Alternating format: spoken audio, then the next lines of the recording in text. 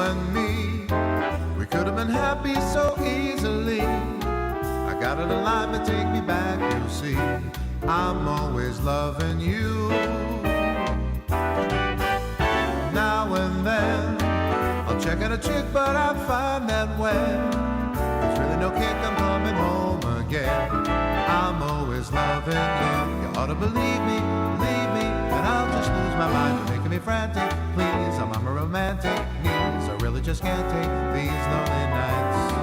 Just stop with your crying. The time's right for trying to make up and end without fights. And now it's you and me.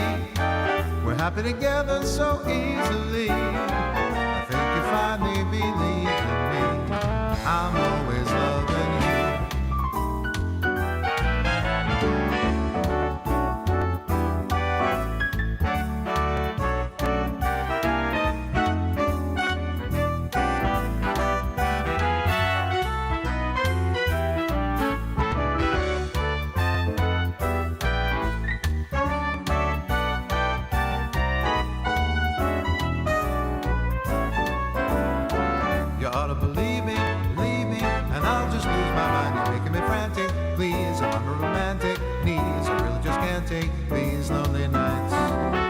With your crying, the time's right for trying to make up and end without fights. And now it's you and me.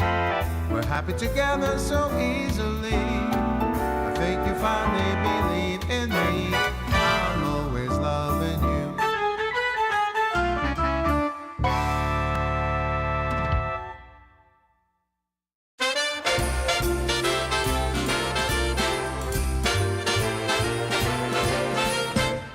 Jingle bells are jingling, carols fill the air, mistletoe and holly everywhere, children taking sleigh rides, laughing all the way. Oh, what fun we'll have this holiday. Homemade decorations, lights on every tree, snowball fights with friends and family, holiday occasions, raise a cup of cheer. Oh, what fun to celebrate this merry time of year.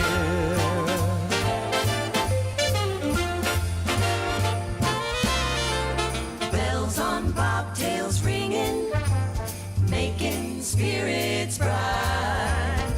Come along, we'll sing a song tonight.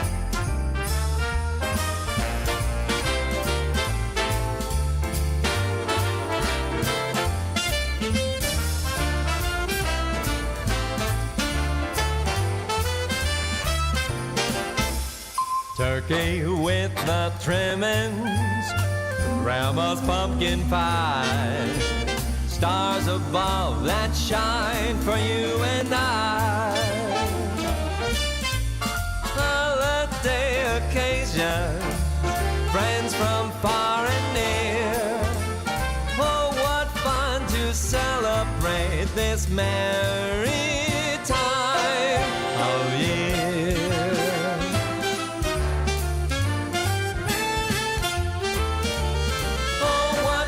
To celebrate this very merry time of year.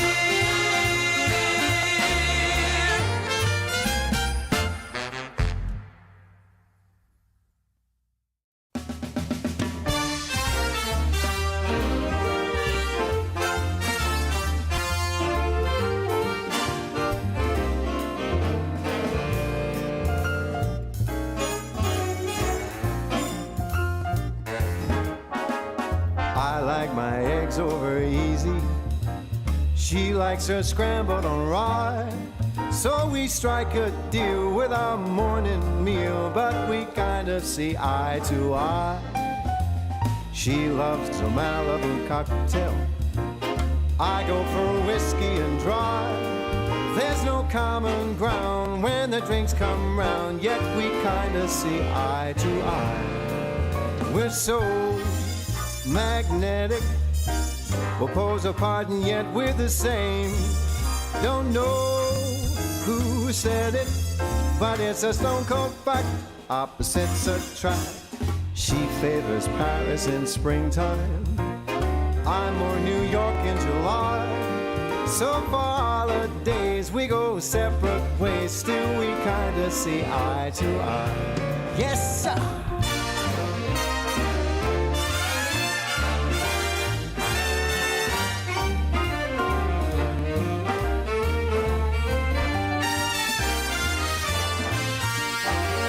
We're so magnetic, we'll pose apart and yet we're the same.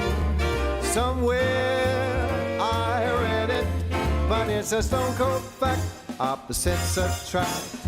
I like Vivaldi and Mozart. Cole Porter songs make her cry. So we just divide on the music side, yet we kind of see eye to eye. We don't analyze, we just compromise, and we kind of see eye as we give it a try. Yeah, we kind of see eye to eye.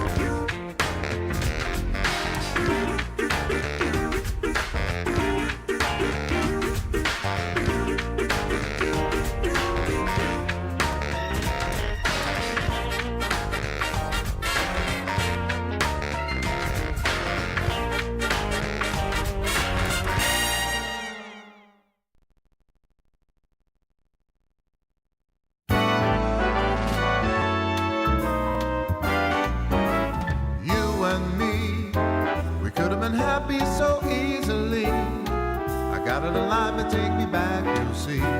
I'm always loving you. Now and then I'll check out a chick, but I find that when there's really no kick, I'm coming home again. I'm always loving you. You ought to believe me, and I'll just lose my mind. You're making me frantic, please. I'm a romantic needs. I really just can't take these lonely nights.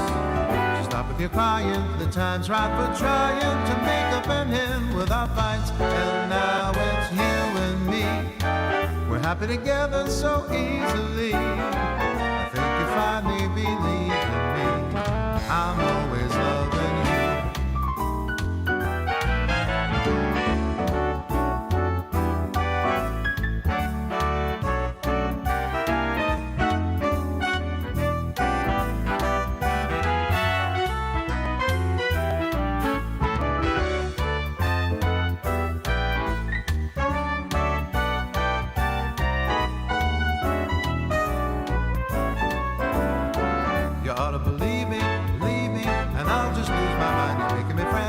Please, I'm on romantic knees. I really just can't take these lonely nights. So stop with your crying. The time's right for trying to make up an end without fights. And now it's you and me. We're happy together so easily. I think you finally believe in me. I'm always loving you.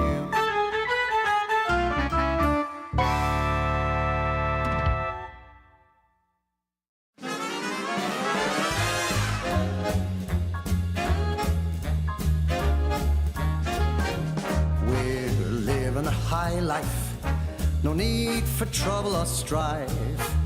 Cocktail parties, Broadway lights, arm in arm as we see the sights.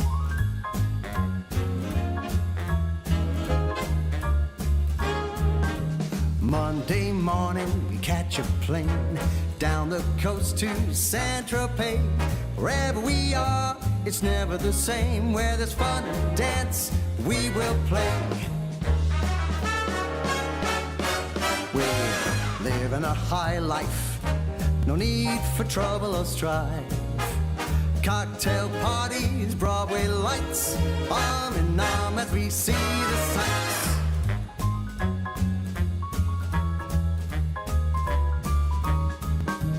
Friday night, we hit the town, eat caviar and drink champagne.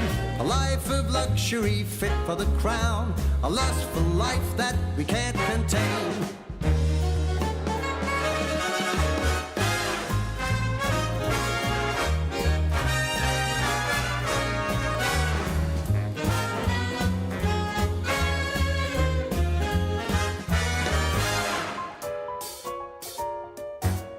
But whatever the party, wherever we land, being with you makes me feel grand. Rags or riches, I just don't care. The love that we share is beyond compare. Because we're living a high life, no need for trouble or strife. Cocktail parties, Broadway lights, arm in arm as we see the sights. As we see the sights.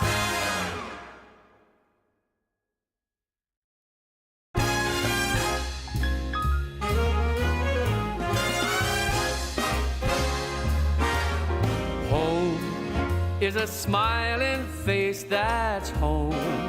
It's a hiding place that's home. Deep inside your heart, light in the dark when you're miles apart. And home, like the songbooks say, is only a dream away. Nothing's as bright as the love light back home. Home, when you're tired of roaming home, where the love is all homegrown. There's a welcome sign and everything's fine, 'cause the sun will shine at home. Where the door's wide open home, not a cloud in sight. I'm hitching a ride and I'm rolling back home. It's true, some find that travel unravels the mind right through mankind. So go with the flow, I'll take the road back home, where the fire's burning home. How I love returning home, when you're waiting there. What do I care? I'm a millionaire at home, where the windows lit up home. Love is everywhere, watching the storm on a cold night, cozy and warm on the inside. Nothing's as bright as the love light back home. I know that nothing's as bright as the love light back home.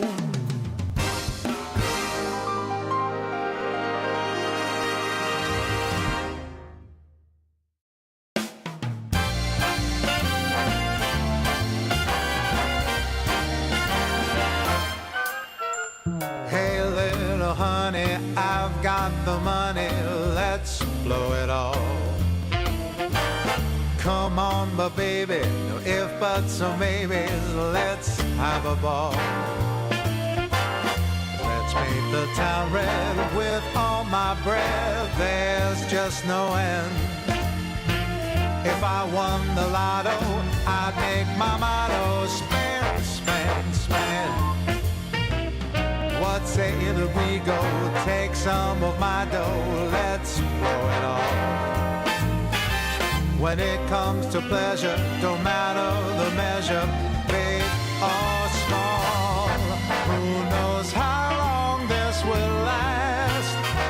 For now, let's have a blast. It's fun, yeah, you know it, so let's go blow it all.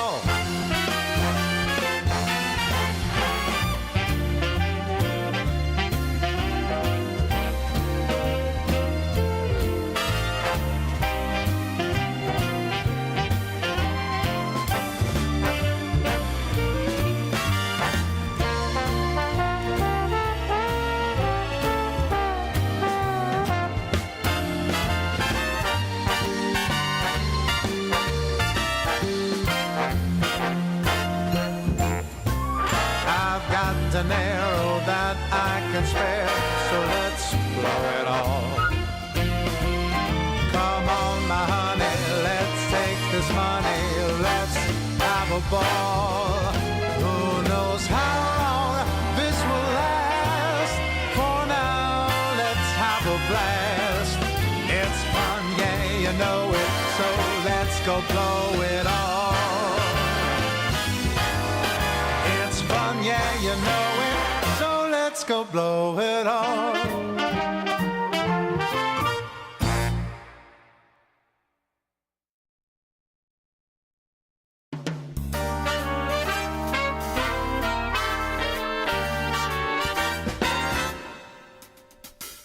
Easy does it, what's the rush? Hey, why not travel slow? Let's just take our time and then we'll see. Easy does it, makes it such a nice long way to go. Day by day we'll have fun, you and me. You know some things don't move by force. Let's let love run its own sweet course. Easy does it naturally.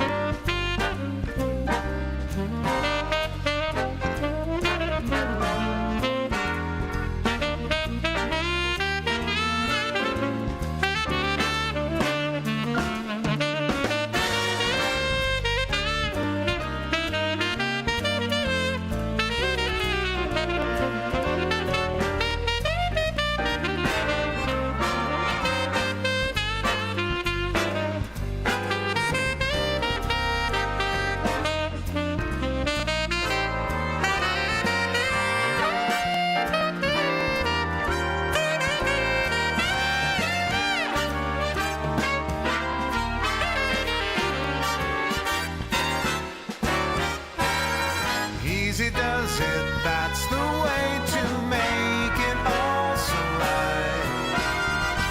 This is how I knew that love should be.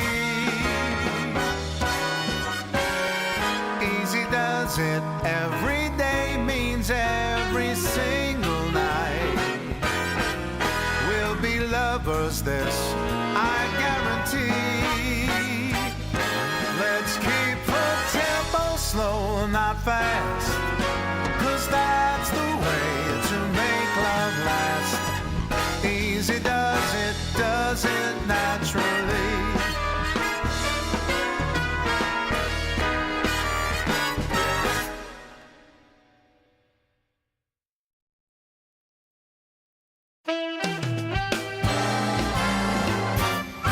Sometimes I'm wrong, I'm usually right. the reason we get along. We make love most every night. I take it black, And I like it light. opposites do attract. We make love most every night. It's just a fact of life that a man and his wife sometimes disagree. I know it's true, my dear, the resolution's clear. Come on, make love to me. Whether I'm wrong, Whether I'm right, the point is we get along. We make love most every night.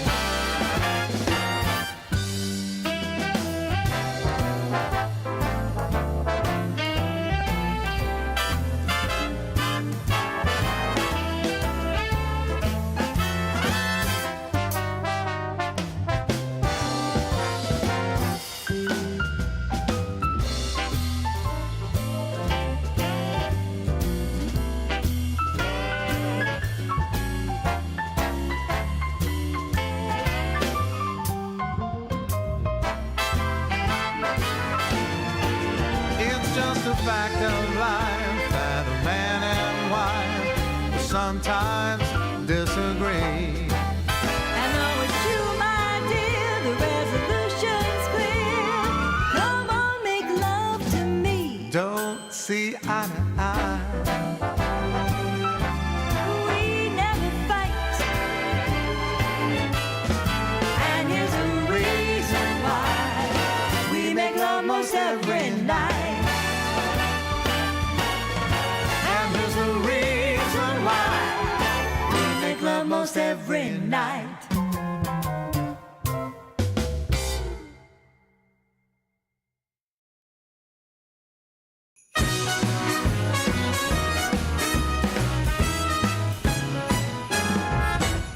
The holiday's here to greet you, and it's coming around to meet you. We'll let the holidays carry us away. Yeah, it'll carry us away. So, what do you say?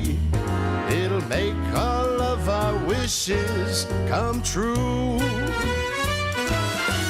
We'll take a winter stroll, footsteps in the snow. Won't you take a winter stroll with me? We'll see the lights on display from Main Street down to the bay this holiday.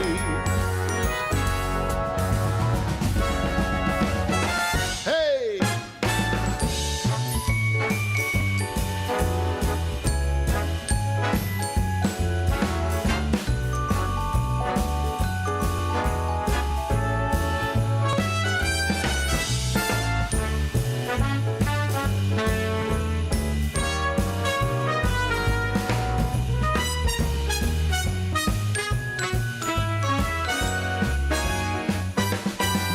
We'll take a winter stroll, footsteps in the snow.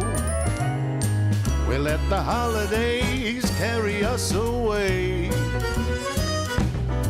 We'll see the lights on display. Everything starts today. So we'll let the holidays, yeah, let the holidays carry us away.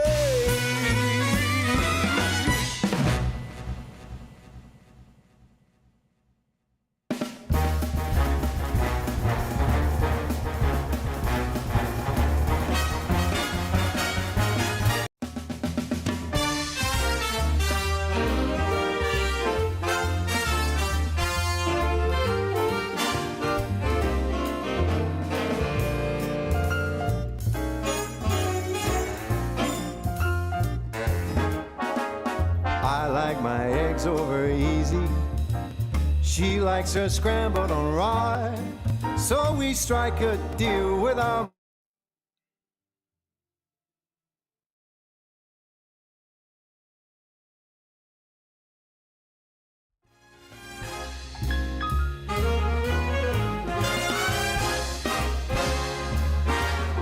Rome, where the Colosseum, Rome, and the Grand Museum, Rome. Love is everywhere, so meet me up there at St. Peter's Square in Rome. On the 7 hills, that's Rome, the Italian thrills, 'cause love is alive when you're roaming in Rome. Rome, where the Tiber flows, yeah, Rome. Michelangelo's in Rome, the eternal town of ermine and satin and all things Latin. Rome, like a symphony, is home to the bourgeoisie who put the Roman romantic. That's Rome. It all burned down as Nero just fiddled around. But right here, right now, 2,000 years on, they're still going strong in Rome, where the fashion kings all roam, where the pasta's all homegrown, and the guys all stare while they compare what the young girls wear in Rome, with its dim-lit bars and nights of a million stars. So get me across the Atlantic, let's all go land some manic. Who put the Roman romantic? That's Rome. I'm asking, who put the Roman romantic?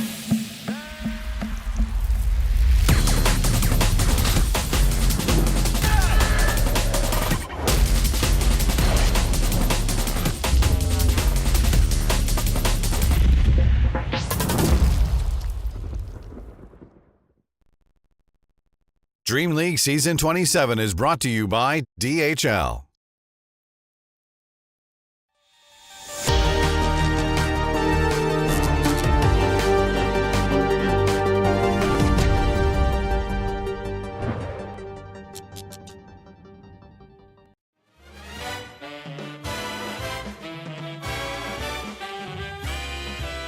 Trent, we've got a wonderful show for all the fine people out there.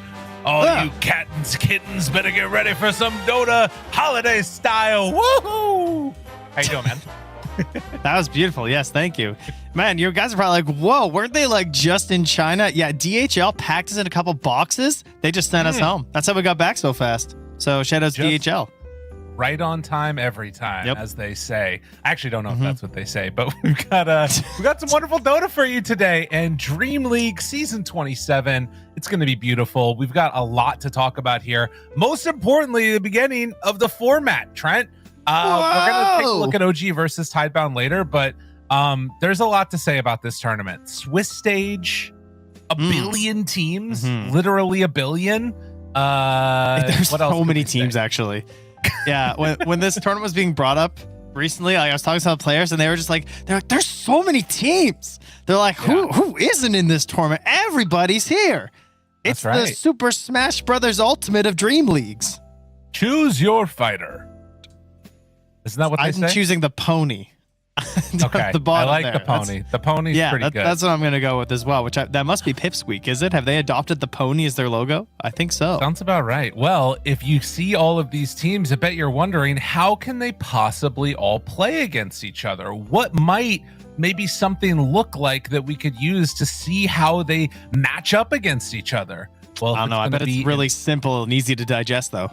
I think so too. I think it's probably just a really simple. Oh my God! That's dear God. 6 rounds of Swiss, and you can see these teams are also ranked. That was not something that was done like just sort of arbitrarily. this was something that was done by all of the other teams in this tournament. They all ranked each other. We just got word from our wonderful producer a little bit earlier that the ranking was done immediately following PGO within a week. So some of it happened during Blast, some of it did not. And as you can see, obviously not all of the teams that were there were, ranked either. They didn't end up, battling this out. For instance, Amaru Gaming were not at Blast, but doesn't mean that they didn't get ranked. Trent, anything else you want to say about this 6 rounds? I love it. Good old Swiss. It's very exciting to watch. It's always interesting as well for the players because they have to focus more on their own game. I think that is one thing about Swiss that tends to happen is that we end up having these like really, I think sometimes it ends up being a kind of a stale or a safe meta because people don't want to go too far outside their comfort zone. But what's good about the way that DreamLeague's doing it is that we are not play after. So because of that, you actually have time to think about your next opponent in some of these situations. Whereas some Swiss formats, you don't have time to, and people just like panic and they just pick safe and comfort every single time. But we have a nice little balance here where you can actually like see your opponent, probably have a little bit of time to digest it, depending on how fast you finish your last match, and then get into your matchup here. So I'm looking forward to that. Right. Yeah, and I think that, there's still going to be a billion games to watch, and every day you don't necessarily know what your games are going to be the next day, so you can't prepare for the next team. You just kind of have to get a general feel for how the field as a whole is performing.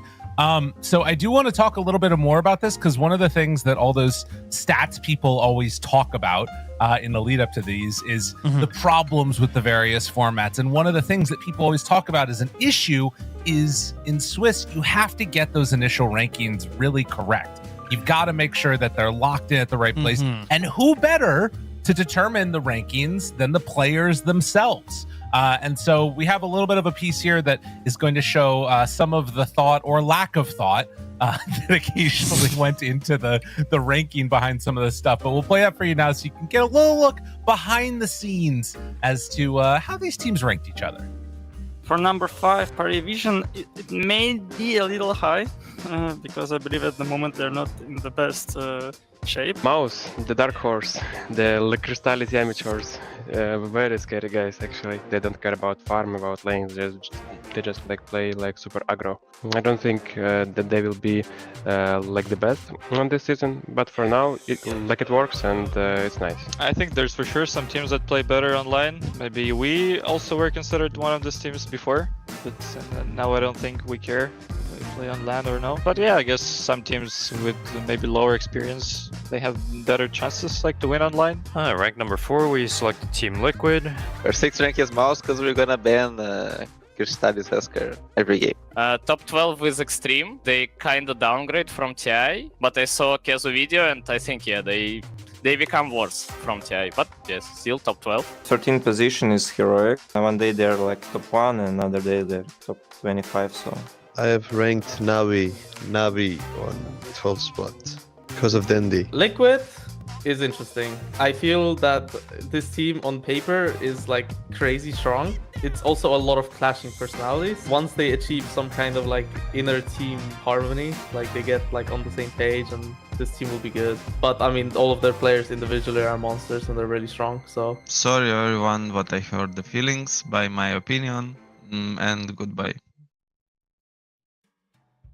It's okay, bro. You didn't hurt our feelings. It might have hurt some other teams, but that's okay. Trent? Yeah.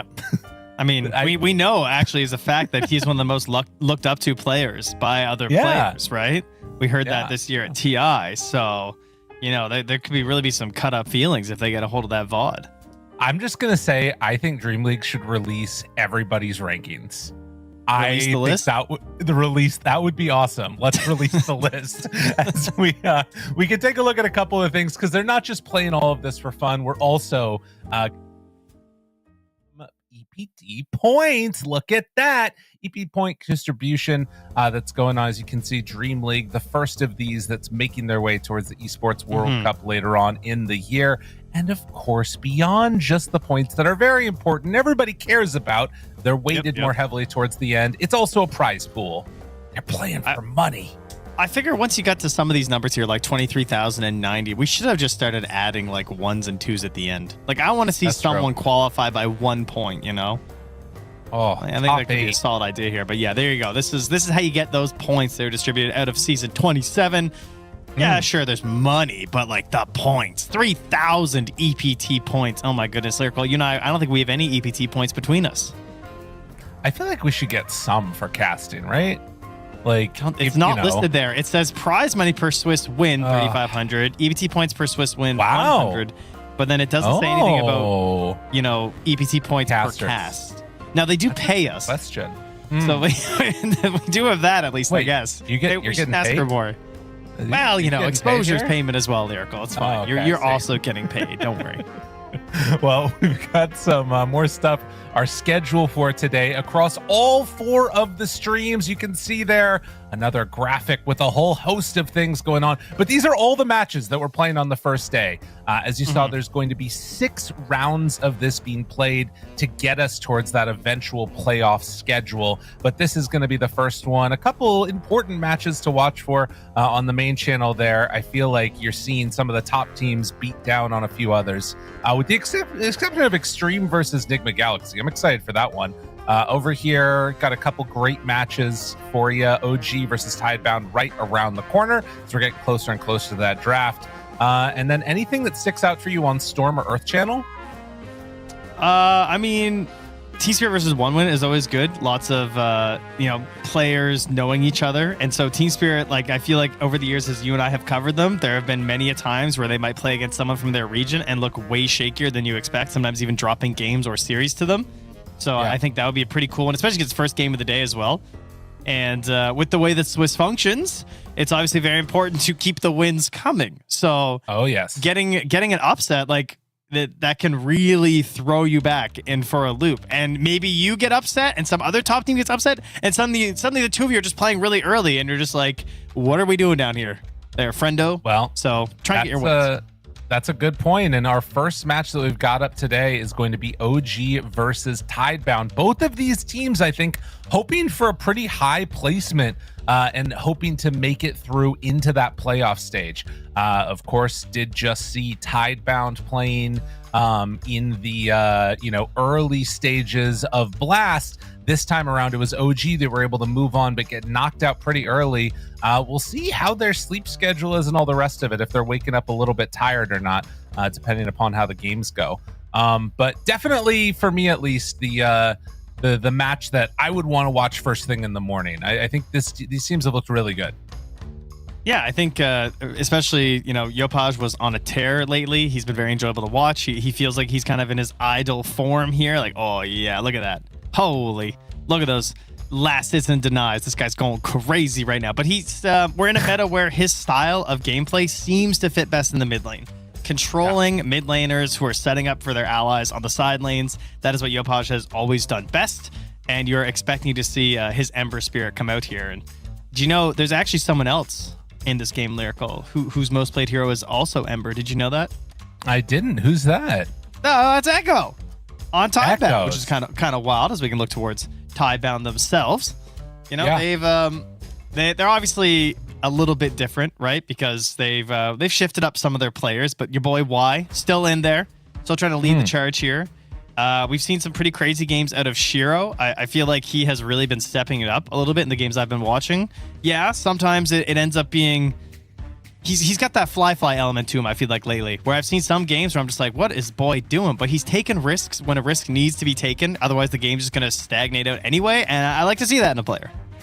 He is bold. He is not what you would anticipate. And on top of that, I think the biggest thing to me about him is that he was chosen by this squad, right? Like, that tells you something about the mentality, because you could have gone to a lot of sort of, quote unquote, washed mids from China. There's a lot of different people that you could have chosen to secure, but this is sort of that new up and coming type of player. And they're hoping is going to show some swagger out there. And one of his most swagger fiend heroes is the Shadow Fiend itself, that we saw a lot of in the group stage to Blast last time around. But we'll see how it goes. It still is a not all looking great, but if it starts popping off, this is somebody you might want to keep an eye on. I'm wondering, I've been reading some Reddit threads. I know that Echo he's a Kunkka player, but he hasn't brought back the Kunkka. Do you think we will get a single mid Kunkka this entire tournament? It's just hard no. There might be a patch. There's a chance. Okay, that's the most likely way we can get Echo back onto his Kunkka, huh? Okay. Yeah. All right, I like that idea, Lyrical. I'm also gonna say something. When we were choosing which players to highlight, we decided to do the mids, which makes sense. It's a role that a lot of stuff flows through and it all feels pretty good. But there was another, I kind of wanted to do the offlaners because these are the two players in this tournament most likely to pick Darkseer. And it's out from my own heart.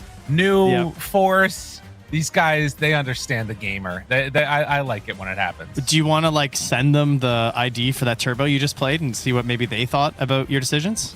Yeah, there's a chance. They might appreciate the Parasma Darkseer. Maybe it's yet to be unveiled, but it's it's up there. It could happen. You were warming up with a little bit of turbo. Yes. And our observer today, Pablo, he was actually streaming his games. Do you want to know who was in his game? Who is that? Because in your game there was level 30 Lich player, Grandmaster, a Lion player who wouldn't buy a Blink Dagger despite it being 30 minutes into a turbo game, and Pablo was playing a game with Crit and Nestsphere, and I don't know, all 10 of them are just professional gamers. So at least Pablo's warmed up. If you and I aren't properly warmed up, Pablo definitely is. I'll tell you that much. Well, I will say that I am feeling very warmed up, and if we see a Drow Ranger in our games, I know what not to do as a Darkseer against it now. I lost that game, but it's going to be fine because we're not going to see either of those heroes. Bro. That's true. We're really not. You make a really good point. There's no chance that we get any of those heroes in this game. I am curious, actually, if there's going to be any change-ups from the last tournament, because towards the end, we started to get what felt like very stale drafts. But I have a feeling that part of the reason that happens is that teams that are there sort of fall inside this own little tournament bubble, and then after the bubble, it pops a little bit. And then everybody's like, wait, Centaur? Nobody likes this guy. Centaur's out of there. Let's get the hell out of here. No more Centaur. I do think that's true. I think some heroes got a little figured out in the last while. We had Centaur being kind of ignored, falling later into the draft. Some teams not taking him first overall. I think some heroes, unfortunately, will stay permabanned because they did not get solved, like Timbersaw. I don't think we should be seeing a single game of Timbersaw this tournament because it's just not worth it. I know. Someone always does it, but it's just not worth it. I agree with you. We're going to see people lose to Timbersaw and feel really dumb. But who could have seen it coming? You know what this always reminds me of is that it still is just sort of imprinted on my brain. Kyle not banning Abed's Meepo at TI5 play-ins, which you were an analyst for, if I'm not mistaken. Hey, no. I was TI6. Thank you. Okay, excuse me. My bad. Sorry. Yeah. No, I was not there for that one. That was not on me. Let me be very clear. Was not a member of the Complexity organization when Kyle did not ban Meepo. That was man, we should probably get somebody to make sure that doesn't happen again. Then they hired me. All right. And from there, as you all remember, the ship turned right around for that org. That's right. That was when Complexity came back strong. And I think they won every tournament after that, if I remember correctly.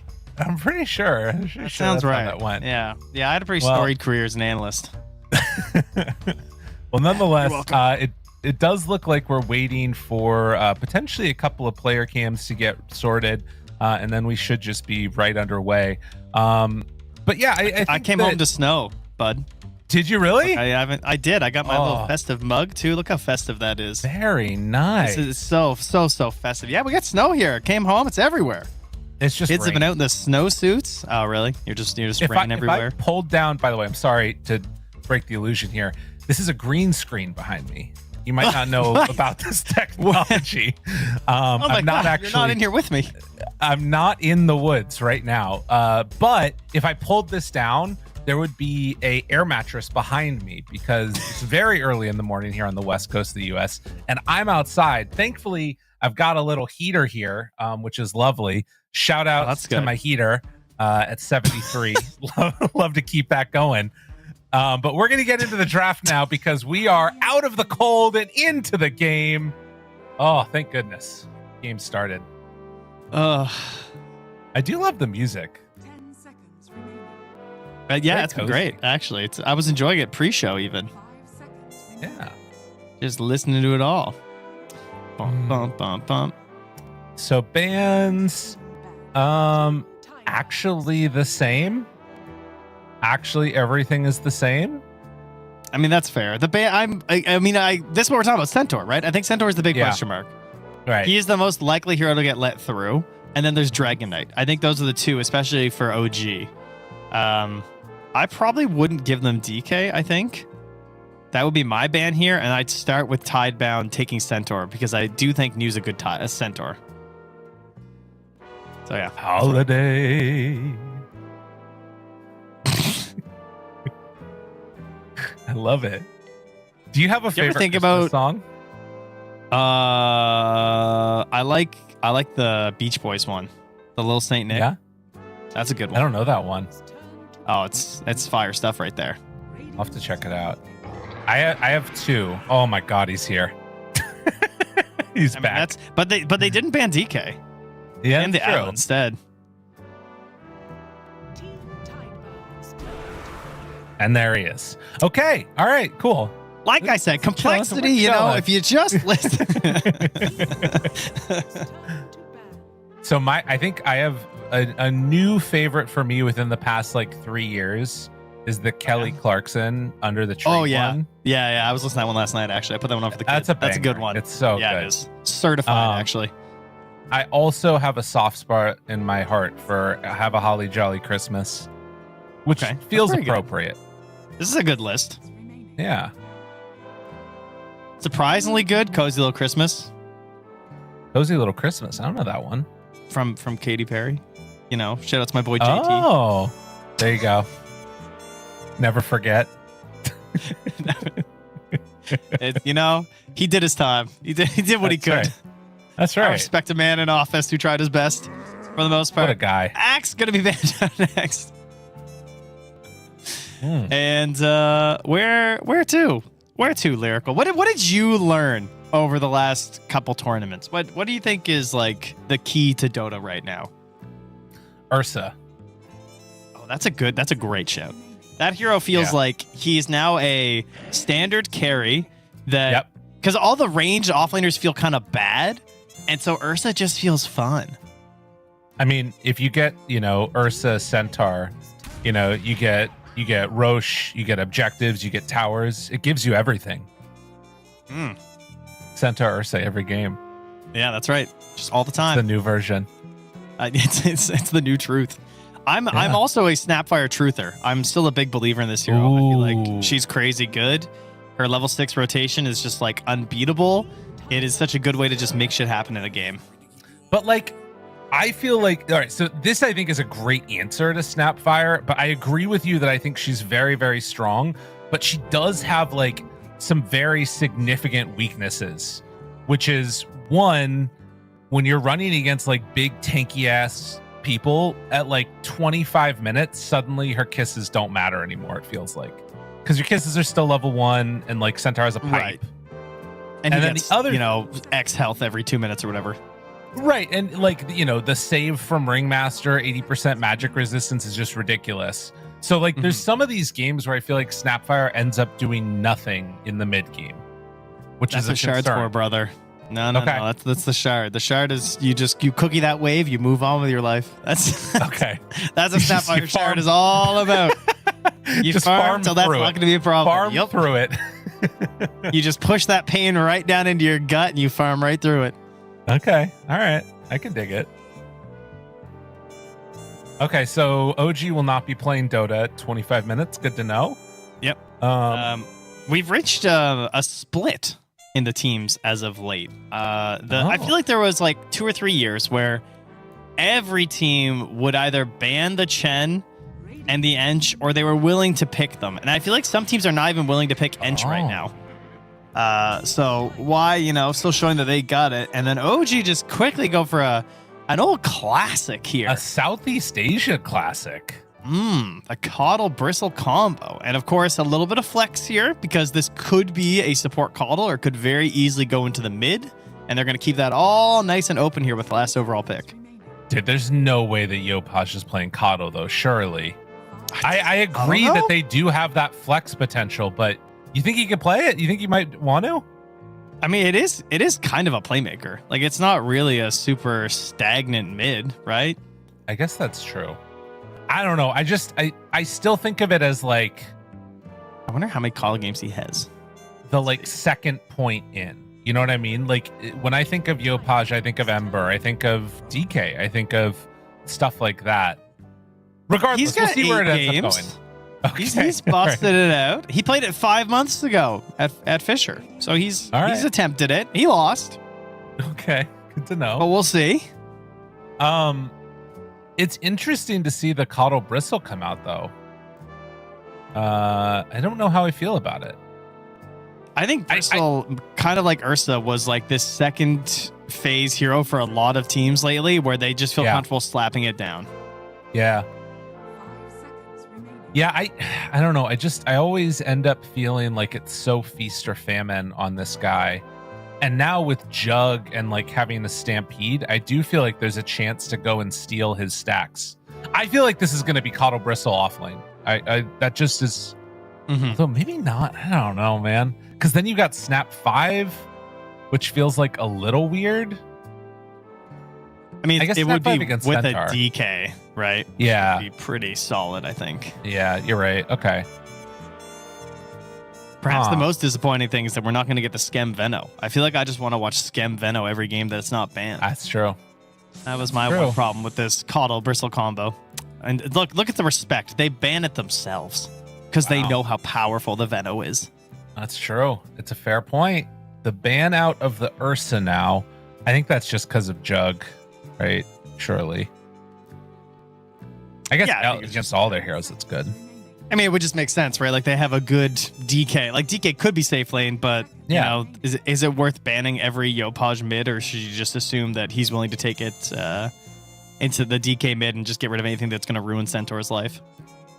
I remember also during the tournament, there was a lot of praise in the green room for Yopaj, and like the fact that he was like leveling up a lot with this team and really pushing them to new heights, it felt like. And I think it was specifically around his DK, if I'm not mistaken. So could be looking towards something there. DK though, which is that's a loser's pick. Okay, got it. Just to be clear. I mean, he was killing this house.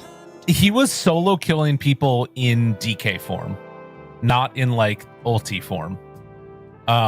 Which was pretty that high. His game? That was a good game. That was his game. That was a good DK game. Yeah, that was he just built the right items, right? He just built he just built the correct safe lane items out of the mid. That I'm fine with. You're allowed to do that. Yeah. Worth noting, one of the biggest games that we saw from Tidebound was Echoes playing a Coddle mid. Yes, so we'll see if they're anticipating that. Yeah, I think we've actually saw the Coddle picked against the Sand King a couple times, if I recall as well, because Sand King's just going to do his thing in the lane anyway. So this is just if the Coddle were to go mid, it's like, we'll both just be fine. Right. But Tidebound are trying to put a little bit of pressure, I think, on this attempt of like a potential Yopaj mid of being like, if you want to go Ember, at least we're going to have this Sand King to like control this space and kind of pin you down a little bit here in the mid lane. Do you think they just like take Leshrac or something and just try and like bully the Sand King? My only concern is the control. Like if their support duo was a little better, I'd really like Lesh. Okay. This is pretty solid. How are we going to lane this though? Are we just, I guess we're probably just doing that. Yeah. Okay. So it's Yopaj Mango. Yep. I mean, this tells me that they're just like, we feel good about the draft. Our main, not win condition, but it's like getting our side lanes farmed, and then Yopaj just has to break even and like carry the mid game with the Pango. Okay. A little boring at the Pango at the end, but I'm okay with it. Harsh. I mean, Pango's fun. I know we see him, but he's still a fun hero at least. Don't leave Pango alone. Yeah, that's me. Apparently. Oh God, man, Shiro's jug set is awesome. He's a creepy looking jug. He's got claws and stuff. You guys will have to see after this. And the team itself, no claws, from what we can tell. Lots of stretching and yawning. I see the sun back there. Is that a buff or a debuff, do you think? I think it's only a debuff for Dota players. I don't think they get powered up by the sun, and I think they just like menace at the glare. You know, they're just like, eh. Is that what they do? Yeah. Yeah. Is his face frozen? Okay, yeah, it was frozen for a second there. Yeah, I don't know. Vitamin D is good, but you probably don't want it right when you're playing. You know, it's that weird thing where like you should be getting out into the sun when you're not playing. Maybe that's what they were up to this morning. I mean, it's afternoon for them, really. We've passed lunchtime, so the early game excuse is kind of falling apart here at this point if anyone has a rough one right now. Well, game number 1 here getting underway as we hop into this. The Swiss stage heard round the world and into the pause. Good thing we kept the music going. That's true. Shout outs, Pablo. Observing for us. Dun, dun, dun, dun. All right. So let's see. Ringmaster is going to be in this one. We've got ourselves the Sand King mid versus the Pangolier. I want to see how many stacks they make on this Coddle. And what it is that Skem's going to be looking towards. Did take the Solar Bind, actually. I feel like the support Coddles, we tended to see more of the recalls for a while. I can't remember the last time I saw a support Coddle. I think it's one of those Centaur issues, you know. I mean, and Ench. There's definitely a lot of value to the Solar Bind in this one. So, just the ability to just reduce their magic and actually kill someone who's really annoying. We got to keep an eye on Skem this game, I feel like, because I think he's going to do some like weird owie farming pattern on this hero and just like AFK farm. You know what I mean? I wouldn't mind it. It'd be a nice game to get to like a vessel or something if he was able to, but that's pretty greedy, so it'll probably just be smaller items. Dude, it's Skem though. That's what he does. I mean, he has been greeding up a little bit on that Veno. You might be right. I'm trying to think of the reason. Like, one is why would you take the Coddle here instead of the Veno? You have probably less lockdown. Yeah. I guess there's like the healing component. Your farming is probably worse, but your stack taking and like enabling another carry is better because of the CDR on Chakra. I'm also assuming he is going to still lane with the Bristle, I think. So I think the lane combo is also just better. Right.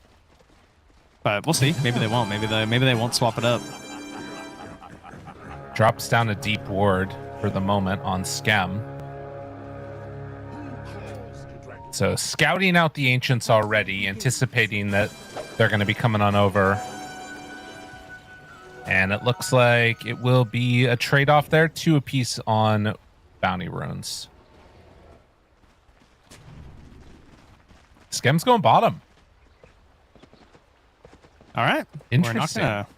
We're not gonna go for any sort of. I mean, you can also still utilize the combo by like rotating in and stuff too, right? Like through the twin gate, you're very fast on the Coddle. You don't have to just be trying to like whittle someone down. It's also into an Ench anyway, so maybe that's part of the reasoning. Is that like, you know, Ench is still pretty hard to bully with multiple quill sprays. Yeah. Fair enough. But you just shoot her in the face. I know, it's just so ridiculous though. Like it's just, yeah, I know snap spells are cheap, but like it almost just still feels not worth it. Yeah, it's very annoying. You do enough damage and the heals just come out like instantly.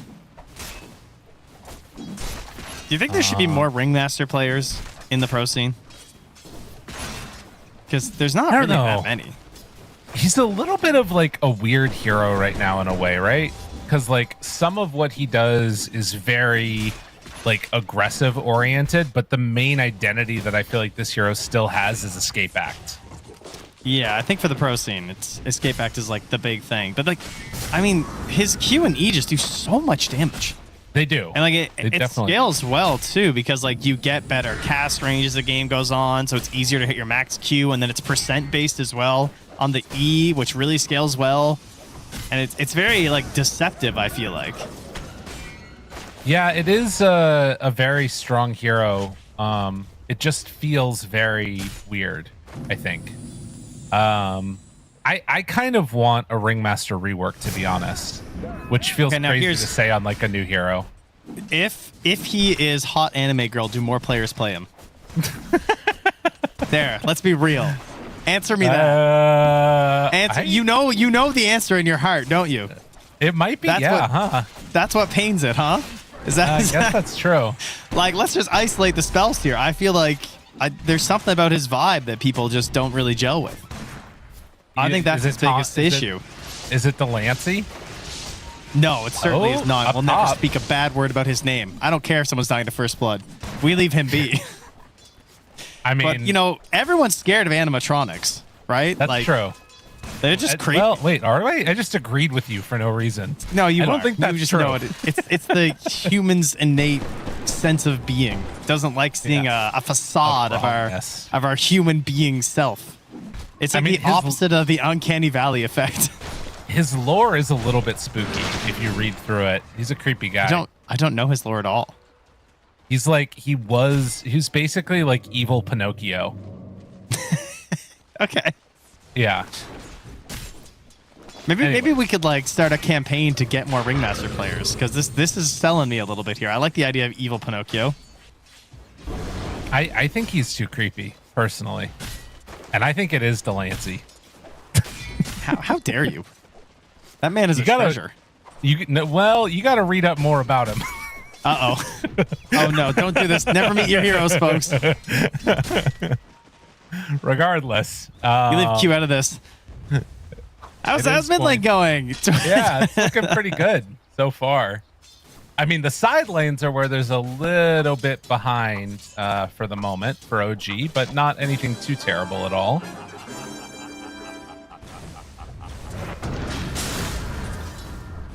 I mean, mid's kind of just what you expect, right? We're farming, we're doing our thing. Hard to really bully a Sand King all too much. Same thing with the Pango. In the end, this tends to go Sand King's way, because coming out even means he's going to get more from jungle stacks than most of his opponents are. Unfortunately, he does not have access to them right now, because that ward that was there is blocking out the Ancients. Hey, we also have not seen any stacks as of yet from OG. So kind of just playing an honest lane right now, it seems. I feel like this has become more common. I think most teams are not stacking in the first like 5 to 6 minutes, because I think people are better at just like jumping someone now. Yeah. Yeah, they punish by kills in lane, and then also like there's a higher chance that your stuff gets stolen. Yeah. And also, I think didn't they reduced the XP that you get from it again, if I'm not mistaken. Yeah, relatively recently. Oh, Planet is going to stack now as he heads on over towards mid. And is going to now TP back while Burrow Strike comes out. He's fine. Are they going to get Nico here? They're thinking about it. Planet right on top of him. That was very good. So Planet makes a rotation, gets himself a strongman tonic, and they find the kill. And New is just holding the wave like near his tower. He's not concerned about this at all. I mean, it is going to allow Skem to get a pull off. Right. So that is something. And Planet, it's a long journey back to bottom, though. So New is just on its own for a while. But this is also one of the main reasons why you see teams picking Centaur, is that you can make these moves and leave him alone. And it's really difficult for teams to do anything about it at all. I just want to say, too, that the placement there that Planet did, he showed mid on a ward and then hid behind a tree in TP. So, like, had they seen the TP, it wouldn't have been a kill. But very nicely played by Planet to just like dodge away a little bit more, and then manages to get another stack at the same time, which Echoes is going to head towards now. So a quick 3 stack for the Sand King, can come back to lane right afterwards. Easy. Yeah, very solid start there. Holding an epicenter, but probably not going to find something too useful for a while though with his allies. If he needs to, he can use it for wisdom potentially. New is getting wrapped around on, while up top, Nico gets spun on by Shiro again. And Bristle seeming to survive a little bit better now after the initial problems he was running into. I do love a good Wisdom Shrine invasion. Sand Kings, as you were saying, that's like their bread and butter, is trying to go and invade there. But yeah, because of the timing with the waves, he's not going to end up doing it. And I think that has been a sign of like the best Sand Kings, is that they're very often invading at this 7-minute mark because of Sandstorm just controlling the entirety of the space. And no, you can't contest it. Like if the Sandstorm is down, that's it. Yeah. You're out. Right. Because there's just not enough. This is a bit late. Enough. Yeah. And Tim's, in the meantime, is going to get away for the moment, thinking about an epicenter, needs to get in range, but the cookie not going to allow them to initiate. And I mean, it's not the end of the world, right? Like he's going to come on over here and probably just head back towards mid in a second after farming up a little bit more, but definitely would love to get more out of that, leaving something on the table.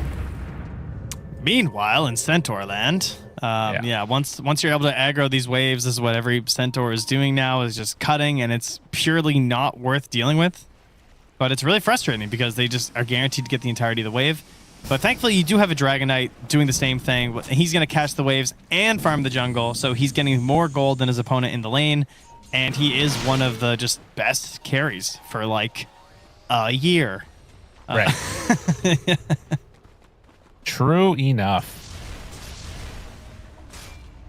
Yeah, Natsumi done. He can start Ancient soon.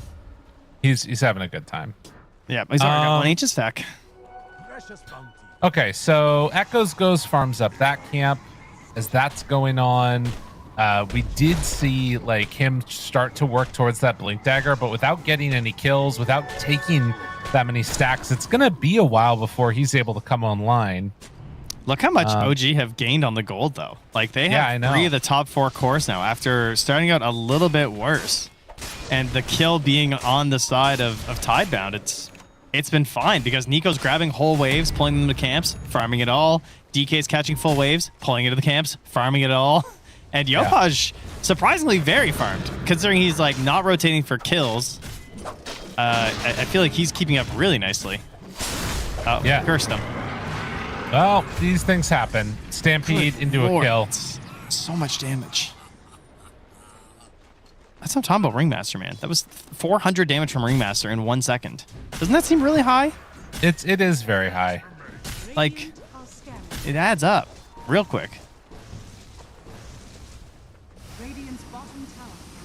Well, Coddle is going to be able to keep the waves back pretty effectively. 3 points up in Chakra now, too, so he can help Natsumi to farm up a little bit more. Just immediately Chakras and then spams the wave, too. Meanwhile, you know what's crazy? Nico, hypnotized, pulled back in. They have the stomp for afterwards. Perfectly placed gank. Really well done. 800 damage by Ringmaster. Just saying. There you go. Good hero. It's surprisingly annoying, of course, for the Bristles as well, because it's max health, and also you have a tool to help turn him. In that case, it was mostly to the back anyway, but yeah, still very good. Until you like face tank the explosion, I suppose. Considering that did like 230, just nuked him in the head.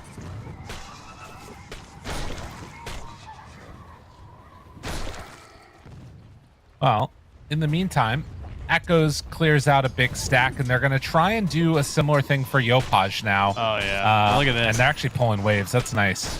And Yopaj just pulls in the whole wave. My goodness, that is a fat Sand King. That's a blink. Interesting. I think this is still okay, though, for OG. Like, Tidebound are going to get this blink on Echoes. He's hiding it for now. But where do they kill?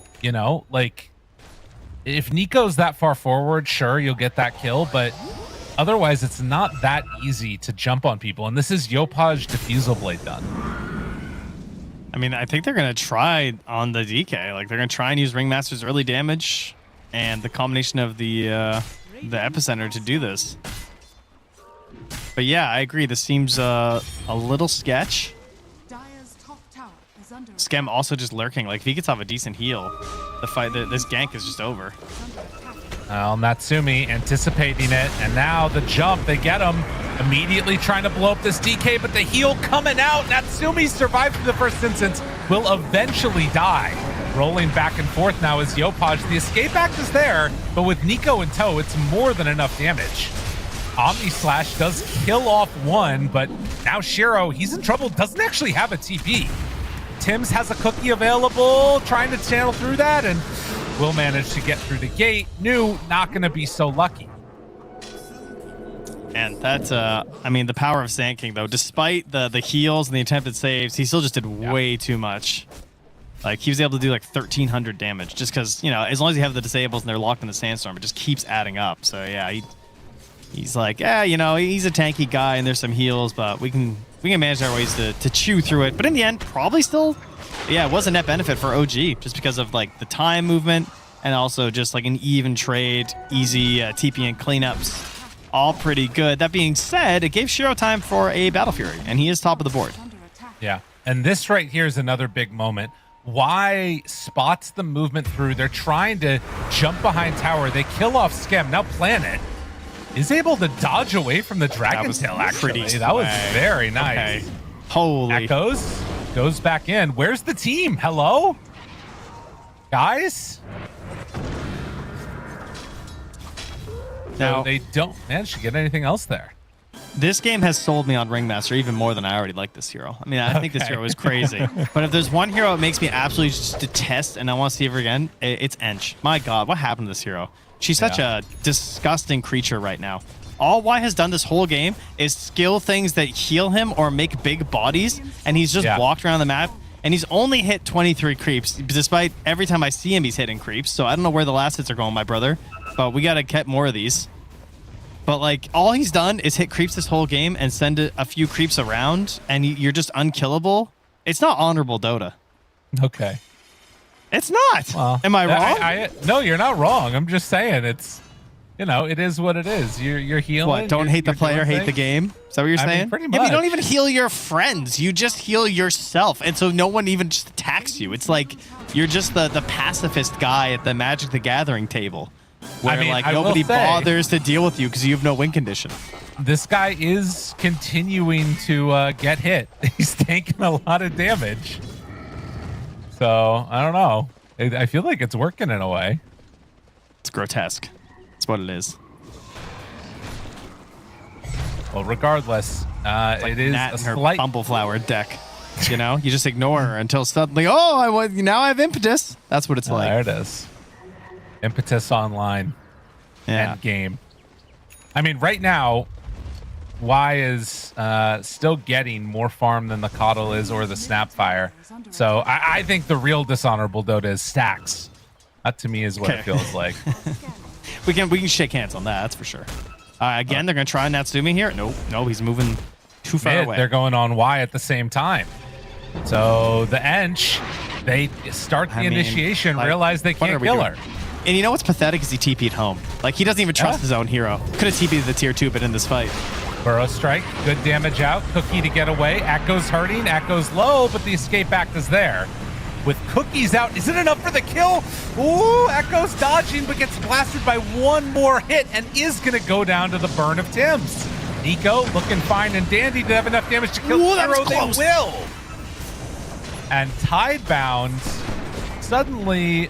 They realize don't go on the Bristleback. They needed end shield there. You know, that was, I mean, he wasn't even close to dying. I think it surprised why. He's like, wow, that was way more than I anticipated. Like, he got out with like 80% HP still left. Yeah. Did not need to go all the way back home on that one. Big guy. It looks like they'll take a little bit of a gold lead here. It'll be Solo Crest for Skem. It's going to be the Mech for Tim's. Mech really so hot right now. I feel like lots of position 5s are into the mechanism as of late. Yeah. 5s and 4s, I suppose. I mean, Tim's the 4 in this one, technically. I think it's just because offlaners are like only buying pipe now, right? So it's like if somebody's gonna get it and you're like already farming, like what's the other item that you would get? Like drums? I mean, drums is also the other hot 5 item. I mean, but it is. It's true. Yeah, and that's also a great item right now, actually. The more you say, I'm looking at a DK at Bristol. I'm like, yeah, man, drums would have been kind of nice here, you know. I think the one thing about it though is that like they're already kind of running into some damage issues on Tidebound a little bit, and I think this is what Centaur, the problem you run into, right? Like, yeah, if you just have this pipe going, is he not going to get the pipe off? No, I mean, look at this. He's surrounded by 3 heroes, and it just doesn't matter. They have to stampede away as they initiated on him. Oh, and the jump. And now, maybe dead? Oh, easy peasy. Finding Nude, chasing him down, killing the Ringmaster here too would be clutch. And Planet, nowhere left to go. He got those fat tires on. You know, you ever see the big fat bikes driving around in the snow? That's what he's got right there. He almost drove right past them, but skinny tires, you're not hitting that stun. But the fat tires, they make sure you find them in the tree line. I mean, a big moment right there and showing some of the value of Coddle. Dyer's courier has been killed. Okay, nice little courier pickup as well. That is that big item for those Sand King gamers. They want to get that Agnums. And another one. Okay. Just scooping them up here. It's Shard next year for Yopaj. He just gets the goal for Yopaj is just, I mean, he's hitting everything on the Pango right now. Blink, Diffusal, Shard. Oh yeah. Do you want to look up Echo's Sand King games? Because I think this is the same thing that we saw before. This is the harshest thing you can do as a caster, you know? I think it's like, I think we saw this from Echoes before. Was it him who bought the Blink Dagger? I mean, he had BK BQ'd. He had BK BQ'd up and then ended up going back for Aghanim Scepter. I think that this was the same thing that we saw from him before, where he just like struggled to do anything all game. Yopaj, 2 seconds till roll, haste out. Now looking for an opening, but everybody's just got to TP away. Ench being annoying, very annoying. I mean, wow, problem. That's just a problem. He did lose one 2 weeks ago. He did win one more recently as well, though, versus Yakult. So he's played it 4 times in the last month. But what about like overall lifetime? In lifetime, it's only like 32 games, which is still a lot for him, to be fair. That puts it in his like top 10. Okay, all right. So it's not crazy, but he's at a flat 50-50. So this is the decider game. He's 16 and 16 lifetime. I have not been convinced by Echo's Sand King. I feel like this dude, like you talked about earlier, just is not punishing in the way that we've seen some players punish with it. Like specifically getting there to the 7-minute mark, like right on time to come and contest the rune, and it's meaning that his game is slowed down from where we've seen other people get with it. Yeah, I think that's actually pretty game losing on this hero, honestly. It feels like a like an Ursa not getting Roche. It feels like it is a big part of the hero's identity right now that makes him successful in pro play. So it definitely like knocks some chances off here. All right, Omni Slash time. A chance, an opportunity to have enough damage to kill off Nico. The mech, the heal, it's not going to be enough. And now Shiro getting rolled on by Yopaj as he cookies back and forth across the battlefield here. I don't know if they have enough to kill Nu with the healing ward down. They're surviving. They don't know either. Yeah, they don't. I mean, oh my god, there's a lot of AoE damage, but it's still not enough to kill off. Dude, no one knows who's winning this fight. Echoes. Oh no. Okay. All right. They're just back and forth trying to decide who should chase and who should run. It's like nobody's quite aware. Oh, nice jump forward here from Natsumi.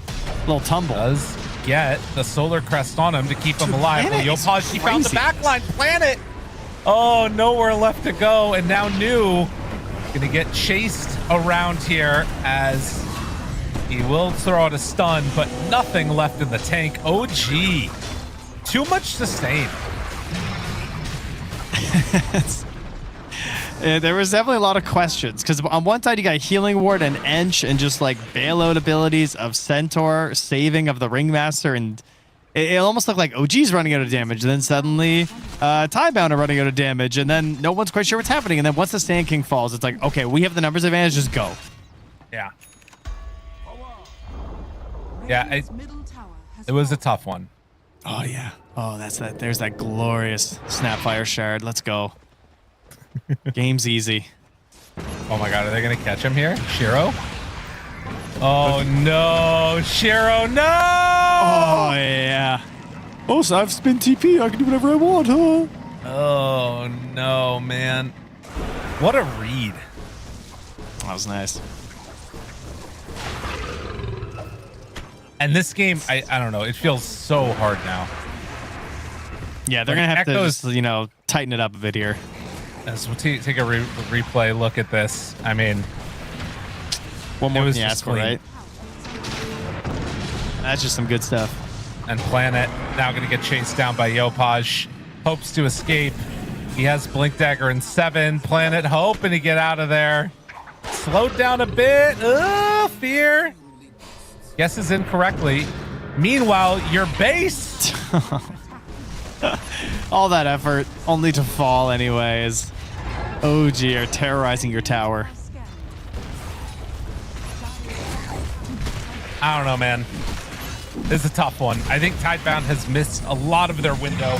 They have Ags at 22 minutes on Sand King. Hold on. Shiro's gonna go anime mode. Just relax. He'll go Juggernaut on them.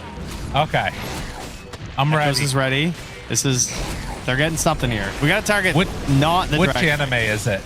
Which? Oh no, I don't he know doesn't enough have of them. I've only watched 2. So that means it's either Viking Saga or Vinland Saga. Oh! Echoes doing no damage. Echoes dying. Echoes dead. Now the heals come in. This is not good. Confirmed not good. It's not a good anime, whichever one it is. Clearly. As the full Rax is down. Man, give me an Echo's Shadow Feet. I don't want to see the Sand King anymore. You're off this one. I'm off of his. But maybe- I'm off of the Sand King. Maybe if he keeps working on it though, like maybe if they're there for the 7-minute shrine, you know, maybe Oh, like, yeah. and I feel like they started picking up some ideas. Like New was bringing the Helm Creep to give him the farm to get to the Blink Dagger. They go for the smoke. They're close. It's just, I mean, it's just think not about the quite fact there. Think about what you just said. How they're feeding him farm continuously, and look at where he's at on the net worth chart. It was one wave. Okay, listen. What if he had 2 supports that did damage? How about that? How about that idea for a mid hero that needs to like rotate and get kills and stuff early? What if he had 2 supports that did damage instead of 1 support that does damage? I mean, I'm down for anything that changes this.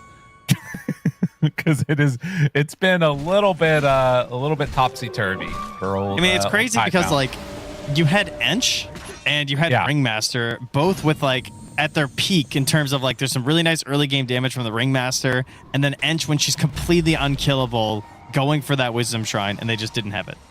Yeah, you know, like they didn't link up and do the thing. Poor New. Oh, they missed. It's breaking ankles right here. Oh, nope. They waited till after the Stampede. That's a pretty good move. What was it called when you had the isolated muscle thing? Is it called plyometrics? It was like where they told you could isolate the muscle to make yourselves jump higher. Yeah. Plyometrics. That's the one. Yeah, I think that's what he needed right there, so he could just jump over the cliff and survive. Because I think that's how Tumblr's toy works. Hey, they're getting a kill. They got it. Oh no. Oh no.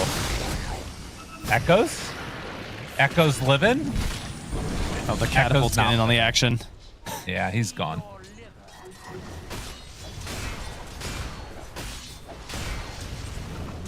Yeah, this is a toughie. So the old toughie. Well, certified toughie. I do think that OG are playing well. Very well, actually. Yeah, I'd say they're kind of just hitting everything. What do you think of this coddle? A solid backbone, I think, for the general plan. I think it really enables the early, like if you win early like they did, then it really enables it because he's just keeping the DK and the Bristle just out here, you know? Right. Infinite mana, pushing any wave that they're not on. The whole like unlimited mana thing is really interesting as well for Caudle. Yeah. It makes him obviously just make every other hero that he plays with better, but some of these ones in particular, like Nico, it turns it into just like a massive increase. Although I do wish he had a shard on Nico. That is the one thing where it's just like, brother, that's a good you don't have point. your best spell yet. He's getting but it. he really wanted the working on lowest. it. Yeah. And also like that's going to be lowered by chakra too. So yeah, exactly. Even cooler. What does it go down to? 6 seconds? Oh my god. 7, I think. Isn't it 13? Is it 13 seconds? Bro. Yeah, it is. Yeah. Oh, jeez. So yeah, he'll have like 7 seconds. So it's like very reliable to get like double hairball out. Yeah. I will say, like, I think I'm hating maybe a little bit too much on Echoes. I think it's just that this is what happens when you don't have a good start on Sand King. But the problem is that I feel like we've consistently seen him not get a good start on Sand King. And so, like, for the rest of the game, you feel bad. Yeah, I think he's proven to be probably the most difficult new mid hero in a while. Yeah. Like I mean, obviously Malrine is the one every single person thinks of, but people are struggling to emulate his style. Yeah. All right, Nico seems to be doing fine. As DK form wears off, they will back out for the moment. Don't have any catapult waves or anything coming in. And Roche may be alive. Guaranteed to spawn within 2 minutes. Okay, very good, very good.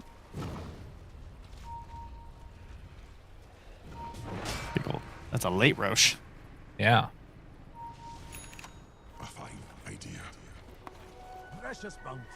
I'd usually say that's good news for the Dire, but I don't actually think it is in this case.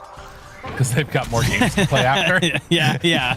Might be better to put your misery in this one, yeah. This is an interesting point. How do they recover from this part right now? Not just in terms of the series, but even just this game, you know? They're going to start heading up to the north. Natsumi, they spot him. He blinks away. Skem is also going to back out. Ward placed down. Now they see everything. Can jump on New if they want to. Underneath some vision. Jump forward. Wheel of Wonder. Cookie to get to the other side of it. Oh, very nice. And now in a ton of trouble is New. The Centaur will go for the escape app, trying to get out of there, but Yopaj on his tail eventually runs down that Centaur and even chasing a bit forward onto Y there. Nico. I mean, I feel like I can already see the future, you know? Yeah. I see the Medusa pick next game already. Okay. Yeah. That's what's gonna happen here. Shiro's just gonna go back into the old bag. Do love a Medusa. That might mean we get a Darkseer, man. There you go. And the like, game yeah, I ender, tried the this Vlad. fast hero. It's not happening, you know? Fair. Nice cookie there in that one to get him out of trouble on Nico. It's a noble effort, you know? They're trying. Looking for every little misstep because, yeah, of course we have hit comebacks in a game like this. It's been done. It happens every once in a while because the team gets a little bit lazy or complacent. But if you just play it relatively safe here, you're going to have a pretty good time. Yeah.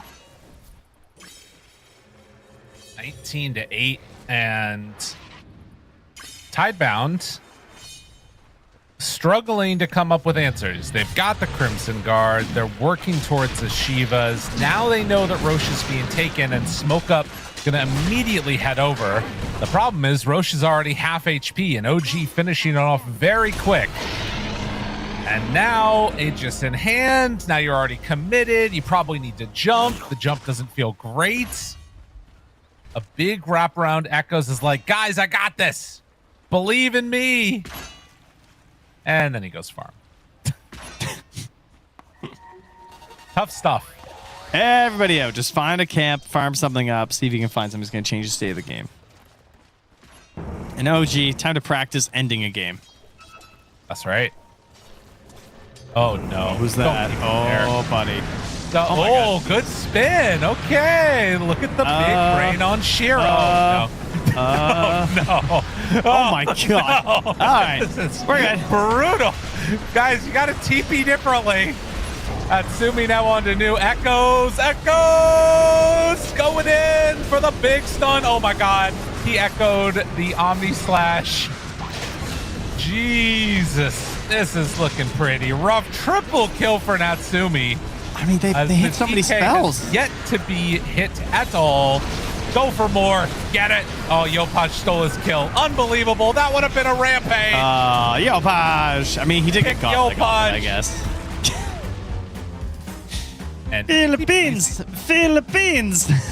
Whoa. Yeah, that was solid stuff from OG. God, I love a safe lane Dragonite. I'm not gonna lie. I feel like I'm taking crazy pills whenever I have to watch mid Dragonite or watch teams ignore Dragonite.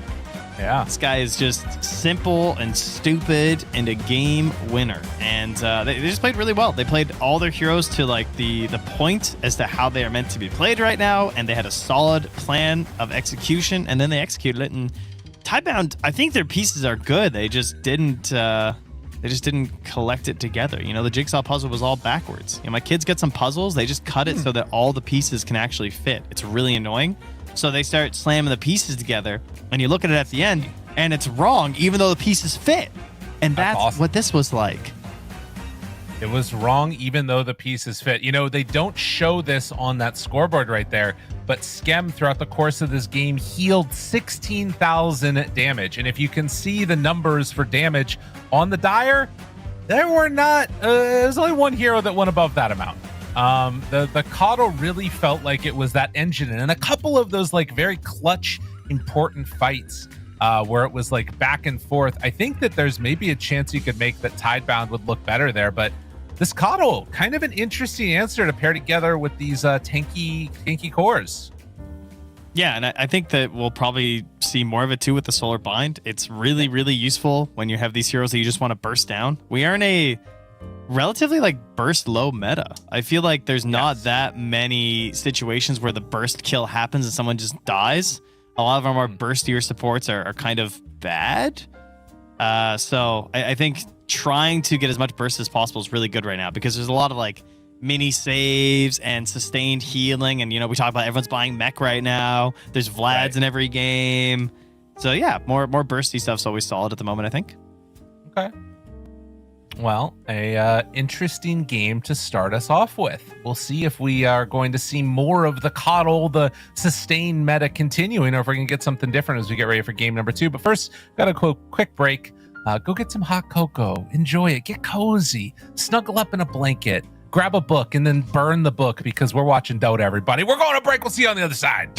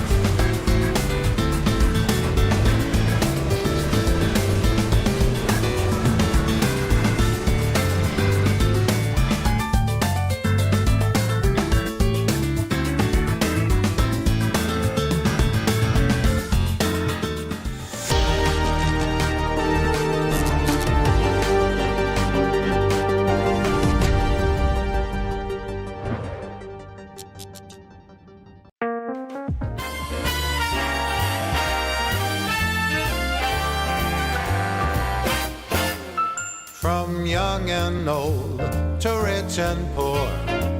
There is one thing that I know for sure, guaranteed, someday you'll fall in love.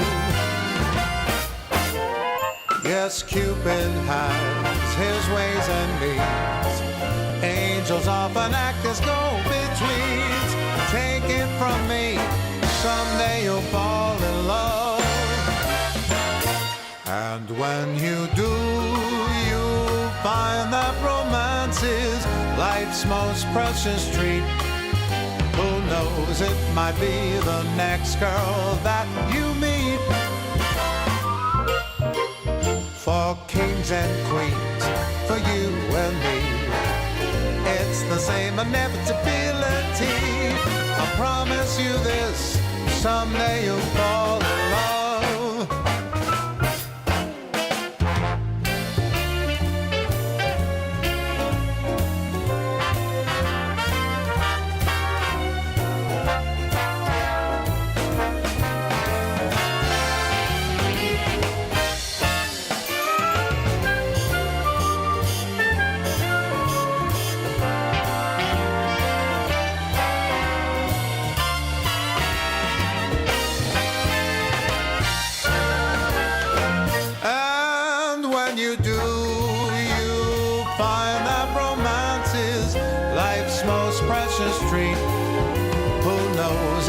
Be the next girl that you meet.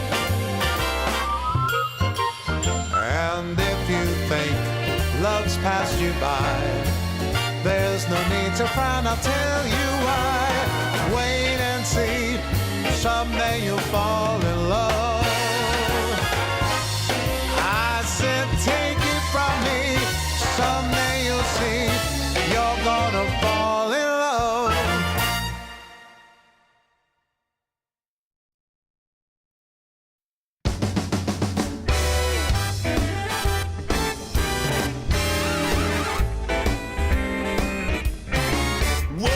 Christmas tree, oh Christmas tree, straight to our house we'll bring in the Christmas tree, oh Christmas tree, your branches there are swinging. It's the time of year Santa's bringing toys to all them good little girls and boys. Oh Christmas tree, oh Christmas tree, everybody's singing.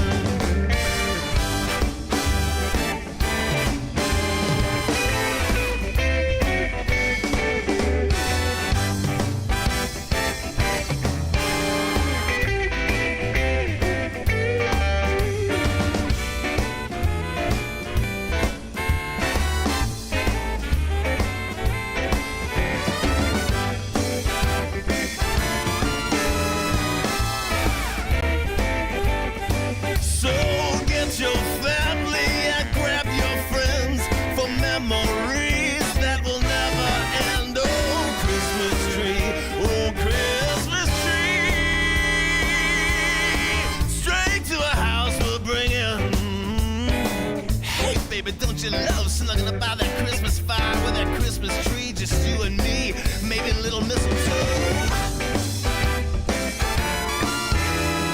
Straight to our house we'll bring in.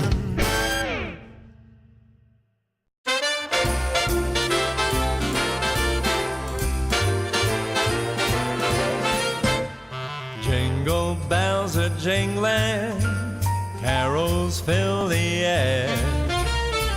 Mistletoe and holly everywhere. Children taking sleigh rides, laughing all the way. Oh, what fun we'll have this holiday. Homemade decorations, lights on every tree. Snowball fights with friends and family. Holiday occasions, raise a cup of cheer. Oh, what fun to celebrate this merry time of year.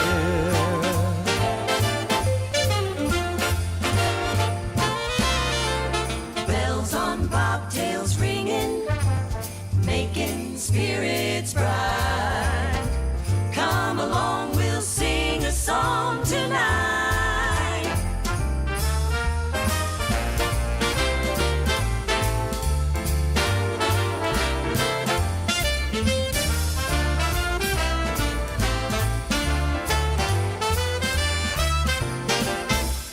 Turkey with the trimmings, Grandma's pumpkin pie, stars above that shine for you and I. Holiday occasion, friends from far and near. Oh, what fun to celebrate this merry time of year.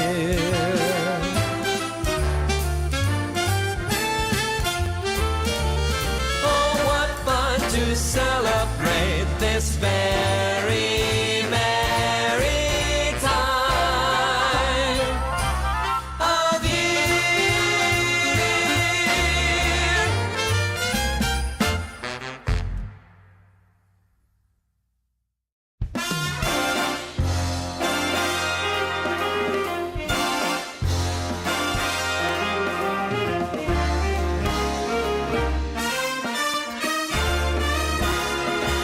One night in New York is like a lifetime anywhere.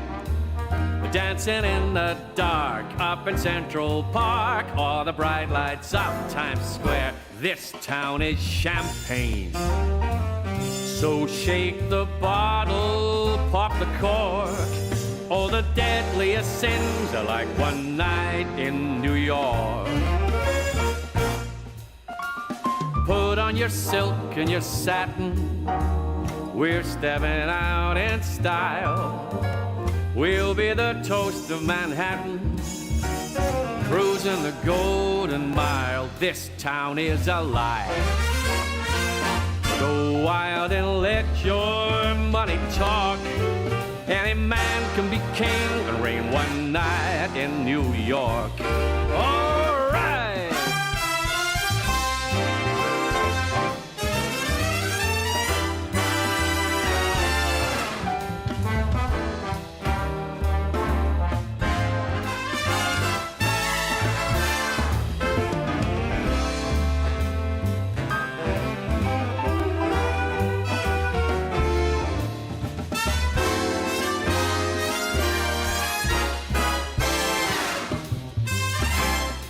Come on, put on your silk and your satin. We're stepping out in style. We'll be the toast of Manhattan, cruising the Golden Mile. One night in New York is like a lifetime anywhere. Dancing in the dark up in Central Park, or the bright lights of Times Square. This town is champagne, so shake the bottle, pop that cork. All the deadliest sins are like one night in New York. Don't you know all the deadliest sins are like one night in New York?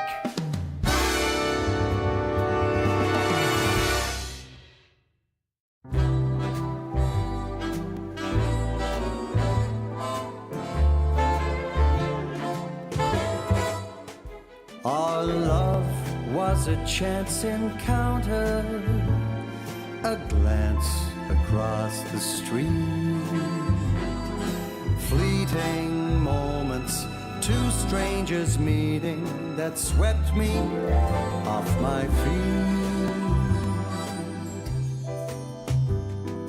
Golden leaves under an autumn sun, you talked about the movies and how your life begun.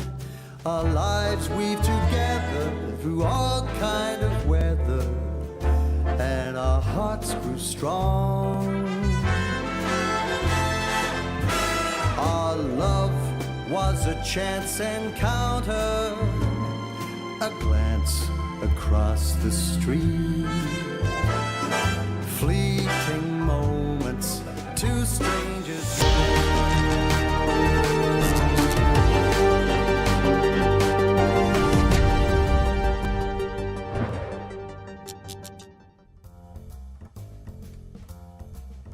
Oh, welcome back, everybody. I totally didn't just freak out our producers. I sat down immediately upon the timer hitting 0. Trent, that's how we do it here. We're ready for the game when the game is ready for us.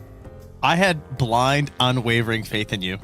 She was like, should we delay? Is there time? It was 20. It was like 30 seconds. Like, no, he'll be here. It's 20 seconds. Like, he'll be here. 10 seconds. Okay, I see him coming into frame. This is how we do it, man. Wow. Let's talk a little bit about that last game as we're getting into the draft here and what went wrong, what went right. OG, I think, had a very strong strat of just like sustain via coddle consistently. And I kind of think Tidebound wanted to do the same thing with like the healing ward, just allowing the fights to extend. The problem was that their Sand King was mega underfarmed. Otherwise, I feel like that could have maybe worked for them. Thoughts going into this next game of what you want to see differently as we get into the draft?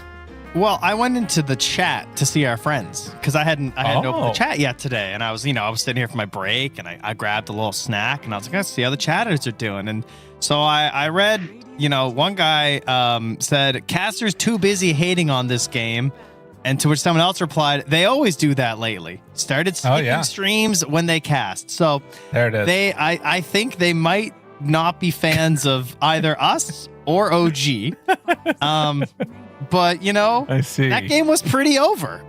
We could lie to you if you'd want, but that's okay. That's a good call. The thing is, they're just believers, right? That's they just right. want to believe in something. And I'm a believer as well. I said at the end of that last game, I'm a believer in the power of Medusa. Okay. So we're gonna channel this victory for you, chatter. Okay. Let's see if Tidebound can do it. They can handle it.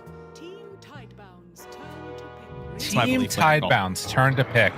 Believe in something. Ooh, they do ban the DK this time, though. Okay. I like it. They're listening now. Now they get it. Now, of course, OG will probably pick the ABBA. Then they'll win with the ABBA. And it's like, well, what am I supposed to do now? They can just win with both of them. What's the answer? Yeah. Oh, yeah. Oh, this has been my favorite thing to watch lately with OG is the Yopaj Mars. Before he started really cooking with his Ember again, it was the Mars that I feel like that brought him back. Yeah. Yeah, I think so too. He's really does a good job. The other thing about this that's interesting is that at Slam, when we were there, one of like the early things that we saw on the group stage was this dynamic of like Mars and then Tusk Gyro being like a lot of what people were playing around. And so this kind of preempts if Tidebound wants to switch towards the Gyro afterwards, it kind of makes that a little bit less palatable. Because obviously while the lane is good, the later stage like save that you can get can be really nice against the flat cannon. So yeah, and that's another one of these heroes that they want to go towards. It's like one of Shiro's more played heroes and one of the better ones at the moment. So yeah, and like again, I'm bringing up the Medusa, but she doesn't fare very well in Tamara's either, obviously. Yeah. He's a really good answer to how she wants to play the game. So could be a problem.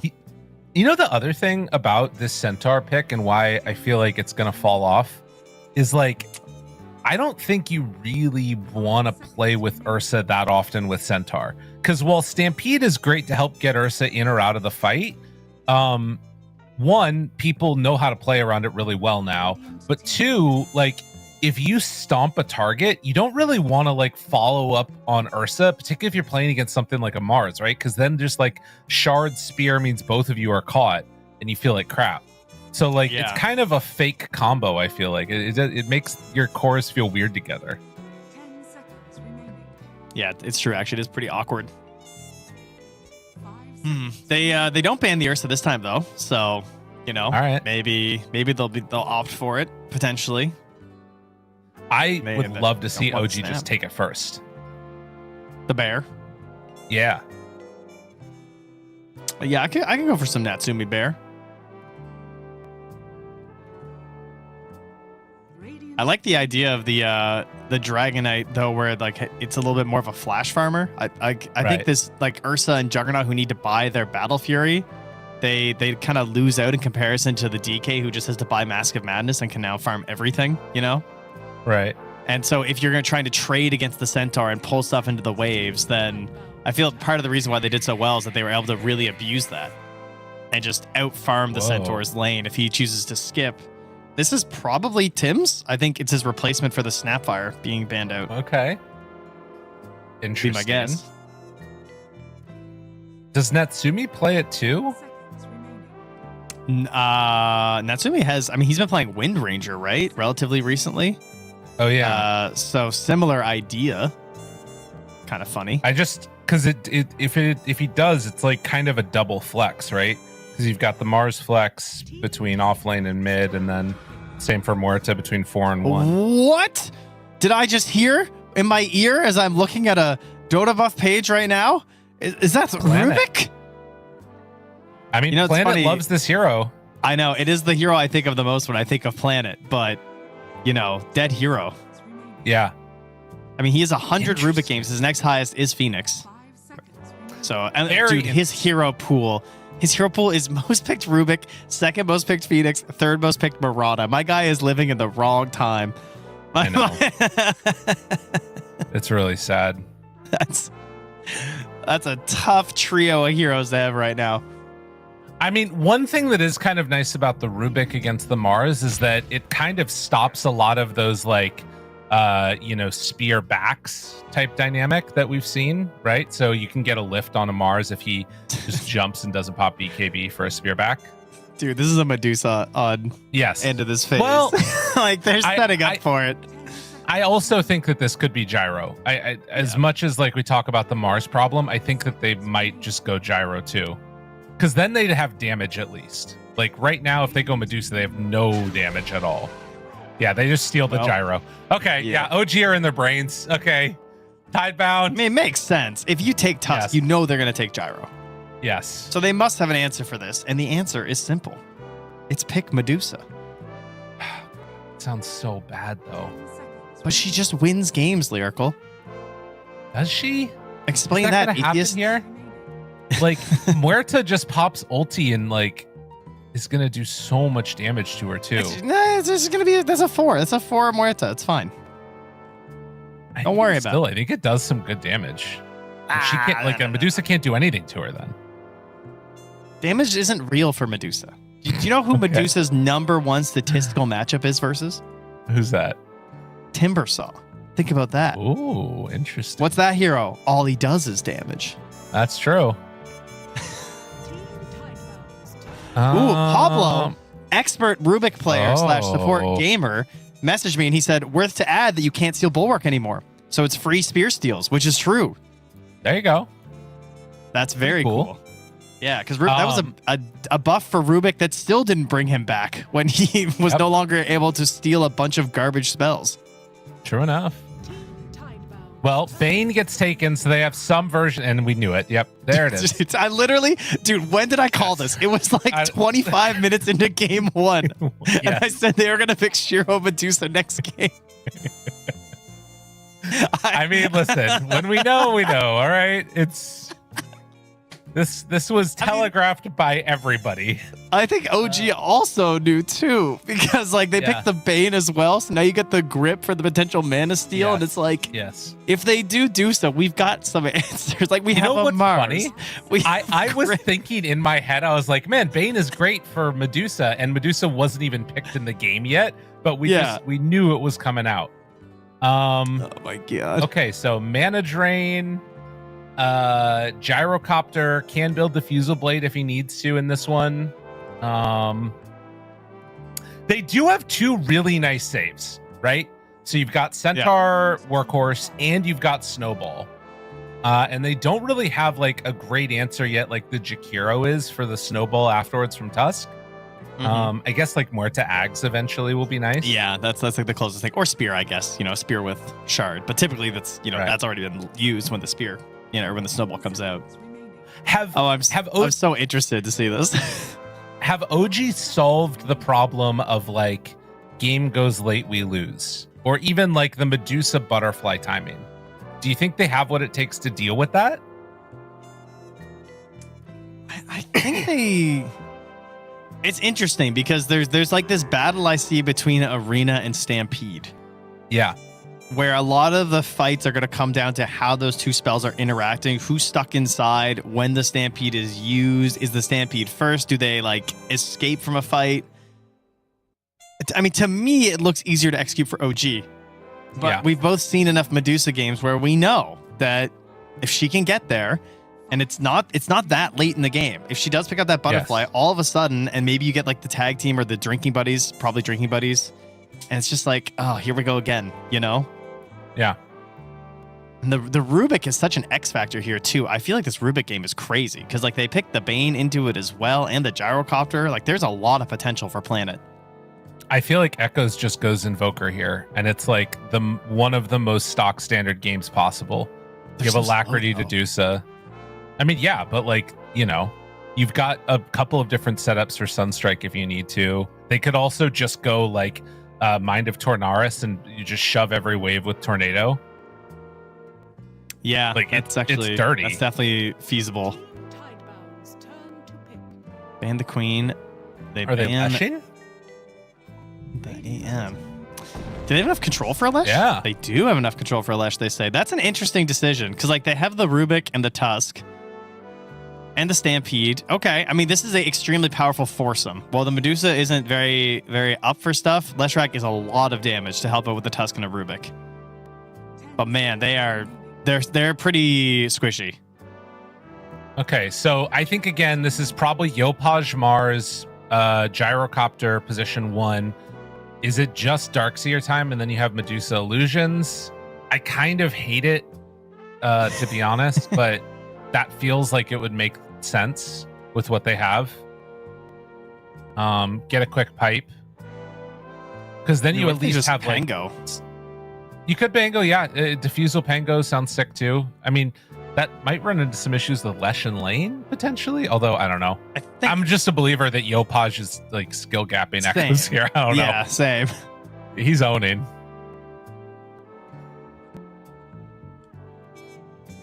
And I don't know how bad that matchup is, Mars versus Lesh.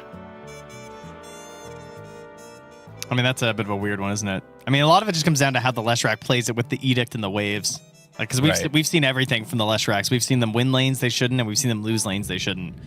Yeah. There it is. We'll be Pango. Okay. I like Pango versus Dusa too, and Leshrac. Like the roll is nuts this game if he gets going. It's true. Okay. Well, game number 2, Team Tidebound looking for a little bit of a run back, and it's going to be Shiro Medusa that they put their hopes and dreams into. That man right there, not that one, the one before. And we'll see how he's able to do. Echoes, I mean, is going to kind of have to get them to that stage, right? How does the Leshrac make rotations? How do the supports play around and with him?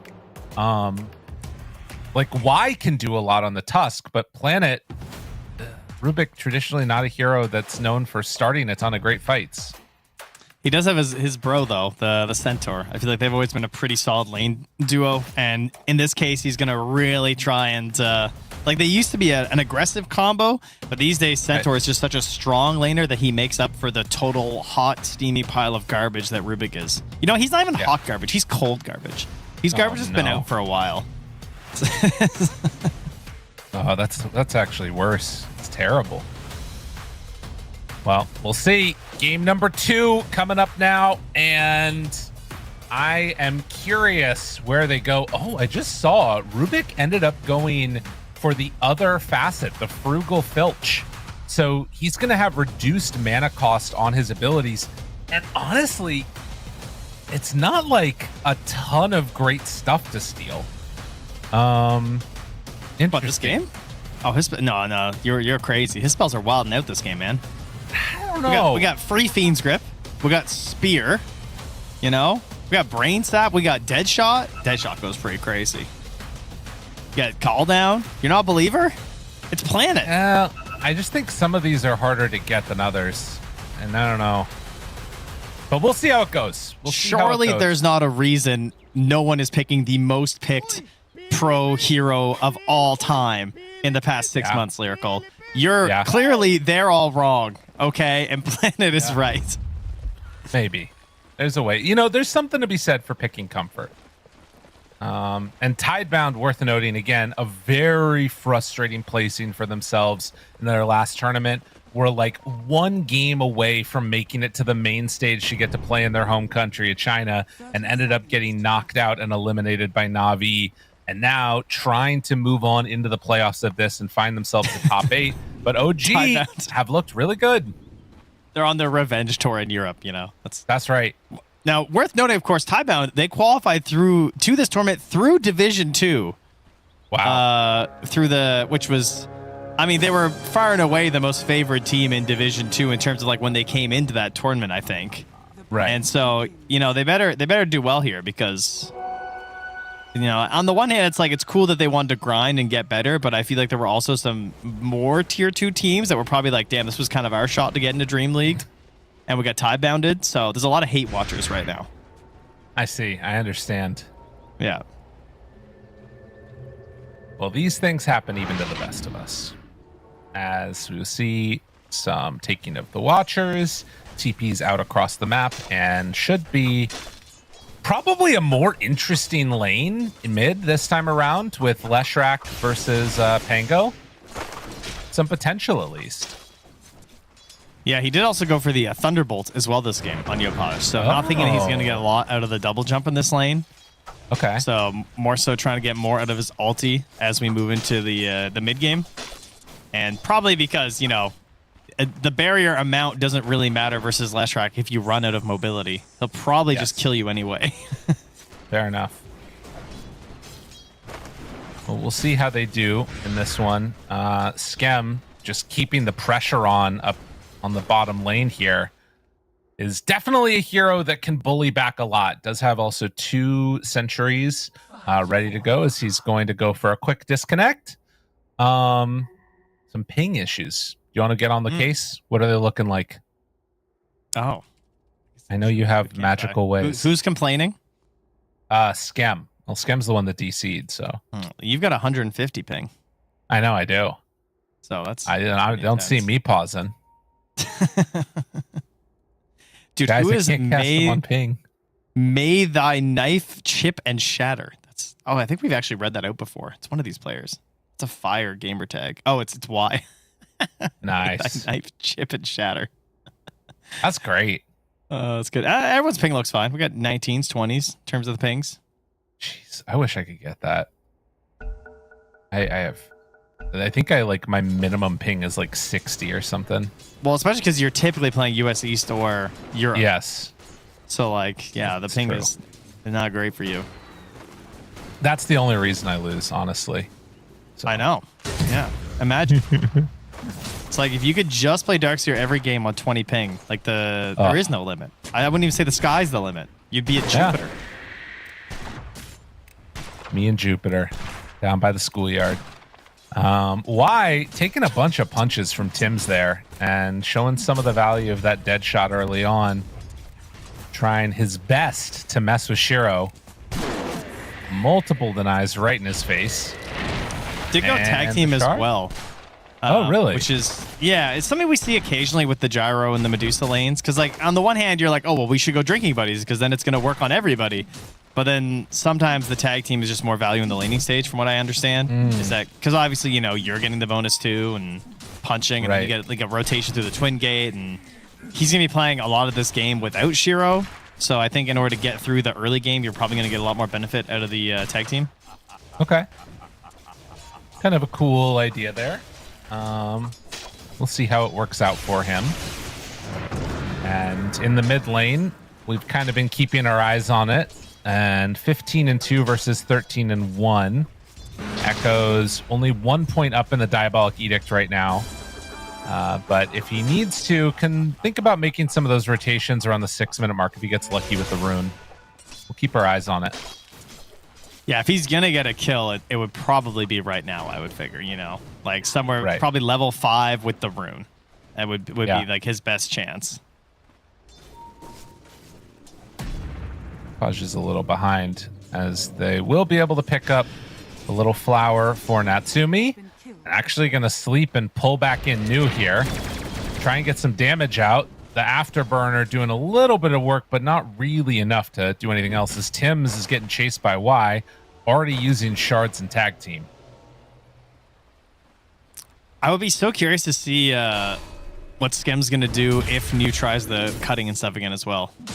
I'm looking forward to that, you know. Shiro, he's real low on mana. I mean, this guy's got 250 health at the moment, so. Oh, Tim's. And now Tim's in a little bit of trouble getting chased down, but the spear onto the shards. Thank you very much for creating close. that. And now the rundown.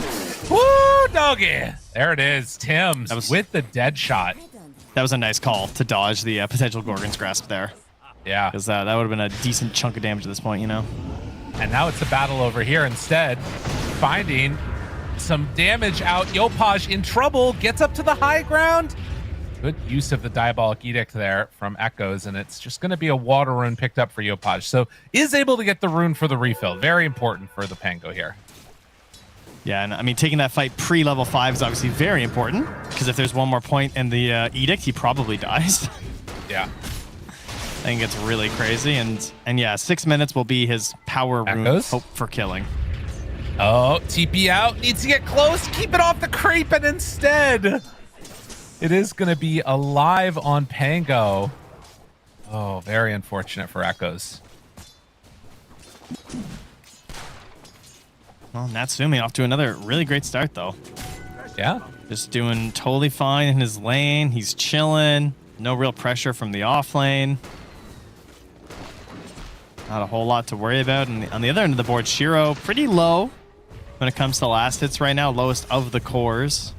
But, you know, it's a Dusa, so I suppose you're not too worried. Planet. Down bottom.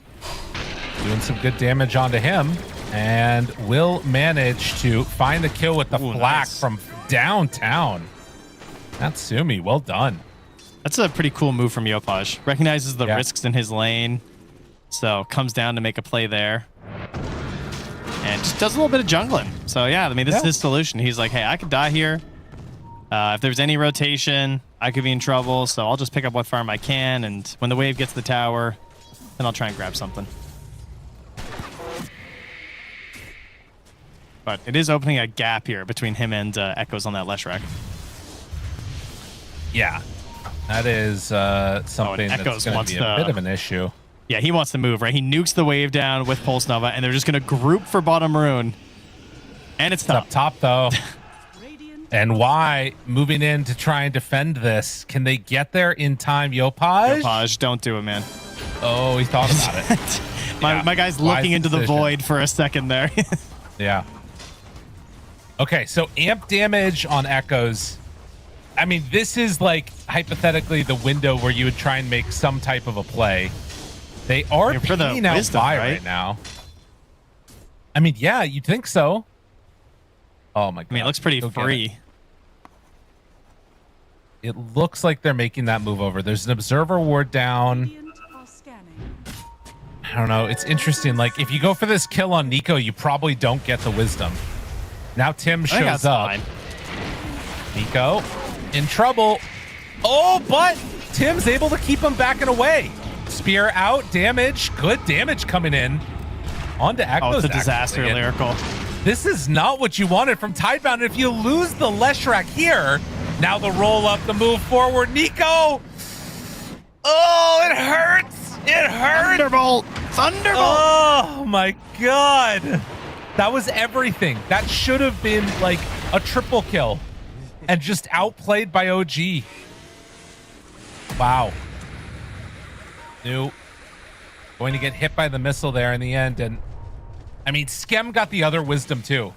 Oh my god. It's not good. That's not good. What an absolute disaster of a start for Tidebound. Fall back on Medusa. It's going to be okay. Just believe in the power. I mean, if Shiro can win this game, I mean, Medusa should be picked in more games, right? This looks like a replay, but we're just do the same thing again. Yep. And they bring him in closer, and Shiro gets the kill. Seems like Echoes was Shiro in trouble now, though. Shiro's starting to die. Get some heals in. I'll keep him alive. Okay. The Nightmare won't translate into anything in mid, it looks like. Yopaj just getting away. Planet just running around. We got 2 supports on the Dire still in triple digits net worth. Oh no, and Shiro stuck around too long and just gets punished. You know, the problem with this is like Tidebound's ideas are good and they like fit what you would want a team to do, but they're so telegraphed that OG is just ready for them. Yeah, You they're know what also I mean? missing like, yeah, they have a few key things missing as well, like the wards on the Twin Gate versus the Gyrocopter. Yeah. Right? You know? For sure. All right, here we go though. This is really good. They're just bringing everybody. Although now Echoes needs to back out as Yopaj has made the rotation, and yeah, he's just gonna run. Now Y in trouble. We'll snowball to buy a bit more time, but again, only getting the Bane feels pretty bad. Is the right move to bail Stampede though. Like they could just go again with Stampede, potentially. It's not the worst. But yeah, I mean, getting the gyro would have been way more valuable. It's true. Now they have a ward at least. So they spot Nico coming through the Twin Gate, and Natsu. Oh no, the Thunderbolt! They weren't ready for it. It's so strong. Pushed down to the low ground. Echoes in trouble and dead. Oh, he's almost getting Yopash though. The dead Leshrac fire. I don't know, man. Not enough, and that's going to keep him in the grave for the 10-minute rune as well. They've been doing a good job of controlling those and trying to use them to get Echo back into the game, but Scam tries to push down to the low ground there on himself, but is just going to get killed off. Classic Yopash might not be able to. performance. He's going to get an illusion rune bottom anyway. Okay. Okay. Tough game for Tidebound. All right, time to just chill back, relax. Echo's going to get his Blink Dagger. Then they're going to try some more crazy stuff. That's the plan. Okay. We've all seen it before, right? Leshrac in the current modern day, he buys Blink. He blinks on top of you, you die. True. It's just the way it is. Can't change it. Nothing you can do. Impossible to stop. Nope. Never seen it not work. No, they might try and do something earlier. Level Stampede is 7 down. Muerta. Level 7. Oh, look at that juicy Muerta. You're so close. Thinking. Oh, look at that. Oh, she's so juicy. Leshrac, come here. Oh, no. The rotations are coming in now. Okay, that Shards was sick, though.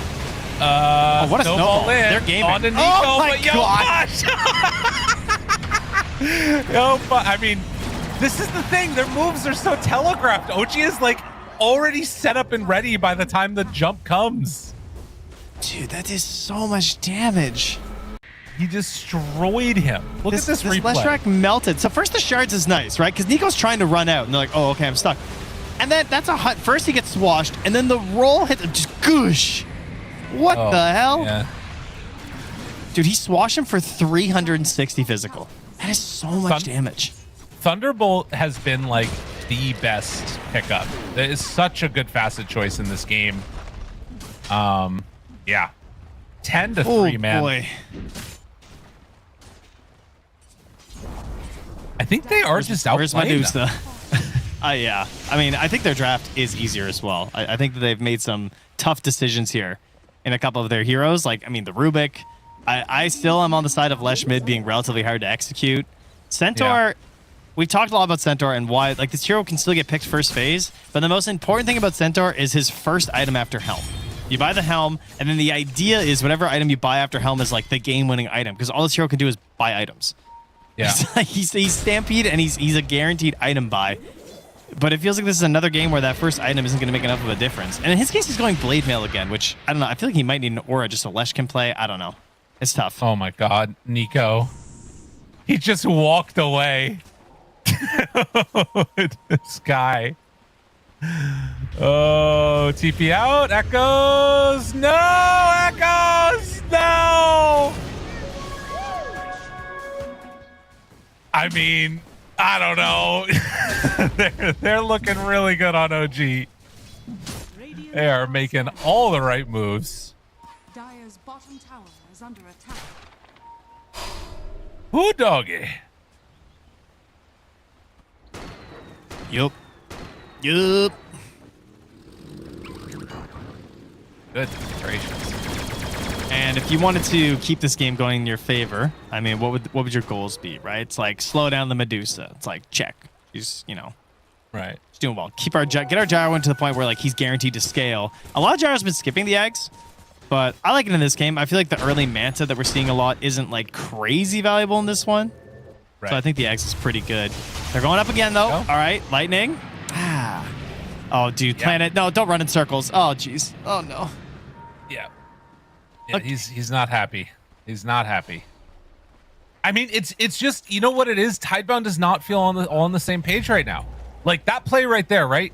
The fact that Echoes like ran away for a second as Stampede was going out means they're not on the same page about what it is that they want to try and accomplish at each individual moment. And if you're not in sync, you're just gonna lose. This would be a huge kill for them if they could get this one. And Natsumi, they're on a stun. Big scam trying to keep Natsumi alive. They don't trade it over enough. Planet's caught. Planet, no! Oh, God! Please make it stop Tidebound. No! This is a tough one, man. It's only a 3K lead, Lyrical. Okay. I know, but I eat 3K leads for breakfast. Every move that they've made has just like not gone their way. You're right. It's Every not move that, you make. It's not that substantial of a Every lead, but, like, smoke you break. Right? Like, why just place that ward underneath this other observer ward and now he's gonna die? Like everything is going wrong. It's not that bad, but it feels horrible. It does. But, you know, emotionally, it's very taxing. Yes. Do you know that ward's gone? Yeah, Tim's is there. He takes it away. Well, Tim's also constructing the cheater item of Atos. Oh yeah. So he doesn't miss. You know, that's always good. I think that, you know, like you're talking about, put your hope in Shiro. Medusa can carry this game if she can get to that butterfly at a decent timing. But me, oh my, oh man, every move, OG is just right on top of them. Yeah, they look really good today. They're definitely not showing like they're tired or jet lagged or anything. No. Well, they did go out of the tournament a little early, so, you know, that... Damn. Not as much of an issue. And it's still fucking getting aggressive here, as they'll just wipe Planet off. Another D ward. Oh, man. It's all right, Y gets one too. Yeah, he's taking one out. Yeah. Remove the vision. Scam on the hunt. Finding Shiro. Oh, he just lost vision. And Shiro, yeah. You can't afford to die here. So I think a very good decision just to ulti and TP out. Yeah, you're not fighting anyone. So, I mean, they're also going on new here. Stampede. Arena down. Oh, God. Oh, Echoes. Oh, the snowball. Oh, geez, that was close. Almost amazing. Natsumi is low, but not low enough. The heals, the sustain. It's all too much in the end. And Natsumi alive on nothing. Planet, he can't get him. 4 for nothing. There was like this tiny moment of indecision. Yeah. Before Echoes jumped in. He's like, this doesn't look good, but it's taking so long, and they're dumping so much on this Centaur. You can see it off to the right here. His Echo's just like, oh, should I do it? And he jumps in. And again, the damage is just so quick on him, and they're so close to having the damage, but it's so perfectly spread on OG that it just amounts to nothing. You know what's brutal about that too? He blinked into the silence. So if he gets one lightning storm off there, if he gets one stun off there, anything at all on top of the Diabolic Edict Pulse Nova, it's probably a wipe. It's a perfect fight. They're just not hitting their spells perfectly. And you can't even use the argument of like he shorted his blink because that doesn't exist in Dota anymore. No longer a skill issue. Man, 18-3. What a perfect game from OG so far. Yeah, they're playing kind of crazy well, honestly. I'm trying to, I mean, Planet is just, he is showing why Rubik is an issue because there's some potential, but he can't find a spell. Like, Rubik is in a way now, I guess, maybe he didn't feel like this before. He kind of feels like a bit of a win more hero, like a disruptor or something. Like when you're ahead, he feels really good. Because like you get a spell, you get a pick, and you're roaming the map with that spell. But in these cases where your team's losing fights and you're just standing there and you have to wait to steal the spell, he's so much worse. I mean, he does manage to grab Shield Crash, so that's good. He's got one spell right now to use. You know, the other problem with this too is that they look at how poor the supports are right now. Oh, just jumped away. They almost hit Yopaj. That'd have been in this room. Like, but yeah, they're real poor. They're half. Imagine if Y had a blink dagger in this game. Like the snowball saves, the initiations that could come out, all this stuff starts to feel so much better as Planet is just going to get chased down here by Yopaj. And looks like he's actually going to escape. So some signs of a little bit of life Initiation secured. Stole a swashbuckle and got out. Yeah, honestly. Like this could maybe set up for a fighter on Tormentor. I mean, Medusa has Manta, Falcon Blade, and what's that, about halfway towards the Butterfly? Maybe a little bit less than that? Yeah, a little bit. Maybe a little bit more than a little bit. Yeah, I don't know if we're going to see much of Shiro before that Butterfly. Oh, I'm they're going surprised through that... the gate. Yeah, nothing to find here. Maybe hoping that the gyro is down here? Yeah. I mean, obviously we have full vision, but if they would have held that position, that would have been great for trying to fight around Tormentor. And now I think they've kind of given that up for themselves. I feel like the numbers would not have been in their favor, you know? I guess that's true, yeah. So this might just be a case of they are coming up here. Let's just go farm bottom. Yeah, that's fair. Okay. I like that. And then maybe they can catch somebody on like the TP through or something. Y is going to stay here and watch the gate to see if they come through after they take Tormentor.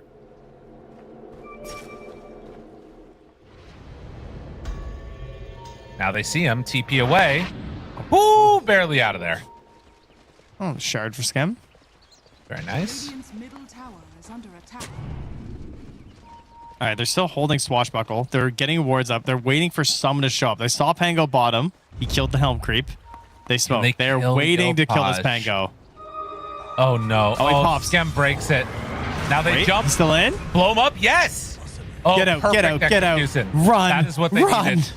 TP away, from TP Echoes? away. Oh, no! He broke it. Echoes! And now New is also caught. Yeah. I mean, it was a good idea. They get the Pango kill. It's solid. But unfortunately lose out as they weren't able to escape after the fact. Space for Medusa. There you go. Honestly.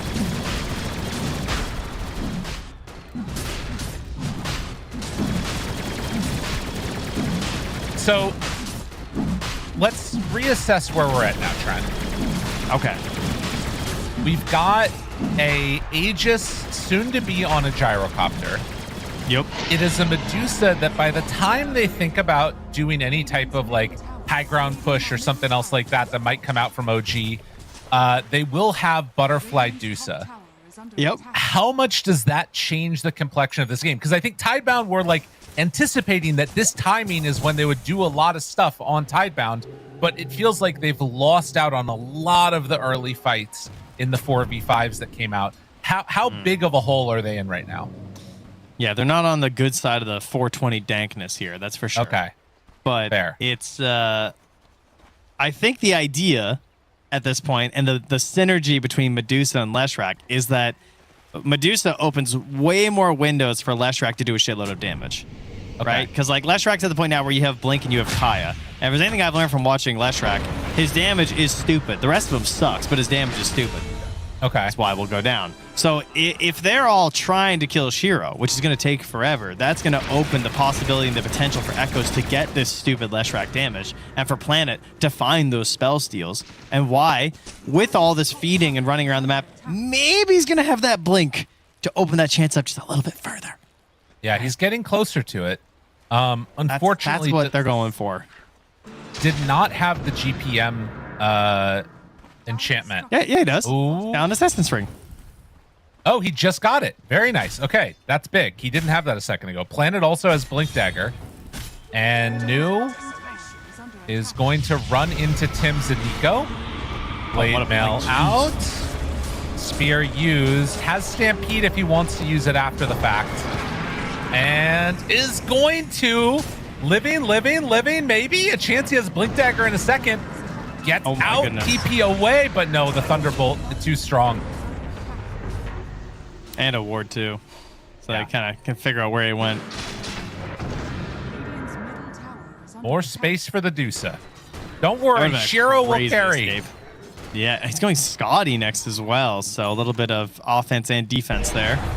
As the Daedalus is done for Natsumi. Man, Daedalus would go kind of hard though, wouldn't it, with the Ags? Like, Diffusal. Like, come on. Like, let's just game a little bit here on this gyro. MKB Diffusal. Yeah, you know. Yeah, I mean, you already won game 1. Have a little bit of fun. I mean, I think this is definitely the thought of just like, we don't need to worry about the Dusa. Oh my God, to blink. Planet, that's the second time in a row now where he's escaped like that. Yopaj blinked on him like a minute ago, and he also managed to just instant escape. Yeah. But I feel like there's an idea here, which is kill everybody else, which Daedalus will do. That was maybe the saddest thing I've ever seen, where he's telekinesing the wave and then fade bolting it. It's just like, that is not a good sign, you know? Oh, yeah. You want something more on the Rubik. No, it does not inspire confidence. But Tusk getting closer to the blink. Tim's has been so fat this game. He's been the same level as Echoes every time I look at the board. Yeah. He's almost got eggs. That's gross. That is going to make the game hard to play. That is a really annoying thing for the Medusa to try and deal with. Yes. Yeah, actually, how do you deal with that? I don't think you really do. Because what's the cooldown on it? It's 10 seconds. And then it's 1.5 seconds of fear. All right, big kill. Oh, nice save. Echoes. Stolen grip. Let's go. They're gaming. Oh. What? Wait, what? What? Did he die to the fire? He died to, yeah, I guess, the DOT. Still, I think any exchange right now is to their benefit. This is Aegis, Gyrocopter. Like, I think you're okay with that, honestly. They're starting to pull this back. Yeah, they actually are. This is the belief. And like I said, if Medusa wins this game, this is like this hero needs to be picked more because she has no right winning this game, right? Like, can we all agree, guys? What are we doing here? I mean, it has been their strategy from the beginning, which is throw bodies, try and buy as much space as you can for Shiro to come online. And they have had to give up a lot. They have had almost no moves go their way this entire game. But they are on the verge of having like this indomitable force of the Medusa. It's what, 2,000 gold away right now from Scotty? And you literally could not have gotten a better spell because the way they want to play this next fight is just initiate with Yopaj and steamroll all over Shiro. And they actually have an answer with the Stolen Grip. Yeah. Especially if he gets this Aether, which he's close to. Yeah. I mean, he's almost got it. How much time does he have on Spell Steal? Like 100 more seconds or so. I mean, it's enough to cover. Yeah, it was enough to cover the whole Aegis, right? So, like, that's fine. Yeah. Well, they have Ags now on Muerta. This would be a big kill if they can find and take down Planet. They're watching Planet right now, yeah. Oh, no, and he's got caught. Arena down. It's not going to keep him alive. No. Tim's comes in, finishes him off. That's unfortunate, but it does buy time for Echoes to get his BKB, and we talked about Shiro. Gonna run into Shiro. Okay. Mass TP's in. Good shards. Still in trouble. Shiro, no! Not like this. You're supposed to be so strong, and now you're caught outside the base and just gonna die. Oh, that can't happen. Oh, that can't happen. Part of that was the smoke on Yopaj, right? Because he moved through a dire ward in the river there, I think. You know what's crazy, though? What? I think they're still in a decent place to defend because, like I think Medusa has most of her items now, right? Like, yeah. Can you really? And she's push gonna high get ground the at this Scotty point? too. Yeah. Not freely. No. I think once Rolling Thunder's back up, though, it's still pretty scary. Yopaj just hit 18 as well. Natsumi is 150 away from Satanic. They're now trying to get set up here. Nico could go for a spear back play if he spots somebody. It would be massive if they could hold this Rax, but it's going to be a little dicey. I mean, they have Glyph, so I don't think that they can take this. And yeah, Medusa's back up again now. So we'll see if they decide to push this when she's I'm honestly up. surprised they're that scared. Even though they don't have Rolling Thunder, I thought maybe they'd poke that a little bit more to at least get the Glyph, but yeah, nothing. I mean, it seems like they feel confident scaling into the later stages. I think Tidebound do too, because like you've still got Centaur Ags to get towards. It looks like they're going to smoke up now. Play behind Shiro, or maybe just get Shiro to join them in the smoke. It feels like they're kind of trying to bait as if there's a ward. Then they double check with the gem. Why holding this gem? Kind of risky. Oh, they're going to fight with their Medusa. Where is Shiro? They need Shiro. Jump for Nico BKB. He's caught dead. Oh no! And now Planet also in trouble. Why? You cannot stand there to pop smokes and then not move when the smoke pops. Yeah. I mean, yeah. Like he got rooted and yeah. He had so much time to react though. He needed to do something. Yeah. No, that was a problem. Also, like you said, you really need your Medusa if you're going to make that play.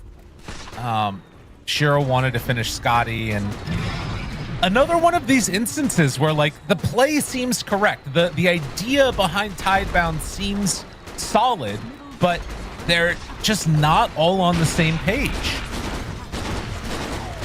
So the range racks will go down, and it looks like melee will fall.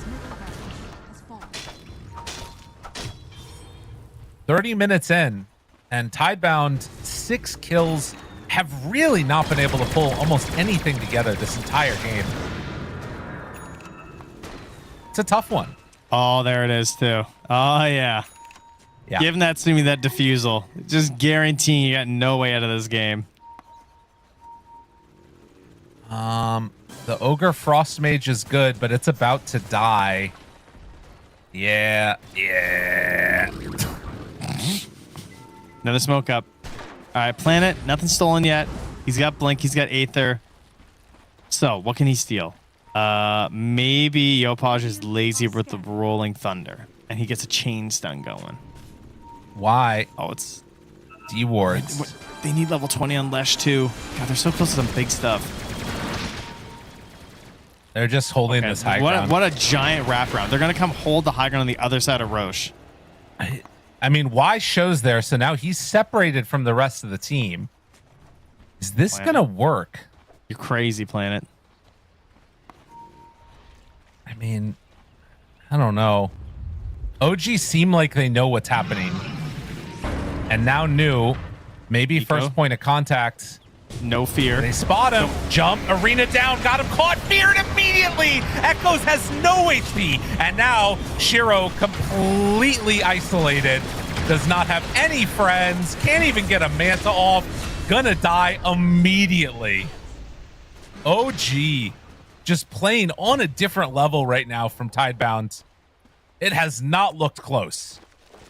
Yeah, Nico, aka Force, great jump in there. I mean, that was just fight ruining completely for Echo. He gets arena'd and then insta-feared, like you said. He lost 90% of his HP before he was even able to pop his BKB. And then at that point, he just gets walked down by Natsumi. Man. What an outclass. OG. This is a team that you got to watch out for, because I feel like they leveled up a lot after having some time in China, playing in the most recent tournament. Like, I think this team is looking like a top 8 material at least, if not like much more. Because I think they've gotten top 6 at the last 2 tournaments, like easily top 8. I think they underestimated like maybe just OG themselves, or either that or OG are just really well versed in terms of like what their opponents are doing, because they knew exactly what was going to happen this game. Yes. I think they knew they were going to go Medusa if they left in the pool. They knew that they'd be able to handle it. They recognized pretty much all the plays they were making throughout the game. They shut down the Sand King in game 1. They didn't feed too much to the Leshrac. Yopaj going to the jungle early on once they looked a little bit vulnerable versus the Leshrac and potential rotations. And 2 games in a row, they just picked a really difficult draft to execute with on the side of Tidebound. And that difficulty alongside the just experience and preparation of OG just made this game look pretty unplayable.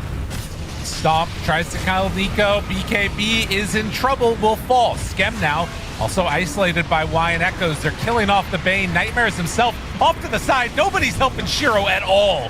Shiro has not done damage this game, it feels like, as he is going to die. And now, Tidebound, where's the rest of your damage? They really do not have it.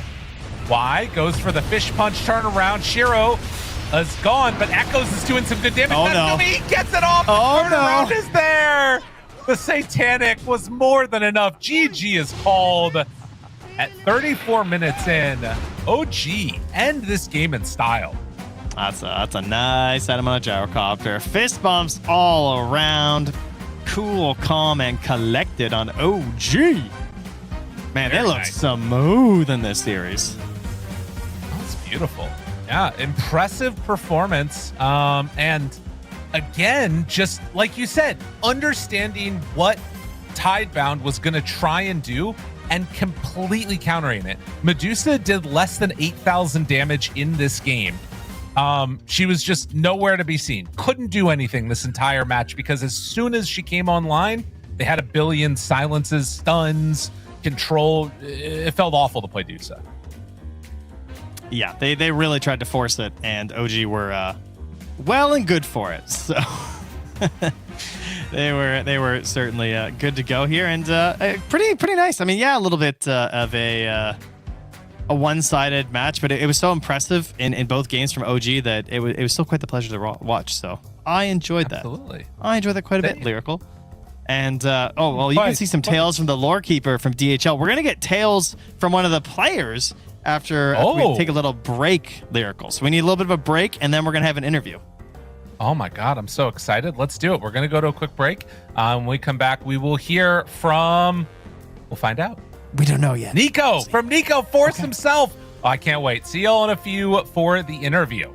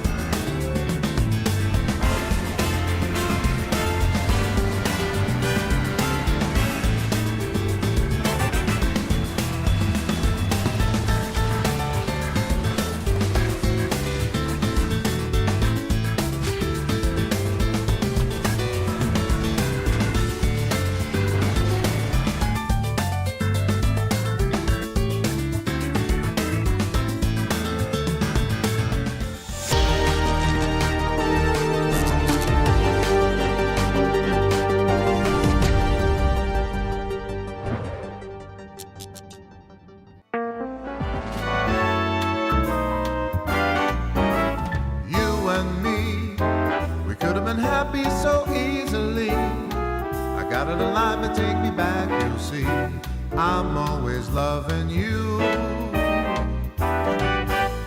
Now and then I'll check out a chick, but I find that when there's really no kick, I'm coming home again. I'm always loving you. You ought to believe me, and I'll just lose my mind. You're making me frantic, please. I'm a romantic needs. I really just can't take these lonely nights. Just stop with your crying. The time's right for trying to make up and end with our fights. And now it's you and me.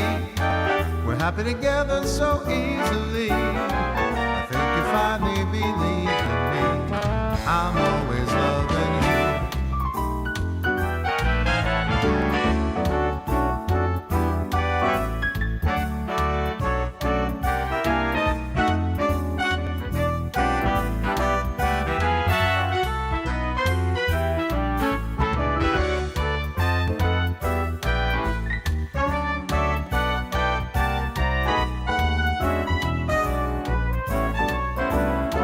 You ought to believe me, and I'll just lose my mind. You're making me frantic, please. I'm on a romantic knees. I really just can't take these lonely nights. So stop with your crying. The time's right for trying to make up and end with our fights. And now it's you and me.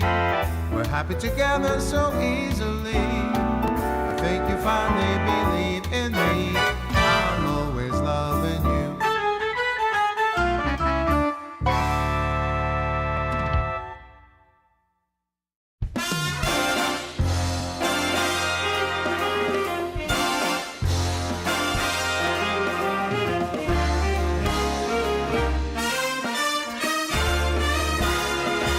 One night in New York is like a lifetime anywhere. Dancing in the dark up in Central Park, or the bright lights of Times Square. This town is champagne. So shake the bottle, pop the cork. All the deadliest sins are like one night in New York. Put on your silk and your satin. We're stepping out in style. We'll be the toast of Manhattan, cruising the Golden Mile. This town is alive. Go wild and let your money talk. Any man can be king and reign one night in New York. All right.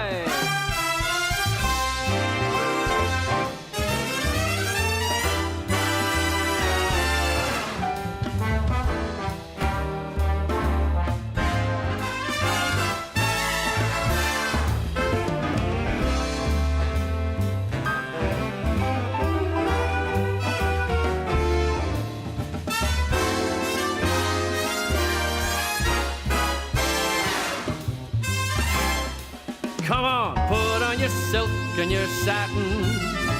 We're stepping out in style.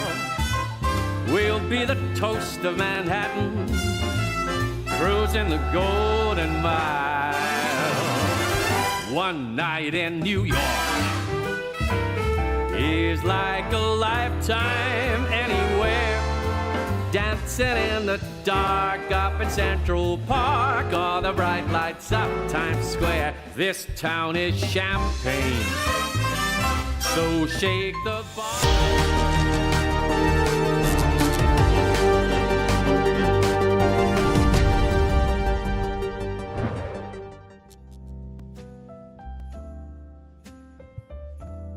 Hello and welcome back, everybody. We are here after a very, very intense and dominant performance from OG. Man, they looked really good, Trent. We're about to, in a second, hear from the one and only Niku, but I guess I kind of was interested. Last thoughts on that. Where do you see this squad going? Up. Because they wanted to start a Swiss, which is always really good, right? And but, you know, don't ask me, Lyrical. I think we should probably just ask them. Let's do it. Let's do it. I was debating if we should just bring them right in, and we're going to right now. Oh my goodness, we got Nico Force, Hello. The one and only. How you doing, sir? Should we call you Force or Nico? What do you want more? You can just call me Nico. Nico, love it. Yeah. Listen, we got a couple questions for you. Number one, and this is just going to be a quick one. As a fellow Darkseer enjoyer, what does this hero need? What do we need to get this guy back on top? How do we buff Darkseer? Tell me. I think you just need some melee heroes that can play with him. Okay, that's all we need. Yeah, and All then right, more okay. like team items, I guess. Okay. All right, I like it. Team items. Real quickly, you just came back from China.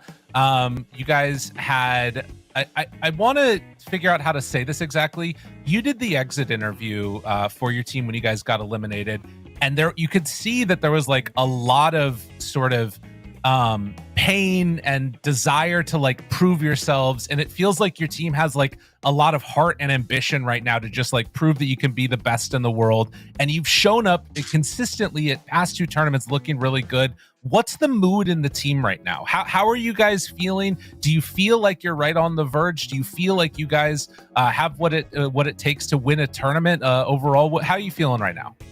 Yeah, I guess we're pretty confident. Overall, the mood and the atmosphere in the team is very positive. There's like a strong desire to win. And since 5 of us are friends, so we're actually just enjoying the time that it takes to be better. Yeah. Oh, very cool. I mean, that's always good to hear, right? Some teams are not quite as like, maybe friendly with each other outside of the game. What kind of stuff do you guys do? Like when you're not playing Dota, you're not doing scrims. Do you guys got any shenanigans? Yeah, you could say that. We have lots of shenanigans outside the game. Like we do some. Yeah. I want to know. I don't. Yeah. I need one shenanigan. I got to get one. Most of my teammates' blogs on their Facebook page is consisted of me. Like they only show my face for some reason, not theirs. So that one for sure is what makes the team strong. Awesome. So it's just you. Okay, that's good. Yeah. I like that. I'm the highlights of their blog, Nico. So it feels super weird. Nice. Okay. You're a force to be reckoned with, definitely, Mr. Nico. I've got another question for you here too. Obviously, you're a team that's been around for a little while now, getting picked up by the OG roster. It probably brings a lot more attention to you guys because of just the pedigree of that organization as a whole. Probably a lot of new fans. Is there anything that you sort of didn't anticipate or that has been surprising to you since getting picked up by the org? How has it felt suddenly getting like this huge influx of people that are cheering for you? There's nothing special, I guess. We just have to keep our fans happy. Like I'm already used to like expressing the positive side of our team, this even without the OG sponsorship. Yeah, I mean, overall we're just a happy bunch, and we're trying to spread positivity. Aw, I love that. Philippines. yeah. Just spam that over and over again. Yeah, that's great. Well, I'm so happy to hear all that, Nico. That's a lot of good positivity, and I hope the positivity keeps going forward for you guys in the Swiss format. I guess before we let you go here, how do you feel about the Swiss format? Do you prefer the Swiss format style, or are you more of like a group stage, everyone plays everybody guy? What do you prefer? I don't have any preference as long as I just play the game with my team. Okay, well, we can do that. We can make sure that happens. That's the next format where you have to play with somebody else's team. I can't wait for that one. If you had to play for another team, no, I'm not going to ask you that question. Okay, we're going to call it there, Nico. Thank you so much. Real quickly, I guess if you had a chance to play up against anybody, is there any team that you really want to play against throughout the rest of this tournament? I mean, I know you guys got knocked out by Yandex. Do you want to try and battle against them again? Prove yourself. Is there any other squad that you feel like I really want to play against these guys? For now, I want to play against Mouse because they're a very strong team. Like, compared to other top teams like Falcons or Tundra, I preferably want to fight against Mouse. Interesting. Love to hear it. I hope we see that. Most definitely. Thank you so much, Nico, again. Have yourself a wonderful day and best of luck in the rest of your matches throughout this tournament. See you later. Thank you. Bye, Nico. Thank you. What a guy. What a guy. What a Darkseer player. That's how you know somebody's just a good person overall. That's right, yeah. Doesn't matter what else. As long as they play Darkseer, they're okay in your books. True. Well, Trent, Yeah. We got a little bit of a break, buddy. We do? We have a little bit of a break. There's still a lot of matches that are going on across all of the other streams, so be sure to check those out. But for us, I think we're on a break for like an hour and a half, something like that. Yep. I believe so. Hour 20. You know? Aurora versus Navi. Game 1 in a little while.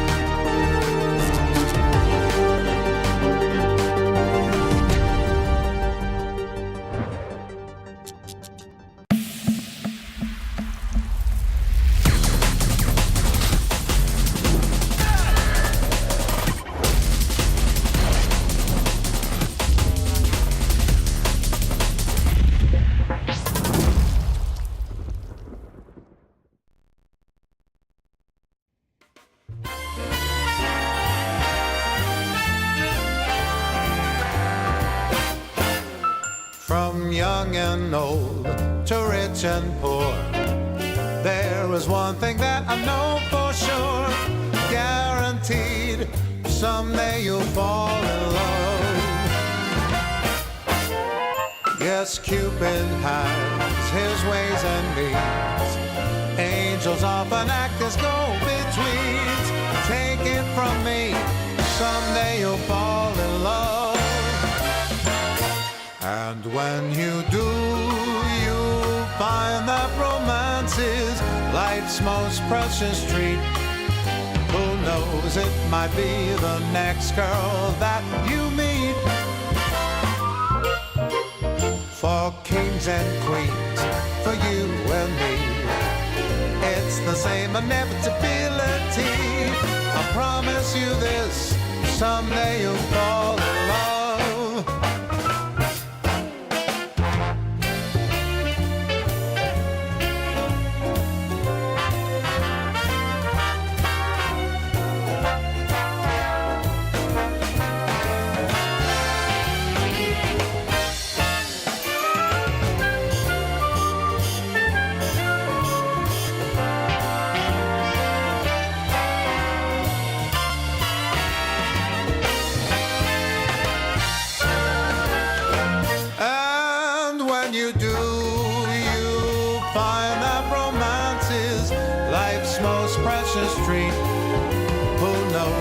Might be the next girl that you meet.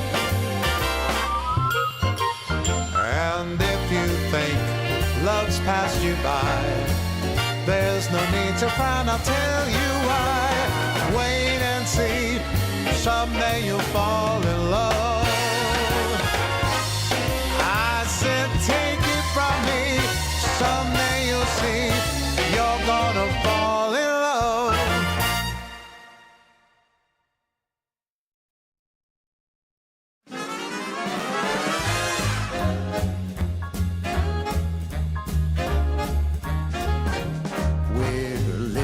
High life, no need for trouble or strife.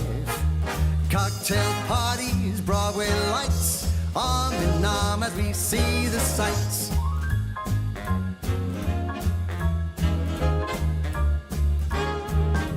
Monday morning we catch a plane down the coast to Saint-Tropez.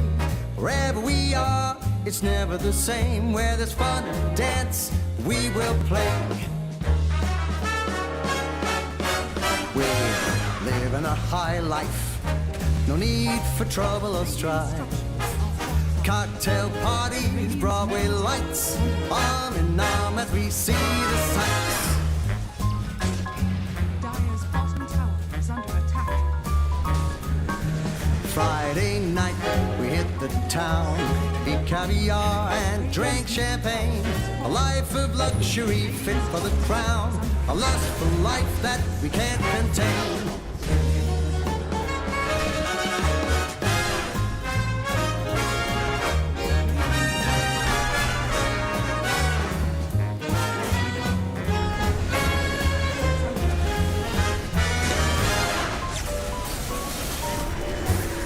But whatever Ever the party, wherever we land. Being with you makes me feel grand. Rags or riches, I just don't care.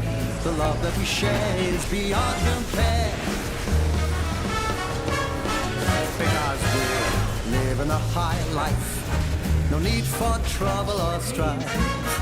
Cocktail parties, Broadway lights, arm in arm as we see the sights. Arm in arm as we see the sights. Dyer's courier has been killed.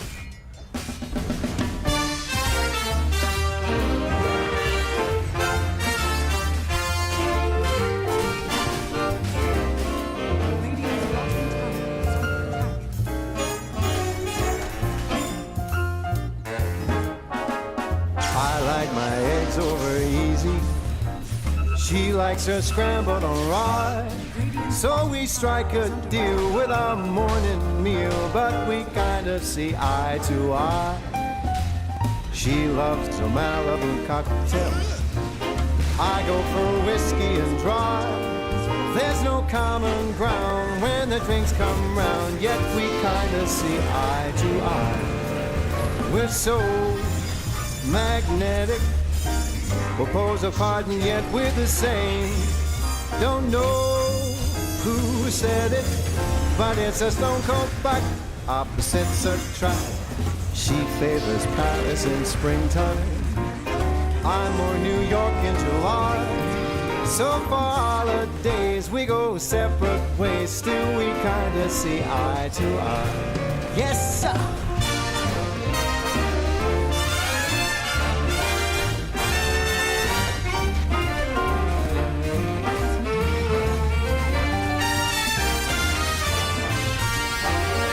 We're so magnetic.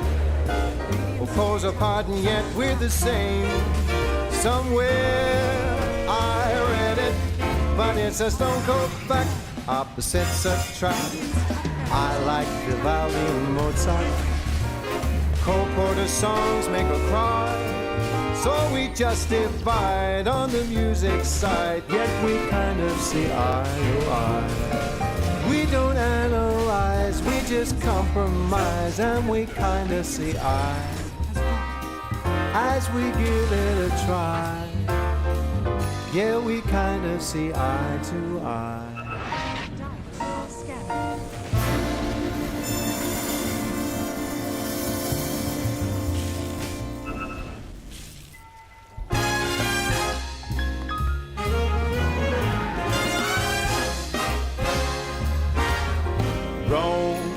Where the Colosseum roam and the Grand Museum roam.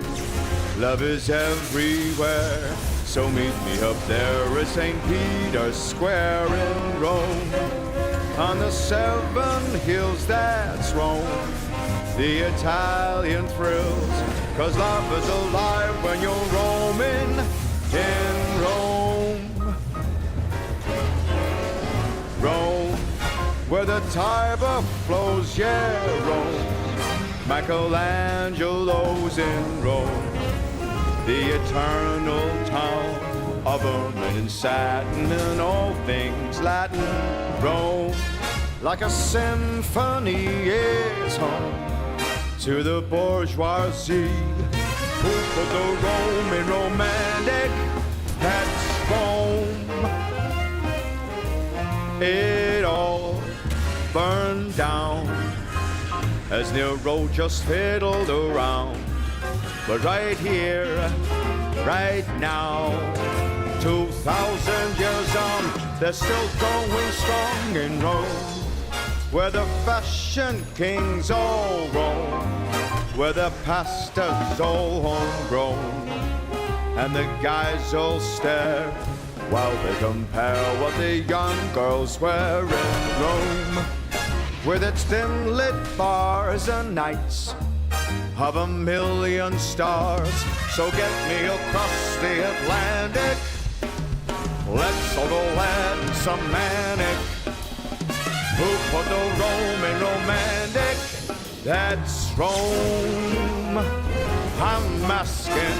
Who put the Roman romantic? That's Rome.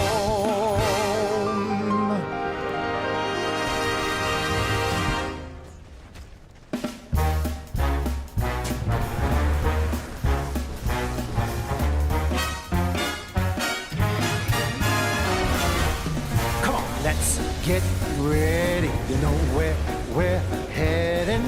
Giving a jive, living a life. We're gonna hit the heights. When that clock strikes midnight, we don't stop till daylight. So banish your blues, polish your shoes. We're gonna hit the heights. Cause I lose my head, feel my body sway when I hear that Creole music start to play. Gotta find that feeling when your mind starts reeling. Ready to glow, raring to go. We're gonna hit the heights. Get it, boys.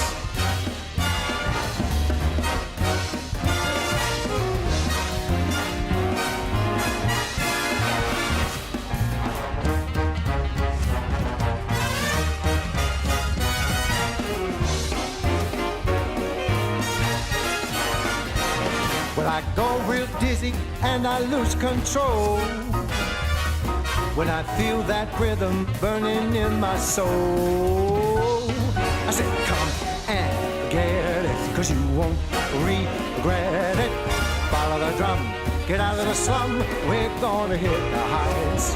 I said follow the drum, get out of the slum, head for the neon lights. We're gonna hit the heights.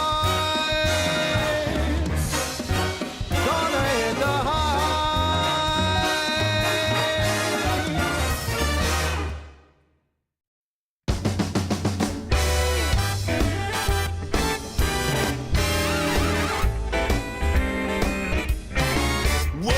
Christmas tree, oh Christmas tree, straight to our house we're bringing the Christmas tree, oh Christmas tree, your branches there are swinging.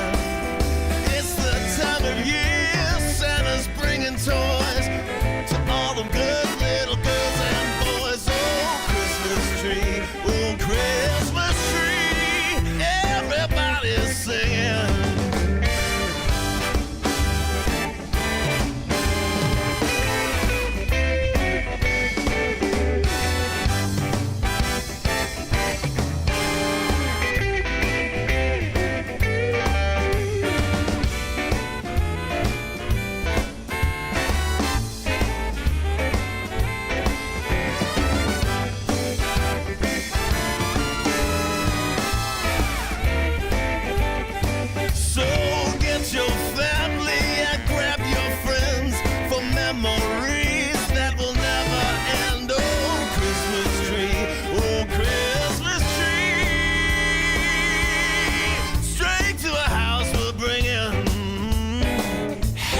Don't you love snuggling about that Christmas fire with that Christmas tree, just you and me, maybe a little mistletoe.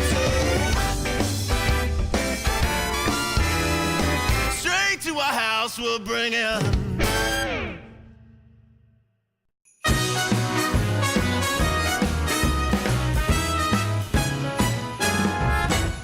The holiday's here to greet you, and it's coming around to meet you.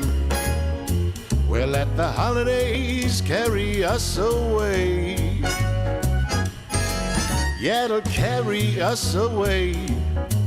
So, what do you say?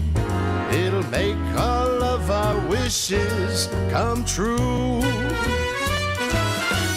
We'll take a winter stroll, footsteps in the snow. Won't you take a winter stroll with me? We'll see the lights on display from Main Street down to the Bay this holiday.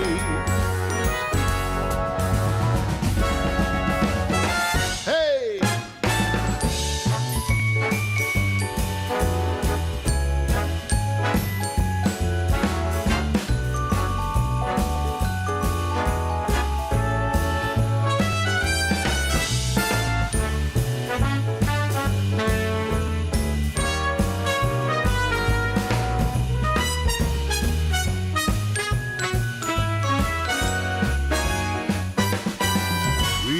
take a winter stroll, footsteps in the snow. We let the holidays carry us away. We see the lights on display. Everything starts today. So we'll let the holidays, yeah, let the holidays carry us away.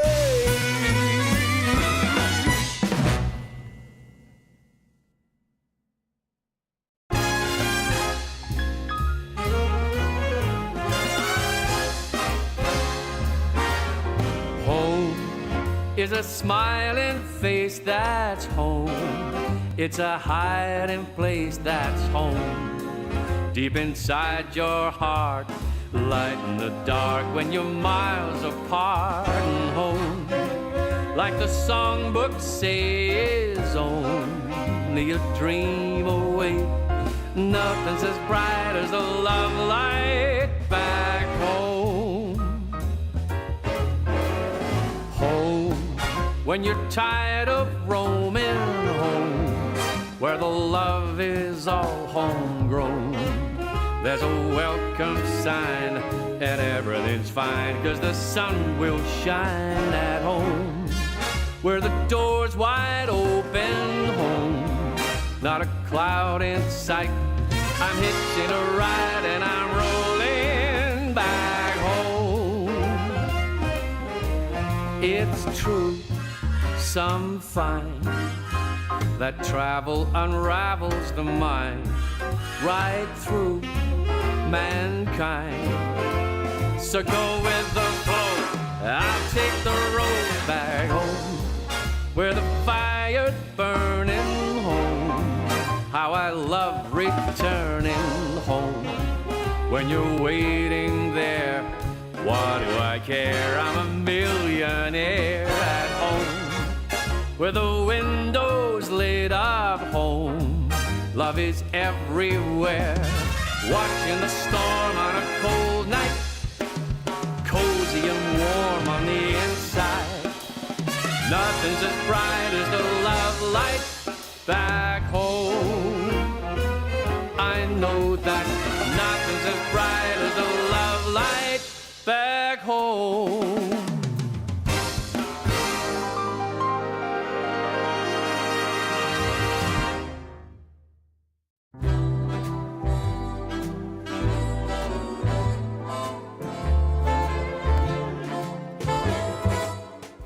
Our love was a chance encounter, a glance across the street, fleeting moments, two strangers meeting that swept me off my feet. Golden leaves under an autumn sun, you talked about the movies and how your life begun. Our lives weave together through all kind of weather, and our hearts grew strong. Our love was a chance encounter, a glance across the street, fleeting moments, two strangers meeting that swept me off my feet. The buzz of traffic, the bright city lights. You talked about marriage and who you'd invite. We talked for hours and I brought you flowers, and our hearts grew strong.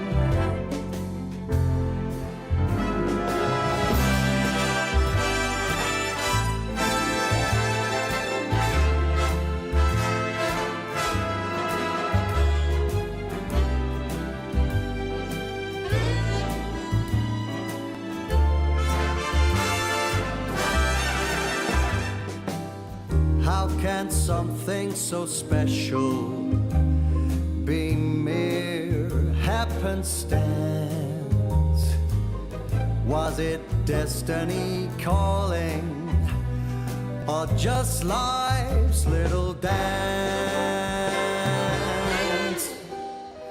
Our love was a chance encounter, a glance across the street, fleeting moments, two strangers meeting that swept me off my feet, that swept me off my feet.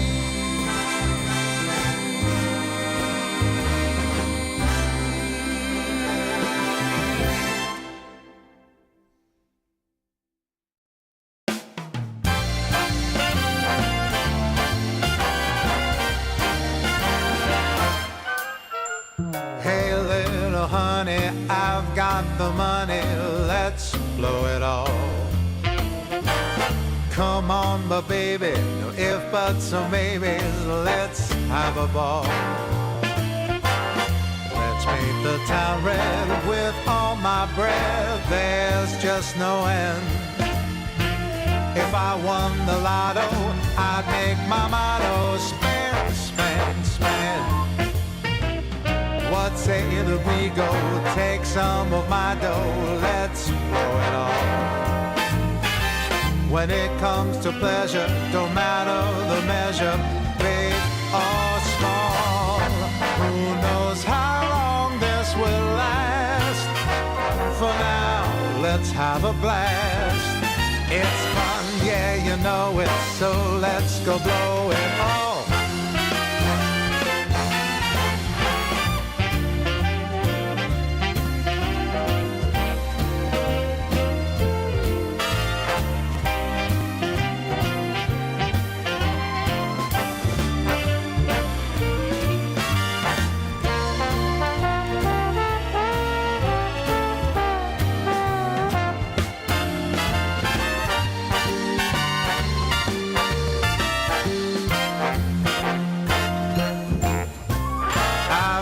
An arrow that I can spare, so let's blow it all. Come on, my honey, let's take this money, let's have a ball. Who knows how long this will last? For now, let's have a blast. It's fun, yeah, you know it, so let's go blow it all. It's fun, yeah, you know it, so let's go blow it all.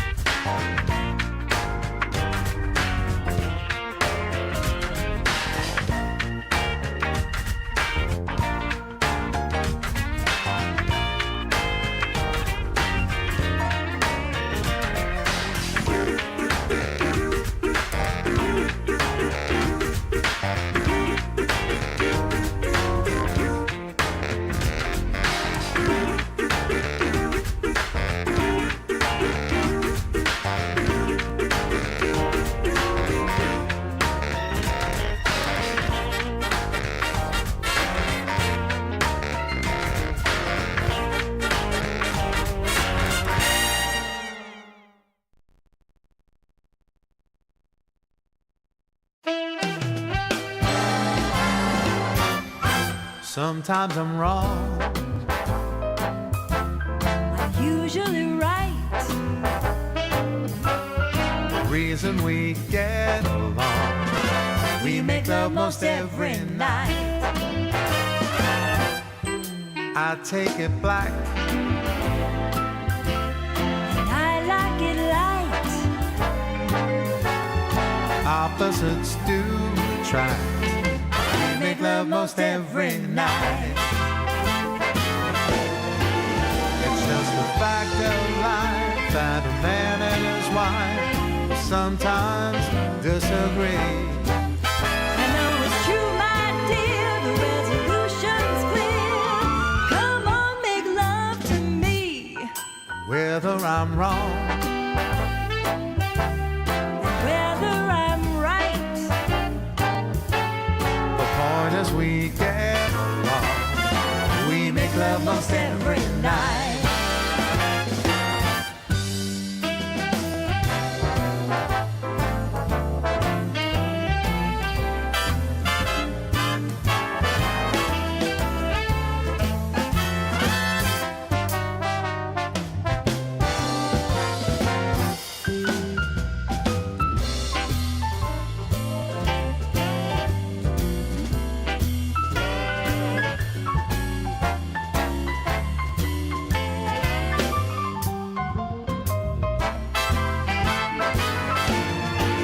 It's just a fact of life that a man and wife sometimes disagree.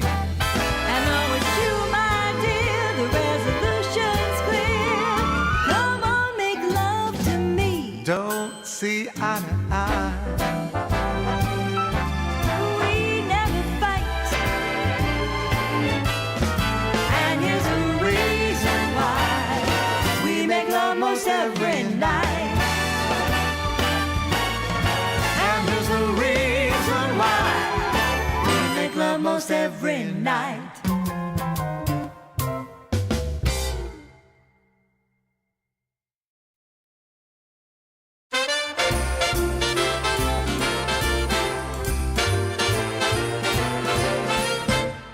Jingle bells are jingling, carols fill the air.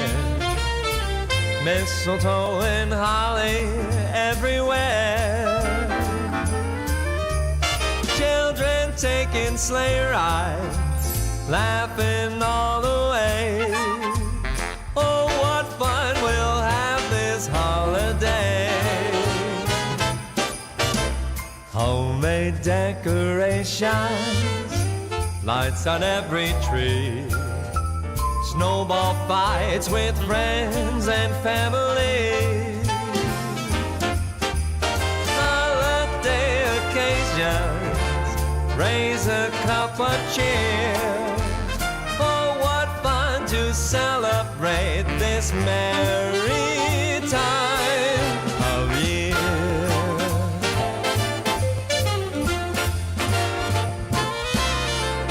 Bells on bobtails ringing, making spirits bright. Come along, we'll sing a song tonight.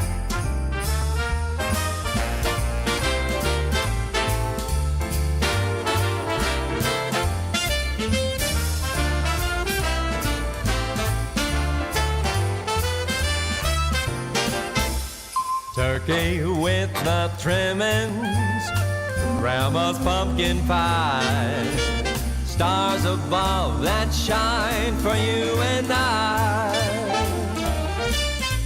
Holiday occasion, friends from far and near.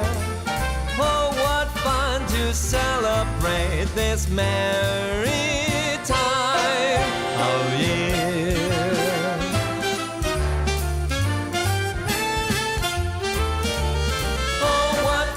To celebrate this very merry time of year.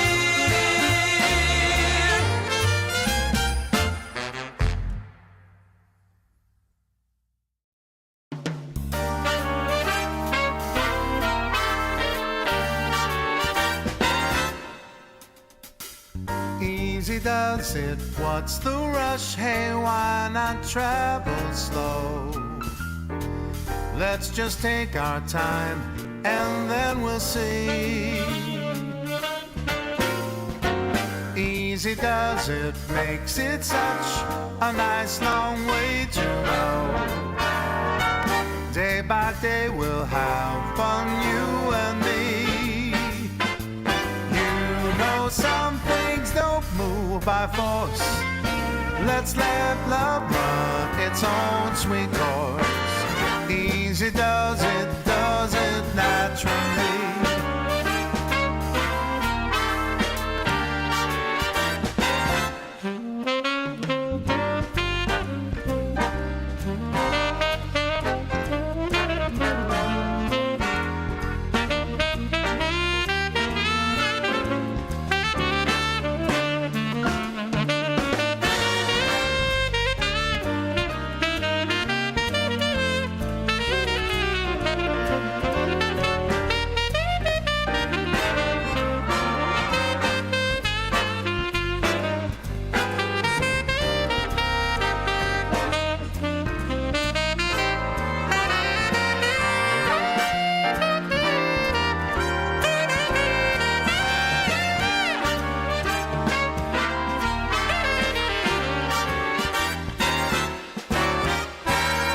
Easy does it, that's the way to make it all so right.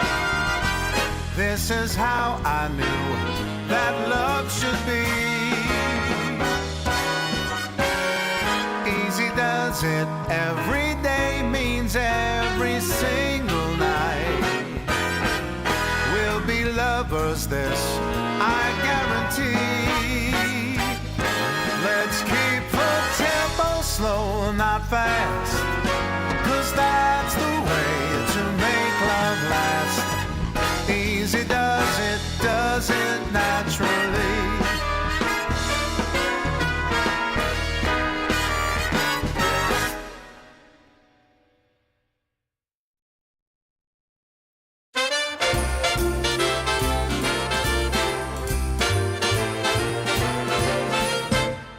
Jingle bells are jingling, carols fill the air.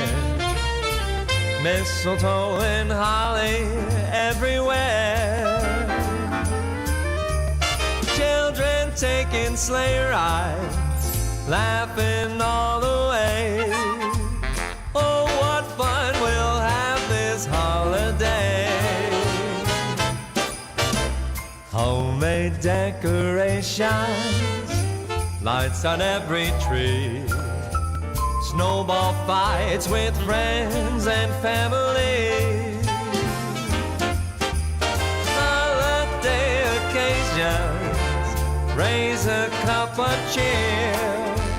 Oh, what fun to celebrate this merry time of year.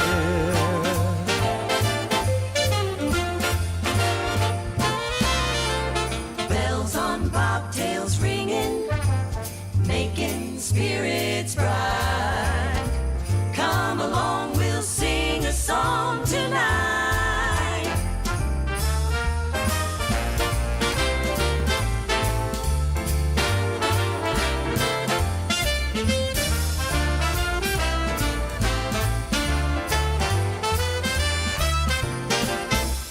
Turkey with the trimmings, Grandma's pumpkin pie. Stars above that shine for you and I. Holiday occasion, friends from far and near. Oh, what fun to celebrate this merry time of year.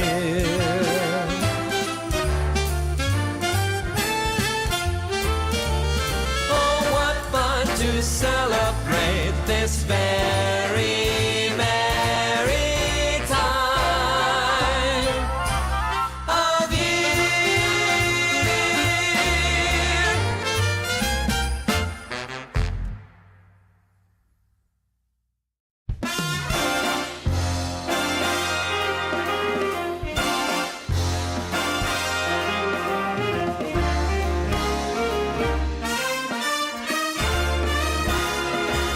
One night in New York is like a lifetime anywhere. Dancing in the dark up in Central Park, or the bright lights of Times Square. This town is champagne, so shake the bottle, pop the cork.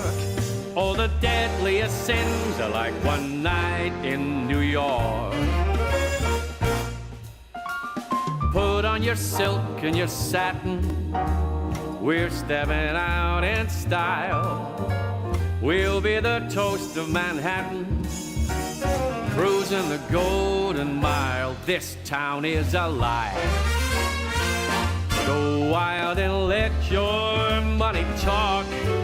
Any man can be king and reign one night in New York. All right.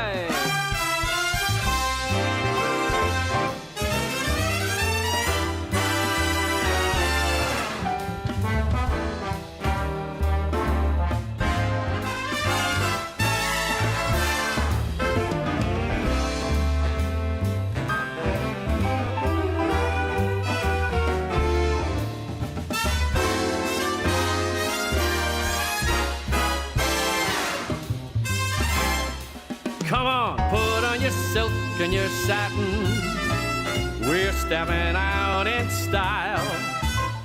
We'll be the toast of Manhattan, cruising the Golden Mile. One night in New York is like a lifetime anywhere. Dancing in the dark up in Central Park, or the bright lights of Times Square. This town is champagne, so shake the bottle, pop that cork. All the deadliest sins are like one night in New York.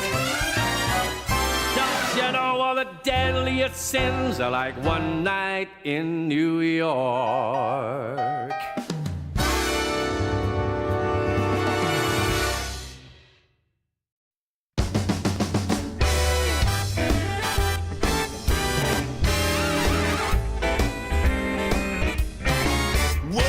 Christmas tree, oh Christmas tree, straight to our house we'll bring it.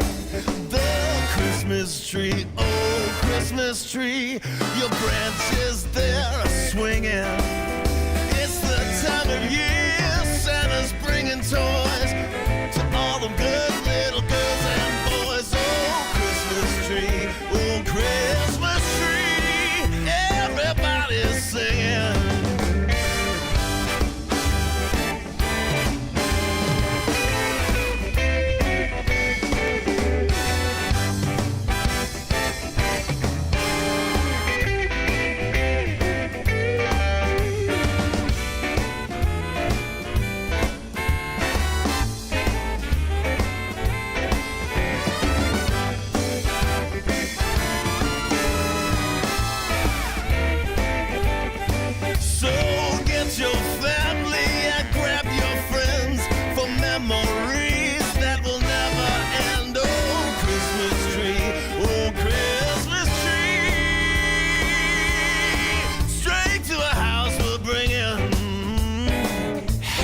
Don't you love snuggling about that Christmas fire with that Christmas tree, just you and me, maybe a little mistletoe.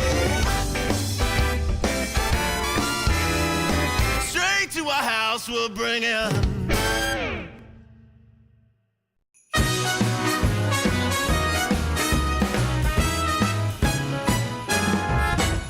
The holiday's here to greet you, and it's coming around to meet you. We'll let the holidays carry us away. Yeah, it'll carry us away. So, what do you say? It'll make all of our wishes come true. We'll take a winter stroll, footsteps in the snow. Won't you take a winter stroll with me? We'll see the lights on display from Main Street down to the Bay. holiday.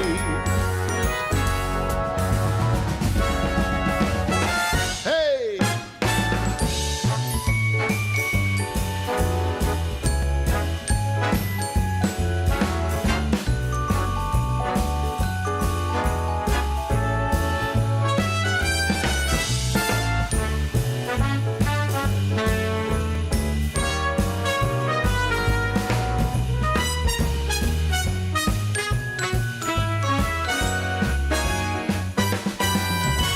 We'll take a winter stroll, footsteps in the snow. We'll let the holidays carry us away. We'll see the lights on display. Everything starts today. So we'll let the holidays, yeah, let the holidays carry us away.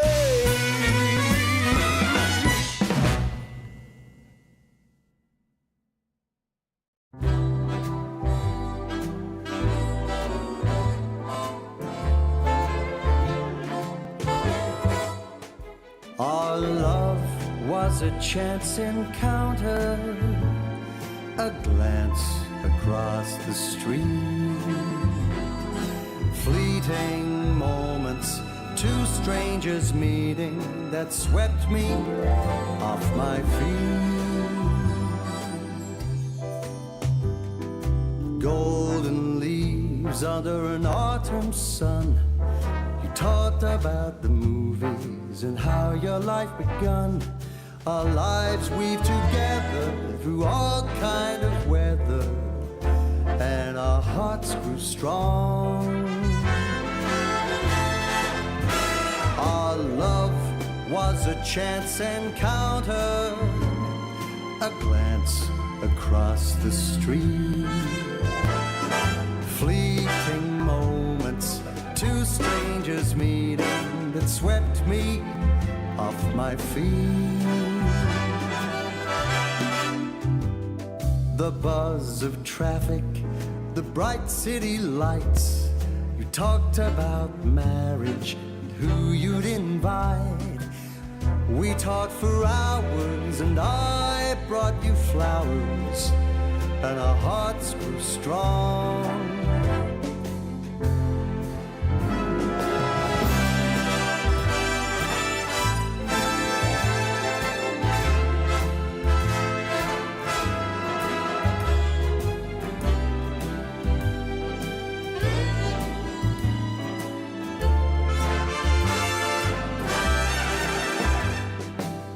How can something so special be mere happenstance? Was it destiny calling, or just life's little dance? Our love was a chance encounter, a glance across the street, fleeting moments, two strangers meeting that swept me off my feet, that swept me off my feet.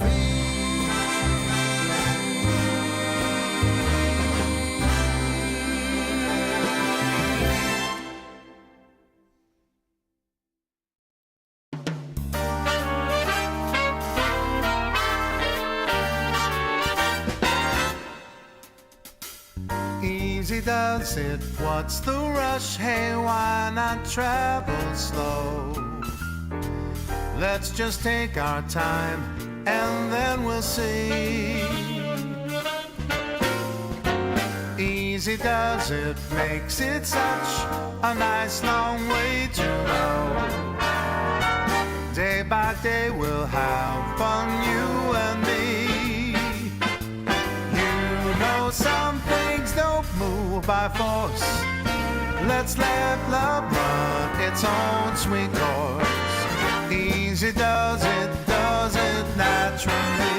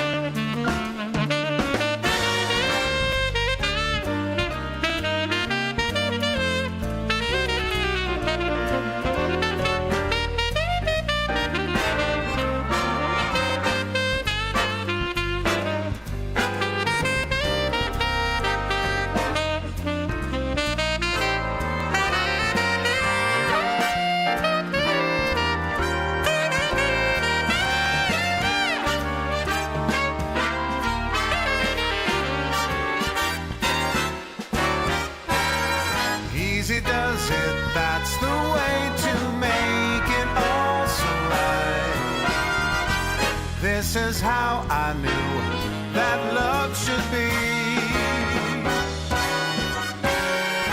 Easy does it every day, means every single night. We'll be lovers, this I guarantee. Let's keep the tempo slow, not fast, 'cause that's the way to make love last. Easy does it naturally.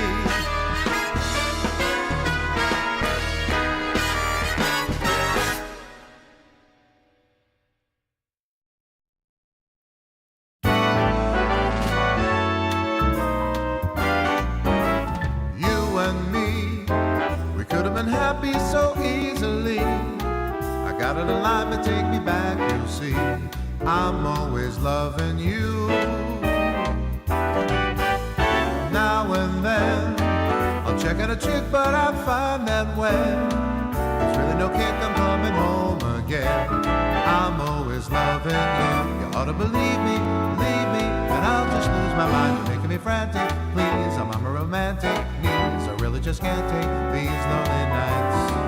So stop with your crying. The time's right for trying to make up and end without fights. And now it's you and me. We're happy together so easily. I think you finally believe in me. I'm always loving you.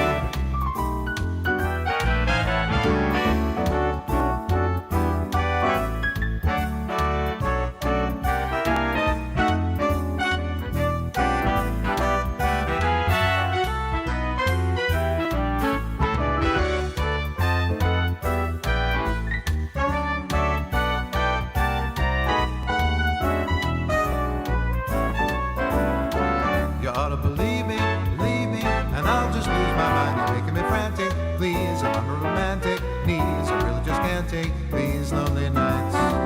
So stop with your crying. The time's right for trying to make up and end without fights. And now it's you and me.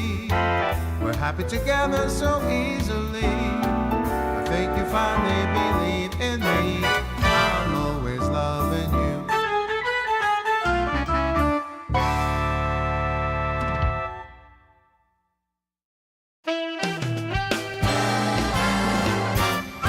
Sometimes I'm wrong. I'm usually right. The reason we get along, we make love most every night. I take it black, And I like it light. opposites do attract. We make love most every night. It's just a fact of life that a man and his wife sometimes disagree. I know it's true, my dear, the resolution's clear. Come on, make love to me. Whether I'm wrong, Whether I'm right. the point is we get along. We make love most every night.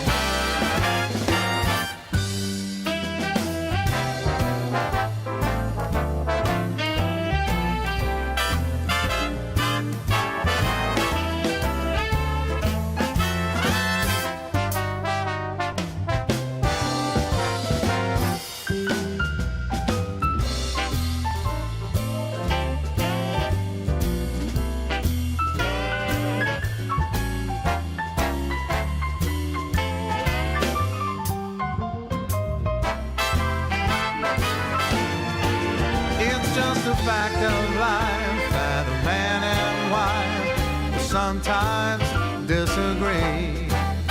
I know it's true, my dear, the resolution's clear. Come on, make love to me. Don't see eye to eye. We never fight. And here's the reason why. We make love most every night. The reason why almost every night.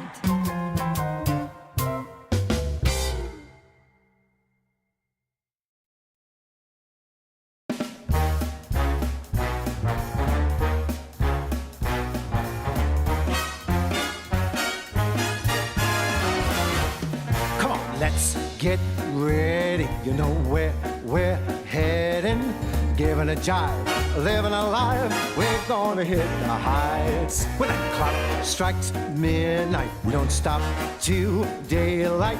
So banish your blues, polish your shoes. We're gonna hit the heights. Cause I lose my head, feel my body sway when I hear that Creole music start to play. Gotta find that feeling when your mind starts reeling. Ready to blow, raring to go. We're gonna hit the heights. Hit it, boys.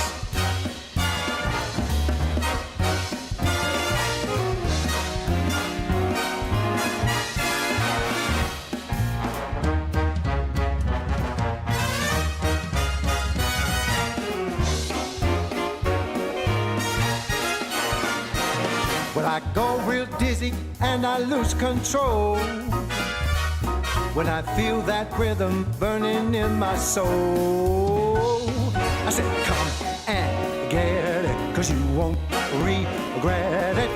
Follow the drum, get out of the slum, we're gonna hit the heights. I said, follow the drum, get out of the slum, head for the neon lights. We're gonna hit the heights. Gonna hit the heights.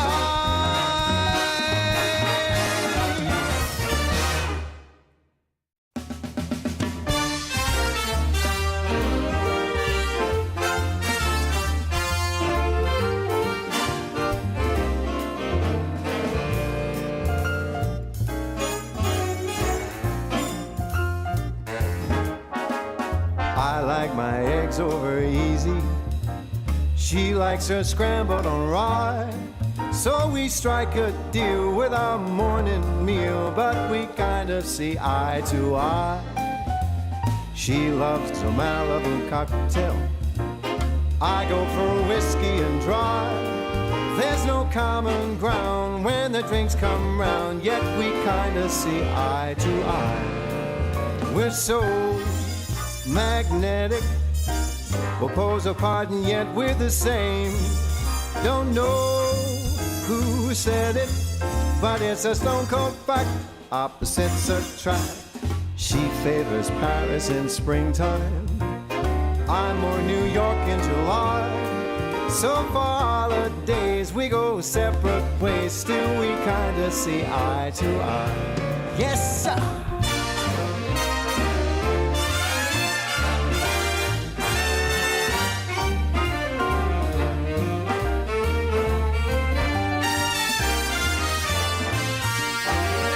We're so magnetic, we'll pose apart and yet we're the same. Somewhere I read it, but it's a stone cold fact. Opposites attract. I like Vivaldi and Mozart. Cole Porter songs make her cry. So we just divide on the music side, yet we kind of see eye to eye. We don't analyze, we just compromise, and we kinda see eye as we give it a try. Yeah, we kinda see eye to eye.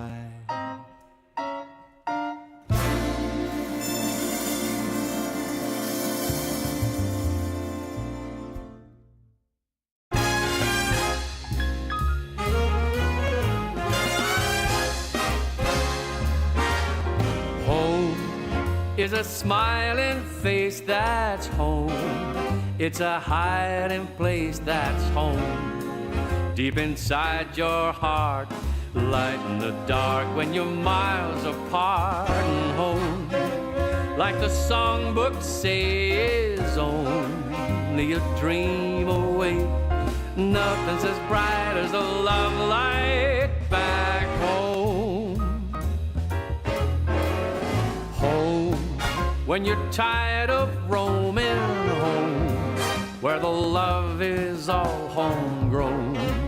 There's a welcome sign and everything's fine, 'cause the sun will shine at home.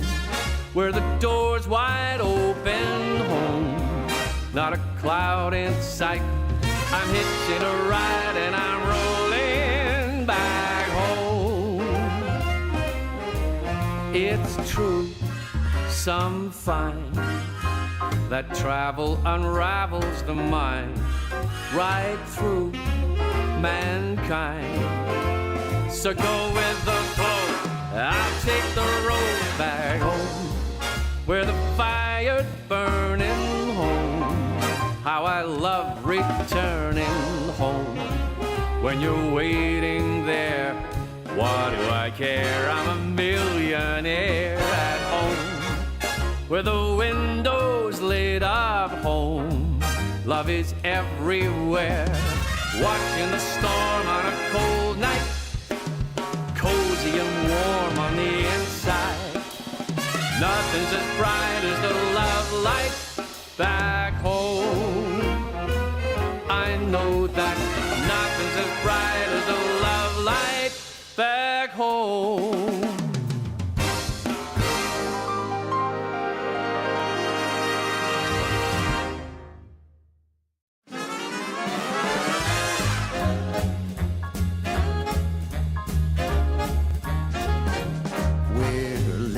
High life, no need for trouble or strife.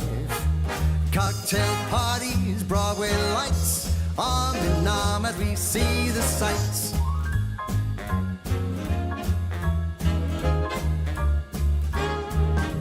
Monday morning, we catch a plane down the coast to Saint-Tropez. Wherever we are, it's never the same. Where there's fun and dance, we will play. We're living a high life, no need for trouble or strife. Cocktail parties, Broadway lights, arm in arm as we see the sights.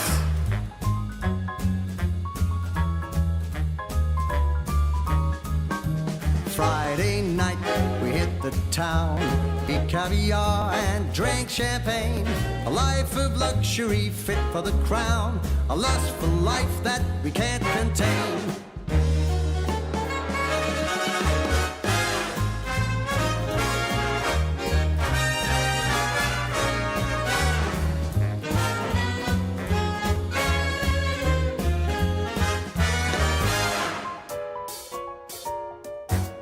But whatever the party, wherever we land, being with you makes me feel grand. Rags or riches, I just don't care. The love that we share is beyond compare. Because we're living a high life, no need for trouble or strife. Cocktail parties, Broadway lights, arm in arm as we see the sights. As we see the sights.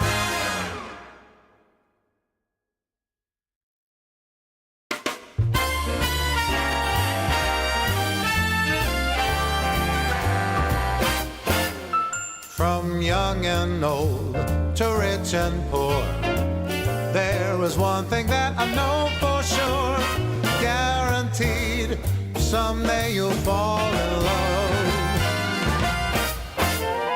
Yes, Cupid has his ways and means. Angels often act as go-betweens. Take it from me, someday you'll fall in love. And when you do, you'll find that romance is life's most precious treat.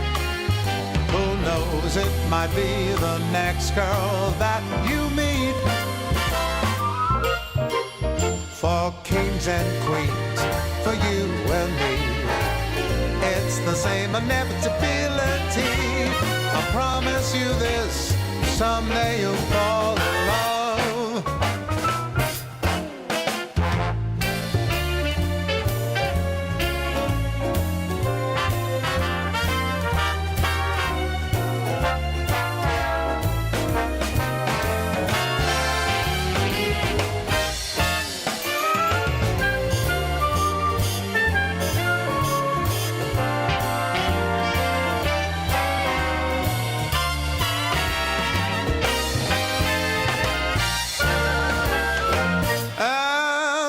you do, you find that romance is life's most precious treat. Who knows, it might be the next girl that you meet.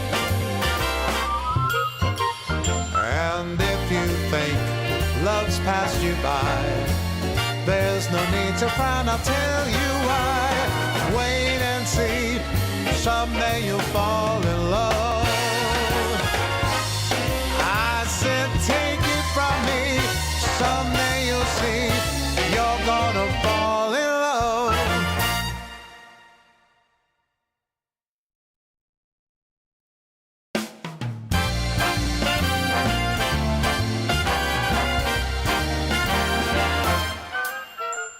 Hey little honey, I've got the money, let's blow it all.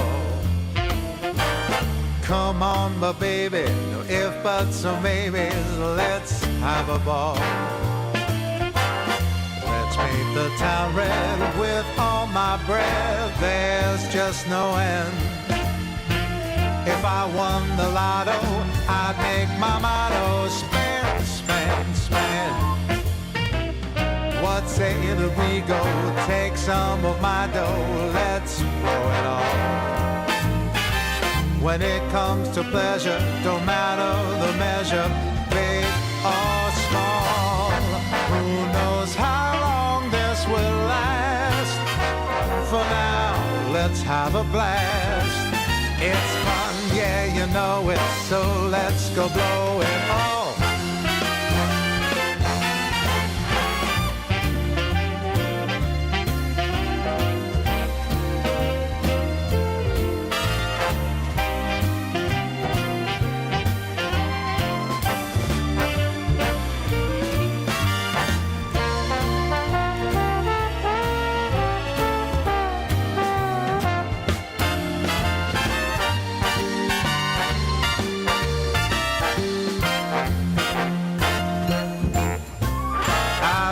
An arrow that I can spare, so let's blow it all.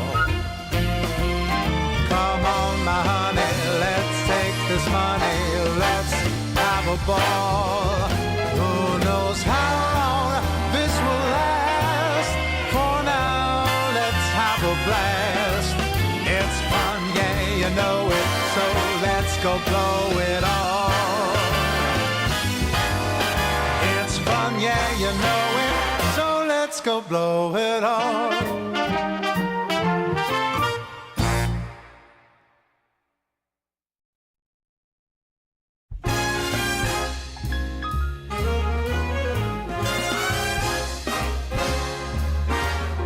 Rome, where the Colosseum Rome, and the Grand Museum Rome.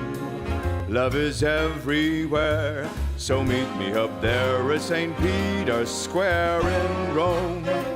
On the 7 hills that's Rome, the Italian thrills, 'cause love is alive when you're roaming in Rome. Rome, where the Tiber flows, yeah, Rome. Michelangelo's in Rome, the eternal town of ermine and satin and all things Latin. Rome, like a symphony, is home to the bourgeoisie who put the Roman romantic heads home. It all burned down as Nero just fiddled around. But right here, right now, 2,000 years on, they're still going strong in Rome, where the fashion kings all roam, where the pasta's all homegrown, and the guys all stare while they compare what the young girls wear in Rome, with its dim-lit bars and nights of 1,000,000 stars. So get me across the Atlantic, let's all the land some manic who put the Roman romantic That's Rome. I'm asking who put the Roman romantic? That's Rome.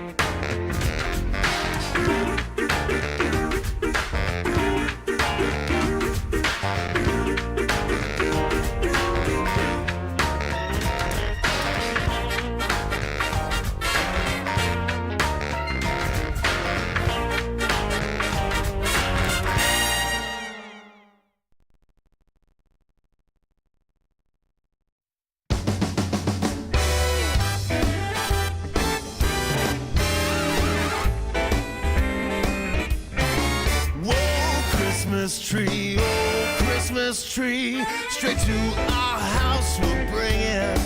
The Christmas tree, oh Christmas tree, your branches they're swinging.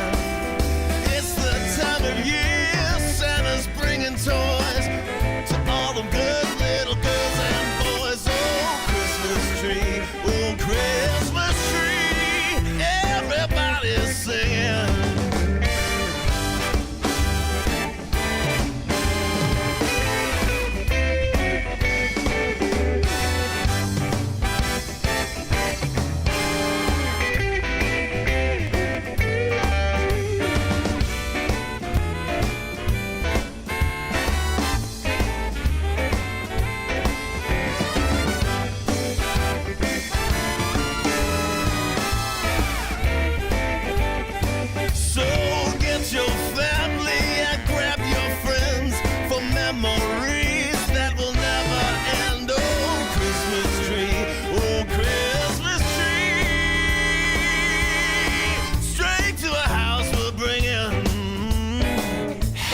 Don't you love snuggling about that Christmas fire with that Christmas tree, just you and me, maybe a little mistletoe.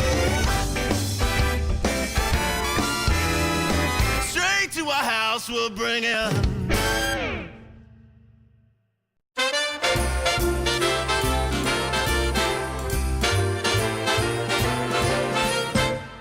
Jingle bells are jingling, carols fill the air. Mistletoe and holly everywhere. Children taking sleigh rides laughing all the way. Oh, what fun we'll have this holiday. Homemade decorations, lights on every tree, snowball fights with friends and family. Holiday occasions, raise a cup of cheer. Oh, what fun to celebrate this merry time of year.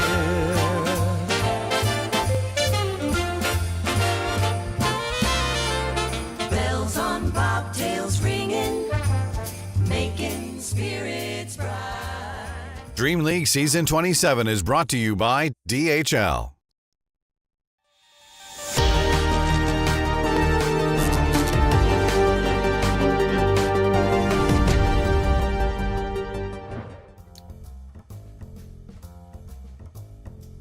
Hello, everybody, and welcome back from our break. I'm so excited to see all you fine folks out there. We got a great game of Dota 2 coming up in just a few. It is Aurora facing off against Navi. Game 1.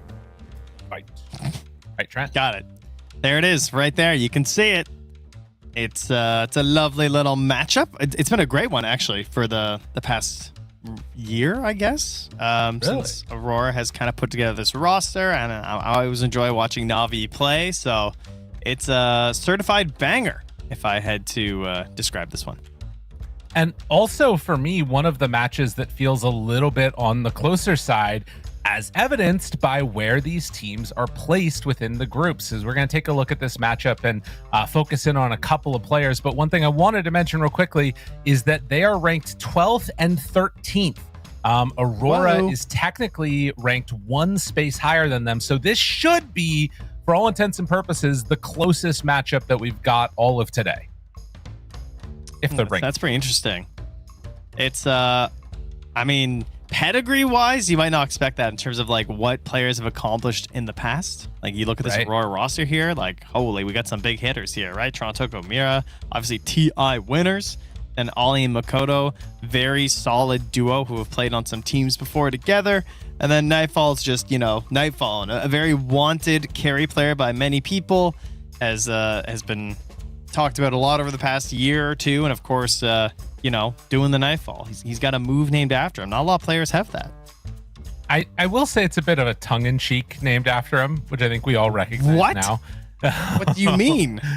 But the players that we wanted to focus on a little bit in this matchup was the mids slightly, and Makoto, the one that stands out to me. In terms of like Southeast Asian mids, I think that there was a period of time where it was kind of a toss-up between Makoto, Yopaj, of like, who is that guy? You know what I mean? And particularly on Ember, they both are really, really good. And I think that he, like you were talking about in the last thing for OG, he fits the mold of what you want out of a mid player right now. Yeah, it is funny. We're picking Ember players today. This is the third highlight in a row where we're just talking about guys that are really good at Ember, and it's their most picked hero. That's where we're at. And yet Ember, when it gets picked, doesn't tend to do very well. So what's going on there, Lyrical? I mean, I think it's just that like it oftentimes is such a good Ember game that people are sort of anticipating it, and then you pick some type of a counter. Like a lot of what Ember comes down to, it feels like in these drafts, is are we going to dare to pick Ember first, or are we going to get it like later on and they're going to have anticipated it? So it's sort of weird. Yeah, I see. Well, I mean, maybe not Ember pickers on the other side here, but Team Navi, they got a lot of fans. I know that about them. You know, there's so many people who are always going to be the diehard Navi fans. Much like Sumail said, he said, I put Navi there because Dendi when he was ranking their team. So there you go. Their carry player is also just called Got the Juice, which is one of my current favorite names to be casting. Because he's just got the juice, you know. He's going to carry this team as hard as he can to victory.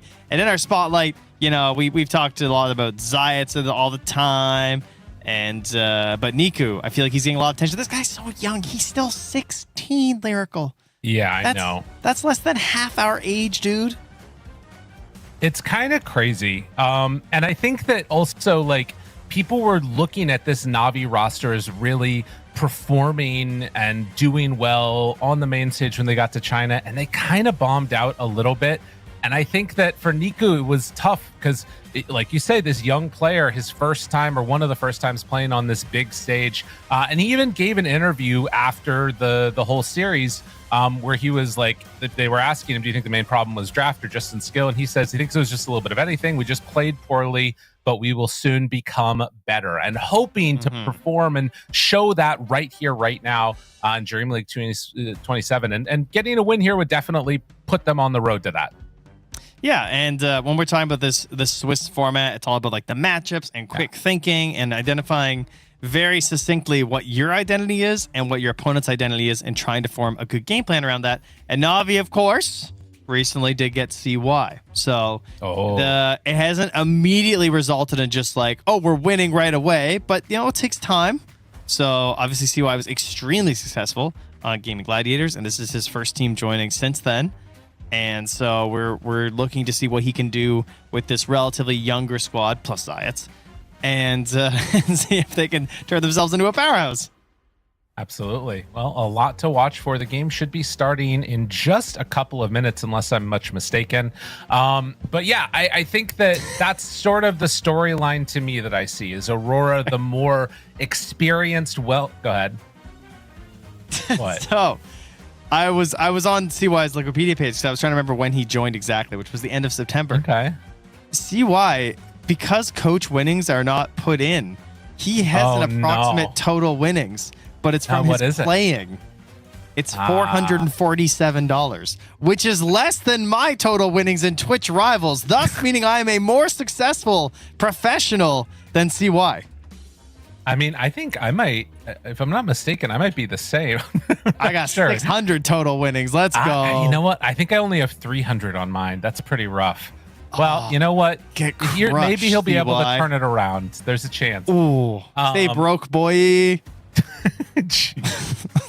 Well, anyways, the thing that I was going to say going into this is that for Aurora, the more like experienced, well-known roster that has like these players that are well-known across multiple regions, right? And as well as just on the international stage. And then Na'Vi, a couple of players that you'll have heard of before, but then several that like are trying to continue to make a name for themselves here under the leadership of some ancient figures in CY and Zayats. Apologies. But we'll see how it goes as we get into this game number 1. Draft underway. Let's hop right on into it. It's time, Trent. Oh, boy. Let's stampede right on into this draft and see another Centaur. There's no way. There's no way. All right, buddy. Of course they will. People can't say no to it. He gets left in. They think, oh, I guess we're playing Centaur again. Now, that being said, I'm, game 1, our first series, we didn't have a lot to go off of. I'm now looking through some of these drafts, and I'm seeing drafts where Centaur was completely ignored. Yeah. So that's a growing sign. I kind of wish Tidebound would have done that. They banned it, though. Aurora going to take it out of the pool. I like the Na'Vi bans more so far. I mean, it is Aurora with first overall pick, so they got to make sure that Timbersaw, that Naga, and to some point, the Marcy's not in. I don't know. I don't know how much. I feel like Marcy's the next one who's going to start getting let through because I don't think she's proven herself to be some crazy beast. Okay, DK, first overall. I'm a Nightfall hero if ever I've seen one. Also a Makoto hero, though. I'm fine either way. Not too bad. You just take the Ursa here. I'm waiting for it to happen. I don't think it's going early to. One. I want to see it, though. Yeah, I mean, that was we were looking at some of the games that were occurring on the other streams, and Liquid versus Nemesis still playing. In that game 1, they let through the Timbersaw, and immediately second pick took the Ursa, and that was their solution to try and deal with that hero. So yeah, that could be interesting. Lyrical, I have some bad news here. Tell me. Makoto, he has actually turned his anonymous status off on Dota Buff. It's very rare for a pro. So I went to look at some of his recent games. And I see he's played some Divine 1, 2 Immortal games, and a Divine 2 game. And I thought, well, that's kind of strange. Well, that's because he's playing single draft. So it looks like Makoto's been getting into a little bit of trouble. Oh, no. I don't know if winning your officials gets you out of low priority queue, but unless he was just Makoto. busting out the single draft for fun. Tisk tisk. Everybody, listen, this is it happens to everybody. You know, you can't escape low priority. Even if you're a pro player, sometimes you'll drop down there. Maybe he was just helping out a friend. I think we just found Slacks' new favorite player, honestly. That could be it. Because I look and I see that the person he was playing with then also had to play some single draft games after. So you know what? Yeah. He might just be a good friend, which is impressive. Okay. That's what I'm going to go with, at least. Benefit of the doubt, right, bud? Well, now we know. Now we know. Or have an idea. Or are we giving him benefit of the doubt? Benefit of the doubt, of course. Okay, The just legendary friends. Makoto here. Yeah. Just friends. Yeah. Okay, so you wanted to see a Shadow Fiend last series. Not happening this time. It's banned out. Maybe opening up. That to me almost looks like they want to keep the DK flex to the off lane, which we've seen some teams willing to do. But of course, mid versus mid. That could also be a bit of an issue. So not necessarily a total telltale sign. And we get more Mars, who is feeling like just a fantastic offlaner in the current patch. Doesn't need a whole lot to get stuff done. Can go Blink if necessary. Could also go Yules if it's really good for the game. And just hit 6, and with the right supports like Sky or Snapfire, you were just moving and killing people. And they do now decide to take the Ursa out. So that was something I was interested in, because you're mentioning the Mars, and I like the Mars pick as well. I feel like it's a great flex in this one, particularly because I'm not sure if I've seen Niku play it, but with his play style, I feel like it fits the way that he would want to play. Sometimes a little bit more of an enabler, a little bit. When I think of him, I think of like Tiny as being like his best hero, but that hero's a little rough right now. So I like the idea of maybe him working on the Mars. Yeah. Could go anyway, though. And they take the Warlock now for Na'Vi. Interesting. The Terrorblade is also kind of a cool pick. It makes me think that they could be setting up for like a Slardar or something like that, maybe. Mash together a bunch of like minus armor with the physical damage of DK. Yeah, that could be solid. I mean, the Pango's gone, which does reduce a little bit of that fun that we've seen, but still very viable even without the hero. And this big guy is left in the pool. Was banned relatively early in our games before, and that definitely points the Dragon Knight more towards the mid lane, just because Abba has been so solid as a position 1. It's pretty unlikely you're going to want to move it, but of course, there's always the flex. It is an option for a reason, and need just a 5 right now here for Aurora. You don't really want to reveal all too much else, unless you want one of those really contested 4s. You could pick that up here. Your Hoodwinks, your Skies, your Snapfires. I wouldn't mind that, but I think it should just be a lazy 5 for Ollie. I don't know if there's anything you need to really take away from them either. So they are going to take the Tusk instead. Okay. So a little still can be 5 or 4. Right. I mean, this is still a lot of flex in this draft. You could run DK in any 3 of the core roles. Abba, any of the side lanes would still probably be fine if you needed it. And like, you kind of have extra value too, because now you can take the Fatal Bonds off you and another if things get really dicey in a fight. Yeah, this is pretty good. Very, very chill. Not a lot of team fight, I guess, for Aurora. And I was expecting a Hoodwink in this one. I thought if anything, it might pop up for Aurora, just because it's a bit of a classic for Mira. But I'm going to go to Na'Vi instead. So already is going to be picking that one up here, perhaps.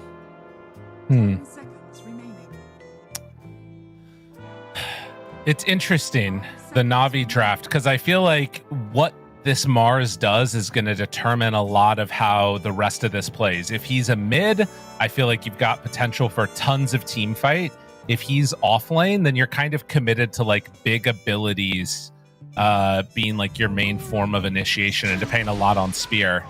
So they're going to take the gyrocopter, keep that flex available still, also denies it from the Tusk combo. So that'll be... oh, I said Riddy's, sorry. That'll be Riddy's Warlock plus gyrocopter. That's pretty spooky. Get that level 1 Fatal Bonds, a little bit of flat cannon, can pretty much push out whatever you want. Need a lot of regen to deal with that, whoever's going to be going that off lane. And then you have Hoodwink Mars, really aggressive on the other, so... If that's like Abba Tusk, that doesn't feel great either. So I kind of pressures you to put the Tusk as 4. And I feel like you have to get some other ranged 5. But we also, of course, have the double pick here. So they want to lock down that last core role here that you don't want banned out. And So- you're just getting scraps as the position 5 this game. Oh yeah, totally. For Na'Vi, I mean, I guess it's going to depend on what Aurora do right here. But I kind of feel like they're in an interesting position of, like, if you want to, you could take another Spirit hero for Na'Vi, but then like maybe you run out of damage because those heroes are like good at catching, but not necessarily great at like scaling. So then I don't know, maybe like a sniper or something. But that feels weird with gyrocopter. Oh my god! Now they take a primal. Primal seems sick. I like that pick a lot. I think that solves a lot of their problems. Out of curiosity, Niku does have 1 game of Mars in 2024. So it's not the most likely chance that he's going to play it. But I do like the idea of having it here because like you're saying, like let's say they, for example, Medusa'd last or something here. If they had to like flex something, then you get your Darkseer, right? And you're just like, aha. Yeah. For sure. This doesn't mix it up too much though with the Primal Beast coming out. So that's probably our position 3. It is one of Toronto Tokyo's best heroes, without a doubt. He's a pretty small hero pool that he likes to rely on. And there were no offlaner bans this whole draft other than the given Timber and a Centaur, which isn't, really what he's looking for in most of the games. So they're probably pretty happy with this to have gotten the Primal and the Tusk. And I think we saw this with the Drinking Buddies, right? And then it gives them the movement speed or something. Am I crazy with the trample? Someone did this combo. It's kind of funny. It's based upon the damage that he does, so it amps up the trample just with damage. I'm pretty sure. Bonus movement speed and attack damage. And goes up to 11, 14, 17, 20%. Yeah, it's pretty cute. Yeah, so the Drinking Buddies does like both. You get movement speed and the bonus damage. Very strong. So we'll see. That probably kills the whole first wave, I would imagine. Yeah, this is definitely we're not laning. Exactly, for sure. Yeah. Like we can kill Warlock at like if we're like level 2s, but we can also just ignore the lane completely. Yeah. Okay. And that'll open up a lot for Mira. So they banned some Ollie heroes and the Dazzle and the Pugna, just some slightly more annoying stuff. What would be a fun 5 here? I mean, it's so exciting to get to pick at this point in the draft as position 5. This is where you can get like a nice disruptor if it looks good. Doesn't look that great. Can't see the mid hero. Big team fight would be nice, but Silencer's kind of dead. Dispel would be pretty cool. Slave would be nice. I don't know. Ringmaster's hard to run as the 5, I think, but I mean, I'm down. Snap is still pretty good, I think, as well, to just have like a decent lane. Oh, what about just an AA? Do they have enough regen for that to be worth it, though? And you have a pretty shit lane buddy in an ABBA. That's true. Just think like jump at Gyro and he's just dead no matter what. All right, they do the disruptor that you're talking about. I mean, it's a classic, but it's also it's an anticipation of what Niku's going to play. Because I think looking at what they have right now, it's not amazing. But if you think, what if he picks a Spirit hero? Then you think, okay, well, we're going to wish we had a disruptor. Yeah, this is where you want to flex Mars if you can. But I don't know what you pick up in 3 that helps you against this necessarily. Like maybe Underlord? Ugh. I think, wouldn't Lycan be kind of crazy here, though? Like, you have the arena on your side, the Wolves scouting Disruptor. Yeah, maybe. The Fear or the Howl can be pretty good. But let's be real, we're picking a Nico hero here. Like, we're getting him in. Yeah. What's he going? The Storm Spirit. All right, well, that's why you pick your disruptor. You're hoping to see that spirit come out, and not easy, obviously, to catch a storm spirit. You kind of have to rely on someone else to do the dirty work first, but he's got a Dragon Knight. He's got a Primal Beast, but this does not meet the Trent stamp of approval for mid Dragon Knight, unfortunately, because his supports have ass damage to start the game, and that makes Trent very sad. So, in order to fix that, just pretend you are position 1 Dragon Knight. You know, the other thing that can happen with it, though, is some early rotations from Toronto Tokyo. I feel like that can make up for it. Like, when you play this hero right, sometimes he feels like a support coming to your lane at like 3 minutes or whatever it ends up being. He's a crazy guy. 5. Yeah. He just onslaughts his way right into your face. Hey, and I mean, if there's one thing that Toronto Tokyo knows, it's how to make people mad at mid. So, come back to the mid lane. Help out your buddy. Could be kind of hype.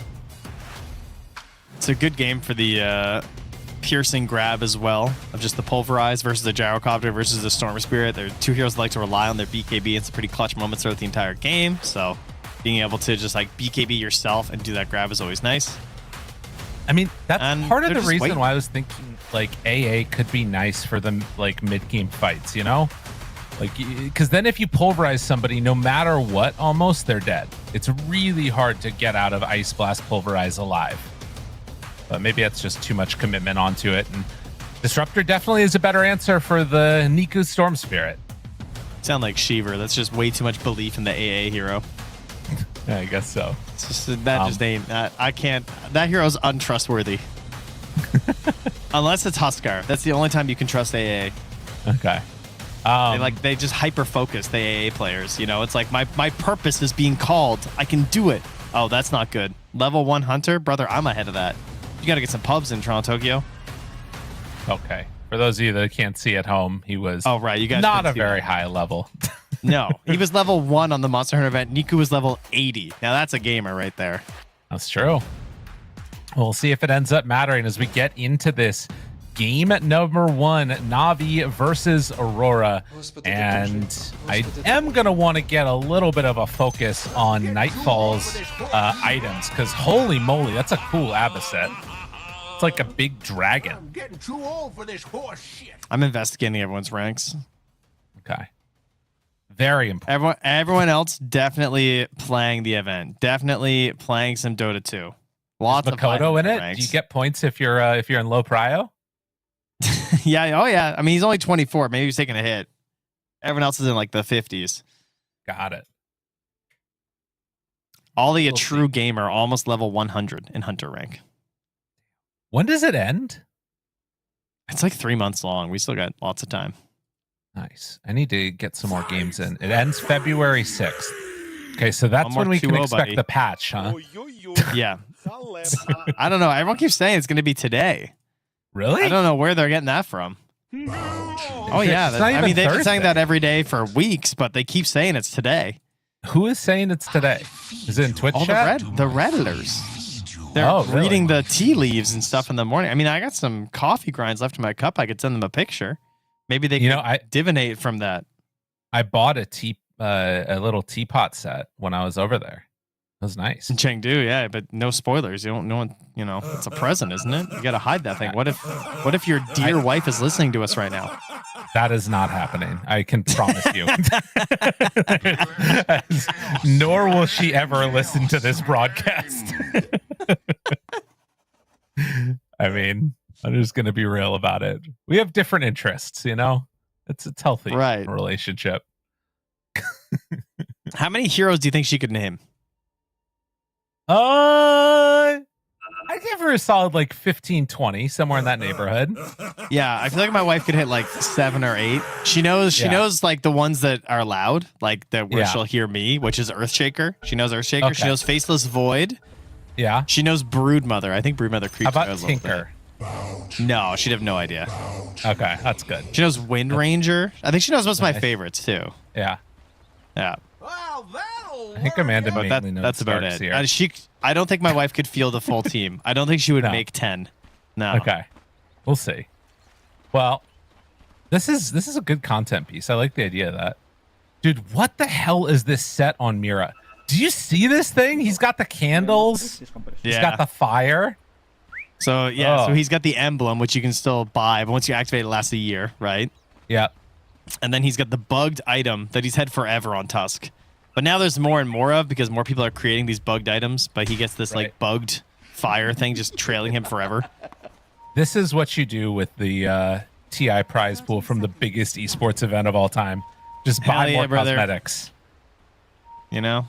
It's like when Mind Control won at TI7 and he played a pub that night, you know? After party's going on, he just left to go play a pub. Listen. Same energy. Don't speak ill of the dead, Mr. Mind Control. We need him back. He's the real Darkseer. You know, I heard in the rumor mill he's on his big grind. He's like rank 100 again or something. Really? Oh yeah, he's gaming. Yeah, let's go. Watch out. Oh, Riddies. And now the Bushwhack up to the high ground. Toronto, Tokyo in trouble. They are fatal bound together with the gyrocopter spam. It's not going to be enough for a kill, but it makes him feel bad. It's a real beautiful sign of teams in Dota, you know, when you fatal bonded like this, because this is what it is, you know, you are bound together. You win or lose as a team. So really, is it even a good idea to use fatal bonds in a moment like that? Like, have you just strengthened the chemistry of Aurora in that moment when no one died? Ever think about that? Raised morale. Yeah, no, I think we need to investigate this further. How many times? A lot of investigations going on already in this cast. That's true. I can't help but think that, like, because Warlock is like a garbage hero, that probably the more fatal bonds you see, the more likely you are to lose. I think that's a fair. Garbage hero, isn't he? I'm a big Warlock hater. Look at him. He's just bye. They're pulling it again. He's just running. What am I gonna do? Oh, that was pretty good fatal bonds. To be fair, he needed to get a lot of damage there. Yeah, Toronto Tokyo is not happy. He already had to walk back to base, but does have 8 stick charges already on the Primal. 8? Now we're talking. The Octagon? Uh-oh. They are trying to get a little bit aggro here and got the juice. Going to die under tower. No, I'm just faking it. What?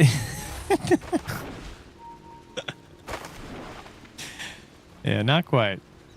No, he's fine. Probably the most likely lane. place to see some action for now. Mid lane. Yeah. Miku punching Makoto and making him feel terrible too. Look at this.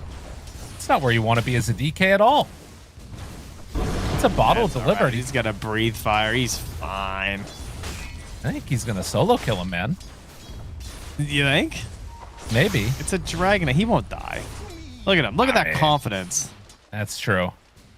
Oh, if only he could have taken a point and pull. The dream. Well, it's Storm versus DK. No dreaming allowed. Not till later, at least. Schwack. Oh, that was down bottom. lucky. I didn't get Got much no damage bounce out there.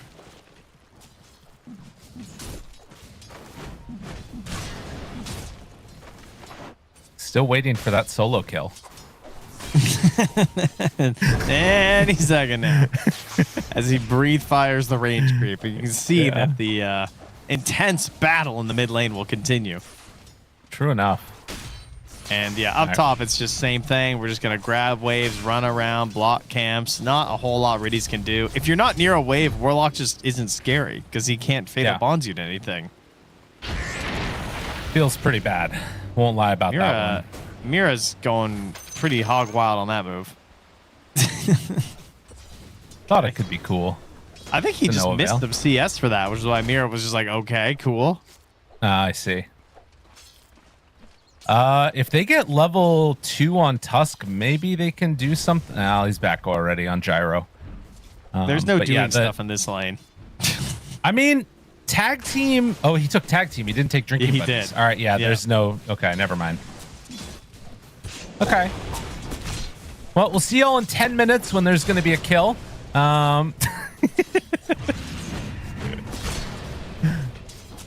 Feeling very much like this is the passive laning stage that has kind of been happening a little bit more often recently. Ollie glimpse back into nothing. EMA is fine. They're good. It's also a matter of like, when do you start doing stuff on the Radiant? You have this Abba who's just going to be Just AFK, farming phase boots, radiance. Right. And what's Makoto gonna do? He's the decision maker. Will he buy the Blink Dagger? Or will he be a real gamer and go Armlet into Mask of Madness? That's a good question.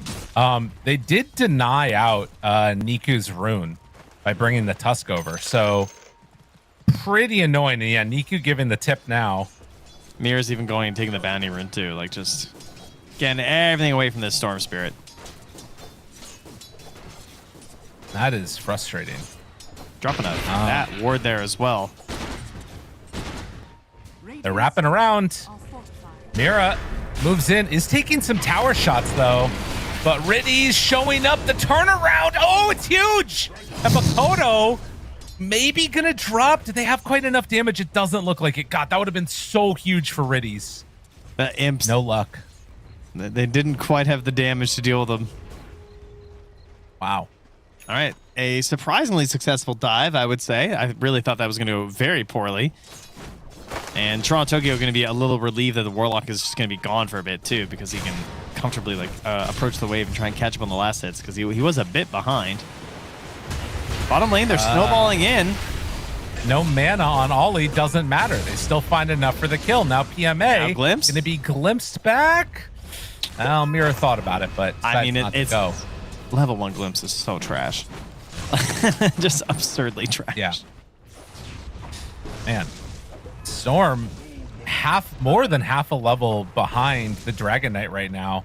Makoto is really taking it to him and forcing the Storm back to the jungle. Underneath the ward, noted. Yeah, that was when Mira went back and stole that bounty rune. He planted that down to keep an eye on what Niku was up to. Still relatively difficult to punish until Toronto Tokyo is 6, but as I say that, he actually is going to get 6 right now. Just enough XP, exactly on the nose. So he could, in theory, go for a move after he kills Gyro's courier. I mean, they're bullying back Storm still. Niku got chased underneath the tower and now forced out. And they're going to glimpse back Riddies. So, yeah, another one in trouble here. They are fatal bound together on 3. Misses the bushwhack entirely. And now Nico is going to get jumped upon. Can't even find the damage there to pull him off to the side. And he's so close to level 6, but it's just not going to get him there. Nico is going to die. Makoto with the double kill, and Mira just trying to back away has got the juice, makes the rotation over. They will pull him back on Makoto and find enough to finally bring down that Dragon Knight and got the juice. Big win for him. Mira went in there. He went for the Hail Mary of snowball saves. That would have been a crazy save if that worked, but not very likely it was going to go well. Ooh. And what does that mean? Aurora, while they lose the DK mid, they do steal away the wisdom. Man, I wonder if Toronto should have went mid there. That was a tough decision because instead, like, he's at the point where he just gets so much free farm. Like, he's grabbing waves, pulling them into the neutrals. He farms the entire wave plus the camp, and he just gets so big and juicy and fat. But he also had that, like, great bit of vision where maybe there was a good opportunity to go mid and try and use this early pressure of the Primal Beast. Instead, I mean, they're on got the juice, 1,200 damage. Will there be enough? This should be enough. Yeah, they got him, surely. With Pulverized follow-up, the gyro will go down, and with Ollie nearby, you can't even TP to try and save him. Yeah, that's the main thing, too. A little bit of extra help there, and no heroes to help as they now jump Makoto. That one's a little tougher. Riddies does just hit 6. So there is some sauce here, but sees them coming on the ward as well. He's going to get out of the glimpse vision. A good save there. 4 heroes on mid.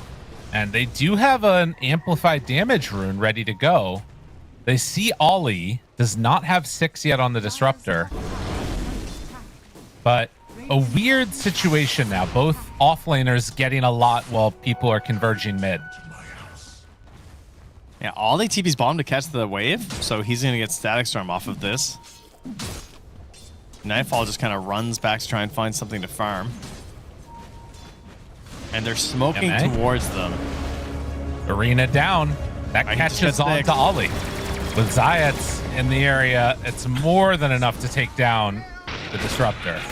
Yeah, I don't think that Static Storm is going to help, so we'll just keep that one in the bank. Look at how much they're playing together on Na'Vi. They're just running from like lane to lane trying to take a fight.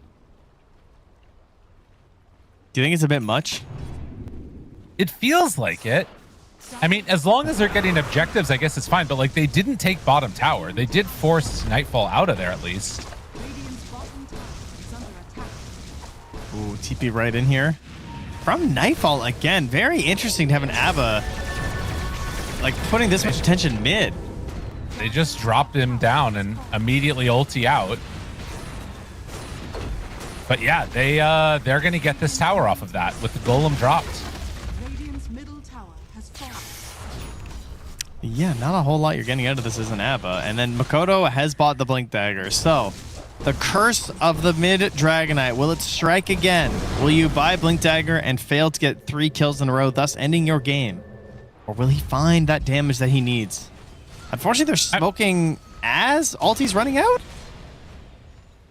I mean, the plus side of this is you're playing with a Primal Beast, and it's a Primal Beast that's pretty freaking fat. All of that free time that Toronto Tokyo got has set him up for stuff, but they're not actually playing towards Toronto Tokyo now. Do they? Is this enough damage? It doesn't feel like it. Not without Toronto Tokyo. Static Storm down, and yeah, he's gonna walk away. Glimpse pulls him back in. Just barely, not enough, but they do finally actually get him. Okay, Ollie's stuck around, and then they get the kill. Makoto now is gonna be speared back, so was it really even worth it? Now the snowball, the chase, Sayat's looking for a follow-up. Now on to Mira, catches both of them. Oh, well played. Oh, there's still no ulti either. Cool down 5 seconds. They need just a little bit more damage. They're not quite going to get him. And Makoto jumps in, finds the kill onto Niku. This is unbelievable. Makoto salvaging this right here. What an insane decam play. And now Nightfall has ulti back up. Mira lives. Woo! That was so close. Why did Got the Juice commit so hard for that? He was out.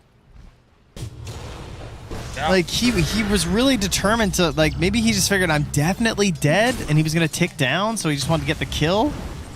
I mean, and then they stick around for so long. Oh man, not seeing the infused raindrops, I guess. Mira gives the tip. The crazy thing about that is that fight was without Toronto Tokyo. Yeah, I know. What is he doing this game? Why? My guy's like, I am not playing Dota until I have a BKB. I will not be around. It's like, why is my ABBA more involved in our across the river plays than my Primal Beast? Yeah, I don't know.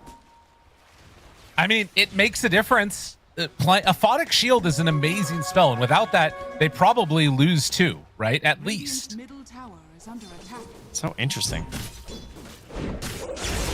Push back. Oh, what a snowball. Holy, okay. I mean, can we get some tips his way? Oh, yeah, next try. I mean, come on. This guy's got aura. Yeah, he might have won TI. There might be a reason for that. Just takes it away right in front of Nico. Interesting. All right, I think this is going to be a hype game. I'm liking what we're seeing so far. It was a little bit dull in the first part of it, but like now you're at a point where I feel like there can be some pretty feisty moments. I'm just so excited to see what happens when Aurora has 5 heroes. Yeah, that too. That'll be really interesting to see how that changes the game. They see Toronto Tokyo running away after they went through the gate, now realize they can't find anybody, and Na'Vi have to go back through. Are they going to find Nightfall? Nope. Dude, Na'Vi don't know what they're doing. They're all over the place here. Fireman. Like, Storm just lost, I don't know how much mana, like 200 mana from going back and forth through the gate.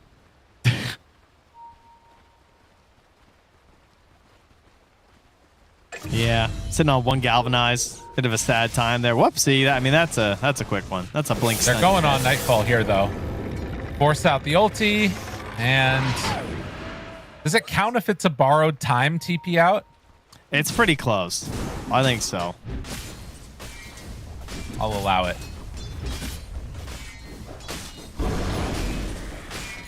All right, Makoto going back for the armlet instead of the BKB. I approve. This is good. Man, he played that gank so well too. Oh, did he? He's getting big and beefy. Yeah, definitely. Like a sirloin steak. Have you not I had got that breakfast yet? that Australian beef. You know, was the big thing. I mean, you know, obviously in Canada and the U.S. we don't get a lot of Australian beef, but okay, China. That's all I saw. You know, it was the big thing. Didn't you notice that? No, I don't. I didn't. Wow. You're not paying attention to the beautiful sirloins being offered from the land of the Aussies. I just eat it. I don't know where it comes from. You just put it in front of my gullet and it's going down. Okay. So you did not notice a big difference. I mean, it tastes. Couldn't like feel meat. like the culture. What can I say? It's meat. Fair enough. Fair enough. Tag team those creeps. Get them. What a devastating beatdown. Of Dragon Knight versus Ancient Camp. It didn't stand a chance, man. They really didn't. No, this is what you just love to see from this hero, isn't it? And oh my God, it's the BKB from the top ropes. Toronto Tokyo has gotten his item.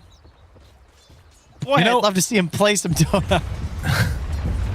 They're just gonna lose the disruptor again. PMA comes in for the finish. Yeah, he's wandering around and gets speared. It's very weird because like we see that initial fight from DK that makes this Blink Dagger look really good, but then it's like settle back and farm. Abba starts farming up for Radiance. Now you have BKB done. So it's like the timings from Aurora aren't really syncing up, but it does feel like they're winning the game right now just because Navi haven't really been able to like make any great fights go their way. I'm just imagining a world where I have a Primal Beast that's playing like this, and I just feel like my blood pressure rising. Yeah. Like, is it just me? I feel like I'm crazy. Like, I feel like we've missed out on a big aspect of this hero at this point in the game. Well, if he ends up looking good and getting kills, then it's fine. Is he gonna... Okay. I mean, he's baiting. There's no way he dies. They're smoking. No, he certainly does not die. He's ready to nightfall it up, unless Riddy's manages to screw it up for him. Speaking of Riddy's, keeping the gyrocopter fine and dandy. He is, what, 50 gold away from Ags on Got the Juice? I don't know. There is a part of me that feels like this can't be great for Aurora, like, just kind of letting the gyrocopter farm. I think as long as Makoto stays close, it's still playable. Because, like, the other cores are still pretty high up there. And, again, another grab here, but it's the Abba. Oh! Ankle's broken. That's because he's got 6 ankles on Nightfall's hero. And they run in and break the TP. So PMA goes down. Nightfall with the kill. And Radiance delivered. Is this their time to fight now? Yeah, I think they're just, like, way stronger. I mean, what are you going to do as how many galvanized? 1 galvanized Storm Spirit with a Kaya Songe. They just need to outplay like crazy in this next fight. But there's no chaotic offering. You're going to have to hit a really good bonds. And then you need the gyrocopter to go absolutely wild. Forces out the ulti, backs away. Zayats is fine. Toronto, Tokyo. All right, never mind. They got the glimpse back. So Zayats will fall there. Forcing out the Abba ulti is nice, though. Mira? I'm not entirely sure how that just happened. He walked back into him. Okay, that's kind of what it looked like.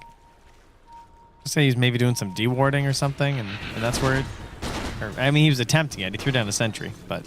I think Toronto, Tokyo probably was like, go fight him. And then he was like, okay, I'm going. And then it just, you know. Here we go. Is this really the play? I think he just dies here, right? Bro.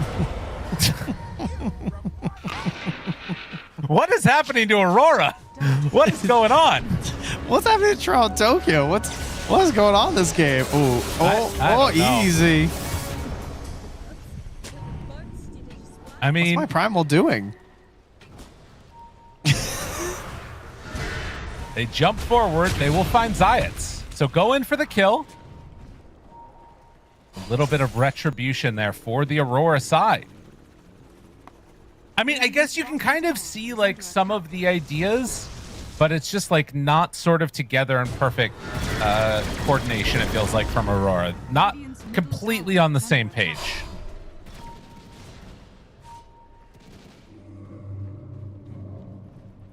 All right, Dota's a hard time to game, sort it out. Dota is a hard game. That's what's so beautiful about it. Man, it would just be so boring if it was easy. You know, I had somebody say something to me once that was simultaneously like very nice and sweet and also like a little condescending and dismissive, but overall really great. Yeah. And person said, Dota 2 is a hard game. Be proud of every point of MMR you have. Well, that just sounds nice. It is nice. There's an element of it that's really nice. I think that's how we should all feel a little more, you know? What was condescending about that? I don't know. It's like a little bit of like a You tap didn't on the take head. it well. Okay, yeah. No, okay, I did. I see. did take it well. I took it well. No, I took it well at the sounds like time, you but didn't. upon further reflection, I was like, wait a minute. It's a nice thought, though, isn't it?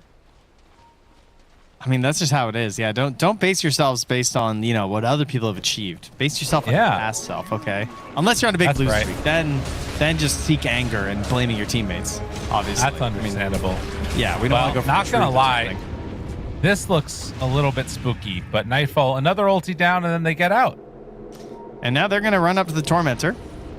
Okay. DK's BKB is on the way. It would not be a particularly great fight for Na'Vi if they chose to engage them here. So I think this one's going to go pretty free their way, and that's a shard for old Ollie on Aurora. All right. Are they really going to go through and fight this right now? Piranha Tokyo seems ready. They're going into the pit. I mean, they got the golems. They got Fatal Bond. Simply hit your spells. How hard can it be? A regen rune on Storm makes me think that this should be theirs. And now we're going to have a Storm. Yeah, now they scan it, but I mean, it's pretty slow. Toronto Tokyo is leaving the wave to run to it. But he's going to be just a little bit too late. He checks some rocks and oh, he almost got that. That was close. He just about stole it. Niku on the hunt. Finds him. Toronto Tokyo has BKB ready. Gonna have to pop it here. He's slowed down, taking some damage. Missile after him. The zip is gonna be there. He pops the BKB. Immediate static storm. Now trying to zip away. They're on to Got the Juice, but Got the Juice seems okay. And now they pull back the storm. Snowball. It's enough. They kill off Niku. Now the golem onto Nightfall as Riddies is being chased, but the Yule Scepter lift up means that Nightfall is likely just gonna fall here. They needed that one bad. Got to pick something up in this fight. And interestingly, they did put the Aegis on Gyro. I thought they were gonna give it to Storm.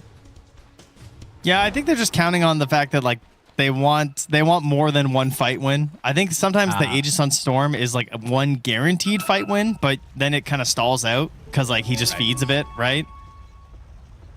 He also doesn't have the mana regen that like if he did zip once and get in there and if he just kind of gets ignored, then he doesn't really have the best follow-up damage, you know?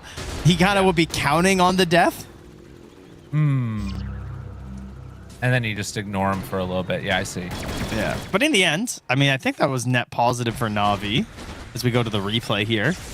Was a little scary at first for Aurora, right? You zip in. Nice counterplay there from Ollie was huge. I mean, in combination with the BKB. But it's still, the fight is still kind of broken down to this point for Aurora. The glimpse back gives them the one kill. But after that, it's like, I don't think we really have enough to deal with this Aegis. So I think retreating was a good choice. Unfortunately, doesn't work too well for Nightfall. Unable to get out of that one after. Back in the world of this game, live action. A couple other items have been picked up. We've got the Primal Beast Blink Dagger that was just completed. We're working towards the Blink Dagger after the Manta for Abba, as Mira had been stuck down here without a TP. Get it to delivered, but now they're onto him and should be able to chase down well. Oh, he gets out. All right. Nicely done by Mira. Space created. And so here we are, 23 minutes into it. Relatively even. Oh, quick jump here onto Ollie. He jumps the ulti down. Yeah, why not? Toronto Tokyo in, Yule Scepter from Zayats as they try and buy some more time. Niku backs away. They can reinitiate here if they want to. There's an opportunity to. Tusk is still a little ways away, but has a blink. I mean, it's a pause now. We just let it go, you know? I mean, I guess there's DK form coming back. They'll probably... Does he have a smoke? He does have a smoke. This could definitely be a solid smoke in. Go when ready, says Nightfall. Getting the gyrocopter here is tough, but possible. And no, they're not going to do it. They're just going to TP out. 2 minutes left on Aegis. Abba is assembling his necessary items. He basically becomes a real threat once he has the Orchid and into the Bloodthorn. Yeah. But obviously wants his Blink Dagger to survive with his ulti and then actually utilize the Bloodthorn when he gets it later. So he's still a ways behind. And DK, not surprisingly, can't really keep up with the Gyrocopter with an Aegis and just full map control. They're funneling everything they have on the side of Na'Vi purely into this Gyro. So it's only a 1k lead, but the Gyro is like obviously, you know, a full 5k ahead. So you go for the Yules, ulti pop, bushwhack. Nightfall. Can he get out of here in time? Got the juice, big damage out, and he is gone. Makoto tries to take Zayats out. That's not going to happen. Gyrocopter is in far, killed Ollie, and now turns on to Makoto. The DK also in trouble. Slowed down, killed off. Toronto Tokyo trying to find... Oh, no. Oh, no. Oh, what a Nightfall. I mean, that's... He learned from the best, man. You know? Yeah, this is going to cost them here, though. Glyph will refresh. How much can they No, it won't. We're only tier 3s. My bad. I forgot we're the modern day. There it is. Thank God, by the way. Because that was the problem, you see. Yeah, true enough. Now they're going to shove out another lane.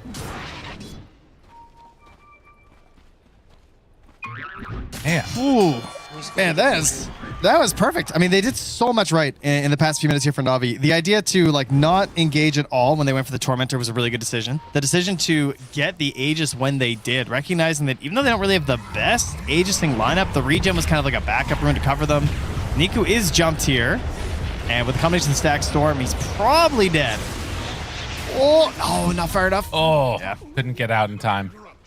Disruptor be pesky, you know? Nicely played. So they do manage to get a little return. Can they get out after?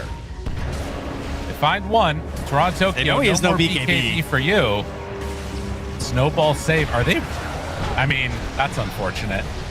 I think now that more are dead, likely because of this. Although with DK coming in, maybe not. Okay, an opportunity here. Got the juice. Is he in too far? Forced to pop his BKB and TP out of there. The Nightfall itself not gonna work, my man. You did not do the math, and Na'Vi, a moment of indecision and unfortunate placement, and suddenly it's 4 dead for nothing. And this all starts with your Storm Spear being gone on. You're just on a revenge tour trying to find something kind of pointlessly. Like you're engaging into the enemy knowing like, okay, well, they don't have Static Storm and Primal doesn't have his BKB, so let's just decide to go for it. But you're not that far ahead, especially if your Gyrocopter isn't able to be just like fully relevant in the entire fight. This was a nice arena, but the snowball saves just delay stuff, and they don't have any good follow-ups. They just kind of get out of this after. They just Delta split, they dodge the ulti, Nightfall jumps in. This was a great play. The Rock Shards come through in combination with the DK blinking in, and they're not done. They kill him again on the respawn. And now Vision inside the dire triangle. It's going to be a Hoodwink dead right afterwards. I mean, that's just that ward up there. Mira places this ward. He also got a courier kill that took out the Satanic for the Gyrocopter earlier. Jeez. I mean, they have a tier 1 on the bottom lane that they just now destroyed. They still hit a tier 2 mid, and they're just jumping in here and blowing up Niku on the respawn. He was already struggling. He's down to 1 galvanized again. I mean, the thing about this, Na'Vi were playing so much better when they were even on racks. Now they go upper racks and suddenly they're like losing across the map. And they're keeping them off balance. They go to D-ward this again and it's just dead. Again, they're jumping PMA as well. I mean, he is BKB TP and knows that the punch was leased down, but he's going to walk it back. And I mean, if they hit the Daedalus on the DK alongside Blink Orchid, they're gonna have such a strong timing because this Gyro I don't think has a secondary answer, right? Has he picked up anything else? Because like, once his BKB is gone. Like, let's look real quickly just at the graph. And you're going to see, like, where we were at versus where we're at now.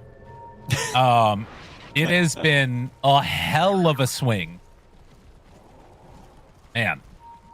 Big problem. Nightfall now running in. They have an idea where these guys are at. He just blinks into everybody. Zayat's in trouble. There's the ulti out. Now Makoto starts to hit. Gyrocopter dead. I don't think they've got it in them. And Storm is just completely controlled. He can't do anything. Static Storm down. Now the damage is out. They lose Niku. It's like Navi forgot how to play Dota. They're running all over him.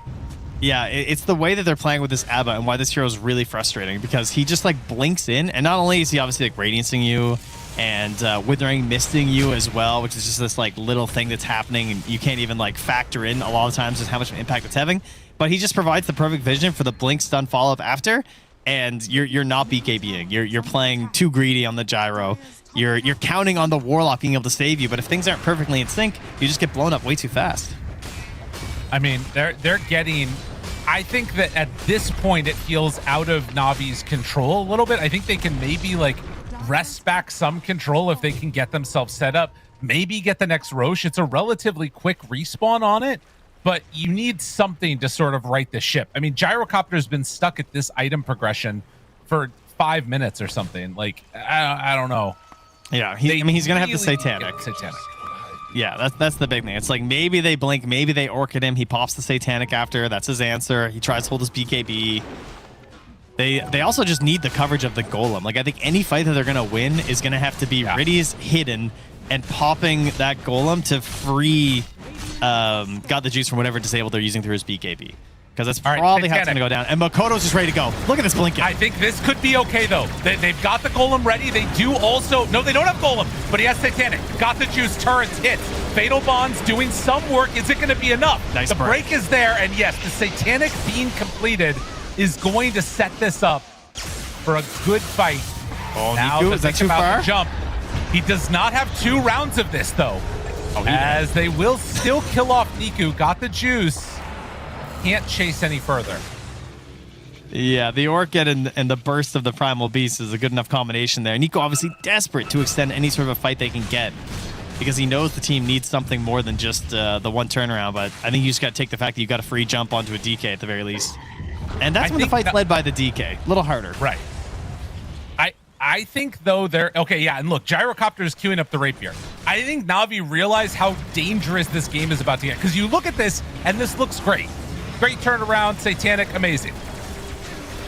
Yeah, it's you know, if he's disabled through that, it's just over. The breaks there as well from Zayas, which is pretty clutch. And there wasn't really an ABBA factor in that fight, whereas before they've been jumping in with the ABBA, he's giving them the vision, and it provides Makoto the perfect jump. And this time Makoto just kind of YOLO'd it. Was hoping that they weren't so grouped up and were maybe a little bit more spread out. Not the way it went down. The good news for Aurora is that Na'Vi didn't like immediately rush to a Roche or something, and weren't able to find that because it was up and available. Maybe it was a little bit too risky, but I think they probably have to take some of those risks right now.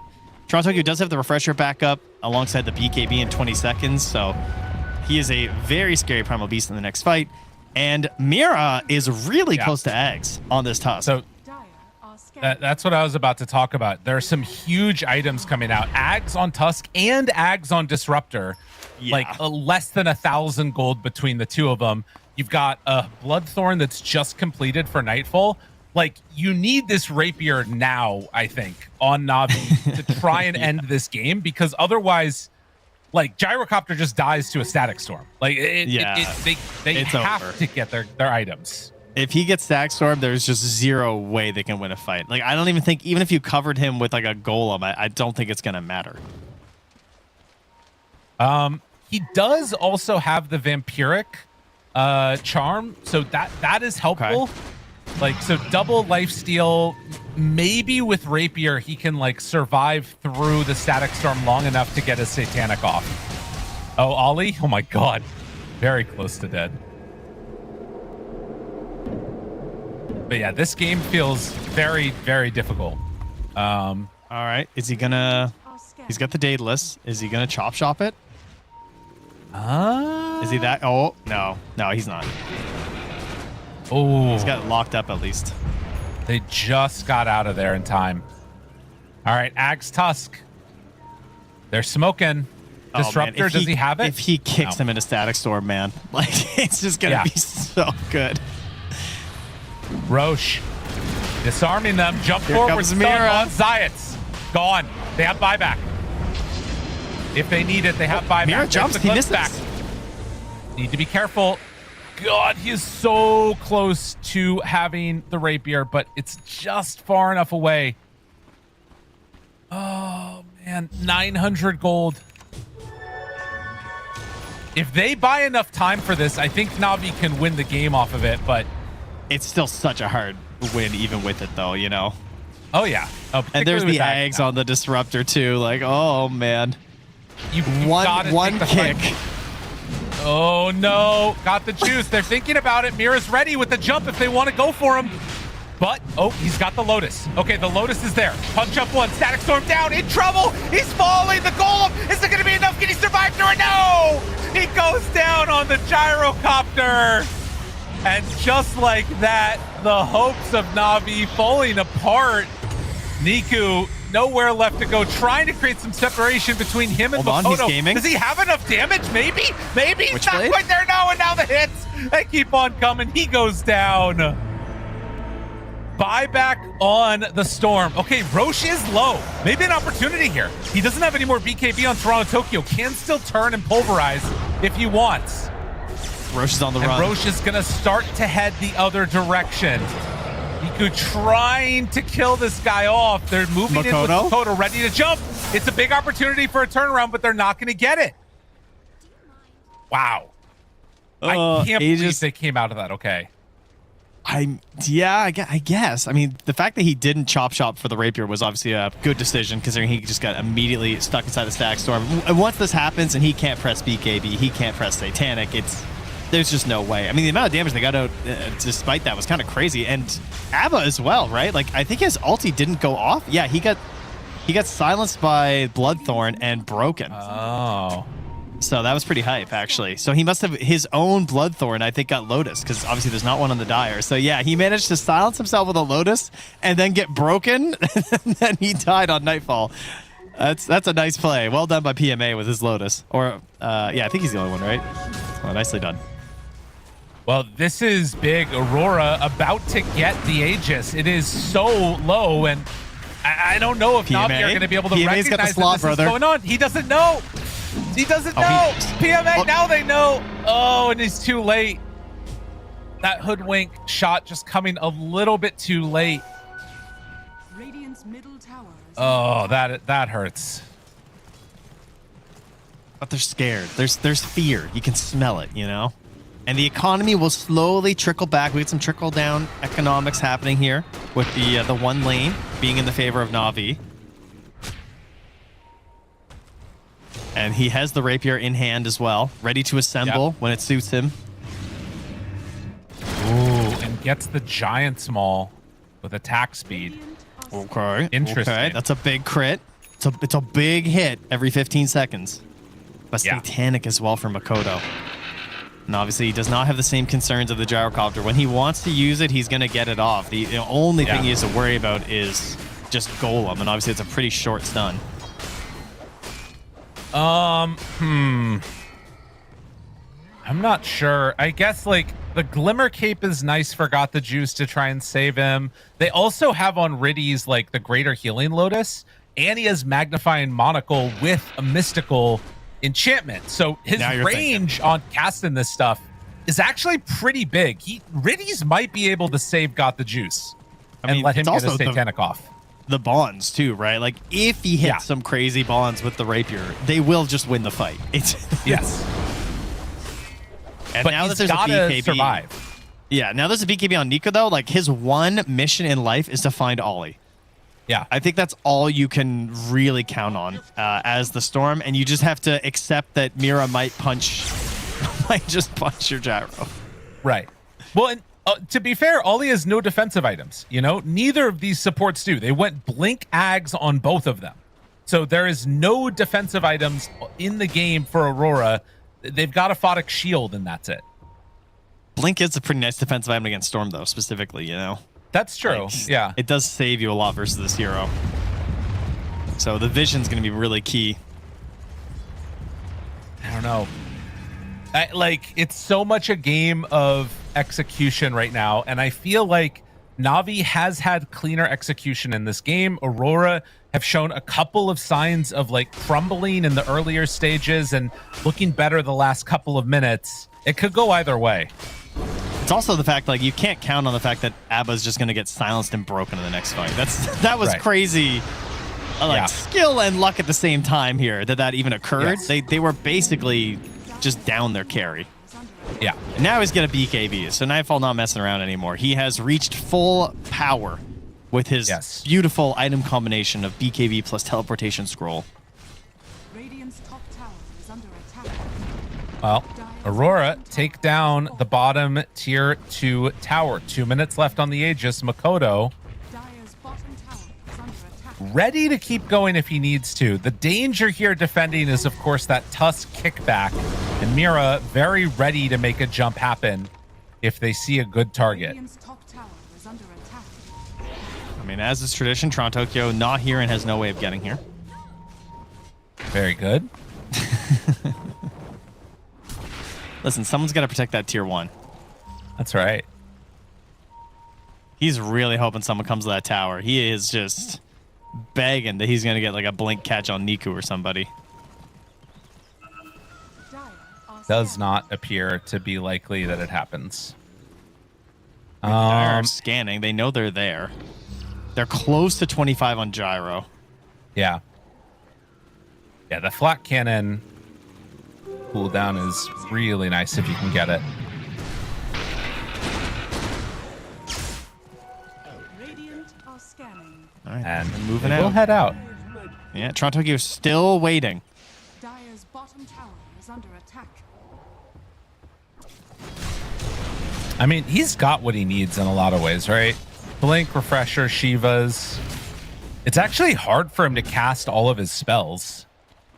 400 mana on Refresher makes it kind of tough. Yeah, I mean, he's kind of looking for like just game ender straight up. Like if he catches Niku there, they still wouldn't have buyback if they're keeping track. So yeah. Waiting for the next Tormentor as an Aeon Disc is completed. That's an interesting one for a Primal. We'll see that all too often. But just, again, wants to make sure that he's available and he gets the disables on the heroes that they need to. And, you know, if the Rapier gets assembled, it's a pretty good saving grace. Oh, yeah. Aegis down.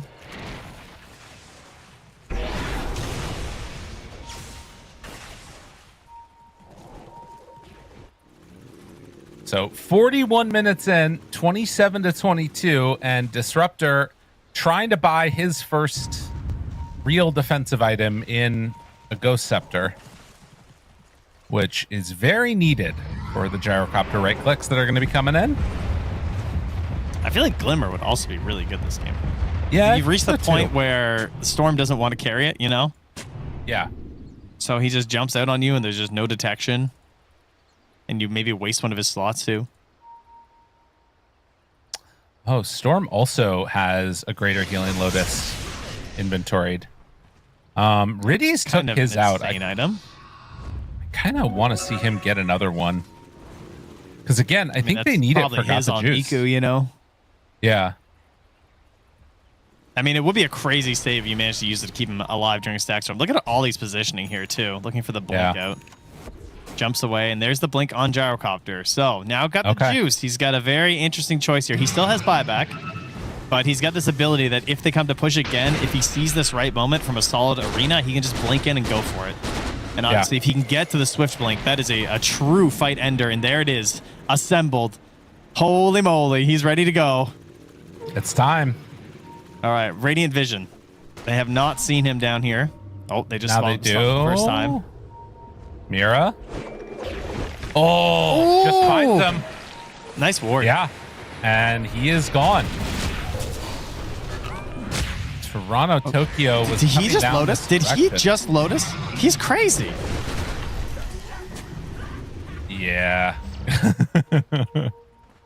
He tried to make something happen there. Bought some more time. In they will go towards the Tormentor. And he was just not ready to accept his death, was he? Oh, no. Zayat gets the Zayat. boomerang, man. He was trying to get that for so long, but he felt the pressure of going for this Wind Waker instead to try and help during the Static Storm. So really painful for a Hoodwink because you really want to get this boomerang because it's such a massive damage boost to you and all your allies. So being able to get that from the Tormentor is giant for him. And I mean, when you go for obviously the facet everyone takes now in the Go Nuts, when you get this Scurry, the Wind Waker cast range is really big. Oh my God, Lyrical, they might be able to do it. It's going to be the kick and it's going to be the Static Storm. That two in combination, I think is still unbeatable. Like you can't catch up at that point. But if they don't hit both of them, they might have enough to keep this gyrocopter going. I mean, I'm now looking towards like level 25 Ollie for the Static Storm like radius to stop all this stuff from happening. That feels to me like, because I don't know, I think Na'Vi have eclipsed the point where it's too difficult to like connect, get the gyro separated from the rest of his team. Either that or you just like need to hope for a super chaotic scenario. I hope he doesn't plan on waiting for this Aegis because it's almost a max spawn. Yeah, I think he's going to. I don't know. We might be going the distance in this one, man. It's feeling like it. They also have the pulverized duration on Toronto, Tokyo now with Refresher and Aeon. I think the problem is, though, is that you can't get pickoffs as Na'Vi because you have to just sit on your gyro the whole game. And like right now, they have to go up top because they know that if the rush spawns, it's very likely going to be up top. If anything, it'll be running. If there's ever like a normal fight, oh my God, he bought a rapier too. Holy shit. Okay. Okay. The Withering Mist actually might be like a game changer. Bloodthorn rapier. Yeah, Refresher for him too. That might be enough. We're going in. Catch Na'Vi off guard. And they got the juice right away. Jump onto him. Primal. Everything. Golem down, but he healed up. The Wind Waker. Now getting Yules. Does he have anything left in the tank? No. Got the juice. Is gone. They're all gone. Oh, man. They have buyback on Gyro, but too much damage out from the rest. That is a dead Nico. Didn't even kill off Mira. Didn't even get to press his buttons, man. Oh, man. Double Rapier Abba now. He got Blink punched into a pulverized grab and then just muted, and that was it. How did he... So even coming down from Yules, it's not enough? No, I think with Stack Storm, it don't matter. Oh, no. Wait, are they going to find something here? Bushwhack onto 2, finds 1 kill. Now the channel, Boomerang. I don't think this is going to matter. Riddy's trying to get the gem. Steals the gem back. Oh, my God. Wait. Oh, he's like, please go up the stairs. The juke. He's alive. Unfortunately, your base. Now the Bushwhack connection onto both of them. Spear back connects onto 2-2. Jonathan Juice is there with Gyrocopter. The damage. Nightfall. He pops the Refresher. Needs to TP out. Do they have a way to break it? They can't. Oh, he's God. got the goods, almost though, man. got them both out. He's got the 2 rapiers, though. I know. That was so close. Oh, jeez. If they managed to give those rapiers up, respawn ever. That would have been the funniest thing ever if he managed to drop those rapiers. But now they're I mean, how much gold do they have on Gyro? 800? Okay. So they get the Bushwhack.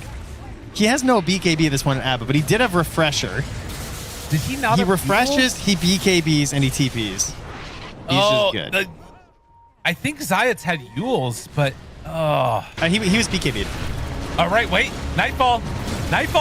No BKB. No BKB. Nightfall's gone. He dies. That's Rapier on Gyrocopter. Another one on Mars now. They got him. Dude, he has no buyback. Oh no! He gave it up. What happened? He didn't have anything. He just walked in mid and they killed him. Oh, dude, that's my fucking carry player right there. Why? Why was he there? Oh, I was just watching the replay. Nightfall goes down, and back and forth this game will swing. What an absolute show. Can I get a shot of his player profile if we hover over the ABBA? Will it show me? Oh. Nightfall like was scratching it. Oh, but you see, I had to be there. That is brutal. I'm just. All right, can we open up the map here or the net worth thingy? What's it called? The graph. The graph. The graph F8 is all button. over the place, brother. It's gone. It's falling graph apart. It's something else. Oh, Ooh, they've got okay. Cheese now on Storm, ready to go. Okay. They also have an Aeon disc just chilling in the backpack of Got the Juice. So he's got his escape hatch planned. Yeah. Oh man. And he's gonna synth now with Ags too. I mean, the reality is it still feels like there's a chance that they could lose this because like if Mars gets picked off, not the greatest rapier holder in the world, suddenly like Abba gets it back, he could kill Gyro, but Nightfall is so far behind the Gyro now that I don't think he has the damage to fight him. But so much of it just comes back to the static storm. It is still just like the win button, you know? That's true. Who's holding the cheese? Niku's holding the cheese. We got to get that cheese on Hoodwink so that Zayats can just cheese Got the Juice in the static storm. And all right, he's going to start by holding the Aeon disc. He's just going to straight up bring it out and hold it with his Aegis, which is kind of interesting. Yeah. I mean, I guess that, like, if you're sieging high ground, that's kind of hype. Do they have a banner too, right? Yeah, they do. So yeah, Got the Juice. He just knows as long as he doesn't die, they probably win this game. They have to be careful with Mars though. PMA is the one that like, if he gets picked off, then suddenly Abba has the damage to kill Gyro. Weird. Very weird game, Trent. I mean, this is going to be full on stale mode, right? Like, I'm not. Are you going high ground? I'm not. No, I don't know. That's a good point. Yeah, you're not. 2.5 minutes with this Aegis, though. How yeah, would you go high ground? Dude, I don't know, man. It's kick and static storm. Is there even a world where you go high ground here? I mean, the plus side is that Disruptor does not have Refresher yet. He does have the greedy enchantment, so is working his way towards it. He's also going Shadow Blade for max sneaky. I feel like you just go Refresher here, but we'll see. I mean, it could go either way. Refresher will be crazy versus Aegis, man. If he gets both, that would be so funny. I mean, Nico is like kind of becoming a hero. It's like the most useful one Galvanized Storm I've ever seen. But he has his Agnum, so he just has to jump in, sack, and give vision for Got the Juice so he can just blink in and kill them all. He's part of that reset in a way with, I mean, really it's the Golem, actually. Like, Riddies is the real reset, it feels like. What's the buyback status now, too? Yeah, there's like a buyback on Warlocks, Disruptor, and Toronto, Tokyo. We might be going 60 minutes. This is just like confused carry doesn't know what to do, so they just farm forever. You know, this is... I mean, it's true. Sense. What do you do? It's just infinite farm is all you could really achieve right now. Going high ground looks miserable. Does not look like there is any shining meadows up there on the high ground. There's just kicks and static storms and death. And so you just have to farm and get gargantuan and big. And from Aurora, it very much is just waiting for Nightfall to get the next rapier. Yeah, someone to make a mistake on the Dire. Yeah. Oh, jeez. 25 here for PMA. He's considering. He's like, ooh, do I want HP read? This is an interesting decision. I mean, you're holding a rapier. I can't imagine you don't take crit. Who could say no to that? But he doesn't need it. Like also, right? Because the damage from Got the Juice is there. It feels like the crit gives him like potential if Gyro goes down. Oh, he's going for it. Holy moly. He can't say no. He can't. Who could say no to that? 365. It's not even that big of an increase, like percentage-wise of the crit. Yeah, I mean, but I guess it's guaranteed. Yeah, it's gonna happen. And it has True Strike, which is cool. You know, handy. So now he's not this game. His crits went from like 1,500 to 2,100 on the hits. Oh, here we go. Makoto. He smells something. Smoke pops. Nice find. Got one. Pulverized down. Can they find more? Riddy's Golem out now. Stunned. Big jump in from Niku. Trying to get out of there on the Warlock. Not going to happen. PMA ready to jump. So2 has got the juice. What's he going to do? Where's Disruptor? He's off to the side. Has the Static Storm ready. Makoto jumped upon the kick away of the Gyrocopter. They're fighting the rest of them while this is going on. Now the arena is down. Snowball keeping him alive for the moment. Got the juices in. Looking for the backline. Trying to find some damage on Makoto. But he got stunned right away. Now Alba is out there too. He's got a Rapier on Nightfall. Decides I don't want to be here anymore and will back out. So they took Makoto? down the Mars. He's will down. lose Makoto, and now the jump forward. They got Gyrocopter, but Nightfall, you need to help your buddy. Toronto Tokyo was waiting for you. He wanted to go for everything, and Nightfall didn't like it. Decides not to jump, got the juice, and they die. Oh, there was an idea. There was a plan there. The kick out of the Gyrocopter during the flat cannons, but they just didn't have enough to punish, and he slowly waddled his way back in there and got the juice. And that's all they needed. Oh, no buyback on these heroes. DK, he will have it in 40 seconds, but will it come soon enough? Also, I don't Tusk think so. very close to having it. He's got it in, what, 30 seconds? But with this Rapier Gyrocopter, it's happening too quickly. Tier 4 towers being hit. They got to go. Abba, they need you. Aurora, wait, Ollie is there. He has double. He got Refresher. Bought up for Refresher. Does he have enough? Thinking about a jump. They gotta go. You need to go. But there's no damage. Nightfall, hit him. Hit him. No, it's going down. The throne is gonna fall. It wouldn't have mattered anyways. Navi take game number 1. Look at Niku's face. Oh. What a roller coaster of a game. I don't know if anybody's feeling good after a game like that. No, I don't think so either. That's a stressful game of Dota 2. I am not sure what even to think. I was... Did he buy a third Rapier? He did, right? No, he stole it from Mars. Oh, he did get it back from the Mars. Okay, that's what it was. Yeah. All right, my bad. Man. Very weird game. That's what I'll say for sure. Outside of that, Navi did feel just in general like they were the team that were more on the same page consistently, and Aurora too disconnected from each other. Like the talent is there. You can see the power of each of these players, but they just aren't all on the same page.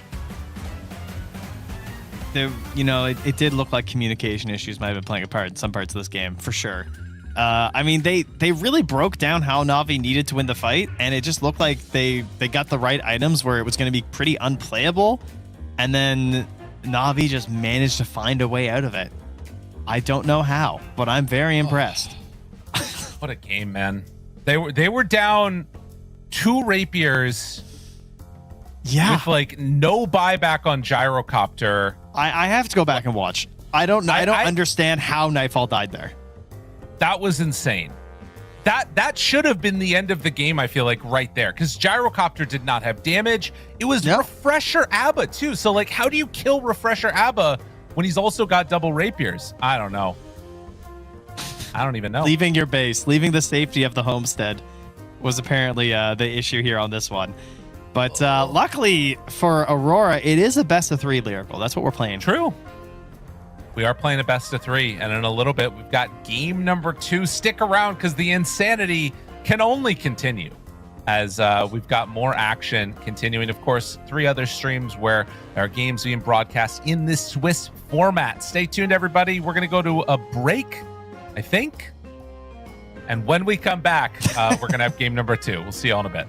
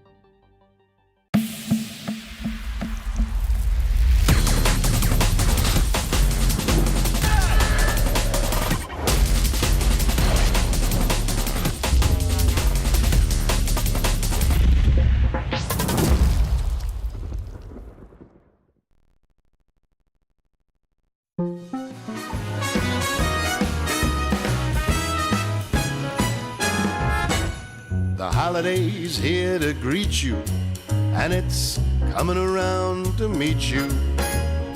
We'll let the holidays carry us away. Yeah, it'll carry us away. So, what do you say? It'll make all of our wishes come true. We'll take a winter stroll, footsteps in the snow. Won't you take a winter stroll with me? We'll see the lights on display from Main Street down to the Bay this holiday.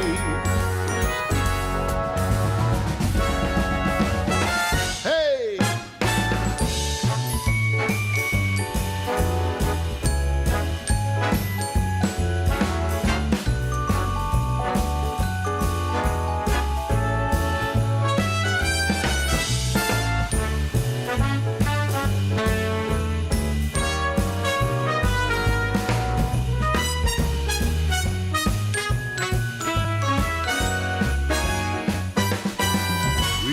Take a winter stroll, footsteps in the snow.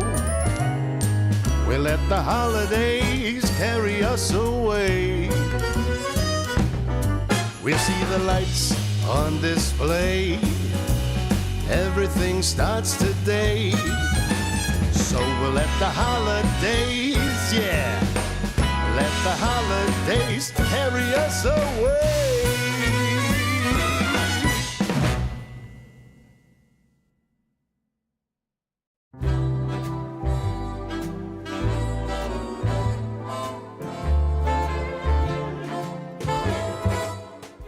Our love was a chance encounter, a glance across the street, fleeting moments, two strangers meeting that swept me off my feet. Golden leaves under an autumn sun.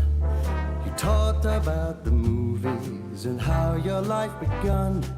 Our lives weave together through all kind of weather, and our hearts grew strong.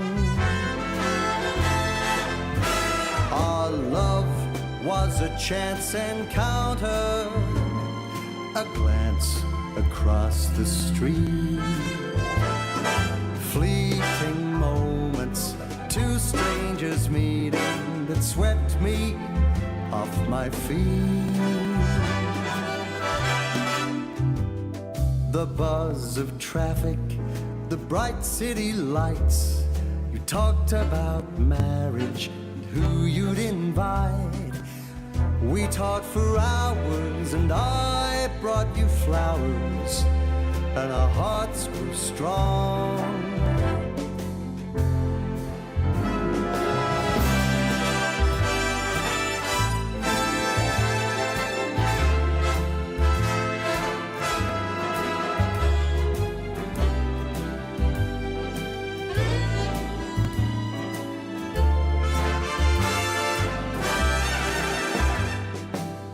How can something so special be mere happenstance?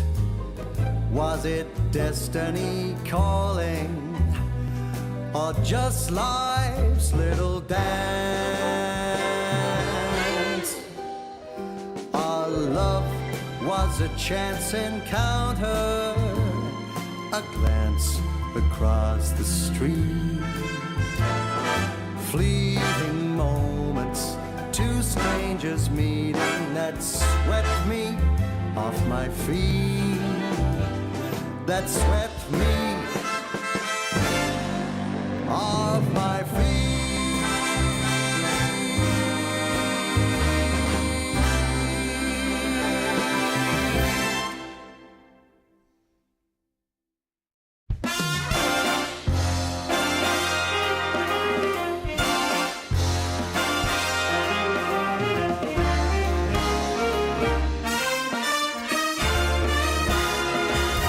One night in New York is like a lifetime anywhere.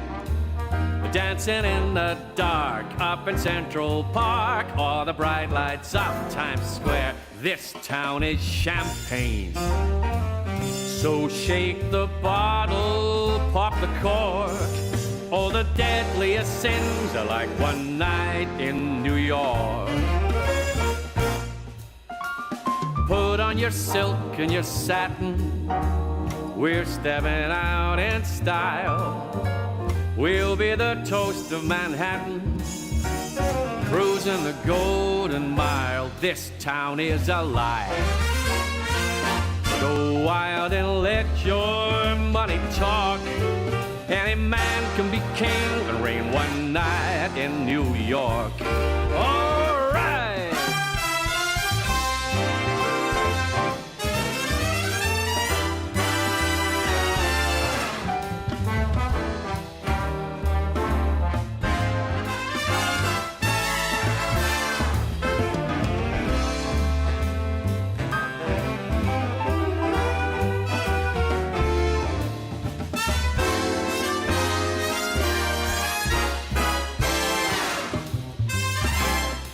Come on, put on your silk and your satin. We're stepping out in style. We'll be the toast of Manhattan, cruising the Golden Mile. One night in New York is like a lifetime anywhere. Dancing in the dark up in Central Park or the bright lights of Times Square. This town is champagne. So shake the bottle, pop that cork. All the deadliest sins are like one night in New York. Don't you know all the deadliest sins are like one night in New York?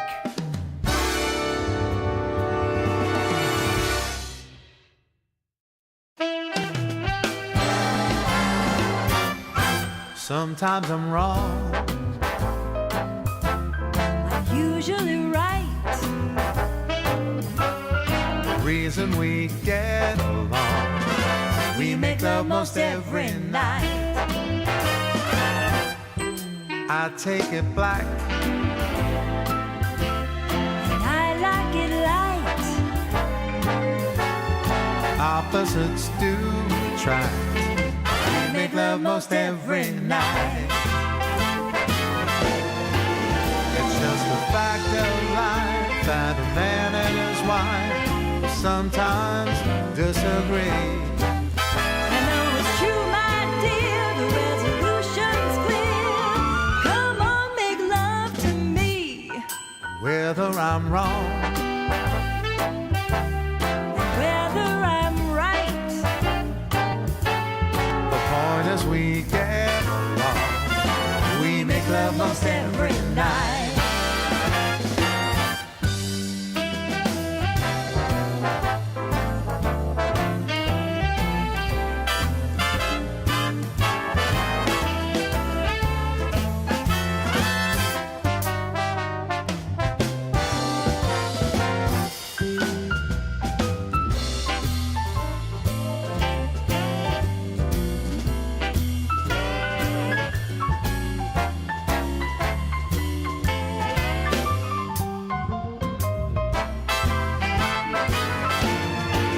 It's just a fact of life that a man and wife sometimes disagree.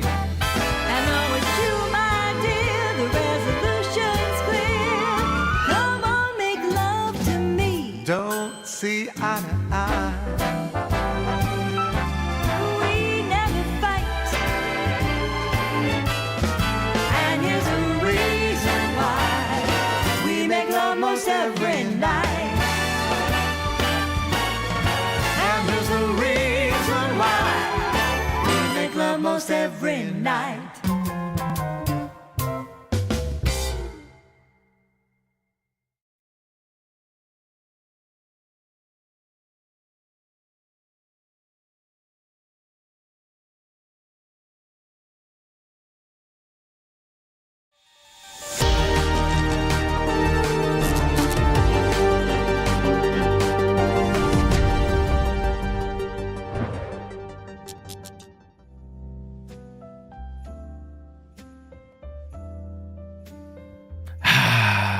cozy, wonderful. Yeah. We need this Full of music nice, right now.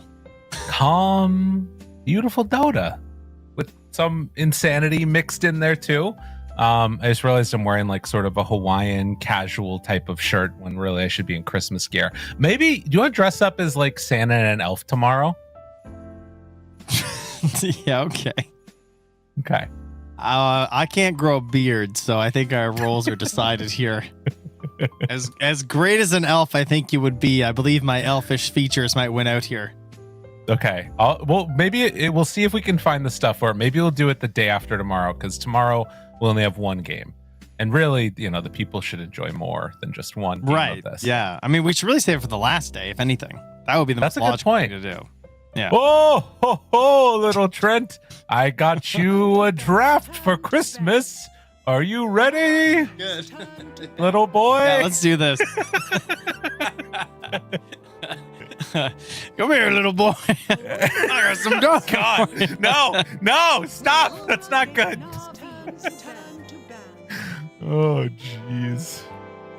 My kids did their Christmas list, actually. Oh, really? Yeah, they're not home, so we can talk about this. I have to get actually we already got it. It was rod hockey, tabletop hockey. Have you ever played that? Like foosball? Yeah, but hockey, like the ones with the like the hockey players, they move up and down. Have you never played? Dude, look at Zayat. He's chilling, man. He's on the couch. You've never I haven't played tabletop rod hockey. before. Whoa, God, that's so weird. She's Whoa. here. No DK, they say. You're gonna have to play Naga Siren instead. How do you think CY feels after that game? Look at him, man. Oh, he's so done. Everybody's feeling a little done. How do you think CY feels after that game? He's like, this is my moment, because he just watched a total shit show of chaos, and he gets to say, my team came out on top versus seasoned veterans. You guys did a great job staying cool and finding a win condition when none existed. After the 2 rapiers were lost, they did exactly what they needed to do, which is a great sign for the future of the team, because they took a risk when it was necessary, and it worked. And now he just has to hype them up and be like, you guys are so sick, and now we're going to get a better draft. He's going to say, oh, that draft was the problem, guys, obviously. So I'm going to give you guys a better draft now, and you're going to win game 2, because that's what coaches always say. And they get Naga, to start. What the hell? Yeah. How do you think Aurora are feeling after that game? I mean, Makoto is angry, and he said, just give me a Lesh. Yeah. And he's going to try and win the game. This is a mid player who wants to do everything themselves, because this is not a set up your buds mid laner. This is DK wasn't a hard enough carry out of mid. Give me Leshrac. And I'm going to blink and kill some folks. It's an interesting hero versus Naga Siren specifically, because if you blink and you W, then we've had several games actually where the Naga Siren just simply can't save anyone because the edict still just kills them as the song comes out. Right. Which does feel like it fits how you're trying to play in a way, just like the mass damage. Now, the downside to that is it is still a Naga Siren. I do kind of wonder how much of that is fake, though, and how much Naga was just so good partially because of the ability to shut down a subset of offlaners that everybody was playing. Is it going to be as good if we sort of are seeing a bunch of different heroes than what we've been having so far? I think she's still insane. I don't even think it's about the shutting down, honestly. I mean, it is nice to be able to deal with it, but it's there were these plays at 10 to 15 minutes in the last few Naga games where it's let through, where she's just running to lanes and throwing net and reeling in, and I'm realizing how ridiculous that spell is even at level 1. Yeah. And then she's also just controlling waves and getting, she's pretty much guaranteed to get one good item, which is generally Lotus or, one bigger ticket item. Right. Which is if it's really good for the game, if she wants to, which is really nice. I will say it feels a little bit like how Bane does, where you get those nightmare pullbacks and then suddenly things just feel really awful to play against. Whoa. Wow. I mean, I guess you know your matchup, right? I mean, that's a great sign. That's a coach call right there is what that is. Yeah. Because a lot of players, I think, don't want to take their matchup this early, especially in the mid, obviously. But this is a coach saying, listen, we have the knowledge. They're going to run this mid. If they want to flex it to Mira or something, you're good enough on an Invoker that it's going to be fine. even if they do some crazy switch up, that it'll probably just put them in a worse spot than we'll be in anyway. And now you have to be worried about some of these other things depending upon what you take. Like, there could be a Huskar waiting for Na'Vi. Run safe lane Huskar and then just, like, take over the game. Yeah, we haven't seen any Huskar yet today. Couple bans. Yeah, I guess that's true. I wonder if he's been picked yet, or if he's just being dodged. I'm going to take a look. Because that's a pretty exciting hero. Speaking of exciting heroes, look who it is. What the hell are they doing? The man himself. I mean, that is a potential Toronto Tokyo hero. Huh. 10 seconds. I mean, massive burst. And for Na'Vi, not super tanky heroes. There's some stuff cooking here. I can confirm no Huskars yet today. At least from games that have finished. Maybe there's one that's going on, I suppose. But at least from before we've started, no recorded Huskars quite yet on this one. Okay. Well, is an option. Feels less good now with the break and a bunch of stuns. So I don't anticipate we're going to see it at this point. Yeah, I'm curious what they've been doing with this Shaker, though. It has been the last 3 times they picked Earthshaker, it has been Toronto Tokyo. So yeah, it is still them running it as a 3. He's had really good results on it, to be honest. It's one of his better performing heroes. They've won 3 games straight, and every game he's finishing pretty stompy. And this is versus Spirit and Mouse as well. So he's kind of crushing on the Shaker. You know, again, he's got a smaller pool that he likes to play, but he does play it very well. This is interesting. Gyrocopter, they run it back. Will have Invoker to back him up now, but not a lot of hard lockdown on the side of Na'Vi, maybe feeling like they don't need it after already seeing the Leshrac get picked. And a very weird draft from Aurora, where it's like mainly magic damage focused, almost entirely magic damage. 10 seconds remaining. It is a lot of magic damage. You were not wrong.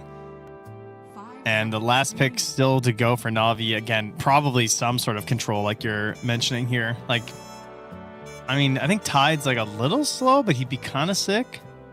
For Na'Vi? Because you don't know your matchup anyway. Yeah, like they're probably going to ban Ursa as the other hero here, I assume, and they're going to pick some sort of a stunning offlaner for Na'Vi, for PMA.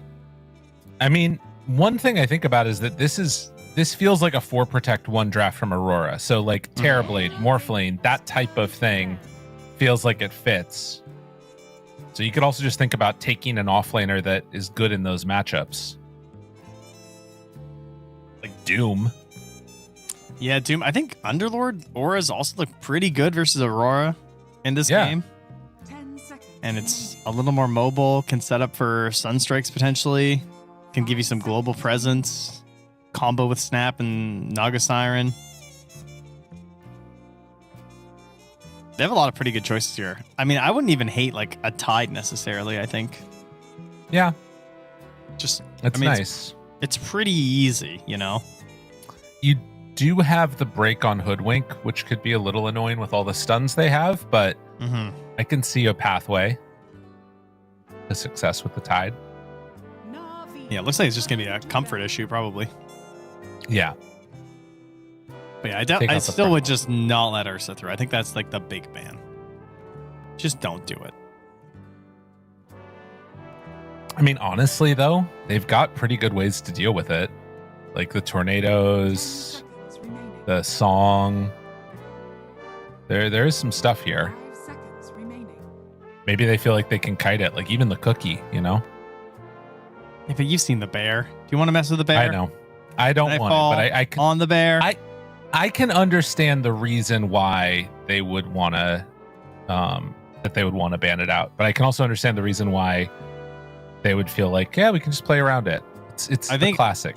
Yeah, I think your other shed of Terrorblade is the other ban though. I think that like if I was Aurora and I'm like playing as the Shaker and I'm just like, what hero do we need? It is Terrorblade. Yeah. To like try and win me the game because he can just do so much throughout the game. He's so good at the map control, taking early objectives. Yeah. Honestly, though, I think with Pugna in the pool for Aurora, Ursa fits the bill better because he takes the objectives that are important. Yeah.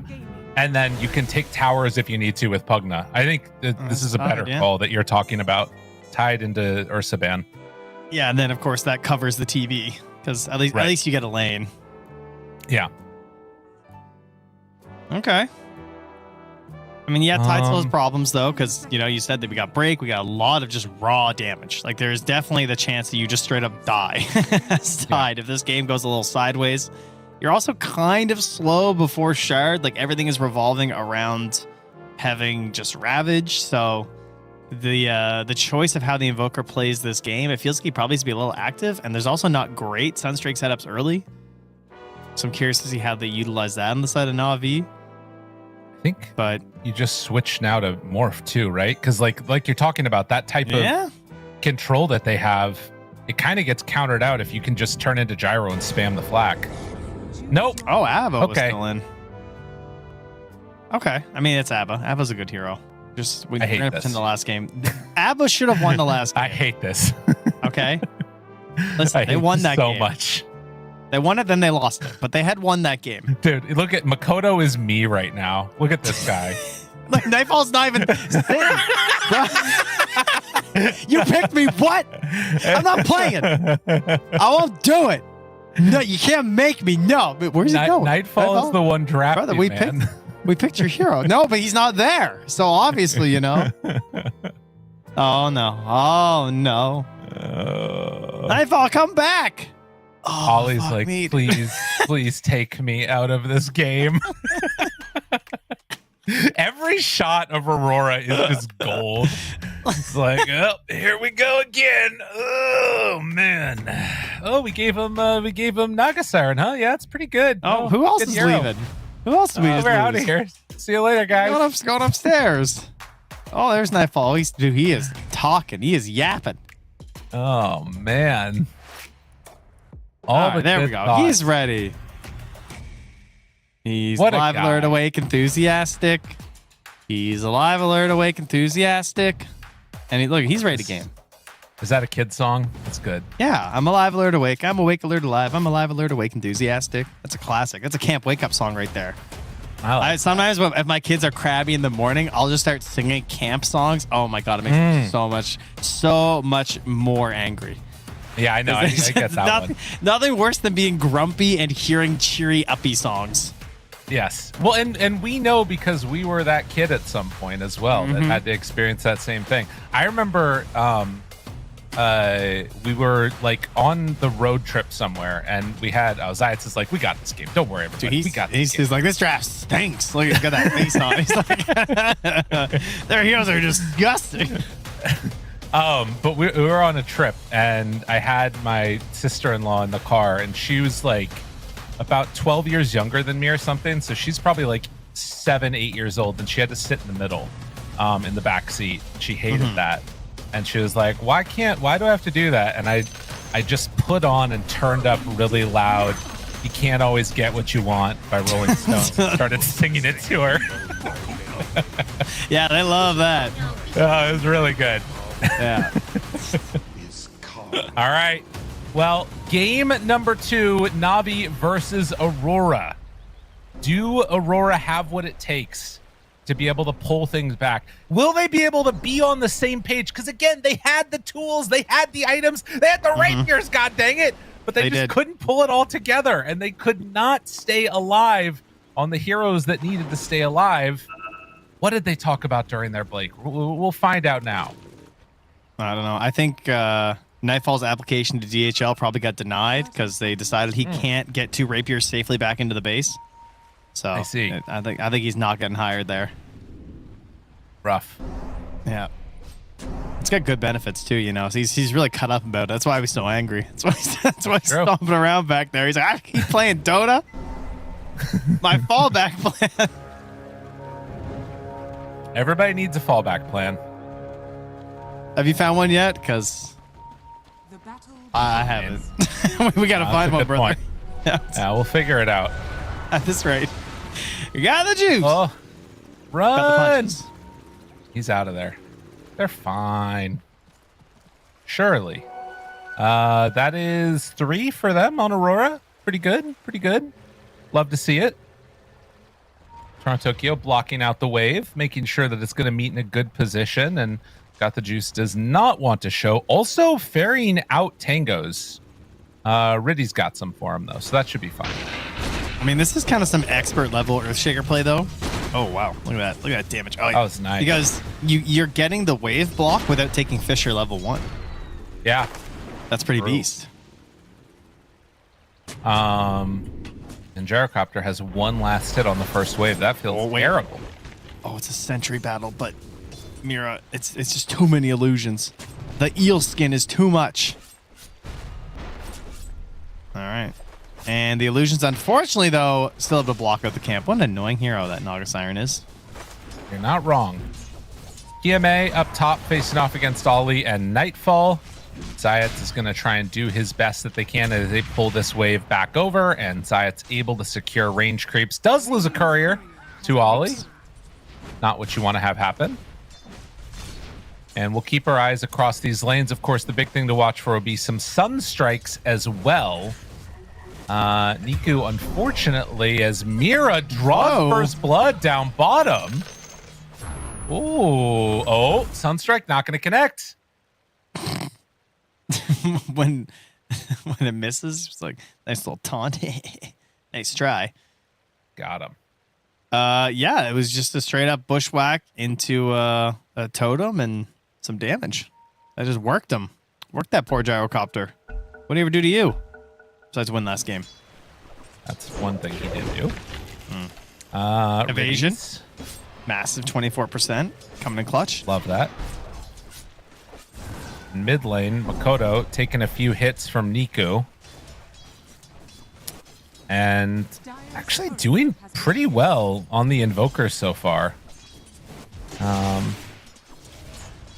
We'll kind of keep our eyes on that and see how it works out. But of course, the chance to dive is going to be there at like these odd levels for Makoto with the Diabolic Edicts, if he can manage to clear his way through the creeps. Yeah, it's a spooky hero as the Invoker too, because, you know, you're kind of taking a look around. You know, you're trying to find the sun strikes.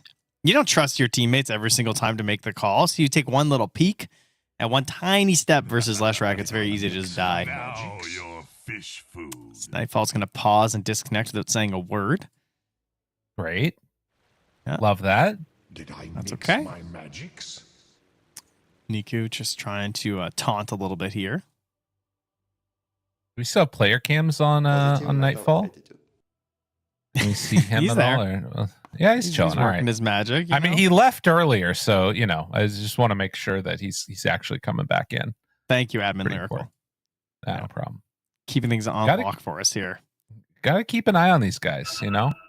Also, he just played this hero last game. What settings changed? What's going on, buddy? That went swimmingly. I don't know. That went Just- swimmingly. He's reconnecting. I guess it must have been some FPS issues. Okay. Guy the Juicer is ready. He's like, let's go. You know what it is?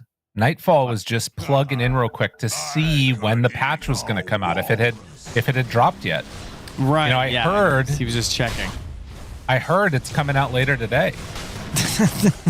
Yeah. Yeah. Okay. A little birdie told me. A little birdie? You heard Yeah. that, huh? I did. There's a lot of people who heard that from no sources today.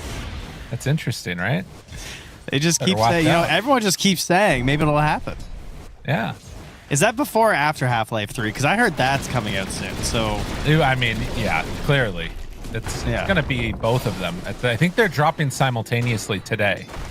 Oh, That's what well, I I wonder which one people will be more excited about. I know the Dota players. I mean, only one care in the world, so. Yeah, there's no... Oh, Makoto under tower. Onto Niku. He summons the Forge Spirit to try and survive. The juke to the side, but will end up falling. That was a cool play. Man, that if was he'd have hit almost that- awesome. Yeah, if he'd hit that Sunstrike, that would have been gnarly. But Makoto, he understands the power of the Leshrac and knows that even versus 2, he can still win that battle. Very interesting. By the way, I'm lying, everybody. I have heard nothing about a patch. Just want to You're looking to get some angry letters, you know? Listen, rather be despised. Well, no, that's not true. Yeah, just leave me alone. It's fine. Good save. It was Big L that said that. It's not lyrical. Oh yeah. He's like that, you know. Well, looks like it's a Midas under consideration here for Niku in the mid. So no Helm of the Dominator. We've had Midas and Helm a few times lately. We've had lots of A-Tuns. It's been a great item as he stops to throw out that Sunstrike. But that puts him in trouble. He wasn't looking. Makoto just ran up on him while he was Sunstriking. I'm not even joking. He just now they're died also for that. going to lose Riddies. 3 deaths across the lanes. Like, I was just sitting here mid. No, he just stood still. Yeah, Makoto just walked up on top because he has a high ground ward. And so he just saw the way he was standing, and Makoto just ran at him because he was just like standing still looking for the Sunstrike in a little bit of a vulnerable spot. And that's no TP because of the last death. So he's walk of shaming it back to mid. It looks like he'll... Oh, he's going to miss a little bit, I think. Yeah. I wonder if that was like communicated from Aurora. It feels like it might have been in a way. To be fair, he did just Sunstrike the flag bearer, so that was kind of cool. He managed to get that during the tower. Well, that's good because he hasn't hit any heroes yet. Niku having a bit of a tough time. So. He's going way back for this Sunstrike. You know, he's got 5 seconds left here, and dude, his forward spirit's getting bullied. Mira's here as well. If he dies here, they're thinking about it. We can just go game 3. Dude, I'm down. I want to see 3 games. I'm down. Call it here. Let's make it happen. Ooh, Zayat killing Courier. Very nice. Oh, They're still if we learned setting up anything on Niku. last game, we learned that nothing matters for 45 minutes. True. Sunstrike. Nailed it. There you go. He's warming Absolutely up. Insane. I just heard it. I wasn't looking mid, so got excited. Now Mira still stalking around this area with Niku, who's hiding in the trees, and gets the ward taken out. Yeah, very good. But I mean, we got 3 heroes mid for the rune spawn. Can they punish anyone? I mean, Toronto was just a shaker hitting neutrals. I mean, he is getting punished. But like the lack of support is just he can't even step up to a lane. There's a pull there from Riddies. Shaker, not a great hero. When you're not getting farm in the lane. So for now, he's still okay. Like, he's still ahead of both the Tide and the Invoker, but you can't let this continue. And now he's being gone. They're going to chase him. So that's pretty good, as they're going to run down Toronto Tokyo here. He does have an enchant totem, but got the juice, comes in for the cleanup. And while that's happening, again, Aurora pressuring mid with Ollie and Mira. So even though you lose the Earthshaker, I think you feel fine about that as Aurora. Yeah, I think, is there consideration to maybe try and ward up the Dire Ancients as well? Because you know Shaker wants it, right? Yeah. Maybe something to consider in the future. For now, they got to think about their own Wisdom Shrine and their Tide Hunter, though, because Pime's got TP out. Yeah. He saw the danger coming, but he's going to lose his Wisdom. Yeah, they have to go aggro as well at the same time with Gyro ult. Yeah. So, I mean, this should be fine. Oh. Toronto Tokyo moving in, but now they bring in Mira. Riddies can't go for it. Ooh, interesting. And now Makoto, if they lose this. This is really good if they can get him, but I don't know if they're going to be able to. Makoto kind of gave up on the play. I thought there was going to be a Fisher. Is it going to work? What is happening? Toronto Tokyo, I think, was the one that actually gave up on the play. Yeah, the I mean, that was communication kind of a good issues bait. They're still kind of happening with Aurora, it feels like. I mean, it did feel like he was just holding Fisher that whole time. I thought he was going to get like Fishered and that would be enough for him to catch up for an Edict. Yeah. They're waiting on Navi for Makoto to go back to mid. They're trying to set up on him here. But it looks like they're not going to be able to get that. Instead, we'll be able to chase down Toronto Tokyo. If Makoto comes back in too far, he's going to get punished for this. Is he? He's not careful. Well, nope, never mind. He's not. He's way too strong. I mean, this is peak Leshrac. Like, get out of my game right now. You don't want to deal with me. That's true. A triple kill for Makoto. Like, you have all your spells to just kill my Shaker. Like, I can run in for free now. He's almost got Blink. That's scary. And as much as Toronto Tokyo is getting bullied down here, there's still PMA in a 1v1 versus an ABBA that he is losing. He is what, 1,000, 1,300 gold behind this ABBA? Yeah. And Nightfall is having a good time up there. Interesting. I don't know. It was weird because I thought that with Snapfire and then like Gyro ulti and stuff, they were gonna be able to blow up the Lesh, but it was just a little bit too squirrely of a fight, and in a fight with squirrels, the goat wins. That's right. Hoodwink's just too victorious. Now, I mean, there is a dunk ready here on Tron Tokyo. They're underneath a ward right now, so they see Makoto coming over. They don't know about his Blink Dagger coming out yet, though. God, can they burst him? I think they're trying. I don't know. Dude, this is scary. There's so many dire heroes here. Yeah. They're bringing the tide with Ravage. Okay. Mira is dead. That's one. Can they get more here? No. Makoto's going to blink away. No gush either for Tron Tokyo, who's off to the side. I think he was just outside of the night vision range as well. Otherwise, he might have been dead in that moment when the Tide TP'd in. Niku. So a bit fortunate for him. Yeah, he spotted on Finds the board too. Okay. Dying. On Tron Tokyo at the same time. Okay. Oh, he's dunking bottom though, but he's still dead. Oh my god. Oh no. Makoto tried to do it all alone before his Blink Dagger came off cooldown, and it was just a freest kill of Niku's life. Man, kill the enemy mid into Midas is some good stuff. And then the same, like, he didn't have the Sunstrike to help out bottom either since he had used it on the Leshrac, but they still had the damage easy for Tron Tokyo, who also used his Echo Slam.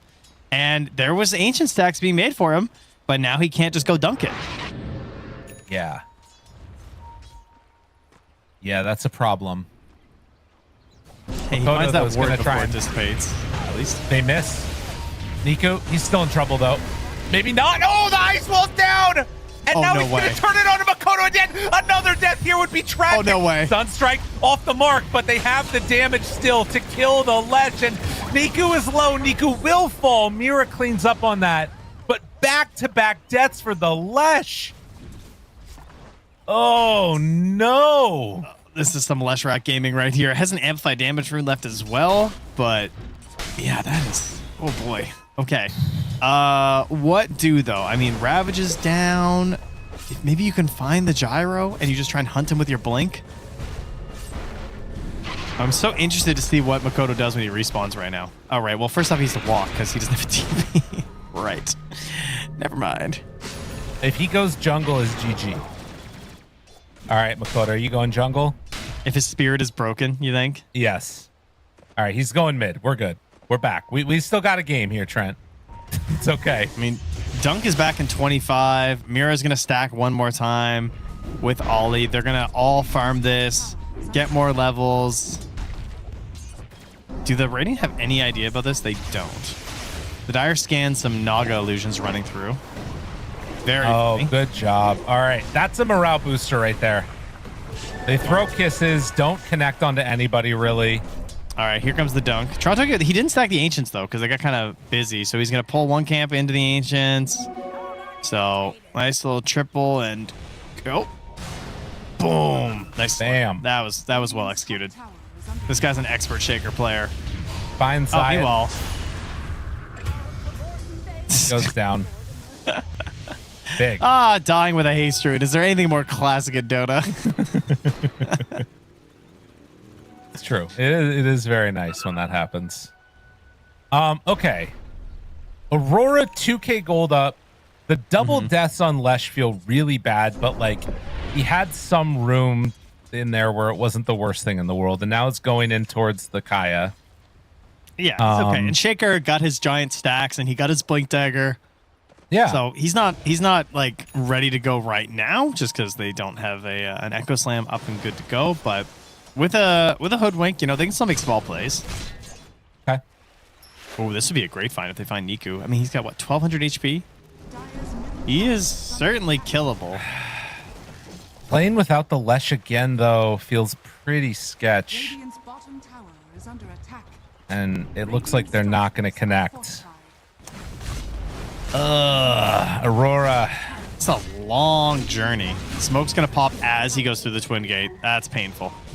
Yeah. And he thinks he's in the tree line. I mean, that's a good idea. Until he gets stuck in the trees, so. Toronto Tokyo just going to have to wait it out. Man. Nightfall is almost at Radiance. Like, he's still getting farmed. But got the juice is, what, crit done. First component of Aghanim Scepter completed. He's just running it back, huh? Same build. Yeah. Feels it was good. Yeah.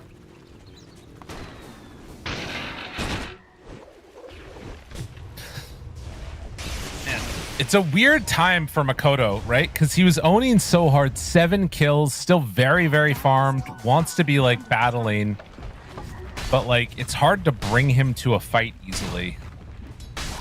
So he's kind of just trying to get to his next item. I'm curious to see what Niku buys. I feel like there's some merit to just going Atos first, but I feel like he's probably going to go Ags. Finds one, backs away, and Dude, will he's got throw to be out. thinking. He's got to be thinking like Toronto Tokyo, man. Do we have something there, you know? Yeah. But Blink was on cooldown. It was close. They were almost able to turn that into something. Like a Fissure Enchant Totem is close to him being dead. Yeah. But I think he was still on CD, so no such luck. And I mean, his career is still just waiting there. What are we buying, Niku? All right, we're going point booster. We're getting the eggs, he says. All right. I mean, I could see the logic of the Atos just because like it could just ruin the Lesh's game, but I guess there's always the problem of like if I'm able to like if they're fighting and the Lesh is there and I hit the Atos, what if it just gets immediately shielded by Abba? And it's just like, because he's gonna be looking to shield the Lesh as much as he can anyway. Well, Blade Mail on Tidehunter. Very cool choice with all this like overwhelming magic damage in Leshrac. We've seen this a lot versus the Leshracks. Radiant's middle tower. Radies will get jumped upon. And Naga Siren brought down. PMA is nearby, has that Ravage ready. But without a Blink Dagger, just is going to be the Naga Siren going down. It's a little spooky how long that took, I gotta say. Yeah, you're not wrong. Radiant are scanning.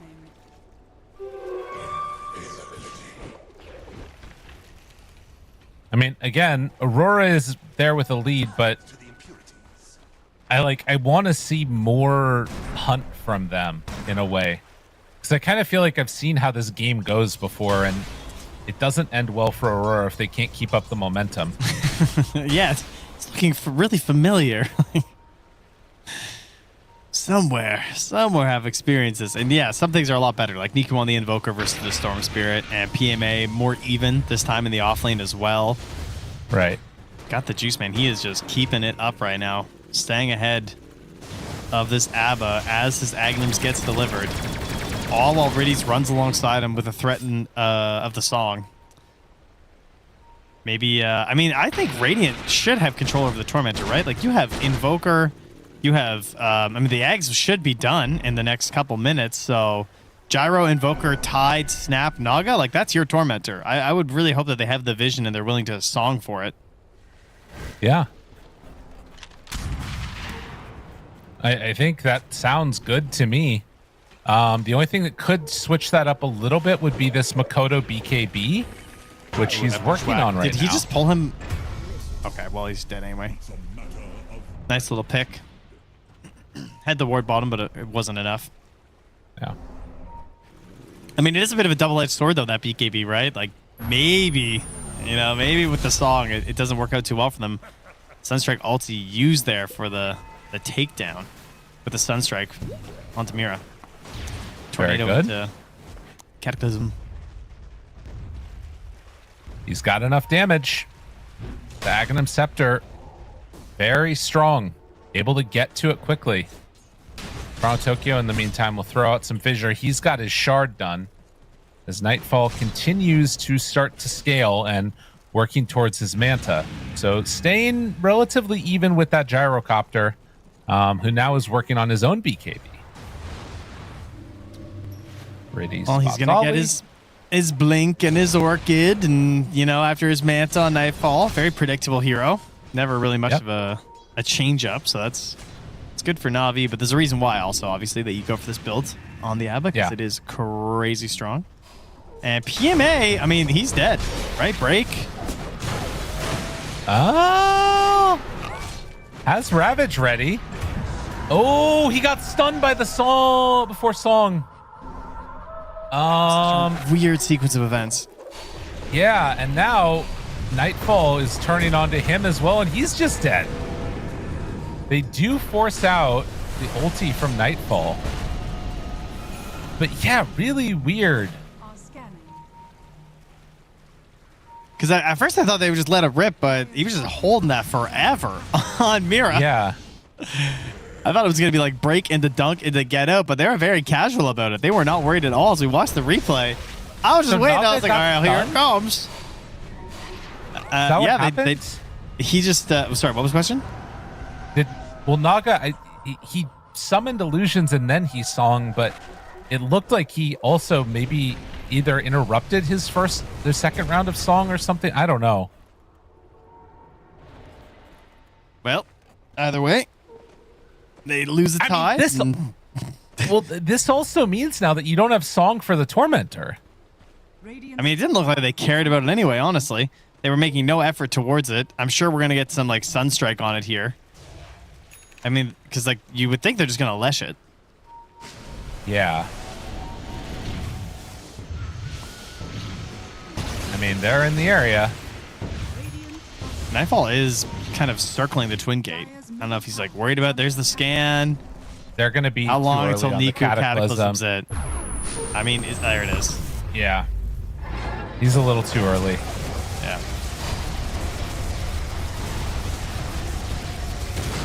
Mira backs out. Makoto starting to die. Ollie's starting to die. Oh my god. Mira had 30 HP. Okay. Oh. Just breathe, everybody. Now they throw down the sentry. Oh, thank God they can't see us. It's such a funny time to do it.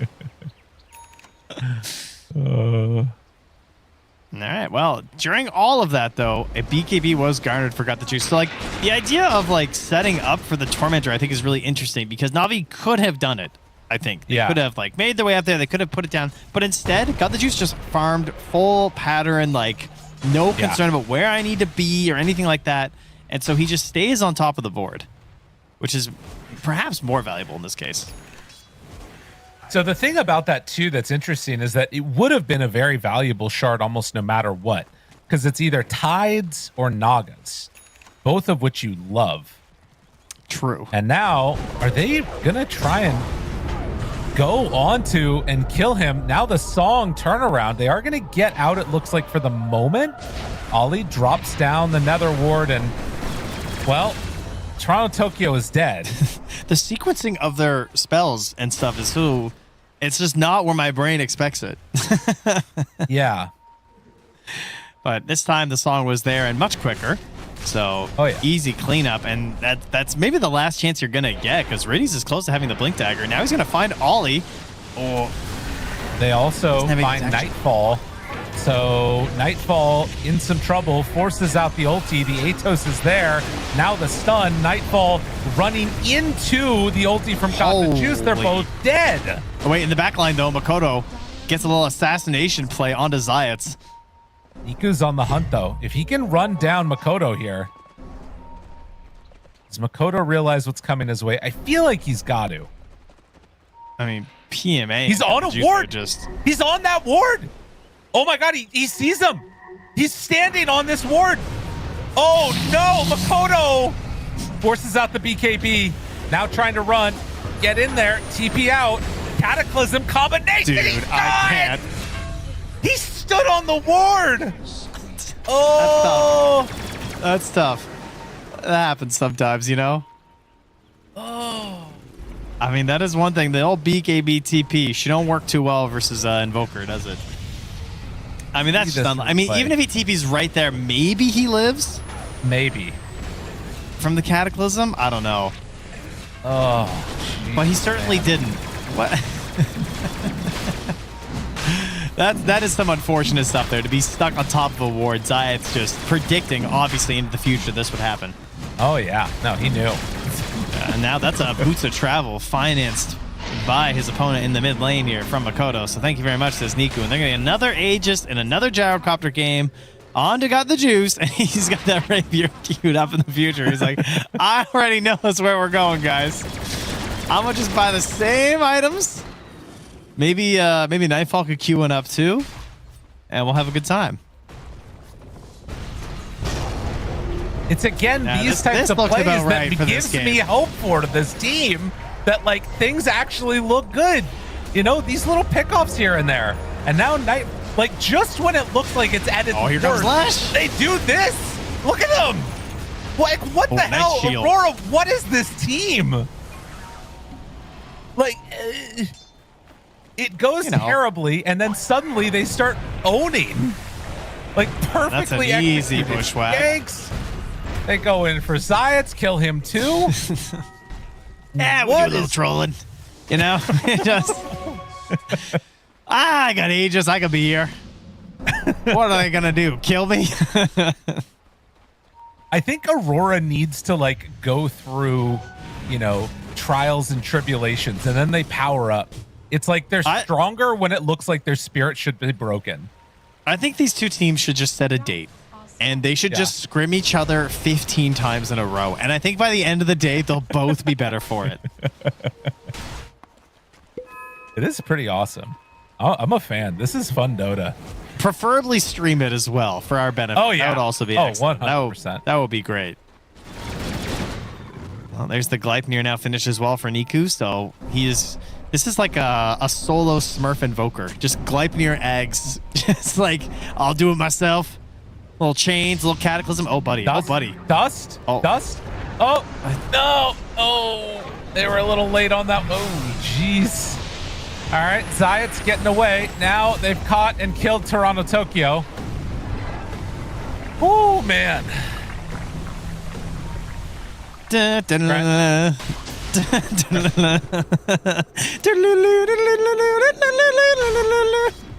I just assume that, you know, that's the kind of music that's playing in everyone's earbuds right now because we're just having a lack of communication. I feel like everybody's jamming on Aurora and Na'Vi. Maybe they got the Christmas music turned up really loud. Makoto's dancing. Blinking 4. Niku, he's hunting. Oh my goodness, there's so many heroes again. What are we doing? They're dying. Niku tries to get out of there. He's dying to the Leshrac. No, get out of there. Riddy's hoping to keep him alive. Take me instead. The shot! My life. Dude, that was so close. They almost got him. That's heartbreaking for Mira, I gotta say. Like, that was just units away from killing Niku. This is such a chaotic game. I love it. I don't even know where we're at right now. Yeah. Toronto Tokyo's running around with an Aeon disc recipe just in his hands. You know, I can't explain it. In moments like these in Dota, I feel like because things get so like chaotic and back and forth, and there's like these little skirmishes all over the map, what it really takes is like a single player to be on a hero that can just exert his will, right? And I feel like that should be Toronto Tokyo in this game just because it's Shaker, but it is feeling more and more a little bit like it's Niku. Niku is the one that's making these solid plays and getting out with nothing. You know what I mean? Yeah, I think he's my guy right now. If I'm on Na'Vi, I'm feeling like he's the one who's got it. He's gonna set up, and you know there are obviously some really important backliners that's gonna let him play this way. Most notably, of course, Riddy's just on this Naga, and then also PMA on the Tide. Otherwise, he can't be quite so cocky. But yeah, I feel better about them over the next 10 minutes with this Invoker than any tools they have on Aurora. Their best tool is probably Nightfall. Like that is where they found all their success in game 1, where he just blinked in, and that opened the windows up for Makoto and for Toronto Tokyo. And with Leshrac and Shaker, I mean, that's what you want, right? Like, you don't want to be the first one in unless you have perfect vision. Right. I will also say that there was a bit of Nightfall giveth, Nightfall taketh away in that game. We don't talk about the second half of the game. Okay, all right. First Fair half enough. of the game, MVP for Aurora. Second half of the game, MVP for Na'Vi. Nightfall, either way, MVP if you ask me. No player had more impact on game 1 than Nightfall. PMA. Oh, the Blade Mail doing some work, but ends up getting the kill. So they take down the Tide. Dire are scanning. What a match. I love this. The wards also coming into play too. That deep one from Na'Vi getting some great vision by Sayats. And they had another one in the bottom lane too. Yeah, it sees the couriers flying in right now. So 3 heroes up top, you know, and now they know Lesh is coming bottom because his courier is going that way. Or actually, it's just going to go feed, it looks like, to Gyro. So that's nice. Very good. Good. Trying to get the secret shop. Dire's courier has been killed. Radiant's top tower is under attack. While that's happening, 4 staffs get picked up by Ollie. Oh, whoa, Nightfall. I mean, Charles canceled his TP, though. Yeah. Did he get So got the tornadoed? juice. Oh, yeah, he got caught by Niku trying to TP in. I see. And now Niku is instead going to be the one caught. Whoops. Who caught who? Yeah. Radiant's top tower Very good. All right. Well, I mean, Gyro got out, but he had to use his BKB. Nightfall was just able to pressure him. Now they're running down mid. Okay. Roche, 2 minutes till it may respawn. We'll see what the timer is at that point. Anything else that's really coming up? I mean, again, more 4 staffs on Aurora. They've got one on Ollie and Mira. So last game they just went all out, like carried support items. This time they're definitely building defensively for their cores. PMA gonna get spotted here. The break's nearby, but it's not quite in time. That was close to him just being dead. Yeah. I mean, maybe not. Maybe not with those 3, actually. Shaker's not that crazy with no wave, and he does have 2,300 HP plus a pipe, so.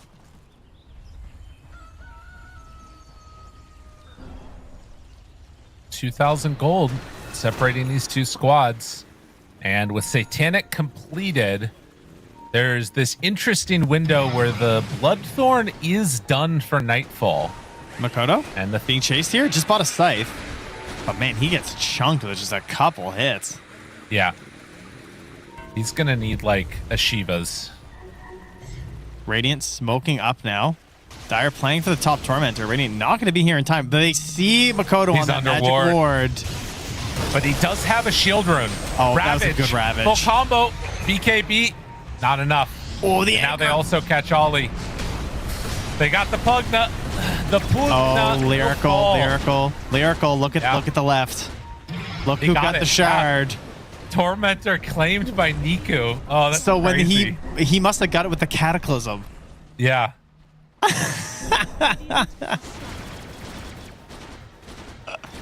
That is just insult to injury, man. You kill the Leshrac and steal the Tormentor. Yeah, I mean, you were just shouting out that ward, and it immediately benefits them for a freebie. And the Ravage is such a good choice, too, because it just guarantees the Pugna is not going to do anything, right? Yep. You cannot mess that kill up. You need it so badly right now as Na'Vi. And Roche is going to be 48 seconds. Bit of a quick spawn. Okay. Lesh will be up by that point. His BKB will just be returning too. Let's see. They're trying to set up now Mira and Toronto Tokyo. Oh, that's not quite. Ooh, Bushwhack actually. And Nightfall chase down. Okay, they got him. And now, because it's such a quick Roche spawn, they might actually spot it. I mean, they are keeping some illusions in there. If they send in another round, they'll have a good idea. It's not moving for this Roche either. And, you know, complimenting their vision, there's a really good ward by the Radiant Ancients as well that kind of knows what's happening here. So. Oh, Naga Siren sees it, and Ollie sees it too. All right, so everybody knows what's going on. Naga Siren song with Blink is a They're big just one. in. I mean, this is just gone. They can't fight this. It's going to go way too quick. They're going. Oh, They're smoke. They're smoking? Riddy's, he does have Blink Dagger. I mean, now they're not going to have Edict after for the fight. Cataclysm down. Makoto there. Need to be careful with his positioning. No Ravage for 15. Getting control. PMA thinking about it. They're not going to go. Man, if they were just a little quicker, they would have caught them all.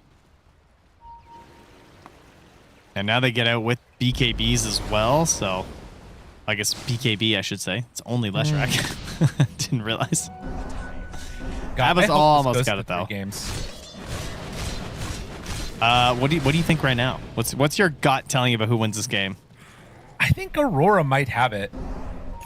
Like, I kind of feel like I feel like Niku's gonna end up dying like 3 times in a row. Yeah. I mean, But I he don't know. does have BKB and he's going towards Refresher, but I guess, I don't know. It's hard to tell. The problem is that Aurora, like, I just think Navi have been playing better together as a team. Aurora have had some pretty good, like, little random pickoffs here and there, but, like, I don't know. Like, this type of play, it just feels like Aurora is getting these types of picks, and 1 or 2 of those will win you the game. Yeah, it does kind of feel that way, doesn't it? I mean, I don't have a lot of faith in Leshrac, though. I will say. That's BKB down. That's a tough BKB to have to use. Nightfall jumps forward, trying to find him now. He has Satanic still. The turn, the hit, the Lotus. Now the song. Riddy's trying to ensure his team gets out of there, and the Hex is there for Makoto's follow-up. getting Makoto beating him down, but how much damage does he have? Not nearly enough. Is gonna die, loses his Aegis, but still getting controlled on Got the Juice. Trying to get out of there. Snipe! On the Tide Hunter. My God. Killed. And now Toronto Tokyo looking for the big jump. He's trying to find it, but instead it's going to be a fissure onto Snapfire. These little picks, man. Dude, Mira is so sick. What a shot. Absolutely from downtown. Never stood a chance. Just too quick. Too good. Now Niku also thinking like, I'm going to make an Invoker play. That's right. Mira, no vision though. Oh, And they oh, find the him. sentry down. The stun. Oh, he killed the tree though. Oh, Niku still trying to escape, but Nightfall right on his case. One more hit is all he needs. Forge Spirits? Silence dodge it. burns dead. Got the juice. You're next, buddy. Gotta get goes out the of there. TP out. The hex. No. Just No out of YOLO range. bushwhack. Yeah. Can't blame them, obviously. Man. What are the chances? Holy. But Aurora Alright, hit. so They hit hard. So God the Juice got 1 kill. He got one on a Toronto Tokyo. So he got a little bit of a bonus, obviously. But Aurora coming out the big winners and all of that. And despite his death, he's got enough gold for the Refresher Orb. So he is ready to try and end this. Blink, Bloodthorn, Anton, Nightfall. I mean, downside, there is... Oh my God, that courier. Okay, it's going to make it home. It's holding the rapier. Yeah. This Dire team doesn't have a static storm. They don't have any way to make sure he does not pop BKB Satanic this time. Yes. That which is pretty the scary. problem. That's like he's gonna live. Yes. I mean, there is still like, you know, the Withering Mist that you have from Abba, which can cause some issues. The other thing though that does change in this is they have more hard lockdown, right? So like between the Split Earth and like the Shaker spells, you could just get, you know, full to 0 on Gyro. It's going to be dependent upon like Riddies to make some saves, and even then, I don't know if a Naga Siren will stop it. Yeah, I think his song will be like mega clutch if he can get Refresher, because it's also again this isolation of the BKBs. Like you have to be kind of in sync on Aurora too. Like you don't want to just have Nightfall or Makoto BKB one at a time. And I just realized Toronto Tokyo actually doesn't have a BKB. So no, he's gone this Refresher Aeon disc too, which is really awkward versus Gyro, because there are moments where you're gonna get hit by a flak and it's gonna one tap your Aeon disc and suddenly you can't dunk. Yeah. Right? Like that is a very real possibility where you're gonna be doing no damage for 2.5 seconds. The reality is that like a lot of it's going to be front loaded on the initial dunk, and there is like you just trying to keep them in control for the ABBA, but we've seen it be like the difference of a few hundred HP here and there, which having your Earthshaker do no damage is a problem. Yeah. Yeah, I don't know, man. To me it says that Toronto Tokyo is saying I want to have complete control over the gyrocopter, and I will make sure that I'm getting my spells out. The problem is Naga Siren's song actually owns you then, because you don't have BKB. Yeah, I mean, Leshrac is almost 25, though, to be fair, which is going to be an insane amount of damage that even if he is not dealing anything, yeah, there it is. He's got the plus 20 Edict Explosions now, so that is... I mean, yeah, maybe you don't need to do damage to Shaker, though. But he needs a BKB to hold him in place, though, because otherwise Naga Song owns you. Oh, and now got the juice close by here. Toronto Tokyo Spidey senses are tingling. They kill the ward. He Fishers. It begins. Bushwhack. Cookie away. And Riddy's just lurking nearby, smoked up.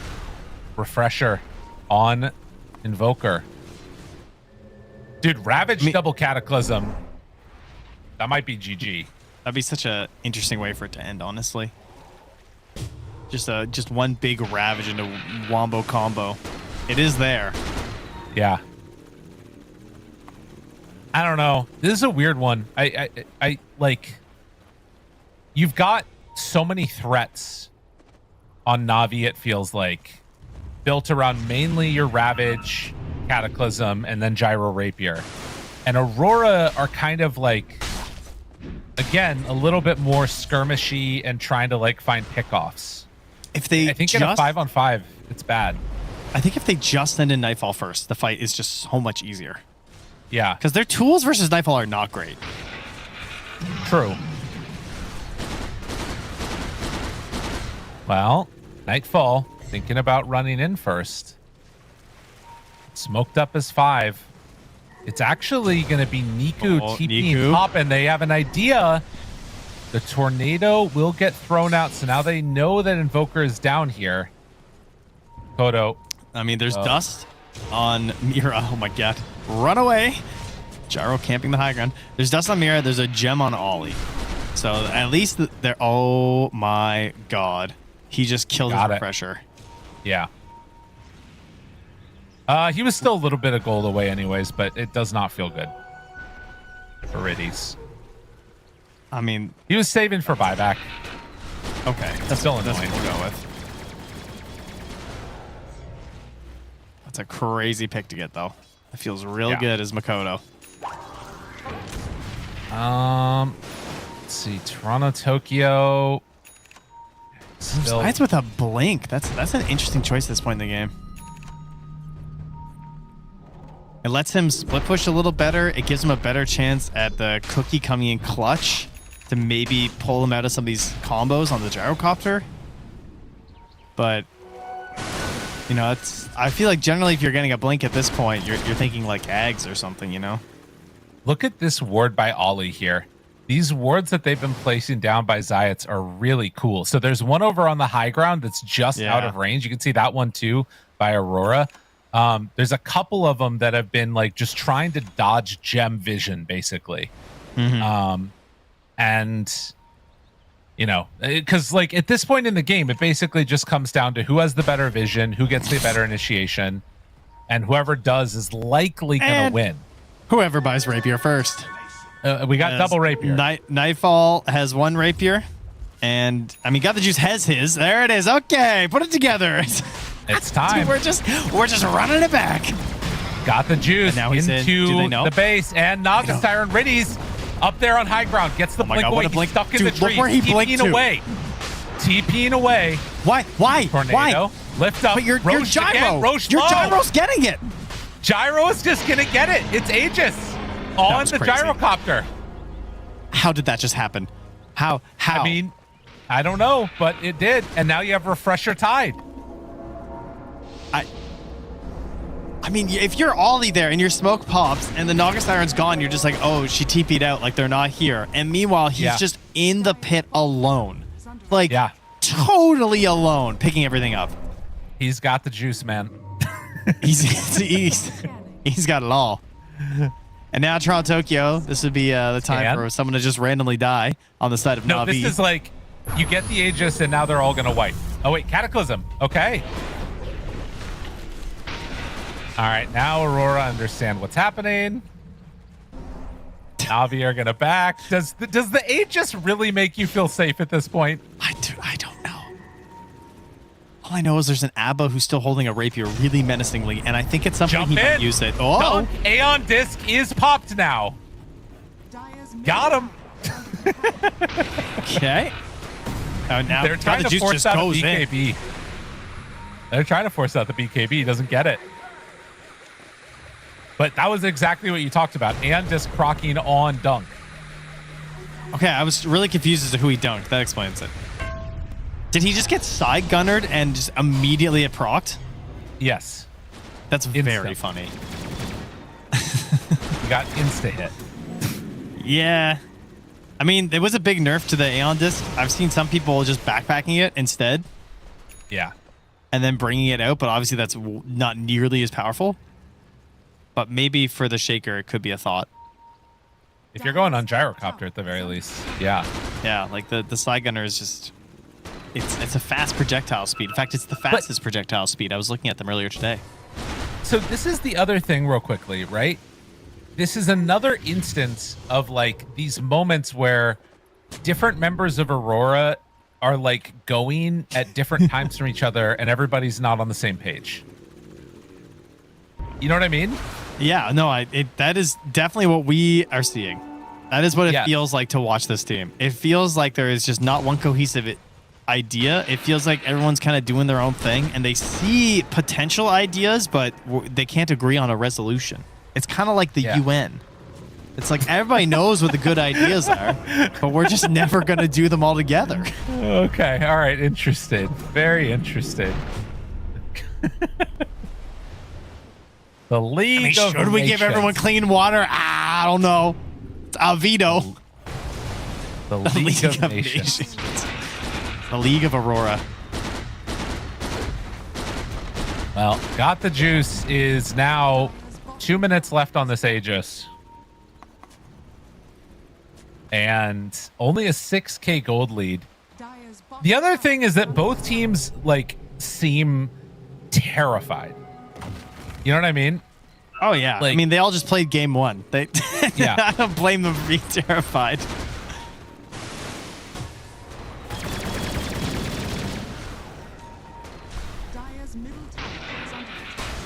And like at any point, everything could fall apart. I have a feeling this next wave bottom is where they're going to go, though. We've got double catapult and now refresher gyro. After Aegis is going to be ready to go. Although maybe they just go back and farm some more. Who knows? Who knows, man? I don't know. You know? I'll tell you, I'm very interested because whoever wins this series, I want to ask them about game one and game two, and I want to know who is talking the most in this situation for each team. Yeah. You know? Like if we get Na'Vi, I want to know who's talking, who's got all the ideas, who's making the calls. If we get Aurora, I would love to ask the same question. Who do you think is more likely to tell the truth? Na'Vi for sure. They'll just be honest. Really? Yeah, of course. Why would they lie? Na'Vi are just some gamers. Aurora's a little more egoed. But that's the thing that I feel like that if like Aurora win, there's a chance that they're just like, screw it, I'm just gonna say everything and talk about like, you know, how silly the decisions were and how, you know, stuff was getting silly. To me, it's Na'Vi, player. because they're younger players, I feel like there's a chance that they might try and like, you know, no. They hold they're back good. a little bit. No, they're good interviews. They'll tell you whatever. Okay. Mira would tell us. We had Mira. He'll give us the straight answer. Okay. Well, they have a BKB on Toronto Tokyo now. That's good. Any like game-winning wards? You've got this one from Riddy's up on the high ground. There's another one wild. in like the safe farm area that's up on the top side of the map. Hello, Courier. Oh, that was okay. That was pretty fast. That was cool. I got to give some credit there. That was a nice shield. Hex done on PMA with refresher now. Does he have mana to do all this? 200 mana there. 800, 250. Refresher shard's only 200, right? Yeah. Yeah. But that's Definitely still good on 500 mana on Scythe. Like 150 for Pipe. I don't he doesn't have quite enough. The furthest this game has wavered in terms of win percentage the entire time was in the very early game. We hit 68% in favor of Aurora, but other than that, it has just been sitting at like 60 to 50 this whole time. And right now we're sitting 51% Na'Vi, 49% Aurora, according to the glorious Dota Plus. This is my fear, though, is the Niku getting found. This is how I predicted things would go poorly. Oh, they all TP out. He actually gets out. They don't want any of it. Oh my god, too many Aeon discs in this game. Niku made one. Got the Juice made one. Yeah, I don't know. What did he sell? Oh, he sent the Ags, of course. Okay. So they're going to get the D ward here. And then back to farming. This is so interesting. So they just... I mean, he can't be dunked. Because he's just going to get Aeoned into Satanic. They don't have the combo damage. Nullifier, so they need to I guess? Yeah, I mean, it's just the same. Both teams have this issue right now, and no one can get it. Makoto does have Shivas, and then I think that the Withering Mist does create some serious problems, right? Because that's what, health restoration reduced by 35%. If they're below 40% HP, though, only. Makoto? Makoto? BKB run? BKB hide? BKB jump away? Toronto Tokyo finds Zayats, blows him up. Now hunting for more. Spots Niku. He has BKB. Niku in trouble. Do they have any detection? Okay, now he's thinking, do I have a play here? He's thinking about it. Early. No, it's not. Niku, you got to be careful. Wait, Makoto. Bro, you have a Hex. Okay. What's going on? They ran away? Gyrocopter pops ulti. Now Abba onto Gyro. The blink out. Aurora decide they don't like the look of that fight as Gyro's coming in. That is a really impressive play to back out right there. I don't know if it's right or not, but it was impressive to make that play. PMA had the craziest chance for a Ravage there. Oh, the eyes. They see Makoto. This ward. He's gonna walk into it. Do they choke? Do they go for this? High ground! Oh my god! Out of nowhere, Force Staff to the low ground, Cataclysm out, connects onto two. They're both gone. Mira Refresher lives. Second salvo. He has BKB blink out on Makoto. Dude, it's a whiff! On Nightfall, excuse me. They get out. It caught nobody. That was a Refresher Ravage. I mean, it made sure no one else came in on the play, I guess, but it's gonna put them in position for the Roche, though. Aeon Disc is down on Got the Juice. Aeon Disc is still up right now on Niku. He has no mana for the Refresher. As we go back here, Mira really wanted that D ward. Oh, yeah. And somehow he lived. Just crazy. I mean, the focus immediately shifts. He must have eaten a giant Greater Healing Lotus or something, because he was juiced right back up. He's still holding another 900 HP one right now. As back in the real game, the Aegis has picked up Refresher Shard on the deck. Immediately going to replace the one that he lost on PMA. So that's a bit of a relief. And there's still a cheese in the pit. Okay, I got that. Hand that over. Oh man, what is going on here? Let's see. Makoto under a ward is going to get out. Do they realize what's going on? Yeah, Got the Juice shows for a moment, and Makoto just has to run away. The rest of the team getting together. Toronto Tokyo up on the high ground. Ooh, almost caught Riddies there. Oh, Hex getting weird. Hex, Aeon they is have still force there. stats. Yeah, they're good. They don't pop it. The shield and everything just helps to ensure he gets out without losing his Aeon Disc, so... Refresher Shard still has 90 seconds cooldown on Tidehunter. Yeah. Yeah. It's a big one. I don't... Arcane Blink for the Invoker. This game could be over in 2 minutes. It could also last another 20. And I don't... besides people getting caught, I don't see what changes the current game state right now. I guess they're going to try and go high ground with Gyro soon, but no, I mean, look, Niku is it's popping Aeon. Okay. It's double catapult wave, and they're not going high ground here. It is still them being terrified to go high ground, which makes sense. I mean, but it just means we're stuck in a stalemate. It's 3.5 minutes left on Aegis when you're approaching level 30. I kind of see it. And again, yeah, I don't think you go high ground without burning someone's buyback or getting some death. Yeah. But is this also just a case of last game where going high ground can just result in disaster? Last game, it was the kick and the static storm. This game, it's really just the dunk, but I mean, last track damage is pretty crazy. Oh, good. Let's think about this. Let's take a moment. Having some frame issues by the looks of it there. And he's a little disconnect. I'm trying to think of what changes stuff in this game. And I really don't know. I mean, you can't Hoodwink go without has- double Ravage. That's the Yes. first step for Radiant. He has 7,000 gold on Hoodwink. I mean, Eggs, unfortunately, is not a real play. Especially when you only have a little bit for buyback. I mean, Vlad's is bad this game with your allies, Oh, wait, no. unfortunately. Oh, yeah, it's the gold being all messed up. You're right. Yeah, It's, all right, it's not that. It's fake. Okay. It's disconnect gold. Yeah. All right, that makes sense. I mean, that still means that Toronto Tokyo 3,000. has Yes. 7,000 gold, though, to be fair. So there is some Yeah. crazy gold in this game. He's thinking about going full on Ag Synth on Toronto Tokyo as well. Wants to keep all his items.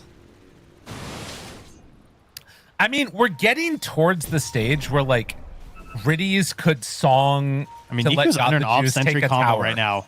Niku is just in vision. Op Sentry combo. Spotting him right now. Jump. He's hexed. Hexed. In trouble. Force that out. Aeon Disc. Now second salvo.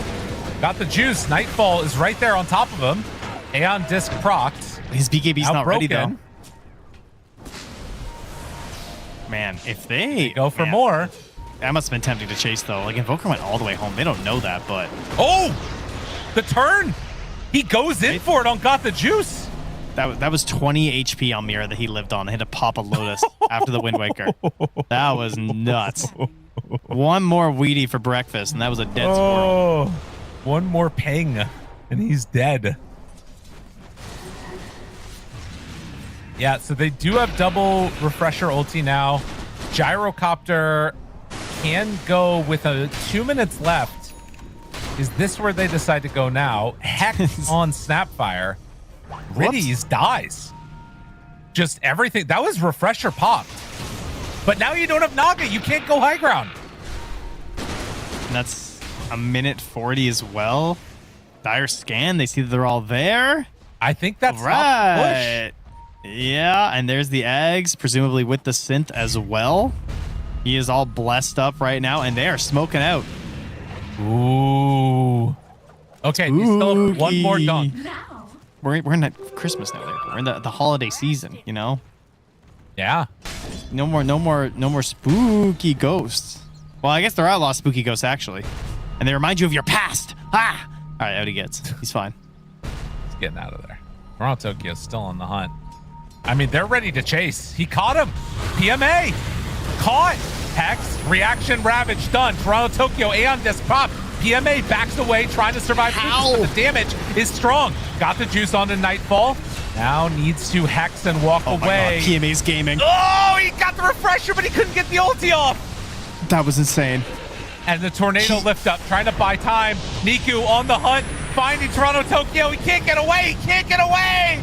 Niku is too strong. The tornado lift up. Look at the Invoker chase you down bit by bit. Woo, 3 buybacks. Oh my god, they left the base. They left the base and they have been punished for it. God, this gyrocopter is huge. He's at 53K. 32,000 gold now. That's What a big lead, swing. Lyrical. That is huge. Oh, they came out hunting, and what a play. I don't know how PMA survived that. And then the refresher into the scythe on the Abba was nasty. His rapier is still in the river right now. They did leave What? it behind. It Oh my is God. there. Okay. They forgot about it. This game's getting too crazy. And now anchored the up, anchor. backing away, trying to survive. Get out of there, Hoodwink. He's ethereal farm. Okay. Nightfall bought back. Nightfall's on What is him. he doing? On it, got the juice. He does have an Aeon Disc still. This gyrocopter is not dying. He will be stunned, but there's still another jump Ravage if they need it. Dude, if only they knew. I mean, is it possible they've done the math and figured it out? Because, like, surely that's worth going for, right? Like, Oh, you no, gotta totally. imagine They you forgot. smoked out. Everybody forgot about it. I don't know. I mean, maybe ABBA, like, in a second, they're gonna look and be like, all right, who picked up the rapier? Yeah. And then they're gonna realize that it's gone. But now they're in a position where they can't get to it. Oh my God. No, they could. Well, you're right. It's hard to get to it, but if they just looked and saw it, they would get it. I'm sure. Oh no. Toronto Tokyo's looking for a burst. They see PMA. That is not the target to go on. He jumps and gets out. He had no blink, to be clear. He had the W out of there as Toronto Tokyo. That was horrifying. Dude, do they not realize still the rapier's still in the river? Yeah, I think just it's gone. on the ground. This is like how they, you would think, like, how did they lose the one ring? Like, it was the most powerful thing ever, but like, it's just like that when you drop someone in the river. It's just too cold. Oh, sending out the illusions. Leshrak, refresher is done. So Makoto trying to be huge as they're going to take down and try and finish off Roche's banner. Oh, it's so scary. And now kisses go out. There's the jump in. Double combo. Makoto, how much does he have? Song of the Siren used and then the retreat away. They're fine still. Dude, I cannot believe the rapier is just chilling there. I mean, don't you remember Lyrical, And some things that should not have been forgotten were lost. History became legend. Legend became myth. And for 2,500 years, the ring passed out of all knowledge. The rapier sat in the river. The pings! Dude, they're pinging it. They ping it. Oh, no. Now they know. Does PMA not see it? They're going to go over and get it? They're just not looking? Yeah. They're dealing with it. They're not looking. No, Trent. He stood on it. No. He knows. Didn't he knows. look. He They knows. don't know. Yeah, he knows. He was looking somewhere else. Did he mess up shift queuing? Is that possible? He's an open slot. Is Zayat's going for it? Is that what's happening? All right, Zayat sees it. Let's go. Oh, the big hits. He's almost at 25. Oh, he's going to switch it to... Okay, Spell Amp. That makes sense. Yeah, I mean, until after, He also doesn't have the 20 talent anyway. So, Sag. I mean, that's a testament to how insane this game is, I think. Okay, Niku, relax, bro. It's a puck. We're 1 minute away from tier 5 neutrals. Helm of the Undying, does it win this game for them? I mean, it is kind of insane with Leshrak, isn't it? Like, if you think about it, that's pretty gross, actually, on this hero. Because, like, all that matters is you're just being there. So, like, you basically just need... But you need buyback to get the most out of it. That's the main problem. He does not have buyback. Right. Because you need, like, 4 Leshraks to kill them. They only have buyback on Hoodwink. That's not a lot of buybacks, Lyrical. No, it's not. They're going to try, though, in a second here to pick up the neutrals and see if they can get some tier 5 item that can get them out of this predicament. It's so funny that Gyrocopter's items are just like the exact same as they were at like 35 minutes. Yeah. You know what I mean? Like, basically nothing changes on this hero when he gets this rapier build. It's true. There's not a whole lot. None of them have tier 5s. But they're going to come on in and try and contest this stuff. Cataclysm down, jump away. See if they're out farming ancients or farming camps. Which they are. Tokyo, he knows. He says, I gotta get this. Now he's gonna find empty camps. Now he's gonna find Niku. Oh, lordy. Get out of there, buddy. Do not stick around. All right, this next round should be where they get them. Hoodwink almost has Nullifier now, too. Yeah, someone needs to buy it. There's just too many. Too many Aeon discs. Knife falls close to another rapier. Divine Regalia. Oh, got the juice, got one as well. Oh, baby. 100 attack speed. Helm of the Undying Lesh. He got it. And the spell buff. Debuff and spell amp. Is there any reason you take anything else here? No, there's just no way. All right, that's huge. That is the best neutral that he could have gotten. What if the Radiant just get no Helms of the Undying? Oh, Invoker's got one potentially. Toronto Tokyo has it too. He could also take Book of the Dead. Anybody else? Naga didn't get it. Naga didn't get it. Snap didn't get it because I think. Oh my god, he didn't take it on Invoker. He took Book of the Dead. Wait, so they have no Helm of the Undying? Does Tide have it? They took double Book of the Dead. Oh, Invoker not taking Helmy and dying. And there's the Rapier. Interesting. Yeah. I mean, he's going for the win, I guess. This is not a secure 50,000 gold lead. This is a throwable 50,000 gold lead. It's very possible. I mean, you're seeing the kisses get slammed out in all the books of the dead, but eventually you do need to win the fight. And this fight, can you win it? Oh my God, the damage out of Makoto is insane though. The heals are there, but you can see that first Aeon Disc proc, and then it's a problem. Did I hear Okay. Does Matt's Book of the Dead just beat them? My frames were jumping out of my computer on that one. All right, they're calling the go. They have 3 Book of the Deads. Yeah, and I mean, do they just maybe? I mean, I don't know. I don't think it makes that much of a difference, does it? It's really annoying. I'll say that. Yes, but I think comparatively to other items, I don't think it's that much crazier, is it? I mean, it gives them like this siege potential. They're sending them all in on the catapults. Again, the vision is really annoying. I'll say that. 52,000 gold lead, and this feels potentially winnable for Aurora. It's really hard to make it happen, but I think it's possible.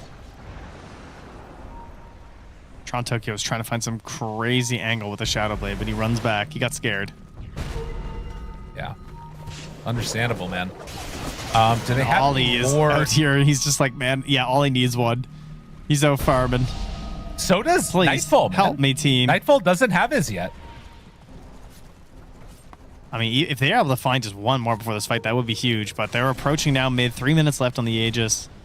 Toronto Tokyo's finishing it off. I think he's got it for him. Well, they better hurry because they're coming high ground right now. Their own book. Oh, he's one away. Mira, caught. Jump in. Got him caught. In trouble. Mira dead. Does have buyback. Now got the juice onto the tier 4 towers. He's ripping it apart. You got to deal with this guy. Refresher. Second salvo. The damage is out. Nightfall trying to stop it. That's the Abba ulti. The hits, they keep on coming. Do they have enough damage? Ravage is there. Focusing their target. Do they have enough damage to take down the throne? At least one time. They're doing a lot. Hiku BKB just rammed down the throne. They end the game. I don't want to win a fight. They just simply kill Mira once. He buys back, and they just ignore all. Hit throne. End the game. Get us out of this crazy series. Oh, yeah.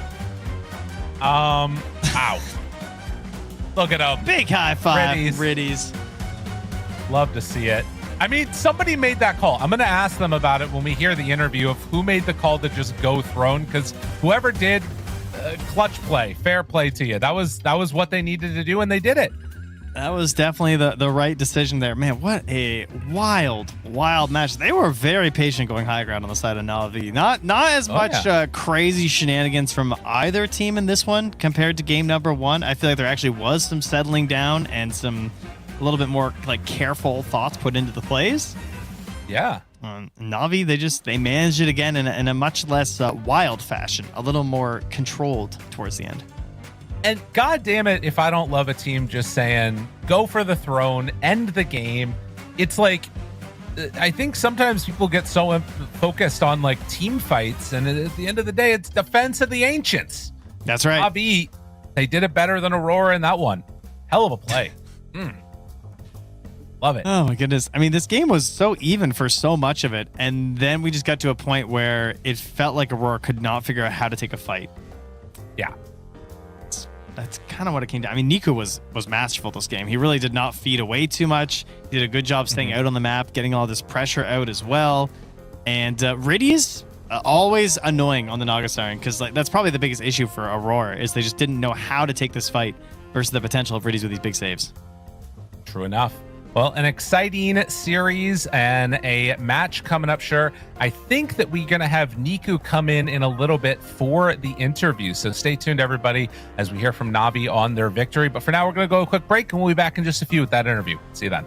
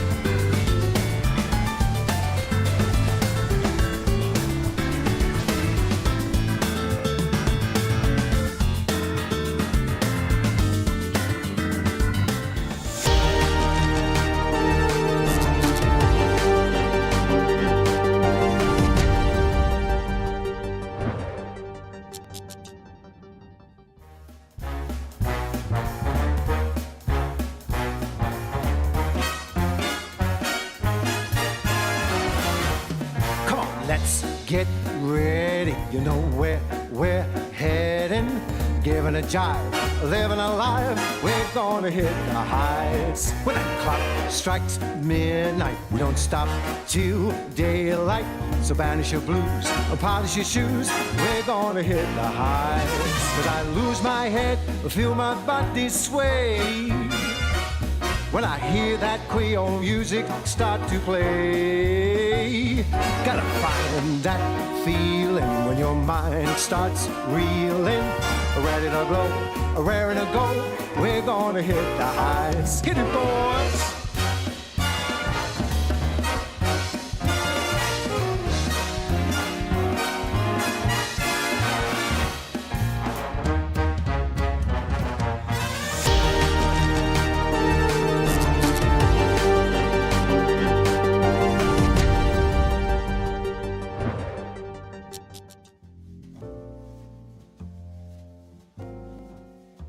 Oh, hello, everybody, and welcome back for our interview segment where, as soon as they're ready, we're going to bring in Niku to have a little bit of chat about the last series that they played, Trent. I'm excited. Oh, and it's right there on time, right away. We are joined by the one and only Niku, fresh off a trip from China and now fresh off a 2-0 against Aurora. What the hell was going on in that series, man? That was some crazy Dota. How'd you feel? It's basic Aurora. They will dev ancients, and they will stay 5 heroes on base. 5 heroes, literally.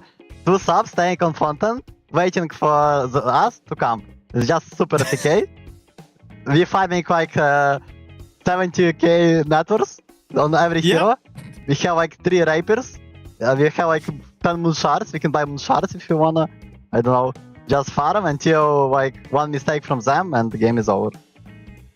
Nice. Very good. Trent, thoughts? It was some very exciting Dota for us to watch. It looked like in both of these games, it got a little crazy at the end. And I was wondering, who is like the voice on your team in those moments? Like, are you guys all communicating, or like, who's the one who's like trying to wrangle you guys and decide how to play it? In the late game, mostly got the juice and Bucket. Zayats saying everything almost. Yeah, I guess they're the most. Like to set up something or like to prepare. Well, it worked. I mean, that's good. It worked. You guys were crazy, man. It was a lot of fun to watch games. And we do have to keep things a little bit close as we get ready to come in and cast. But you guys on in this tournament in the Swiss upper bracket, have you gotten a chance to think that much about your bracket and like all the teams you're going to play against, or how do you guys feel about the format for this event? Excited to like not really know who you're playing until the end of the day. What's your thought about it all? I think format is more interesting than it was in DreamLeague. Now it's like any random team can play with you, like anyone who won, and if you won as well. And no, only so many teams, I guess. Like 24 is too much, maybe. Yeah, but format it looks good. So I hope it's gonna be nice. Nice. Well, I'm sure it's gonna be nice, and hopefully we can keep getting games like that. And tell Got the Juice to keep buying because we love to see them. So thank you so much for showing up for this interview and playing amazing. Congratulations. We'll see you later on. Bye, Nico. Thank you, guys. Bye. Oh yeah. What a fella. More rapiers from Got the Juice and more Invoker from Niku. I can't believe that we haven't got to see more of that before. It's his at least one of his most played heroes in pubs, but in professional matches, he hasn't had that many opportunities. It's like, let me see here, number like 9? I think his 9th most played in pros. Yeah. It looked good. Meanwhile, he has over 1,000 pubs on Invoker. It is his most played recorded hero before the profiles were hidden. He's got 1,032 followed next by his puck. So big Invoker gamer there, and it showed. All right, we'll see what they can continue to do. We are going to head out now, Trent. We're done. We sure are. Yep. We're going to be leaving the way for Ares and Gunnar to take over for the final match of the day. Any final thoughts that you want to close out with for the show? No, we just had so many good matchups today, and we got another one coming up next year. I didn't even know who to put as like what's like the most exciting matchup today. I thought maybe it was going to be OG versus Tybound, but OG were just like way too clean in that one. And now seeing this, like it was kind of even. And it certainly met my expectations of being a very exciting match. That is for sure, even though it was a 2-0. So well done to Na'Vi, and stick around for our next series. Absolutely, everybody. We'll see you all tomorrow. But for now, Aries Gunner are going to take over for some more action. See you later.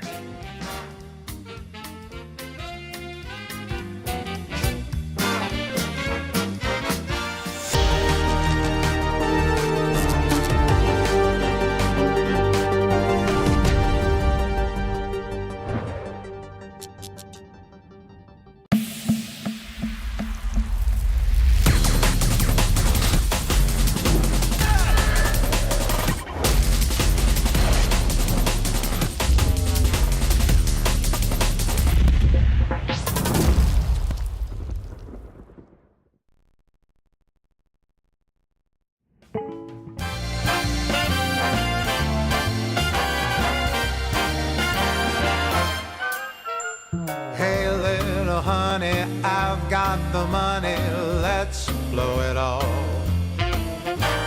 Come on, but baby, no if, buts, or maybes, let's have a ball. Let's paint the town red with all my breath, there's just no end. If I won the lotto, I'd make my motto, spend, spend, spend. What say that we go take some of my dough, let's blow it all. When it comes to pleasure, don't matter the measure, big or small. Who knows how long this will last? For now, let's have a blast. It's fun, yeah, you know it, so let's go blow it all.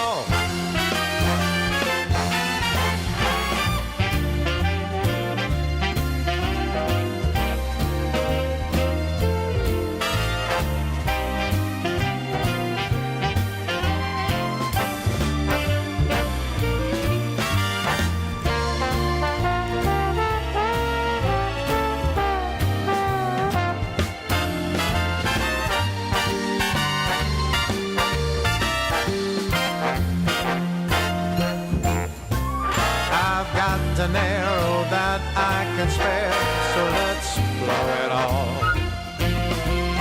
Come on, my honey, let's take this money, let's have a ball.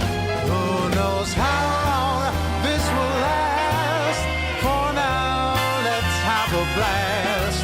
It's fun, yeah, you know it, so let's go blow it all.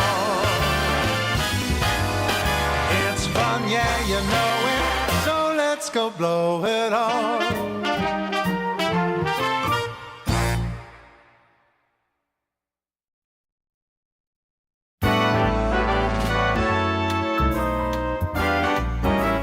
You and me, we could have been happy so easily. I got it alive to take me back, you see. I'm always loving you. Now and then I'll check out a chick, but I find that when there's really no kick, I'm coming home again. I'm always loving you. You ought to believe me, and I'll just lose my mind. You're making me frantic, please. I'm a romantic needs. I really just can't take these lonely nights. So stop if you're crying, the time's right for trying to make up and end without fights. And now it's you and me. We're happy together so easily. I think you finally believe in me. I'm always loving you.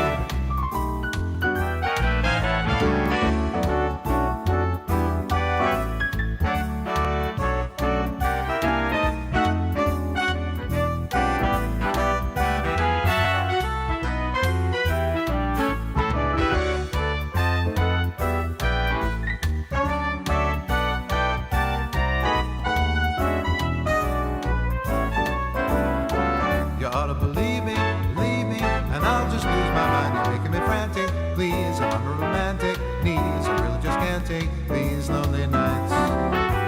with you crying. The time's right for trying to make a bend in with our plans. And now it's you and me.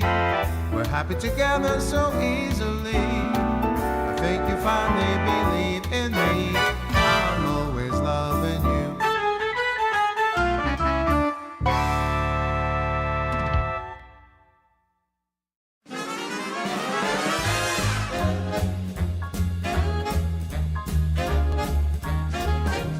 We're living a high life, no need for trouble or strife. Cocktail parties, Broadway lights, arm in arm as we see the sights.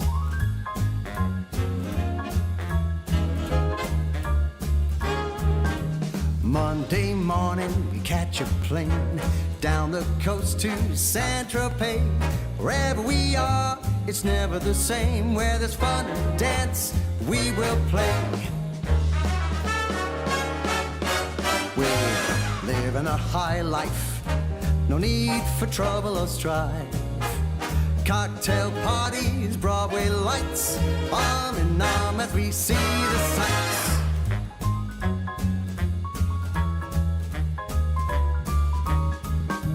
Friday night we hit the town, eat caviar and drink champagne. A life of luxury fit for the crown, a lust for life that we can't contain.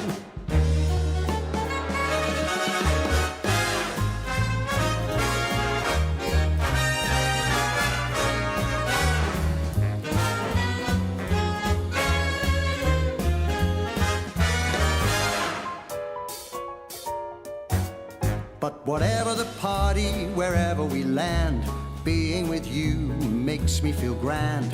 Rags or riches, I just don't care. The love that we share is beyond compare. Because we're living a high life, no need for trouble or strife. Cocktail parties, Broadway lights, arm in arm as we see the sights. As we see the sights.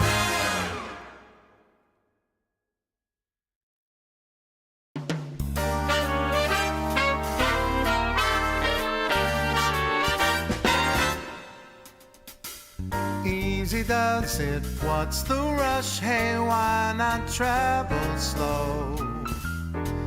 Let's just take our time and then we'll see. Easy does it, makes it such a nice long way to go. Day by day we'll have fun, you and me. You know some things don't move by force. Let's let love run its own sweet course. Easy does it naturally.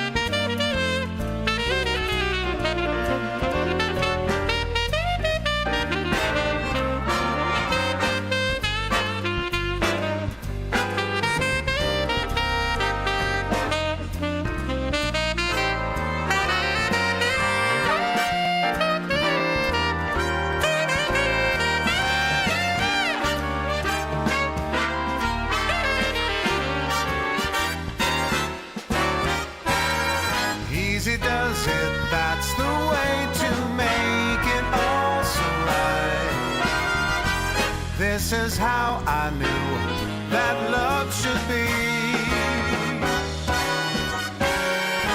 Easy does it, every day means every single night. We'll be lovers, this I guarantee. Let's keep the tempo slow, not fast, 'cause that's the way to make love last. Easy does it naturally.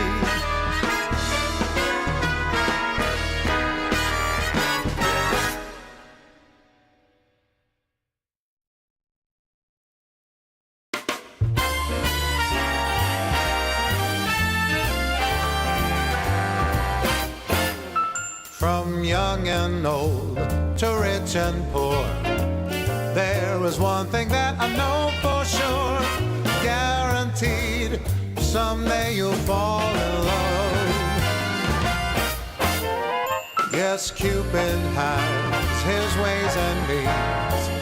Angels often act as go-betweens.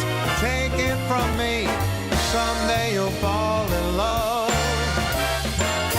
And when you do, you'll find that romance is life's most precious treat. Who knows, it might be the next girl that you meet. For kings and queens, for you and me, it's the same inevitability. I promise you this, someday you'll fall in love.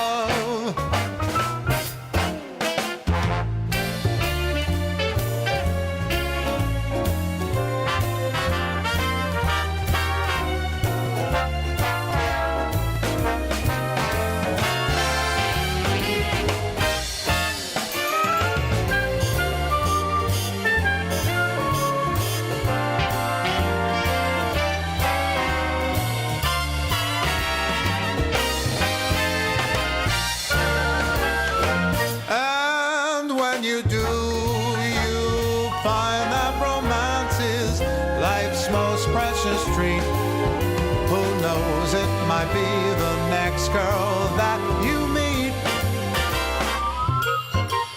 And if you think love's passed you by, there's no need to frown, I'll tell you why. Wait and see, someday you'll fall in love. I said take it from me, someday you'll see, you're gonna fall in love.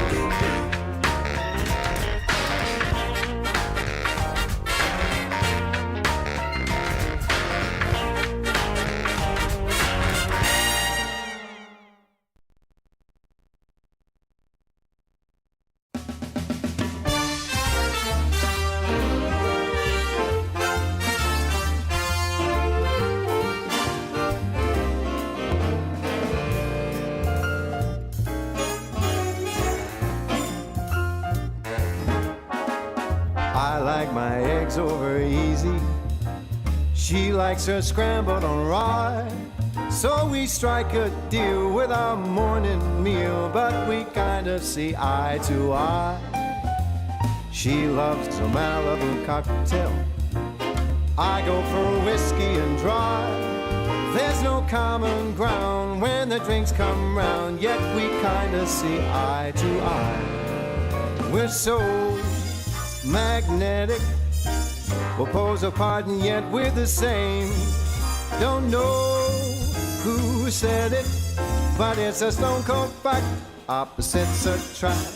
She favors Paris in springtime, I'm more New York in July. So for holidays we go separate ways, still we kinda see eye to eye. Yes, sir!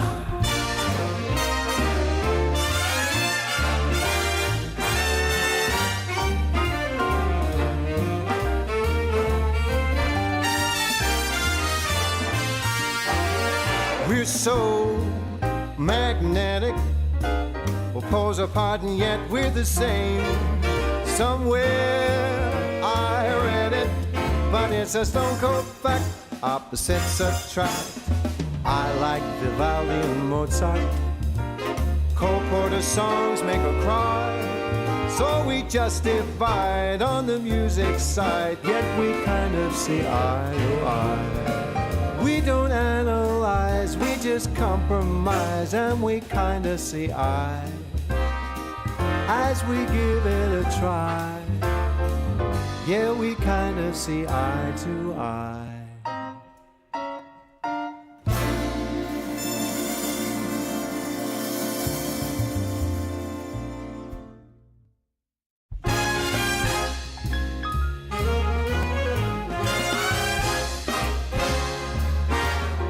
Rome, where the Colosseum, Rome, and the Grand Museum, Rome.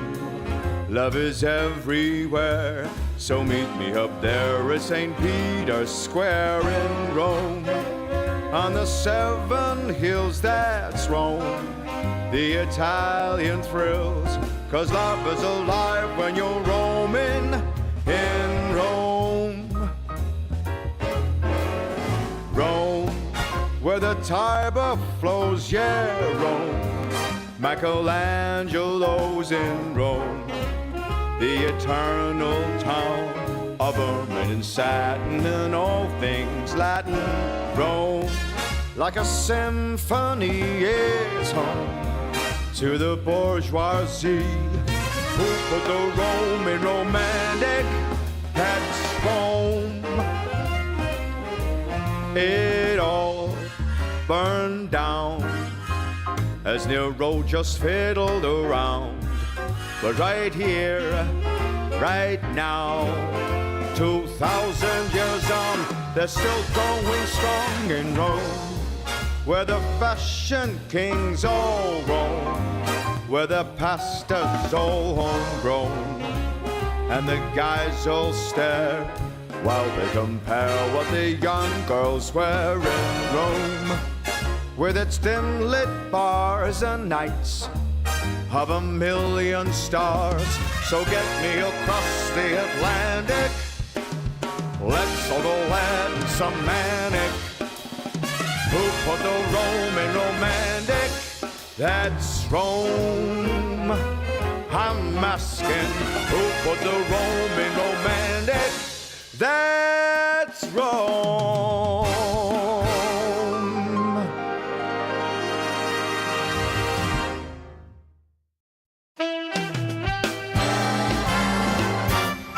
Sometimes I'm wrong, I'm usually right. the reason we get along, We make love most every night. I take it black, And I like it light. opposites do attract. We make love most every night. It's just a fact of life that a man and his wife sometimes disagree. I know it's true, my dear, the resolution's clear. Come on, make love to me. Whether I'm wrong, Whether I'm right, the point is we get along. We make love most every night.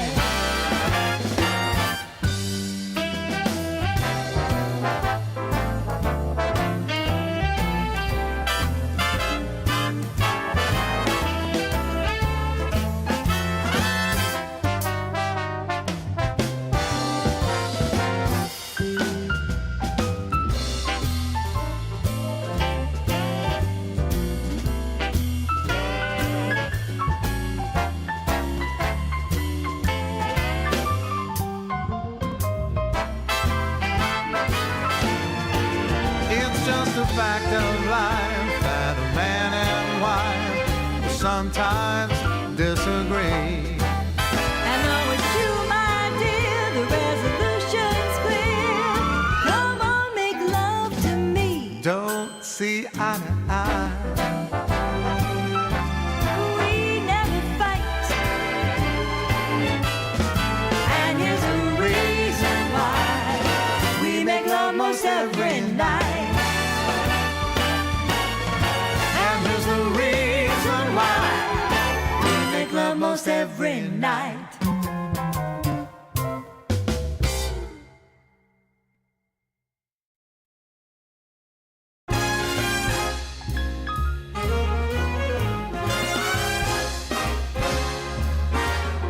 Home is a smiling face that's home. It's a hiding place that's home.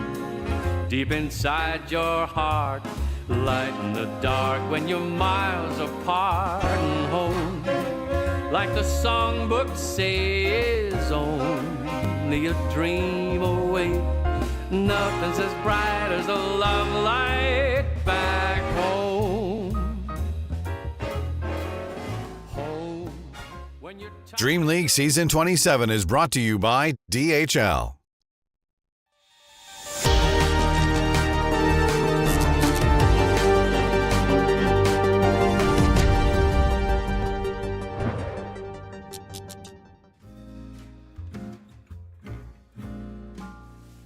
Ladies and gentlemen, welcome back. We've got our third and final series of the night here. Two brand new teams getting their debut at Dream League Season 27. Gunnar, how are we feeling today?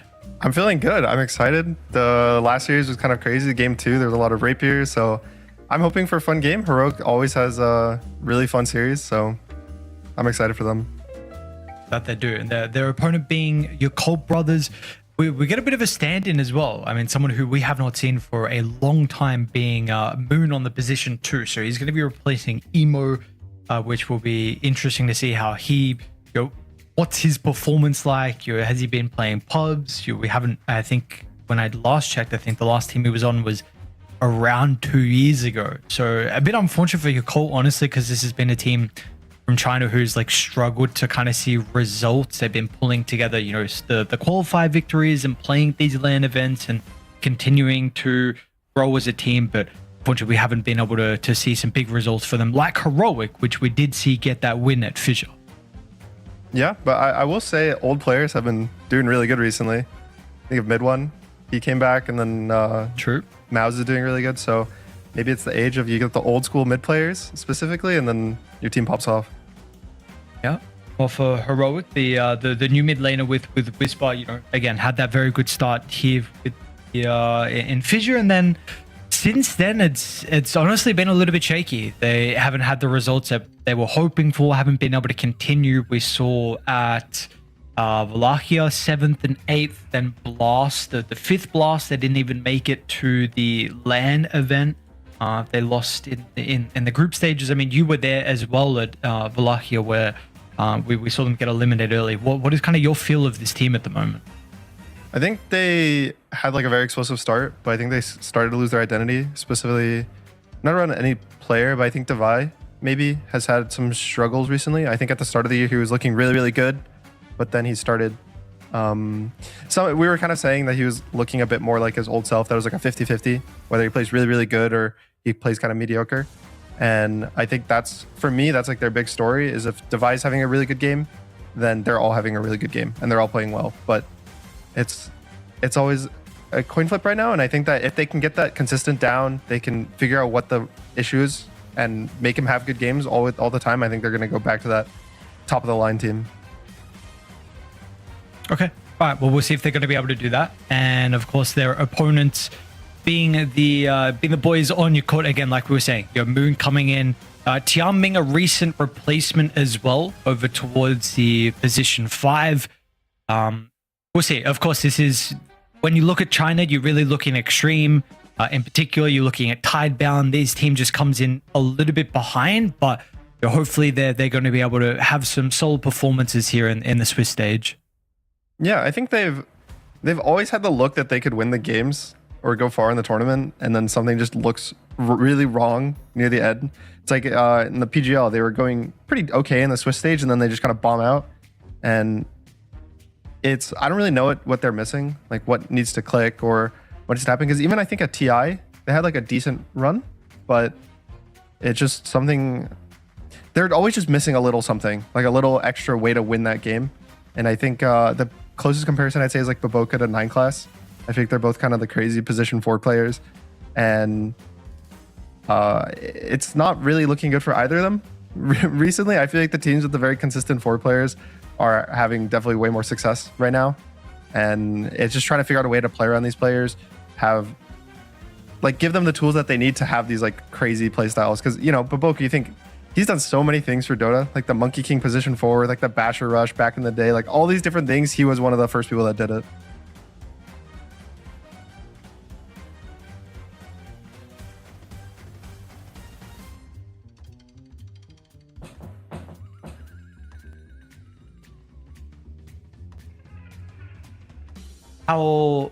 How do you work out like the identity of the team when you have such a crazy position 4 and you don't really know what hero they're going to be playing from like game to game? You have the crazy hero pool that you have. How do you work out like who be playing?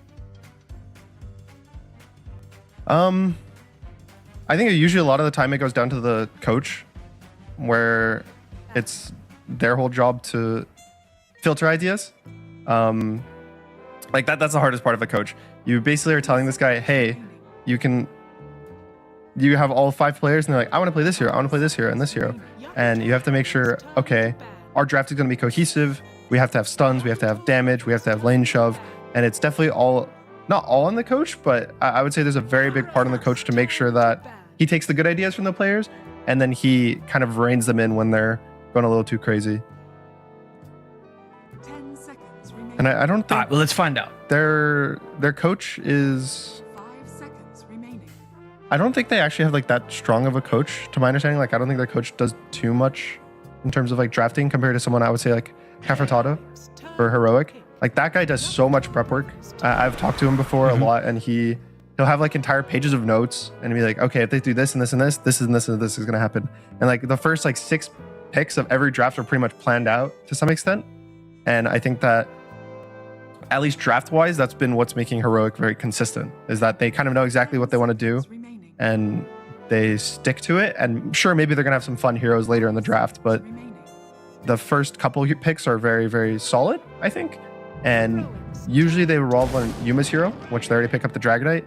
And I think that is very good because I think Yuma's always been a very consistent carry player.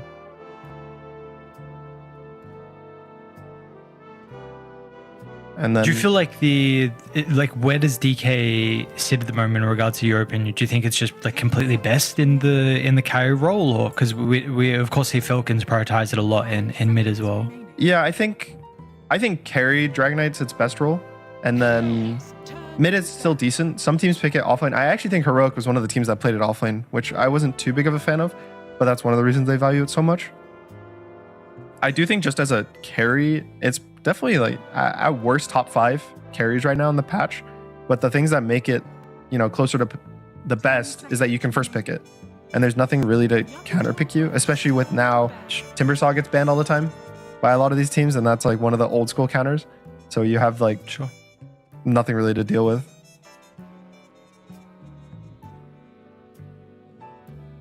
What are some others that you feel like come to mind? Is there actually really nothing else kind of besides the Timber that you're really concerned about when you first phase the DK? Some teams value Phoenix a lot versus it, but you kind of have to have a very confident Phoenix player, which I think Baboka plays a good amount of Phoenix, if I'm not mistaken. So that could be an angle they go. I think Batrider is usually pretty decent, which they already picked up, because you have BKB Piercing Stun, which is really important versus Dragon Knight, and you have a bunch of magic damage, which is also important. It's basically the two things where you want BKB control and a way to actually kill him when you're controlling him. Because if you only have one of the two, either he's never stunned and he's going to get the Satanic off and survive, or you have the stun, but you don't kill him, and then he still gets a Satanic off. It's like this very big Satanic timing is how I think of the hero now. That you have early game, sure, you're gonna get a blink, you're gonna stun, you're gonna do all this like stuff in the early game, great for your team. But eventually, at some point mid game, you're just this like 4,000 health beast that hits really hard, has a stun, and has a Satanic, and you just have to be able to deal with that because it's always gonna get there at that point. Dragon Knight's just too strong early to not let him get those timings.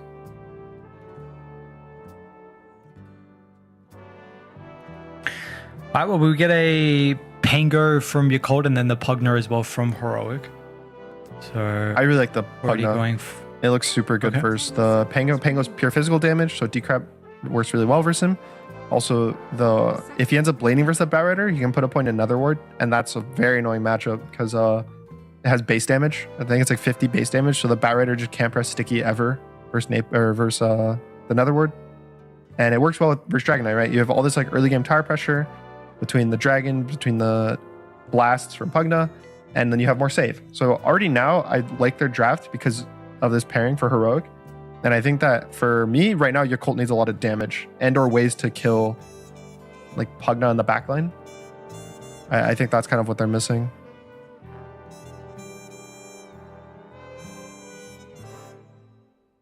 I could see a world where Yakult ends up wanting Break is really good. Like Shadow Demon would have been a really good pick, but they actually banned it themselves. And that's a lot of damage that they picked. Instant Gyro Tusk. no messing around. Very confident with the decision here for your call. So do you feel like this fixes some of the issues that you were feeling with the lack of damage? Yeah, definitely. I think Gyro is really nice for Dragon Knight because in the early mid game you actually have your Rocket Barrage, which is the magic damage you need to kill him. And then it also kills the Pugna. It does damage through Decrep, so you're kind of like this hybrid carrier early game. And then late game, you're going to end up, almost always we've seen people go this Divine Rapier build, which again, a lot of damage. That fixes your damage problem. And then you pair it with the Tusk, and it's just a strong lane. Also, I really like the Tusk they go Drinking Buddies with Gyro, which just buffs up the flak cannon. So pretty much a guaranteed lane for them. I also think Batrider is almost always like a pretty stable lane. And they have the flex with the Pango, right? The Pango can go mid, it can go offlane. So already now I like Yakult's draft. Like they've fixed some of the flaws, I think, but still Heroic's draft to me looks very easy to play. Whereas I think Yakult, if they make maybe one or two mistakes, they can kind of lose a lot of the like oomph and like the damage they need to kill the heroic heroes. Sure. Do you need to supplement that with Moon's hero, at least someone who's going to be able to potentially fix that problem, or what do they need to cover now with the mid lane for your cult to make sure that like the weaknesses are fully not there? I think either good poke would be nice, like something that can kind of jump the backline, force like random spells, and then get out easily. Something maybe like a Storm Spirit could be interesting for your cult. The other, like the complete opposite route is you just pick pure damage from mid as well. Like obviously this hero is probably not going to be picked, but something like a Tinker that is just like pure infinite damage. Maybe something like a Queen of Pain if they didn't have to ban it. Something like that, just that they have overwhelming damage between the gyro, between this new mid hero, that Heroic doesn't have these like tanky cores that get saved by Pugna. But like as of right now, especially with the Mars, there's just so much health pool on Heroic that your cult have to deal with, that when there's a Pangolier, it always scares me because I feel like that hero is just a bit low damage in these type of games. 5 seconds remaining. And then I think Heroic have a pretty easy pick here. I think they can kind of do whatever Whisper wants, to be honest. He's maybe blind. He's maybe not. I think a Storm Spirit could be decent for Heroic too. Just some solid hero that, like, it's good versus Pango in the lane. It's good versus Bat Rider. His jump versus the Gyro. The Tusk Save isn't great versus it. Just something to help your Mars, so it's not always on him to have to go in. But again, you even have the Dragonite for that, so it's like you don't even really need this jump from your mid lane. Sure. Just the Clockwork as well can. Yeah, like they have assist. I feel like they just have so many tools on Heroic. It just feels easy for them to play. Like those drafts where you just have multiple ways to initiate, multiple heroes that can go in, give vision. It feels so easy as opposed to the drafts where you have like one Centaur and it's on this guy to do everything for you. Yeah. Oh, we get the Invoker. So Whisper, let's see how he's going to be able to perform. Of course, we just saw previously with Niku's Invoker. Let's see now what the response is from Yakult. Do you want to put the Pango in the mid lane? Do you look for another mid laner to play into the Invoker? 10 seconds remaining. I would instantly jump to wanting to put, for me, I would want to put the Pango on the offlane, I think, and then pick a new mid, because you don't really have, you see the Dragonite as a carry, and that hero can't really be messed with. Like, you can't last pick a hero and be like, oh, we're going to destroy the Dragonite. And so for me, if you put the Pango mid, there's no offlaners that make it worthwhile. Unless they do something crazy, which would be Bat Rider offlane. But I don't think you really want to run that versus Pugna. So in my opinion, I think they just take a mid. You just take something that free farms versus the Invoker. I mean, if they're crazy, I could see them picking Shadow Fiend here for your Colt. I'm not a big fan of it, but I can see it as a possibility. What is the reasoning behind the Shadow Fiend? Just team fight damage. It's pretty nice versus the Invoker you free farm. The only scary thing is like Clockwork can be annoying versus you, but I think it's just one of those heroes that I always see these mid players, they just want to pull out because it feels really good to play a good Shadow Fiend game. And if you play a good Shadow Fiend game, you can just win your entire team the game. But they end up picking the Axe, which it's not my favorite, to be honest, especially versus like Pugna save. And again, I feel like the Pango can be low damage. So, but I think it gives them a little more control, which they were lacking, definitely. So to me, a lot of this game is going to be on Fly as to if the Gyrocopter is able to he kind of has to do everything. I think he has to win his lane, he has to get good timings, get objectives, get Roshan, get a Rapier, and like pretty much single-handedly carry the game while his Pango and Axe and like supports just provide the utility for him to do that. Okay. How do you counter that then for Heroic? Like if the game needs to look completely almost flawless, it sounds like for Fly, what is the game plan then for Heroic? Are you looking to try and shut him down early, manipulate the lane? Do you try and even bring KJ like through the portal, makes him early ganks? You know, Whisper even looking towards bottom. How do you try and slow down the Gyro's game? I think you definitely are just gonna King Jungles, and even Yuma I think could both gate and just like take this top tower. Taking the Gyro's tower is really good at shutting him down early. They also, it looks like Whisper is gonna go Exort Invoker, which means you're gonna have a lot of Sunstrike pressure early game. Like you hit a spear on the Gyro, maybe he's able to die. Like sure, there's a save from Tusk, but it's not guaranteed that it's gonna hit. And I think Yuma also sees his lane, which is Bat Rider Axe. I think that lane's pretty easy for him to be left for like 30 seconds to a minute.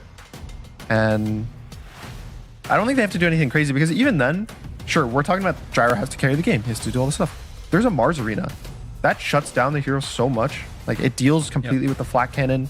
Gyro can't do damage for like 5-6 seconds in the fight if the arena's placed properly. And so to me, it's just I just feel like it's an ease of execution for Heroic. That's what I see. Okay. Well, we're gonna be able to find out here if the execution's able to pay off for the boys on Heroic. You're needing to get some results under their belt as well. Again, like we were starting off from start of the year incredibly well with that Fissure victory, but so far it's been a little bit shaky from them since. And same with Yakult. They've had some decent performances getting through the group stages, but we haven't really seen them be able to push any forward since then. So a victory over Heroic would be a great way to be able to start here in the long Swiss stage that we've got. I think both of these teams have that, more so for Heroic, that they want to do better than their results have been recently. I think, again, especially Heroic, like they were doing good at the start of the season. They won a tournament. They were looking really solid. Sure, they had just switched Whisper to mid and they got Device offlane, so it was like a bunch of question marks, and they proved that they made the right choice. They did good. But since then, they've kind of been on a downward trajectory. And so I think that they kind of want to get it back. And I also think this is a team that's a very momentum-based team.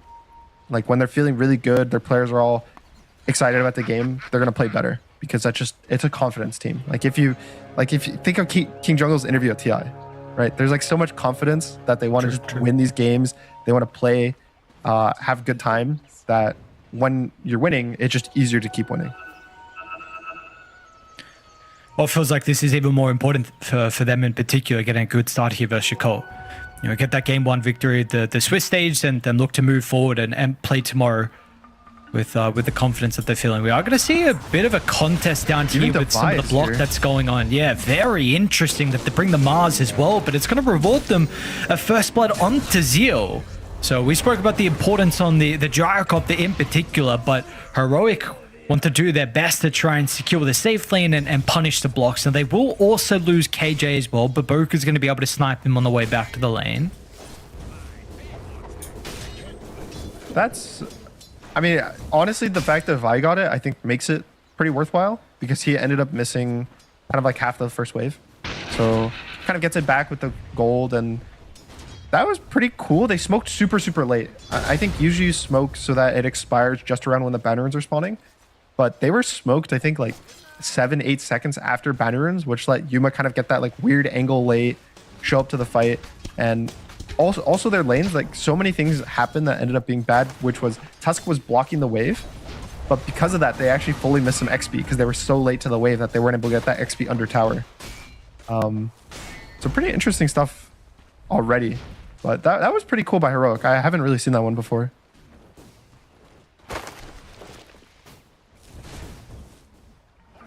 Yeah, it's always nice to see when you come into a different game and there's already a fresh strategy from them. You know, this random 4-man.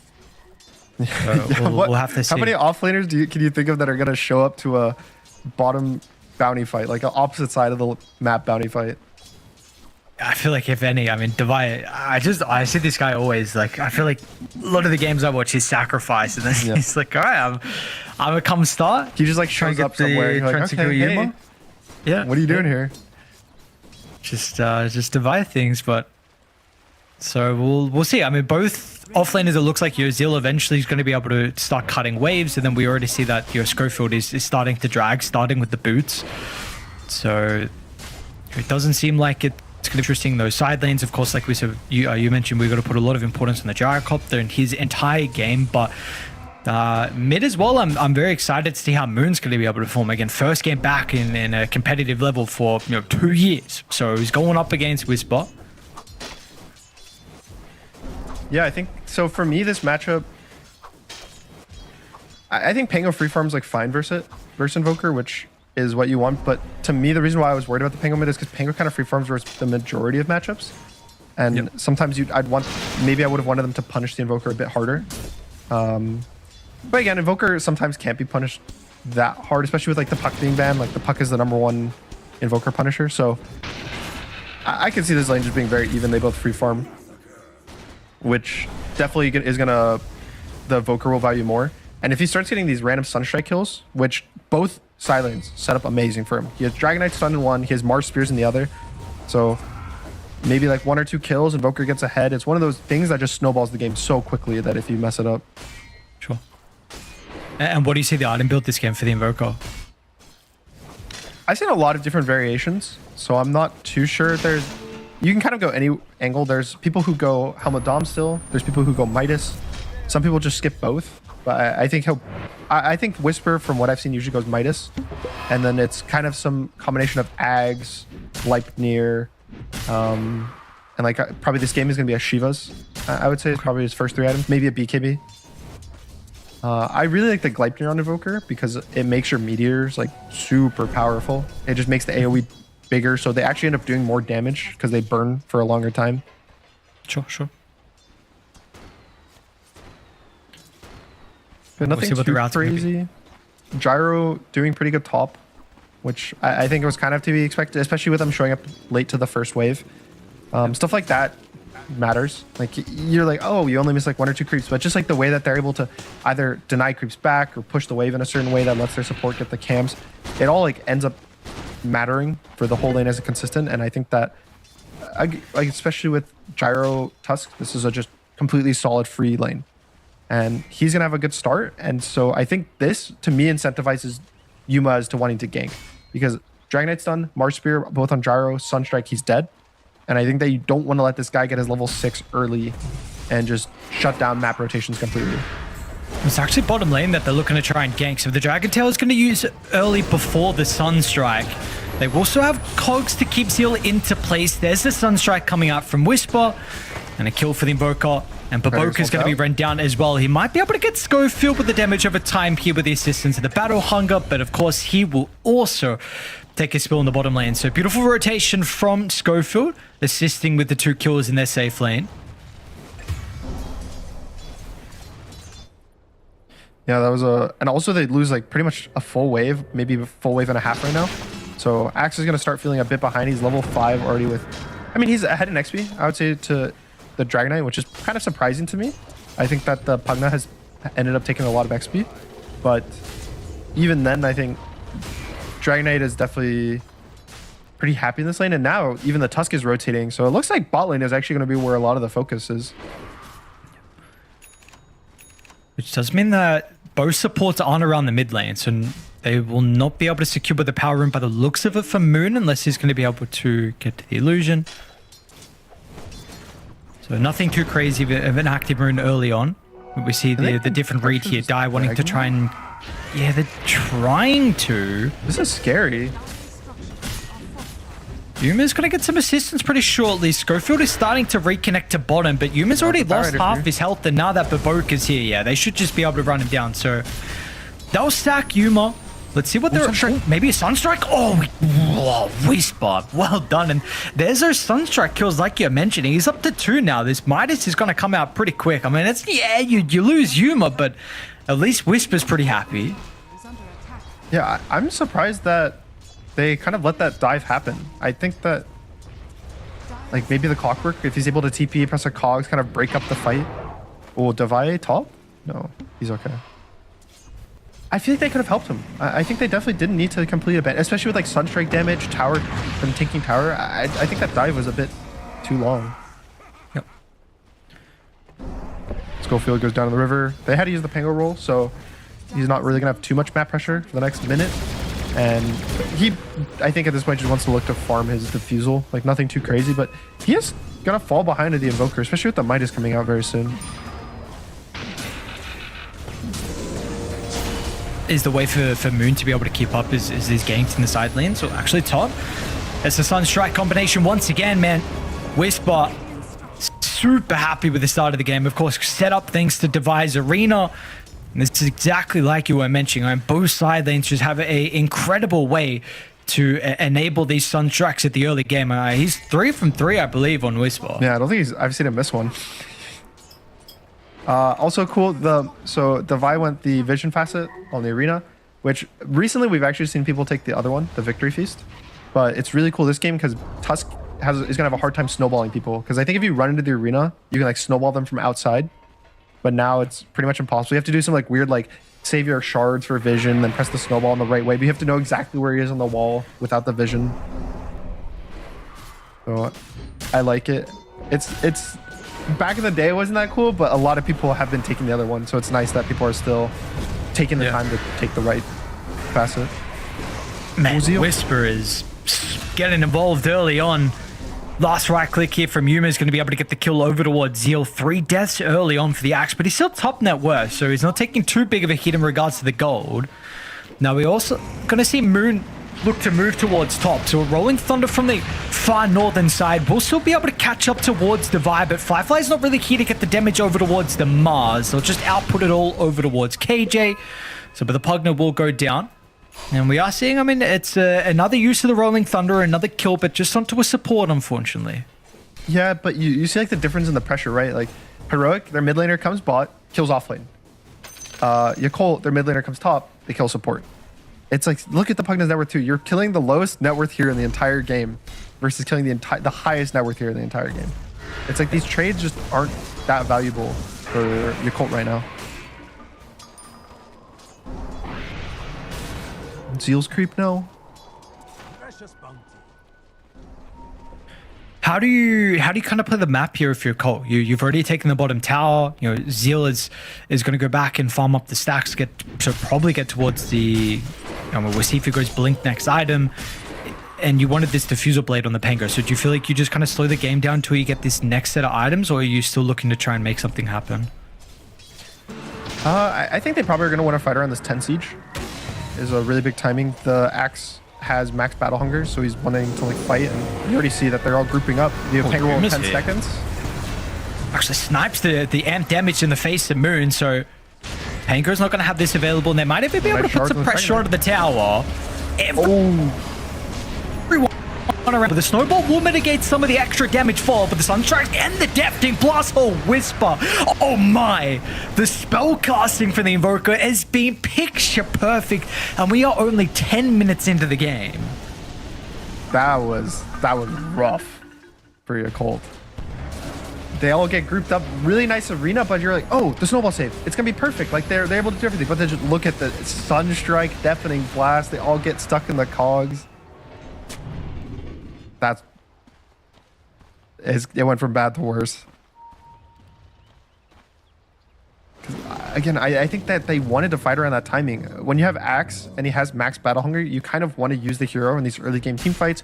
You want to run people down. You're not really this like blink blade mail like big timing. You already have your timing. Otherwise, if you're not using it, you're just a worse farming Axe because you don't have your max counter helix. And like if you're losing all these timings, you're losing with Pangolier team fights early game.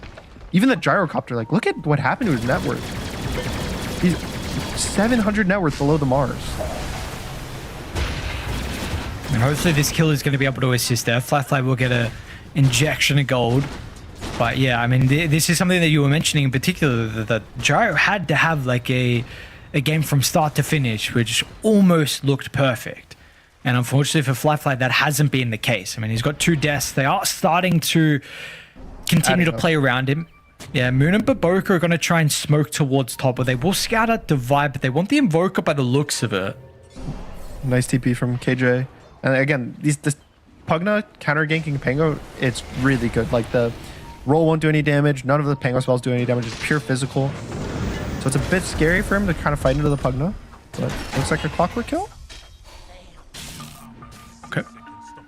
It is indeed.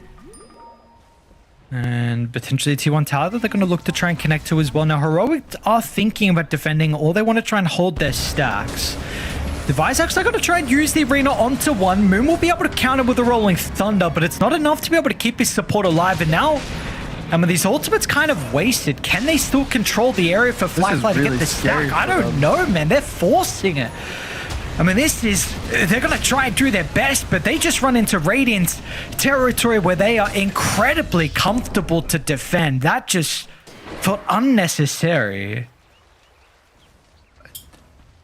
I mean, these last fights just kind of feel like question marks to me. I think they're just kind of like, they're making it so easy for Rogue to play. Like, they just walk directly into them. They're walking into, like, pure team fight.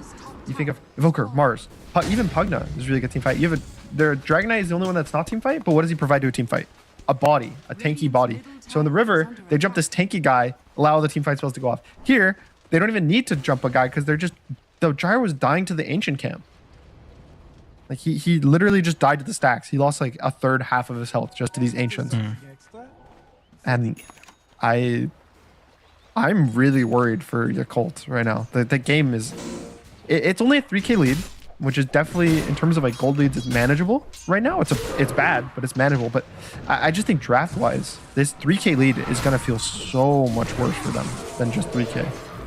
How much does it change when we get the pipe here from Zeal? Because it feels like a lot of the net worth is on the Axe, and we're not really seeing that come into play. To be honest, I don't think the pipe is going to do anything. I think that they're already running into these damage issues. Like in the last fight, the bat dies, the Pango rolls in, he hits one roll, and he realizes, oh, we have no damage. And so a pipe isn't going to fix their damage. It's just going to make Yakult die slightly slower to all of Heroic's damage. The way I see it is they should think we've messed everything up. We've kind of screwed up the early game pretty bad. We need to now play the gyro game. Get this big timing, get these rapiers. Like, I think it delay the game 15, 20 minutes. Just do your best to get like random pickoffs, dodge the fights, but never take a real team fight. Well, they're going to try to.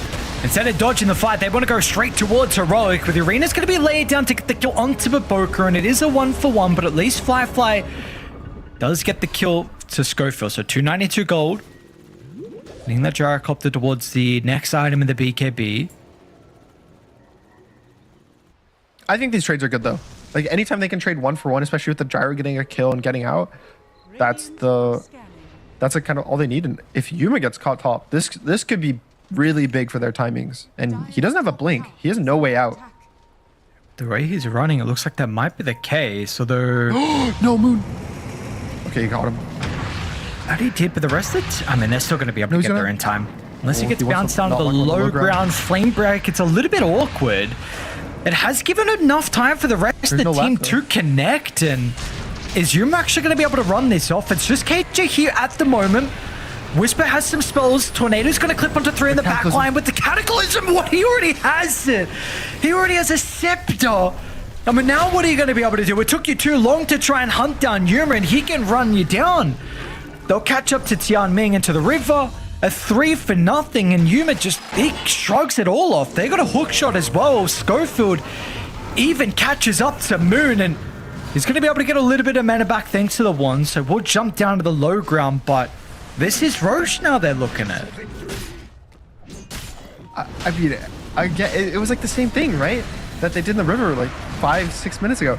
They're using everything. They're chasing the Dragon Knight all the way through the map. They're using all of their damage to try to get this guy. You have a Pugna. Like, are you really gonna? You think you can kill a Dragon Knight through a Pugna with like this random like slow chase through the river, and then just Whisper perfect timing on that Cataclysm. Just he couldn't even get the snowball off on the gyro. It was so good. Like he couldn't click him fast enough. And now Aegis for Yuma. I mean, I'm surprised it's only a 3k gold lead right now. Yeah. That is wild to me. I'm trying to work out where the gold's coming from. I mean, yeah, to me, the game feels like it's like a 10k lead. Like these fights aren't even close. And now Moon get kind of caught, but he's gonna make it out.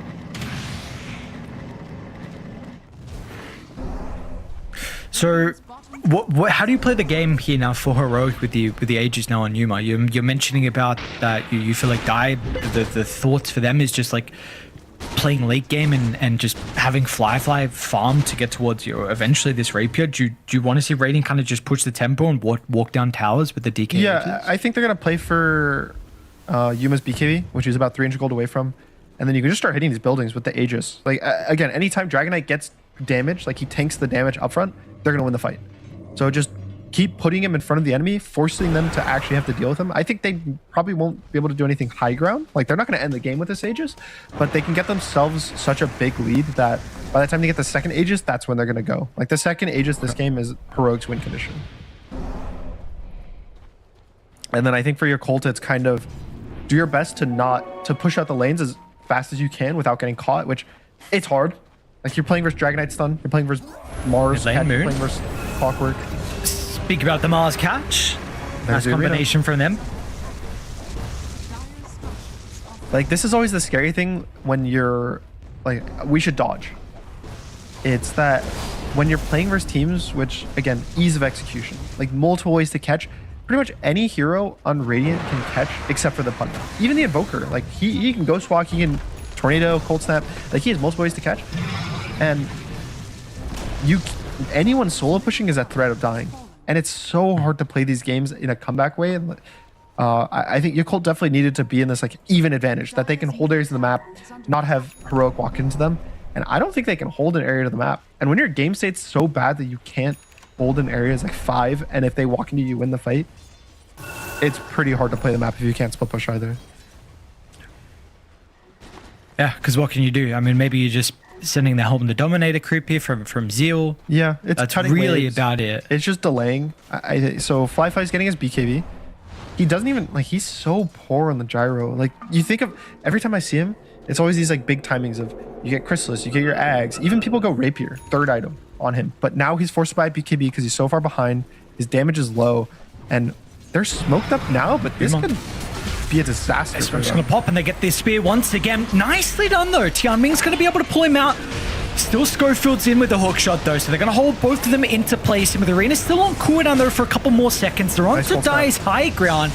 Is the damage going to be there though? That's the thing in question. It's just not. Flyfly is trying to do what he can, but the Gyrocopter through this stage of the game just doesn't have the net worth. He's going to be able to run out of the walls of the arena and look to TP out. He won't even make it though. KJ's going to be able to snipe him with the last little bit of damage in the Pugner. And we are just seeing they are too far behind. 8,000 net worth lead we're now at after the successful team fight, but importantly, the damage is not there. Again, I don't know. It just feels like the same tale. They walk in, the Pango gets caught. He doesn't even get his roll off. He gets tried to snowball save by the Tusk, but then great cold snap by the Invoker. It cancels his roll long enough that the Dragon Knight's able to get damage into kill him. And even like I just see it as if your Colt gets let's say they get perfect team fight. Every spell off, Pango gets his roll off. They get a good lasso. They get a good call. Like every single thing that Gyro is able to do is damage on the Dragon Knight. I don't even know if they kill him through this Pugna. Like I don't think they have the tools right now in the game to do what they need to do. Mine is truly a blessed life. I actually think Flyfly should just go a Rapier. I don't think this Ags is going to change the state of the game. I really don't think any items they can get at this point will change the state of the game. I think they just need a Rapier. Like they're too far behind versus Dragon Knight. I feel like it's such a difficult call to make though. I mean, like you said, we have been seeing these earlier Rapiers, but still this is something for such a long time, you know, it's in our DNA almost at this stage. You're going Rapier at your third item. You know, we're not used to it yet. We need a couple more patches where this is a thing. Yeah, I mean, my favorite was I think Parker was the one that did it somewhat recently in pubs that I noticed. That's what Poker goes down bot. It was like 4 months ago, 5 months ago, and he was just doing the same build every game I would play with him. It was Chrysalis, Ags, Rapier. Every game he would just do it, and he would win. Like every game I saw him do it in, he would pretty much win because it's just such a strong timing. I just thought I don't really know what went wrong with Flyfly's game after the like in the laning stage. Oh no! When I snowball. The tornado timing. They might still be able to get Tianming though. Yuma. Everyone else is coming. Device are going to be able to find him in the trees. They get the spear last second. So Whisper doesn't get the solo kill, but everyone else does come through to assist. Yeah, I don't know what happened to Flyfly's game as well. I mean, of course, it's the fights that looked pretty devastating. That mid one in particular, right, where they just ran into the arena and the Deafening Blast Sunstrike, and some of the other fights as well afterwards. Like you mentioned, you're just running into a Radiant lineup with Arena, with Clockwork, and the Invoker being able to freely spellcast. So it was just felt like some of the decisions in those fights really costed them in the end, and then you just lose complete map control, and no one else is able to keep up. I think even those deaths in the early laning stage for the Gyro, like he died to the arena, and I think he died a second time to a rotation, like relatively early. I think both of those deaths just hurt his game so much because the start of the game, they were destroying top. He was like 700 net worth on the Mars or something like that, and then just it all went downhill. And even Pango, again, he's not having a great game either. And I don't think it's really to his fault. Like he was, I think, 2-0-1 before the last couple fights. He wasn't dying. He did okay in his lane. I just think that I go back to for me, it's this like axe pick where I already thought that they were struggling with damage like the start of the draft, right? I see the Bat Rider, I see the Pango. In my head, it's damage is an issue. You need to fix your damage problem. And sure, they pick Gyro Tusk, but that doesn't fix everything. And I think they just doubled down on that problem with the axe pick. And I don't really think I've seen... To me, I haven't seen the reason why they picked it, if that makes sense. Right. Like, it hasn't shown wow, this axe has done so much, or he destroyed the lane, or he just has a really good timing. Like he's done really nothing special that a Pango offlane with a mid higher damage could have done. They're going to miss on the spear, but he will be able to activate the BKB and try and run to the base. The Drinking Buddies kind of grieves him, though, and they still get the hook shot outside, and Fly is still dead. Oh. That was a scared Drinking Buddies. Almost got Momoke killed, too. He was trying to get him up the high ground, but was just not able to get it. Like, he just bounced to the low ground. And that could just be a high ground push now. I don't really see a way for them to deal with the Dragon Knight.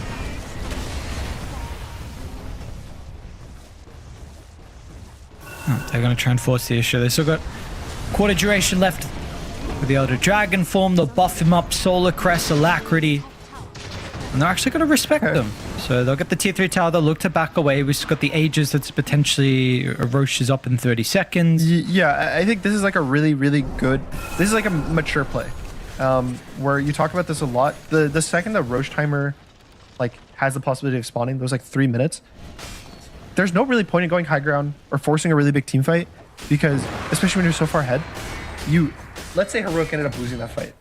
Like they dove too far, there was buybacks, whatever, and then Yakult also gets a free Aegis on top of it because they won the team fight.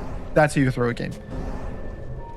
But taking a normal team fight around the Roche pit makes it just easier for you to use your advantage, because instead of being a high ground where it's always the enemy's advantage with buybacks, with vision, you're just taking it in a neutral spot that, since you're ahead, you'll win that fight.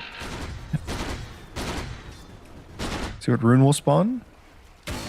Haste rune. Okay, that's honestly, it's not that good, I would say, for Nicole. Like I would have been hoping for like a double damage rune for the gyro, or an arcane rune for the Pango, something like that, but the haste doesn't really...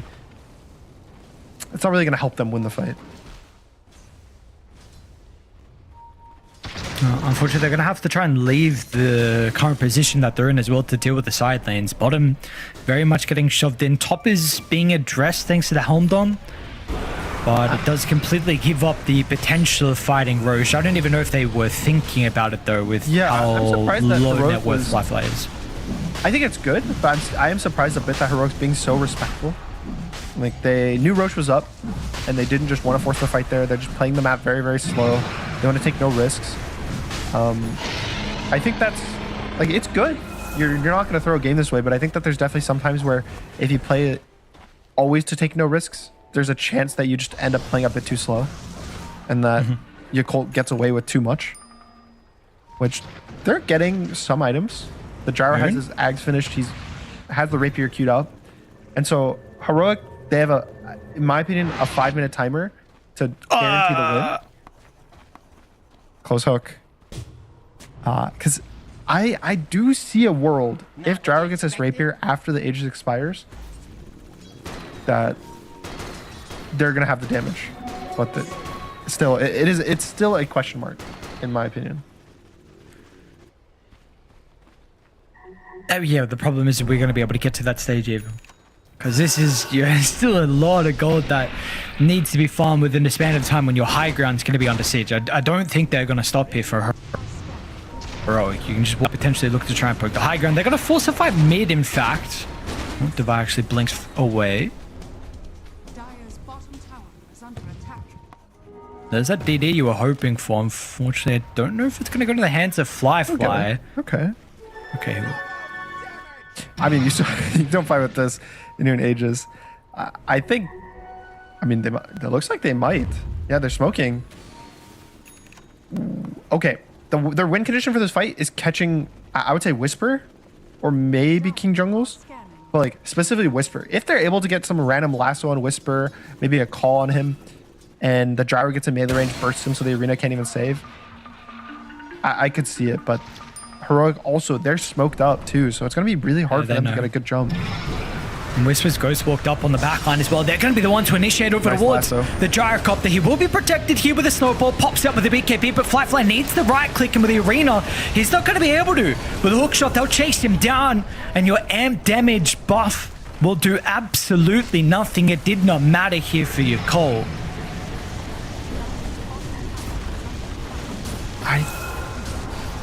I don't know. I feel like in that situation, like you can't really show on the wave.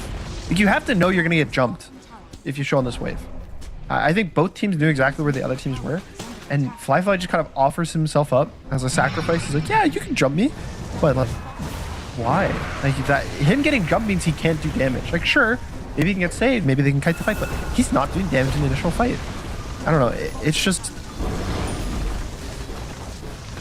It looks rough. I feel like they've just made a lot of mistakes over and over in this game for Yakult, and that it all is compounding. And I think again, I go all the way back to the draft. I think that there are some mistakes in the draft. If you're gonna draft like this, maybe just don't give away Dragonite. Maybe also don't give away Pugna versus Pango if you're also gonna keep picking low damage and you're banning your own Shadow Demon.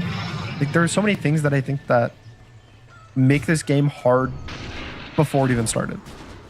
Sure. And I have a feeling the Rapier dream is not going to come true anytime soon. Not by the looks of it. If Good. game keeps going like this, mid lane they might just walk down here for Heroic. Got a shield rune as well for Yuma. Got a dragon form back up. They're trying to play on the left side where they have this high ground ward. Maybe finally hoping that it's going to be Heroic that just blindly run into them. But Flyfly's going to pop out. He's in vision. I mean, Yuma just jumps instantly, and look at the health pool on Flyfly. Unfortunately, someone's going to have to die as a result of this, and it'll be Tiami. No? Okay. Moon's going to try to cut the mid wave, but there's a bot wave going to be there soon. Top wave's also going. There's backdoor still, another for... Okay, it goes away now. So he bought them a bit of time. He bought them an extra like 20 seconds of having the racks alive, but Yuma's killing through backdoor. Like, he doesn't care. He has a Alacrity, he has a Solar Crest on him.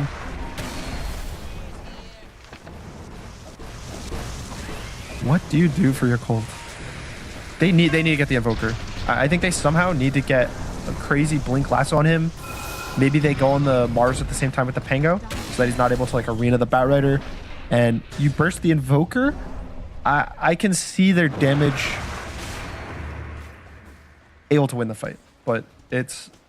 I just think it's so hard for them to even kill the Invoker. Yeah. Oh, the Invoker might get him though. No. Just off the mark. Now they're going to know there's a ward nearby. Should be de-warded pretty shortly here. Dara continuing to come out of the base. The Aegis will expire. Heroic. But he got a full set of barracks on bottom. Melee barracks in the mid lane and pushed his lead up to 20,000.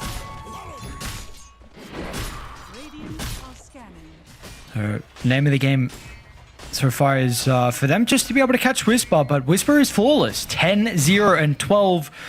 For the great start that we saw from him with the Sunstrikes, he's been continuing with the spell casting inside these fights and just made sure he... I mean, at least from what I've seen, I haven't seen him miss a Sunstrike, to be honest.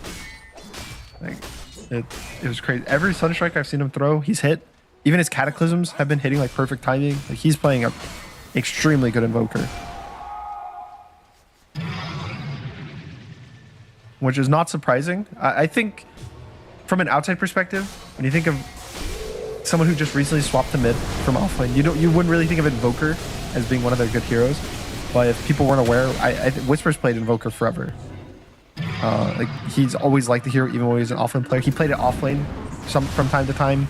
When he would play mid, he would play Invoker for fun. So this is a hero he's very comfortable with, and he's kind of showing it off in this game.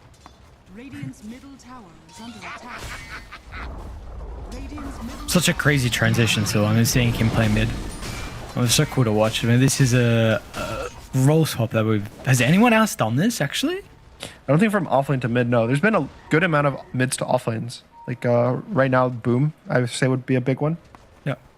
But I think pretty much every mid player has always been a mid. The only people that haven't were kind of the ones that would swap between like carry and mid, which would be like Mickey and Nisha and stuff like that. But even then, most of the time they like started off as a mid, and then they go to carry and then they go back to mid, stuff like that. The offlane to mid is a bit of a different one. Offlane to mid is a new one, yeah. Yeah, absolutely. So we'll see who's going to be next. You know, who's getting these grand ideas in the offlane. Maybe that's Seb's next unretirement to the mid lane.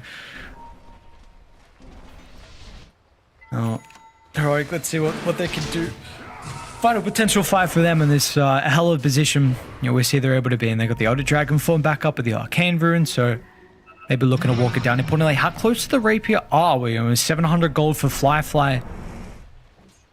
They're gonna have to try and pick a fight, unfortunately, beforehand. Yuma's actually just even going to be able to jump and wanted to hit with the buildings instead of the potential kill into Moon, so eyes on the prize for Yuma.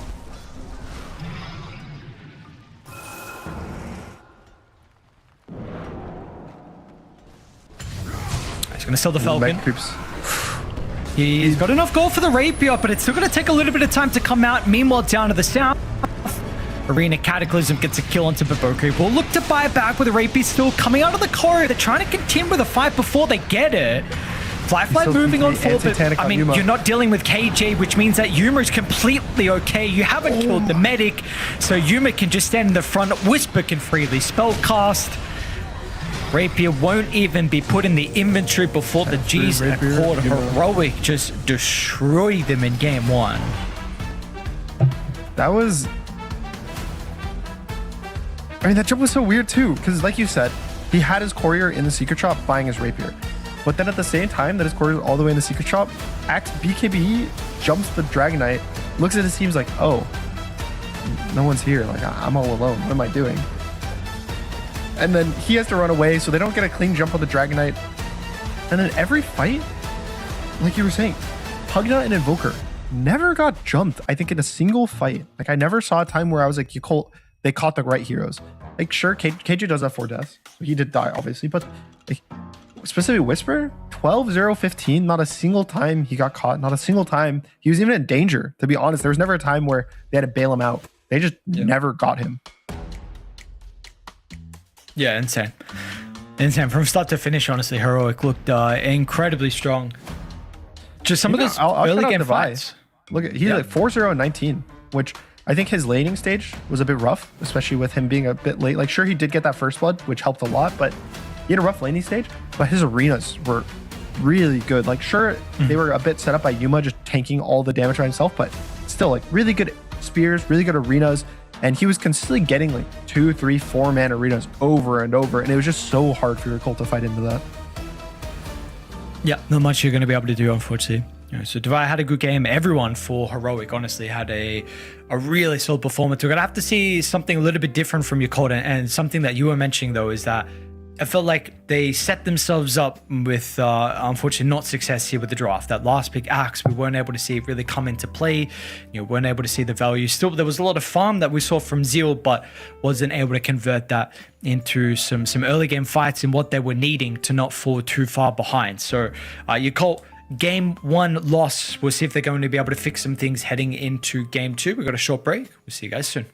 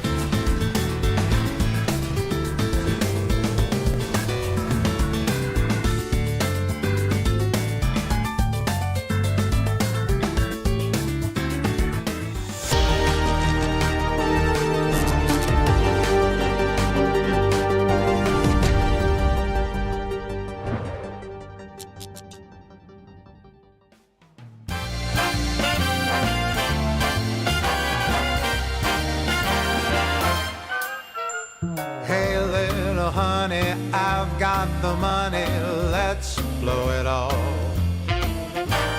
Come on, but baby, no if, buts, or maybes, let's have a ball. Let's paint the town red with all my bread. There's just no end. If I won the lotto, I'd make my motto spend, spend, spend. What say that we go take some of my dough? Let's blow it all.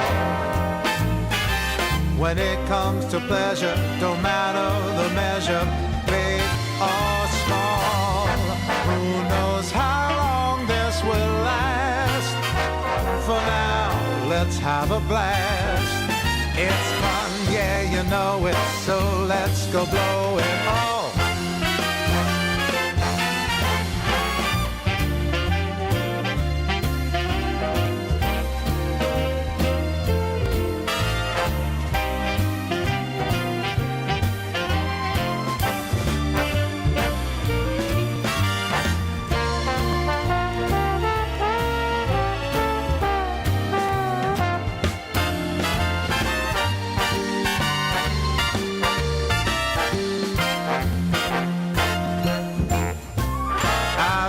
An arrow that I can spare, so let's blow it all.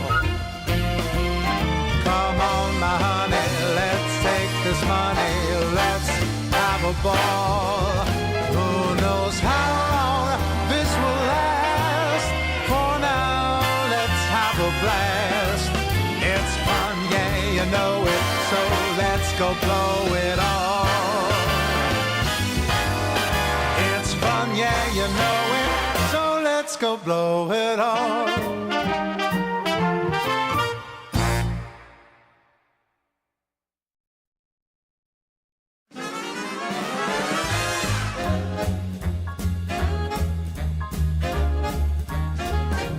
We're living a high life, no need for trouble or strife. Cocktail parties, Broadway lights, arm in arm as we see the sights.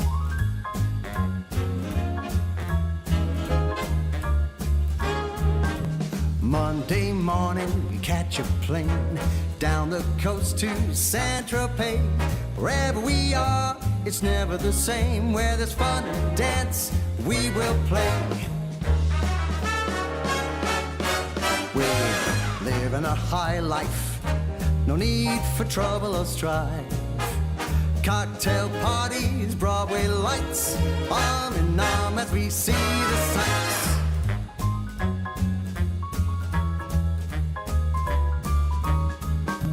Friday night, we hit the town, eat caviar and drink champagne. A life of luxury fit for the crown, a lust for life that we can't contain.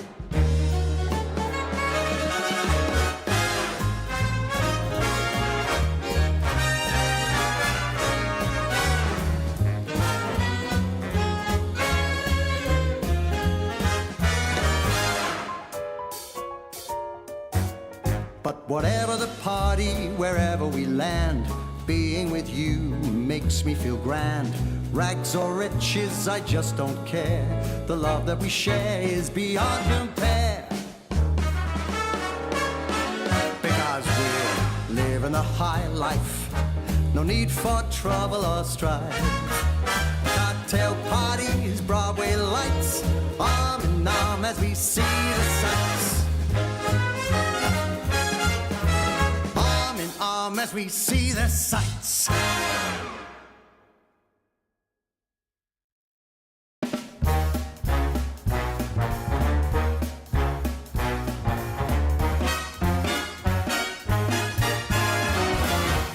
Come on, let's get ready. You know where we're heading. Giving a jive, living a life. We're gonna hit the heights. When that clock strikes midnight, we don't stop till daylight. So banish your blues, or polish your shoes. We're gonna hit the heights. Cause I lose my head, feel my body sway when I hear that Creole music start to play.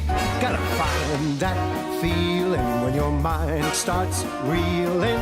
Ready to blow, raring to go. We're gonna hit the heights. Hit it, boys.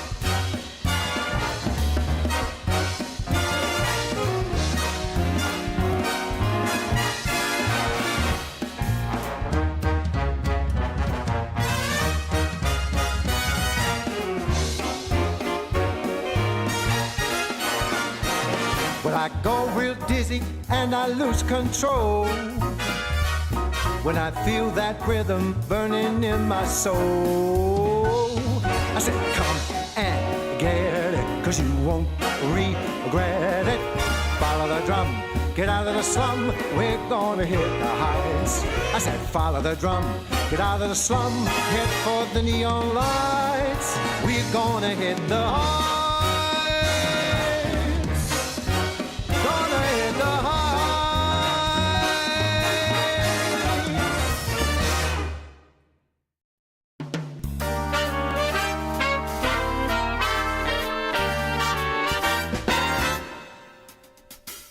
Easy does it, what's the rush? Hey, why not travel slow? Let's just take our time and then we'll see. Easy does it, makes it such a nice long way to go. Day by day we'll have fun, you and me. You know some things don't move by force. Let's let love run its own sweet course. Easy does it naturally.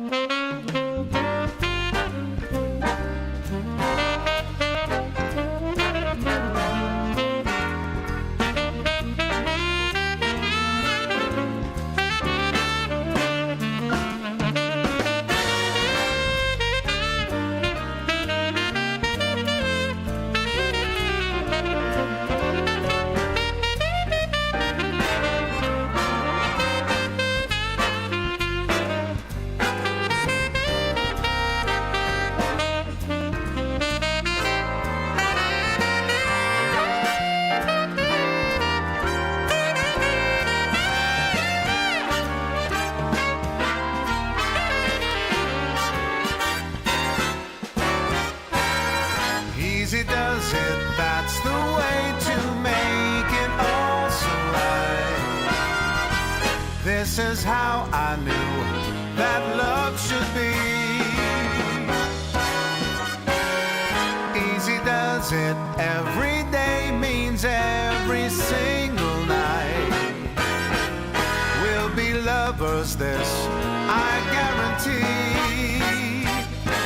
Let's keep the tempo slow, not fast, 'cause that's the way to make love last.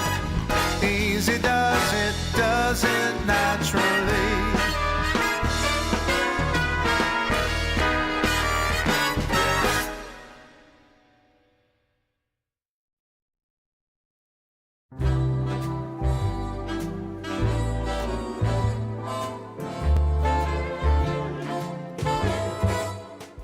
Our love was a chance encounter, a glance across the street, fleeting moments, two strangers meeting that swept me off my feet. Golden leaves under an autumn sun. You talked about the movies and how your life begun.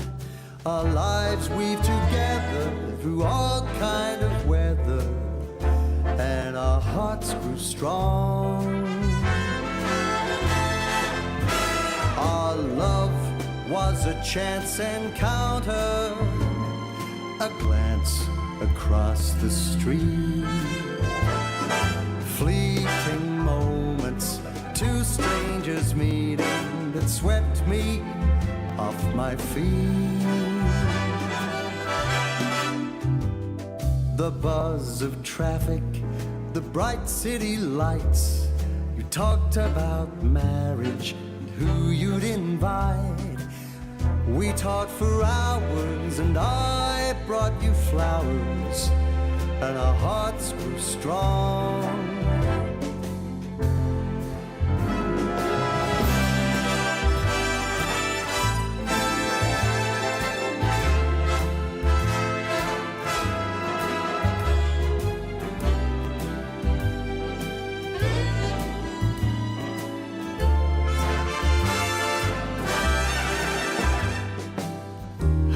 and something so special being mere happenstance.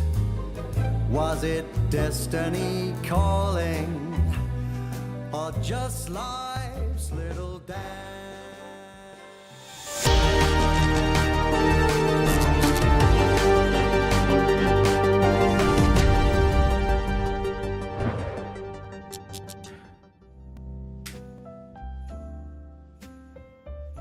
We are back with our second game around the corner with a good opening here for the boys on Heroic. We'll see if they're going to be able to continue with this, because recent events, we've seen them struggle in the opening Swiss stages, that one being particular with Blast. So it would be important to get a victory over Yakult, and like you said, being a team that leads with a lot of momentum. And game one, all their cores are going to be feeling pretty solid. I imagine Whisper in particular. Yakult, for them, we want to see some changes. I think something that you were mentioning was towards the end was like kind of the draft, where you felt like the axe pick, there were some question marks around just like why it was even picked. Or we saw the net worth, we saw it was there, but unfortunately we weren't able to see kind of the value behind it. How do you kind of adapt from this already? And even like an outsider from you not knowing exactly like kind of what the game plan is from them, what do you want to see? Do you just go back to kind of your stock standard, just make sure you cover your whole tracks, or what is kind of something that you would suggest? I mean, the two things for me is maybe you just ban the Dragon Knight. If you want to draft this way and you're not playing for Dragon Knight, I think it's fine. But if you're going to pick these low damage heroes, especially, it's like two things. It's Dragon Knight and Pango. I think if you want to pick the Pango, you probably have to ban the Dragon Knight. Or if you're letting the Dragon Knight go through, you probably don't pick the Pango. I don't think you want to do like have both play out the way they did, because I think the second I see that matchup, especially when you put the Pango as your mid, I think that the draft is just lacking severely in damage. Could this game even played out differently? Like, because you were mentioning that the fact like there was potential for them, but it felt like Gyrocopter had to have a perfect game. Is that a problem that you're mentioning, the fact that you feel like Gyro had to be like flawless the entirety of this game? Or do you feel like if we replay that game, let's say 10 times for argument's sake, how many of those times you actually believe that Gyrocopter and Yakult would have been in a position in the mid game where you are evenly contesting them? Okay, so then what do we put that on? Again, is it like you're saying is just the damage issues that you put? I think it's a lot of on the like, damage issues, plus also when you put all of your eggs in one basket, it puts a lot of execution that you have to put in the game. Like you all have to do correct, you all have to make space, you all have to fight around them in the proper way. Whereas you compare it to Heroic, they have Yuma can carry that game, and Whisper can carry that game. Divide probably can't, just because he was playing Mars. Like he carried in the sense of like he had really good team fight impact, but you have two different heroes that can carry the game, and there's not really issues. And so, thankfully, Yakult, now their first pick, they take the Dragon Knight, and they kind of solve two birds with one stone, right? You take the Dragon Knight away from Heroic, plus also you're making your draft easier to play and having damage on your draft. Yep. And I feel like this puts us in a really cool position now as well, where we get to see like Heroic, how they're going to address the DK, because you were feeling like last game it wasn't addressed correctly. And now this is already a massive difference here with the Viper. So I've been hearing kind of some murmurs of some little stuff going on with this Viper hero. I'm not entirely sure what's happening. Do you want to, for the people and me in particular that haven't been tool aware, like what's going on with this hero? Because I've heard maybe some Thompson stuff has been influencing some games. So unfortunately, Thompson created a build on Viper. Yeah, I'll explain why. Unfortunately, quickly. You go 0-4-4. You go no points in your queue, and so you play to press your puddle and then stand in your puddle, because you have the facet that if you're standing in your puddle, your passive gets stronger.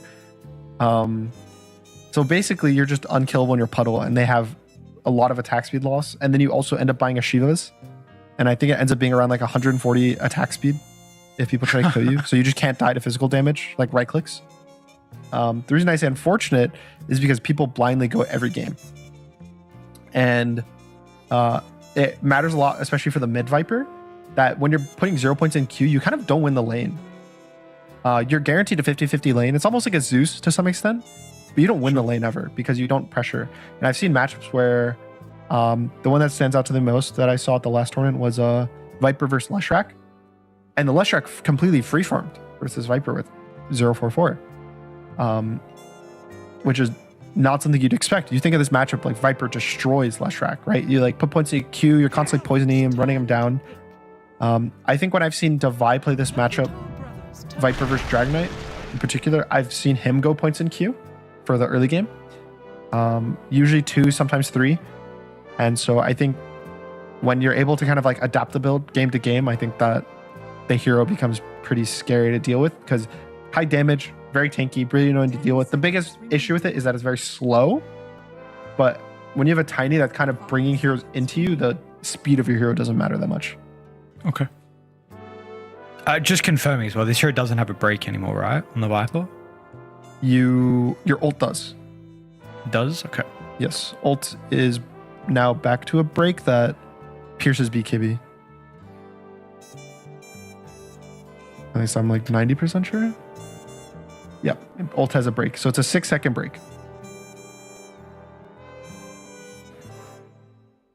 Yes, I see. All right, cool. Let's so see. Also to mention it, they banned the Heroic banned Viper first phase last game. Okay. So there you go. they kind of like this as a response to Dragonite, and then Yakult don't ban it.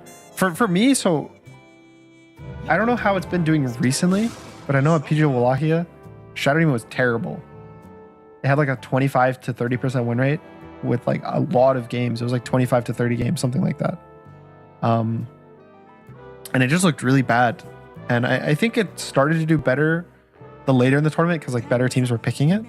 But in my perspective, I feel like it's one of those things like I would just prefer the Viper ban over pretty much all of the Yakult bans, like Gyro or Shadow Demon or Clockwork.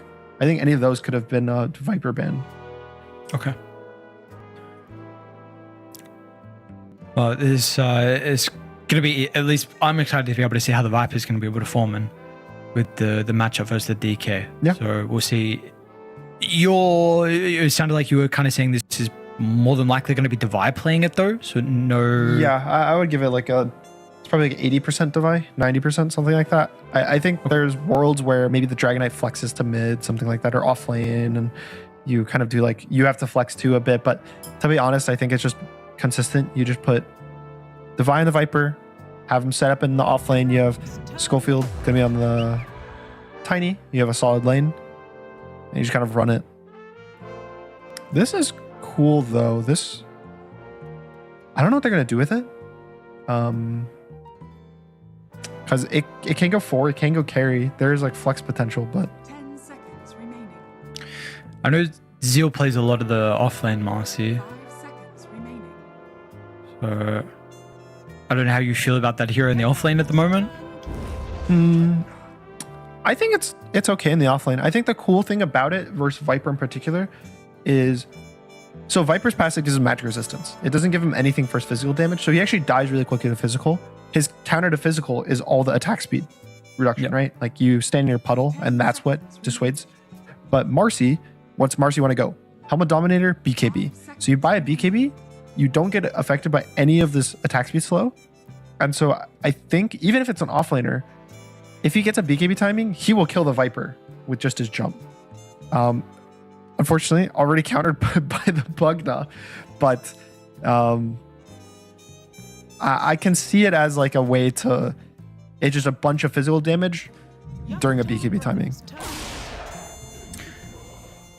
I think that's a Whisper Enigma. Yeah, okay. Pretty sure. It's So how flat, do you- technically, but What do you look at when this is Enigma going mid now? Because when you're playing the offlane, you ways to deal with the Eidolons, Gyrocopter, of course, the big one. But then, like mid, does this play any different with the Enigma? 5 seconds remaining. they might just instantly jump to Pango again, which it's fine. Again, I the Pango versus Pugna matchup feels really rough as the Pango player, just because you have to play a bit more control in the team fights, especially early game, just with all the like decreps. Like you can't solo kill people when Pugna exists. But even then, I don't know if you lane versus the Viper that well. Interesting. Ooh, okay. So I think it's Morph safe lane, Dragonite mid. And they're going to hope that Dragonite survives the Enigma lane, which 10 seconds remaining. probably does. I mean, does Emo play Morphling? Is that a thing? Or not Emo, Moon? I don't. I have a guess feeling he no one does. knows what he plays. Yeah, yeah, that's so. I could see a world it's mid Morphling, because I think that mid Morph might survive decent versus both Viper and Enigma, and then there's a world where mid Dragonite doesn't survive versus the Viper. Sure. But it's, I don't know. I like Yakult's draft more. Okay. It looks a lot better than the first game. I just think that Heroic's picking like a heroic draft. You know, they're picking to my perspective, it's Whisper, Enigma, Devi, Viper. You have KJ on the Pugna. Like these guys are playing like kind of their Siggies. Even Schofield Tiny was like one of his old school heroes. Like before he found his new obsession with Clockwork, this was his melee hero. So I feel like Heroic has like their heroes, but Yakult definitely has damage, stun, teamfight. Like they're way more well-rounded than the first game, and it looks better already. No. Let's see how they're going to be able to close out their draft. Pango and the Conquer getting banned out, so some of Moon's heroes, they do feel like the Morph is going to go into the mid, and we're going to get the offlane Lycan here potentially, so with the Marcy being put as a support. Position 4, yeah. And now Yuma's hero, he's laning versus Lycan. There's Troll, could be pretty cool. It's a bunch of right-clicking cores, so the mischance from axes is really good for him. What else?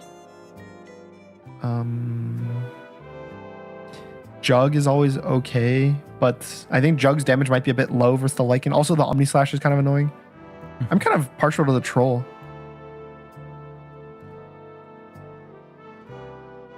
Well, what do you feel like they need to cover then? What are they lacking on Heroic? You need in the carry? I think you just need a carry, like just a solid like objective taking carry, because kind of Viper and Enigma are both like utility-ish cores. Like neither of them are going to win you the game 1v5. So you just need some guy that's like like even Dragonite, I feel like would be, if Yakult didn't have it, would be like mediocre for them. I think you want like a hard carry to some extent. Okay. No, they're gonna get it. Fly with the one picking up the Morphling. We're gonna get the DK mid for Moon. Yep. So we'll see how he's gonna be able to match up with Devi on the offlane Viper as well. So Heroic with their, like you said, Siggies, their stock standard here with kind of the heroes, and we'll see Yakult what they're going to be able to pull out here. We haven't seen really the Morphling a whole lot, honestly. I mean, this hero is falling out of still a good popularity. hero, but yeah, it hasn't been that popular. I think a lot of the carries are more of like just like infinite damage and HP, whereas Morphling, like sure, he kind of has infinite HP, but it's not like the same thing when you compare to like a Dragonite. But I think it's still a good hero. I like Yakult's draft way more. Like I go into this game thinking Yakult can win this game. Like their draft is solid. They have the tools they need to win the game. Sure, I like Heroic's draft too. And I don't really have a particular favorite coming out of the draft. If I had to say, I think this is a really nice troll pick. So maybe like slightly for Heroic, but it's nothing comparable to the first game. Well, you mentioned last game the fact that in particular for Yakult, like a lot of the pressure was on to Fly's Gyrocopter. In this game, for them to have success, do you feel like there is like one hero in particular you want to highlight that needs to have a good time? I think either the Morph or the Lycan. Honestly, any core, but particularly Morph and the Lycan more so than the Dragonite. Because they're the ones that are going to do most of the heavy lifting damage-wise. But it's just easier, right? Because you have two different players that can have a good game. Like if Zeal has a great game, gets a really fast Dom 2, he can just shred heroes across the map with like a Marcy with glimpses back, Dragonite stun here and there. Same thing. I've seen so many Morphlings. It's like the game will be really hard for his team, and then Morphling gets some like butterfly timing, and it's just absurd damage. So like Fly also has the ability to carry the game, and I think it's just way easier. And this isn't like the guys to put in the work, but I think as long as Moon doesn't get crushed mid, I think it's fine. Like he doesn't have to have an amazing game. He doesn't have to go crazy. Just has to survive the Enigma, preferably not lose his tower. And if he has a good game, if he's able to actually pressure the Enigma, take his tower, like if he has a good game, that makes the game super, super easy because I think just he has to have a neutral game state just to set up for his team. Okay. How do you prevent him from not having a neutral game state? Like, and how do you even play around this Enigma? Are you bringing support to mid lane? The hard thing, right? Like one of Heroic's benefits is when they play these like Enigma mids, no one's used to it. Like you're kind of struggling trying to figure out what you're supposed to do. And most of the time I think the wolf might have seen the smoke. But yeah, most of the time I see Whisper just kind of like take the tower at 5-6 minutes. And so I think Heroic probably wants to do the same thing. You bring the tiny mid on the 5-minute siege, you bring the Pugna mid, you bring 3 heroes. I don't think you're bringing 4. I don't think Divide does the like 5-minute rotation. Like hopefully he just sits in his lane. Yeah, I think you take this Dragon Knight. If you take his tower at 5, yeah, his game's going to be really slow and bad. Okay. Well, we'll see Heroic. If they're even going to have the ability to bring some of their supports to the mid lane, Troll's going to have a pretty good early game, but Viper as well. We can see this hero, if he's left on an island, there can be some concerns as well. Schofield is going to be able to toss away Fly, pick up the bounty rune. Will be a 2 for 2. Even split with a lot of damage here from the Tiny. All right, so Devi is going Helm Dom Rush on the Viper, which is what he usually goes, but I've seen this specific starting build that he has be sometimes a question mark, where if he gets pressured really hard and he doesn't have like enough regen and tangos, that he just falls super, super far behind because you're not buying like early tangos or early stats, so it could get scary for him. He also went the W instantly. He didn't go the orb, which I think in this lane versus Morphling, I think this is the correct build. Like you just want to survive almost as the Viper, but I think this is the lane for Heroic that has the most ability to get pressured and kind of get shut down. And I've seen this one before of Devi Viper getting shut down very heavily. We've even seen this first spot. Apologies. Oh my. Actually, KJ just running Baboka down. So I don't know how this started. Blood grenade. He was pulling the wave on Baboka, and I actually think KJ just followed him and walked him down. He's got 15 movement speed advantage, but still, even then, that's pretty crazy that Baboka just died like that. A little bit awkward. This lane for Heroic is a good lane. You have the Lycan versus Troll matchup, so Yuma's gonna have a completely free lane, pretty much. Like Lycan will have no pressure, even in the early mid game. Like Troll, the reason why I thought it was a very good pick was it's good versus Lycan at all stages of the game. You're free farm versus him early game, and then mid to late game, you have a root that pierces BKB. So you can just get on top of him once, even during his ult. You get root. You also have mischance to protect your supports from all his creeps. Creeps can't buy MKB. So his only solution is he's gonna have to eventually get a Bloodthorn on the Lycan. But it's just so much damage, and then it's a good Lotus game too. Like you can reflect the stun from the Dragon Knight, you can reflect like random glimpses, stuff like that. So I think even just getting like a Lotus or Mantas, stuff like that on the Troll are something that they're gonna want to do. Do you agree with the read as well, at least for them down bottom in this lane, that they're looking to try and avoid the Troll matchup? They just continue it to drag from Baboka? Yeah, I think so. You don't really want to like force fights on this guy on the wave. He'll kind of win. And wow, that's on me. Fly waveform into Schofield. He's gonna have some one charges as well, but yeah, with the Q starting to stack up, they should be able to. Oh, the Tiny. Run him down. The spell from Survive. I mean, this is something you're questioning, right? If he's going to be able to have that good start, there can be some concerns with the all-out stats here from the Viper. Well, you know, he's already off to a flying start with a double kill. And he did the thing. He went 2 points in Q. He did it. I'm so high. Because if he had points in his W and his passive, you don't get either of those kills. Like, you're just playing the 50-50 the lane, and you're eventually going to slowly lose that to the Morphling. Like, he's just going to out-CS you as a Viper. But going the orb, actually getting the kill in the disruptor, and then Fly staying, kind of waving for me in, like that I think if just the disruptor dies and they go back to a neutral lane state, the Viper's kind of low on mana, I think it's fine. Morph will keep free farming, but now just giving away a double kill, that's so much XP. Viper can even end up going like 3 points in Q. Like That's like not what you wanted to happen at all. I think, again, this was the lane that Heroic was potentially supposed to lose. Well, it's a bit of a concern then, seeing the fact that the lane that you're worried about, you're potentially being favored here for the boys on Dire, not being the case now with those early kills, and Devi's going to have a very early Helm Dom. Yep, and then after Helm Dom, you kind of just, the lane's over, right? Like you can just do anything you want with the creep. You can pull waves, you can pressure the tower. Dom kind of just gives your hero the ability to just free farm, no matter the laning state, no matter anything. What's going on here? He's fine. I will say I'm glad for Yakult that Moon is doing good mid. I was a bit worried about this Dragon Knight Enigma matchup. I thought that there's worlds where he doesn't have the damage to outlast it the Eidolons, but so far he's been doing pretty good. And he's ahead in CS. He's slightly behind in denies, but I think this is fine. Like Enigma usually want to like stomp the lanes just as the mid hero. So I think him going even is fine. And again, that's all we needed from him, right? We're just like, Dragon Knight, just go even in your lane. You don't have to do anything crazy. Get your blink, set up for kills with your Lycan, with your Morphling. Like that's all he's doing, and his game's looking like he's in a good position for that. Yep.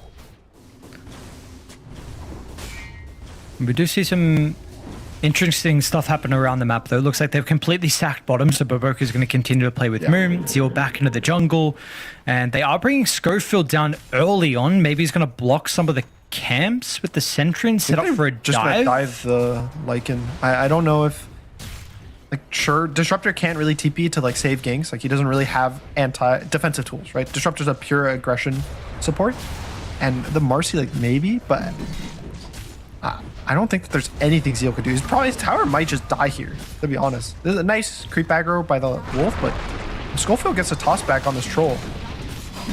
Yeah, we'll be able to do so. Yuma. That locks on to Zeal. Nothing is going to be able to do to be able to get out of this. Pops the Lotus, but he's still going to die afterwards. Oh. But Baboka will be able to do his best to disrupt. The KJ should be able to right-click Zeal down. Might still die to the tower as well.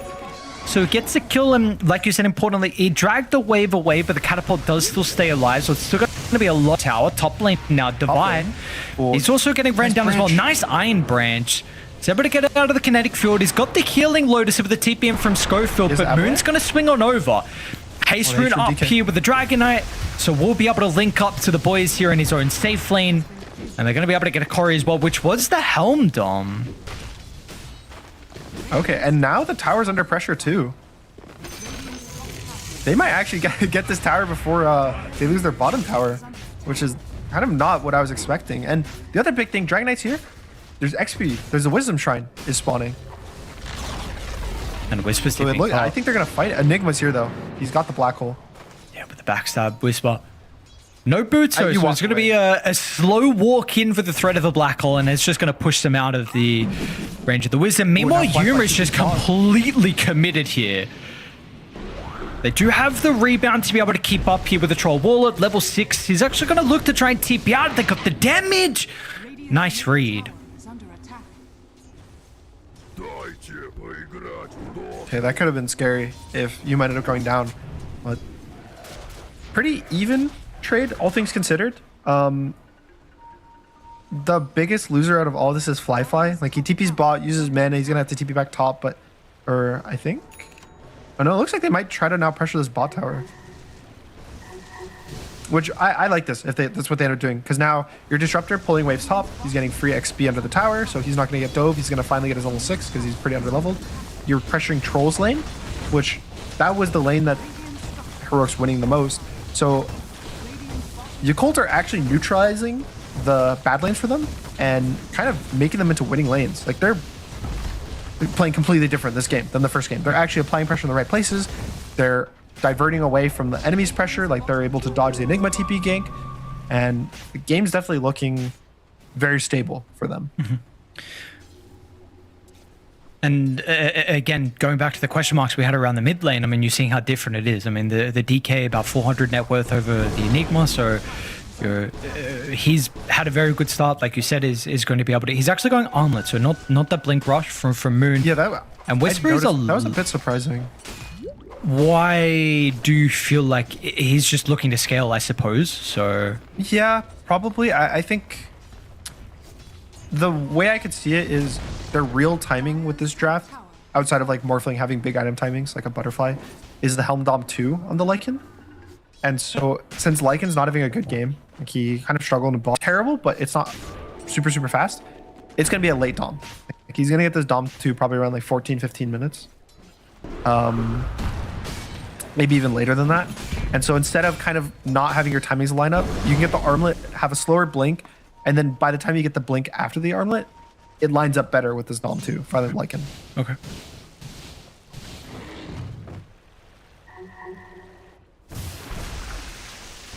I really like how Yakult set up this map.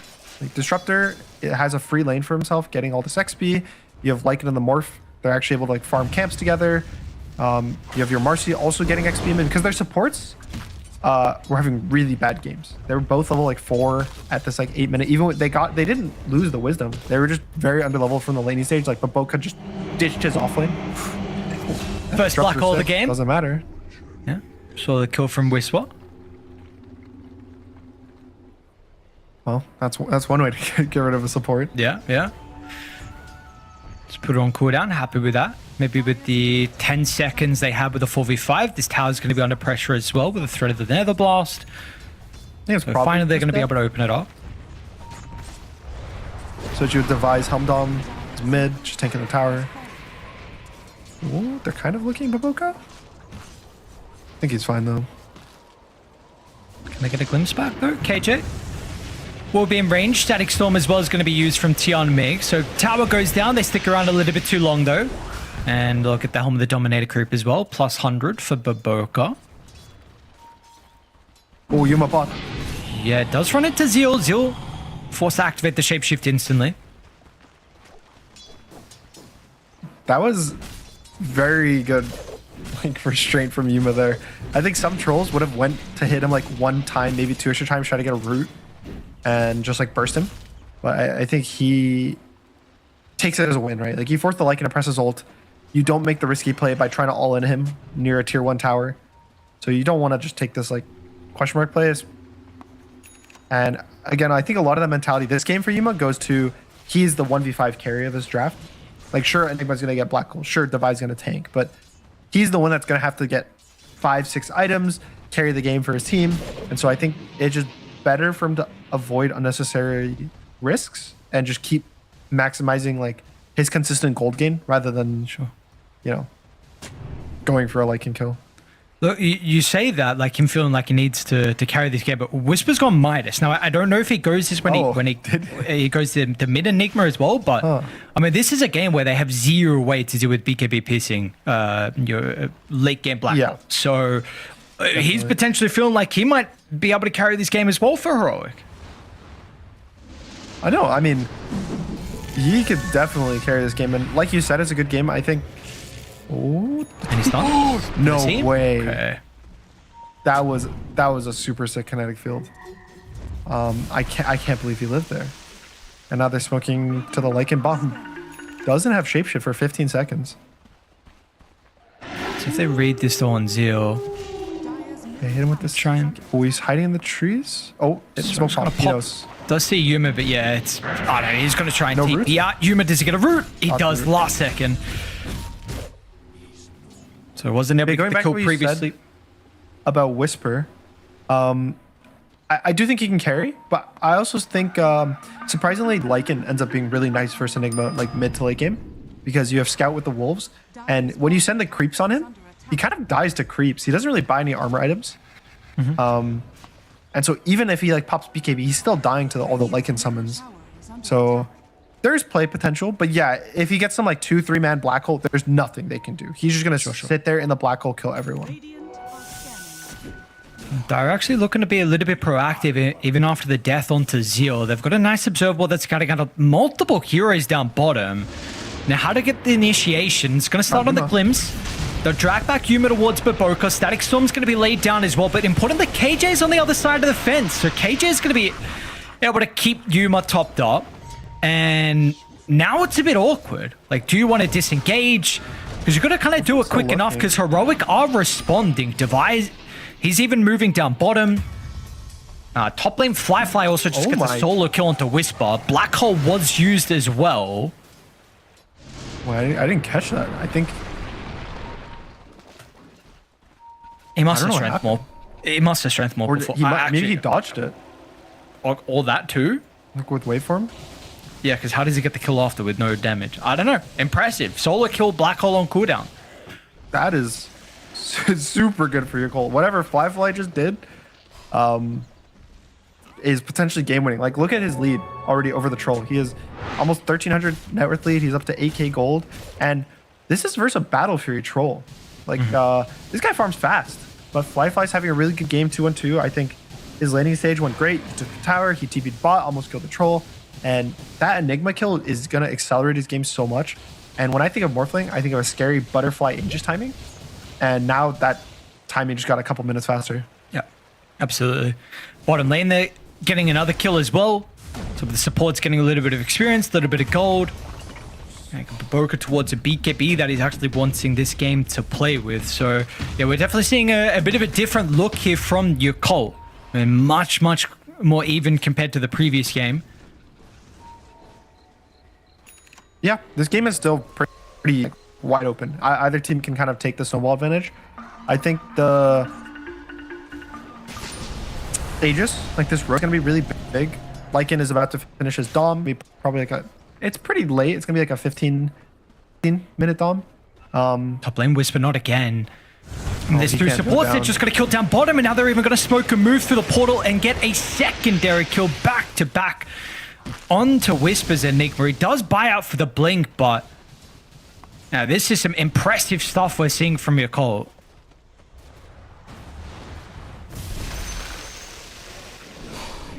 Those back-to-back deaths for Whisper are super bad. Like, especially with, like you said, he went Midas.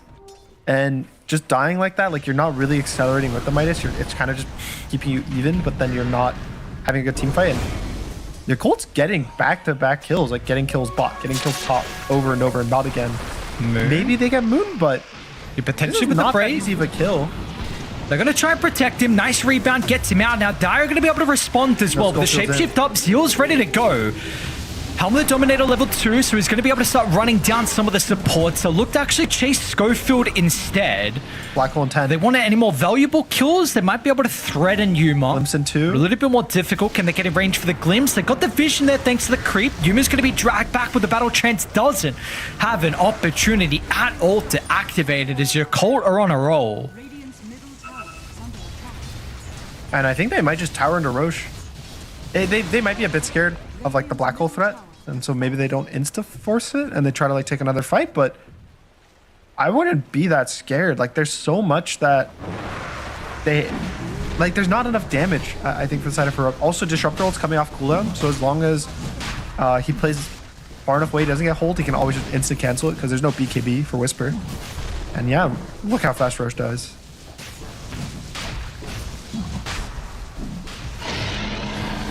There's a lot of lines drawn down bottom though.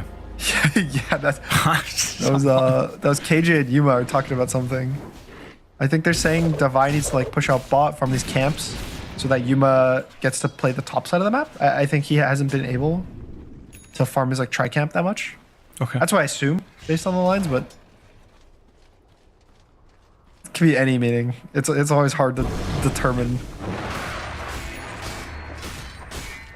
How do you play the map now, though, for Heroic? Like, yeah, I mean, you mentioned with Divide playing down bottom and then Yuma wanting to potentially be over towards a triangle. Whisper's currently there at the moment as well, so he's also wanting a little bit of farm. But is this an Aegis that you're concerned about potentially the map where you need to play defensive or you can still get your farm? The map, I don't really know. It's a bit awkward due to the fact that none of their cores want to play the game. Like, they all want to farm slowly and, like, show up in an area farming. Right? Like, you think of Viper, this guy wants to take out area of the jungle and sit there and you walk into him because he's just like pushing your lanes, pushing your tower. Same with like Enigma, like you want to walk into him so he gets a black hole. And they don't really have this like, let's go in hero. They don't have a Dragonite that just goes in. They don't have a Lycan just like running in with ult. So I think that their draft is a bit awkward until Yuma hits his like unkillable timing. which would be like BKB, S and Y, something like that, that he can walk into any combination of heroes and like start a fight himself. They don't really have it. It's like, sure, Schofield can maybe do it as the Tiny, but it hasn't really been working out that well for him. Like he's just been getting slowed, but getting caught, glimpses back, getting, you know, caged by the disruptor. It's just difficult for him to get his impact. Yeah. Not top lane Whisper. Might be under threat here. They're going to see the freshly spawned Eidolons. Nice blink. Oh, where does he run though? And they're going to get a vision of him. Oh, what a timing here as well. Tormentor up in about 45 seconds, but the Enigma's going to be back alive, but they should have full control over this area. Radiant do have a ward, and Schofield's in a bit of an interesting position where he's potentially set up to make something happen with a steal, but you know, we're going to see even beforehand. Like, he's just at the end of the river, like all the way right next to it. I mean, that's a... Oh, ball in. Bottom? All right, he's fine. And I think he'll just gate top probably with his creep in himself, set up for the Tormentor. Look at Schofield. He's blending in with the ancient granite golems.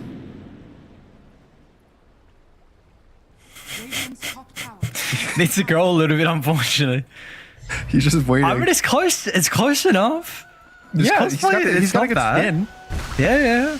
He could be like their little brother. I think he needs to be like a bit bigger. Maybe like if he was level with level 2 ult. But you know, it's something. Let's see. No way. He's gonna get closer though. He's actually trying to steal it. Oh, he might be able to kill Tianming. Does he snipe it as well? He got 2 kills. Bro, is he gonna be able to TP out Dragon Tail? They got him. Okay. Oh my god, if he actually lived, they would have been an insane snipe. But all right, he gets the kill Disruptor, gets the Aegis, which had a minute 30, so nothing too crazy. They probably weren't gonna get anything done with it. I mean, you almost got the Tormentor kill too. Like, look at this. Look at this. Imagine he got that Tormentor kill. Oh, Tianming actually died to the Tormentor. Okay, so it doesn't actually even get the gold for the kill, unfortunately. So, yeah, like you said, very close to getting the Tormentor, but cool attempt. 8,000 gold now, though. Yeah, I mean, it's still good. It slows the game down. Like, you remove the Aegis, you remove the Disruptor for a bit. Like, it was a cute play. I think it was fine. It would have been very worth it if they got the Tormentor though. But fortunately not lucky enough. And Marcy gets a really good one. She can use it on enemies now. It does a little more damage. She gets the movement speed. So she's happy. And to be honest, Heroic's shards on their support's gonna suck. Yeah. Like the tiny one is terrible in support. The Pugna one's okay. I mean, this is your butterfly timing, like you were mentioning. I mean, it was with the Aegis as well that you brought up was the big thing, but they're going to continue to try and play the map instantly towards bottom, where Yuma does his best to deal with the wave. The catapult's still going to be standing though, and Yuma's actually going to TP out. They got the glimpse. I mean, nice micro from Zeal. And Yuma, without a doubt, is gone. Everyone's going to sack him. They're just going to feed him to the wolves, leave the area, try and farm the map, and get towards these next items because they know this. All right. I think they just keep going. Like, you take the tier 2, there's a glyph, but they're gonna save it to the... Ooh. Wait, actually, that's their only glyph. They don't have a tier 2 top. Well, let's see if they make the Cortico high ground. Kind of posturing like that might be the case here. Never mind. Maybe not. I don't think there's that much to be scared of, especially this is like a perfect timing because Enigma's like 100 gold off his BKB. Maybe he gets it from this ancient creep. I guess he would get it off the ancient creep, but still, you could have gotten this tier 3 probably before he's able to like get back, but get in position, and just getting that tier 3 is good enough. It's scary though. That it definitely would have been a risk that they took. What's Schofield doing with the creeps? He dragged them for bot, I guess, keeping them up for Yuma's BKB. For Yuma. What a nice support. Yuma wants some gold. It's a good support right there. I mean, he got what, 3 waves? 4 waves, like pretty much instantly? Yeah. All right. I wish I had these supports. They're a rare breed that we run into. Tianming sticking around, anticipating potentially that there was a smoke coming up from Heroic, maybe wanting to try and block it, but very interesting spot for him to be. So it gives a kill over towards Schofield and gives Heroic an opportunity to get the map state back into their favor and importantly get towards these items. So double BKB, Shiva's as well is going to be a little ways away considering how expensive the recipe is, but we'll see 11,000 deficit Heroic are playing with. I think the Shiva's timing could be pretty interesting for Heroic. It's a lot of attack speed. So, and again, there's a bunch of right clicks. Like the liking creeps are going to end up not doing that much damage in these fights just because of the Shivas, because of random puddles from the Viper. They do have Nullifier, so KJ's kind of game is over to some extent. Like he can't save people, he can't survive in the fight. And Schofield, like pretty much Heroic doesn't have supports. To be honest, right now it's kind of a 3v5. Which,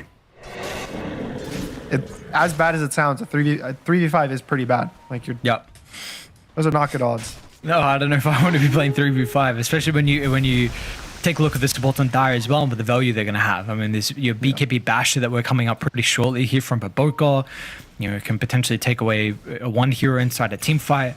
We know this Mastery support has been pretty ridiculous for a long time. You got your Blink now on the Disruptor as well. Tianming potentially being able to get in with the Static Storm and your position accordingly. So, all right, see how long till Roshan is up. Boy, that long spawn. I think that was like almost as long as possible. It was like 2:59. Which, to be honest, is good for Heroic, I would say. Like the faster you can end the game for Yakult, the better. So the longer it is till this ages is up, maybe you got an extra item because you have 3 minutes now. And Yakult, when you're ahead, you almost always want to play around the Roche pit with a couple of your heroes because you don't want the other team to sneak it. So they're going to probably end up pushing this wave bot and then checking top area and just playing around there. And for Heroic, since they're not expecting to really contest the Roche fight in a good way, they're going to be way more open on the map and farming away from the Roche pit. So they might actually end up getting gold. Okay. Like a bit extra gold due to how slow the Roshan is spawn. Do you think there is it looks like right now they're in the area. Yeah, do you want them to still stick around and eventually force the Roche fight, or do you just even think about giving it up though for Heroic? I don't know. I feel like they're pretty weak right now. I could see them just delaying till MKB and then just trying to all in the Morphling. Like you black hole in Baboka? Nice Oh, bro, you can't preemptively tip like that. Baboka's not thinking about turning, pops the Unleash. Yuma's continuing to run him down. No one else from Dire is nearby because they know that Baboka is out. Dude, that preemptive tip is... that was a bad tip. Yeah, that was not a good tip. It was really not a good tip. I mean, I respect it. I'm glad that he's tipping in a losing game too. All right, they're tipping. They're trying only tipping when you're winning. Control the triangle. Schofield's going to get glimpsed away. Free dragon.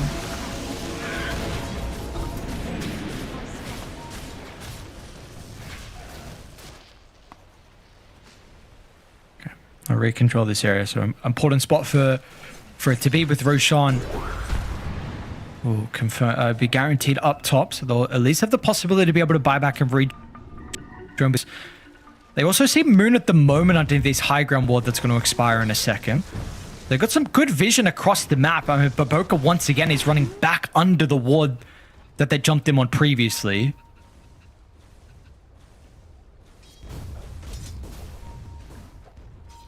He just doesn't care. I feel like every time I watch him, he's one of the players I feel like has the least fear out of anyone. He just does what he wants.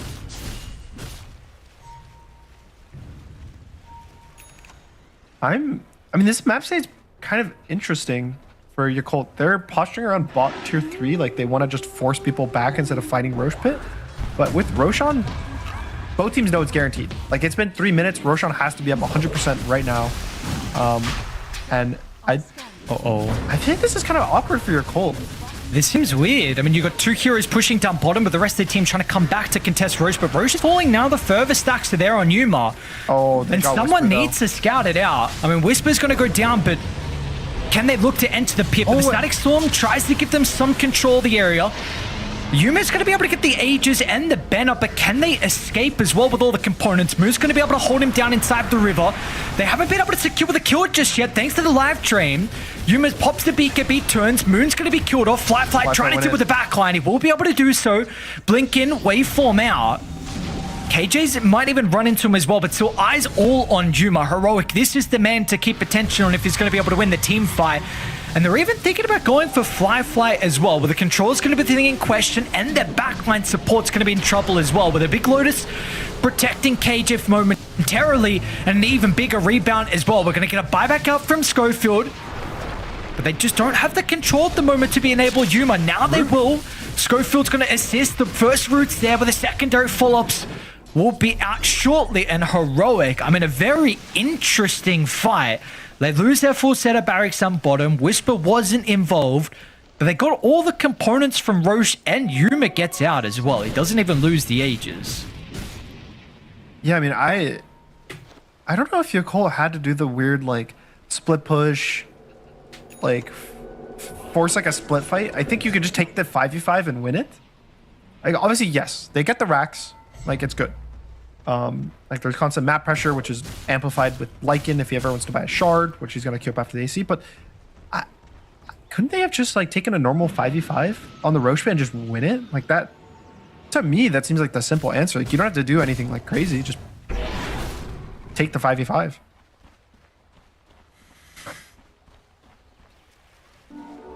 And honestly, I think that's a big throw. It's not a huge net worth lead yet. Like, they haven't really lost gold from it for Yakult, but Yuma has items now. He's got his Manta. He's about to finish his MKP. He has an Aegis too, and it's a control game. Like, he can lock down any core. There's not really save that will help you from a BKB troll ulti on you. Okay. And then, I mean, we haven't really been able to see Whisper play this game, to be honest. I mean, he's been solo killed a couple of times, 1 and 4. We have not seen this black hole be a problem, and it will get to a stage where you're not going to be able to hold him down for the entirety of this game. So you're mentioning, like, Yuma's going to be a problem as well. So how do you... I mean, the 15,000 lead from Dire, but if we want to lock onto one person in particular with Yuma, how do you try and, like, minimize his effect this game? Is it items for Dire, or is it purely, like, play style? I think it's purely playstyle. Oh my. Okay. Ow. I think, well, Fly has the solution. He has a Scythe of Ice queued up. Okay. Which I think is super cool. He already has the Blink Dagger purchased. He'll probably sell maybe his boots for the Scythe of Ice, but he's gonna end up just, like, blinking on the troll and hexing him and just kill him. Or even, like, the Enigma. Like, he's just gonna go and kill heroes kind of by himself, which is really cool playstyle. Usually you don't really see morphs go the, like, blink hex. That's, like, a very common build. Like, usually people here might go, like, BKB or, like, a Pike or Scotty, something like that. So I really like it, but at the same time, Heroic knew that Morphling's bot, and now they're smoking top. Yeah, the smoke's going to pop, and Moon's going to be able to get the blink away. Full force up to the high ground as well, so they will not be caught out farming under the lane. Looks like they want this Tormentor though, but again, Zeal's micro has been pretty good this game. They aren't going to be in an area to be able to contest though, even 4v5. So I mean, this was the problem you were bringing up earlier though. Unfortunately, like, Radiant, their supports, the shards aren't particularly the best. Yeah, the Pugno one's fine, like, but I don't know. I really don't see much times where people, like, get full good drains off on the ward. Fly? Without people just, like, breaking it or walking away.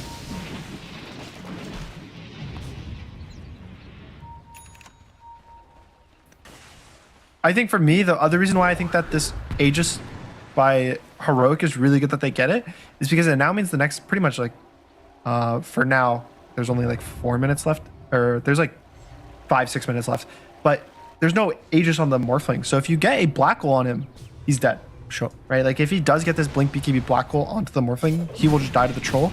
And so I think it's a cool window where Aegis is, like, the biggest counter to Enigma. It's Aegis and buybacks. And so you kind of removed one of those two. And sure, there's buybacks, but I think if you force Yakult in a position where you kill Morph and he has to buy back just to, like, survive the fight, and, like, maybe they win the fight or whatever, that's a win condition. Yeah, it could just happen again afterwards. Schofield, mid lane. Yeah. Glimpse back on the Static Storm. They're just going to TP Viper straight in the face, and that's enough as a deterrent. They don't feel too confident with going onto the Tiny. They will actually smoke afterwards, though, so still feeling that they want to force the issue, but the age is now expiring. I mean, the game is definitely in a rough position. Like 16k is a lot, but there's always an enigma. I think this hero is like the definition of you get one good black hole, you can just win any game. It's not easy, especially with like the Lycan scouting you. You can die to Marcy, you can die to Morphling. Like anyone can solo kill you, but if there's someone that's gonna win as Enigma in this type of game, it'd be Whisper. And he's still itching for that opportunity to be able to get the black hole for Whisper. So I think we've seen two, right? We saw one where he got the support to start the game, and there was one off screen that we didn't see where he where the died. Yeah, the Morphling. So yeah, he's definitely a little bit of pressure on his shoulders as well, especially with the itemization. I mean, this Midas build, he's put himself in a position where he's telling the lads, like, I'm going to be the one to help us get over the finish line this game. Fly. Another solo kill into the Tiny. God, like, I mean, Fly's Morphling. This is always been something that's been a bit of a problem. And that's the Scythe of Ice. He has the Vlad's backpack, which is definitely sad. Like, having no lifesteal on Morphling feels a bit rough, but not having boots also is not that fun. And Chumming's also... So he has his own... Ooh, okay. Big And team with fight Blades. style. Absolutely. I mean, I don't know why. This game just definitely still feels like... I think Yakult is very solid position. Like, they get this Aegis. I think the game's not over, but... probably they win if they get the Aegis. But I feel like before then, it's like there's a chance that they just can throw the game super easily if they get caught out by the black hole. It's like very, very scary in these games. The later it goes, when there's BKB piercing disables, like an RP, a black hole, a chronosphere, like these random things, you mess up once and everything you've worked for this entire game can just be thrown away. Yeah, it's just so much pressure. It feels like eventually there's going to be some fight where you mess up, and this is not the pressure you want on your shoulders. Yeah. But the margin Whereas, of error... Heroic, I mean, obviously they're behind, but if they're ahead, there's nothing really like that. Like, there's a Dragonite stun, but that's to be expected. Like, someone's going to get stunned every fight. Like, it's not crazy, but, not every fight there's going to be a 5-man black hole. But the game state is completely slowed down. So they tried to make something happen as soon as the ages expired, but Dire are still posturing like towards a river, slowly starting to teeter into Heroic's territory, but still not a whole lot is going on at the moment. So the net worth continuing to grow here from Dire. And the most recent items, Whisper completed the Shadow Blade, which is something you mentioned earlier about the Enigma having some problem versus the Lion. So this will help him to be able to find that angle to get the black hole.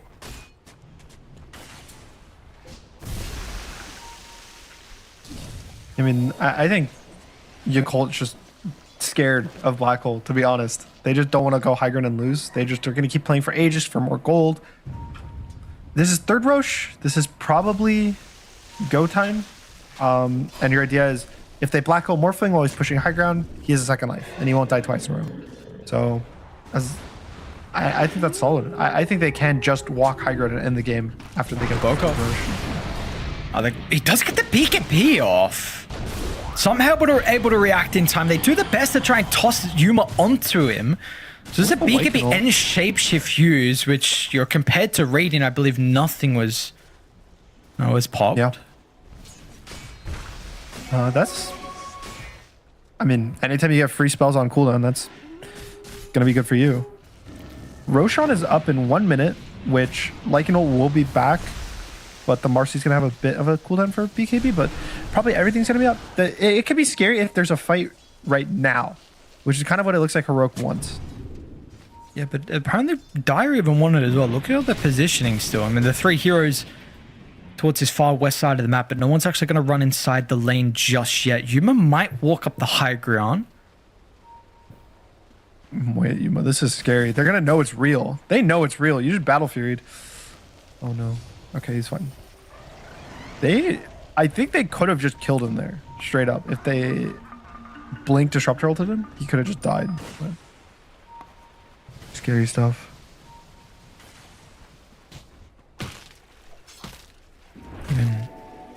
So this game feels so weird. 19,000 lead, but it still feels like it's on a knife's edge. But Book is rarely left this bottom lane.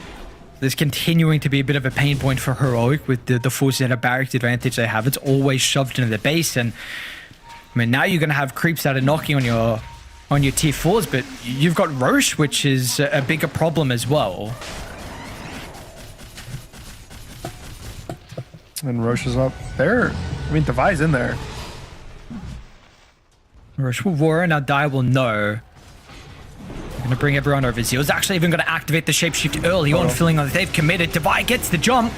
Remember, the static storm just used them to 1. Meanwhile, Zeal's also looking to try and deal with the Tiny as well. They've blown up Devi, who does have a buyback. Now, they did commit a little bit, though. That's BKB, shapeshift, and static storm. Can you fight afterwards now for Heroic? Do you even want to? Your lanes are not in a good position.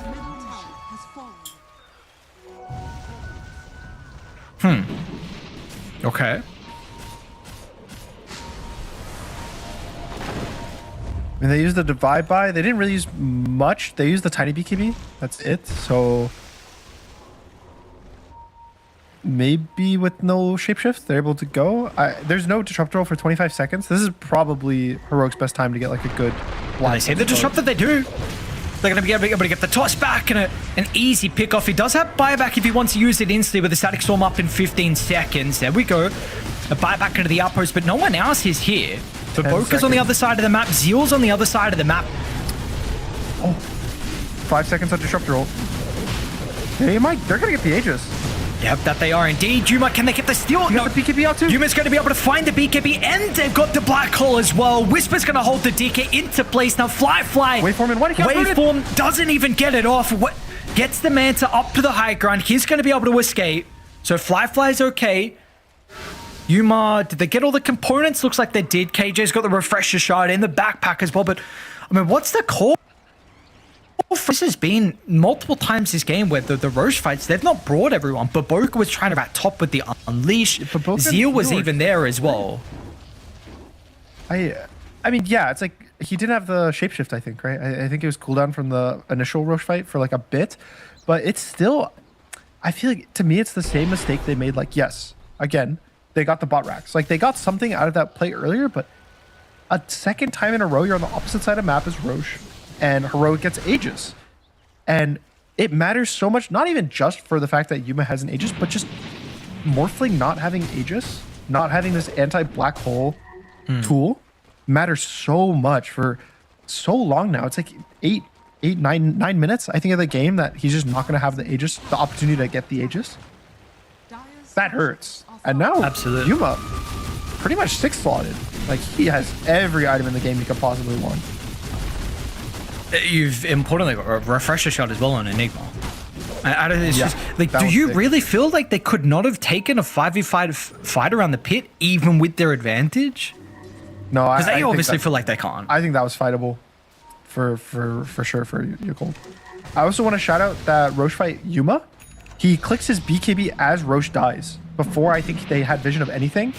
And Disruptor blinked in and Static Storm like 2 seconds after.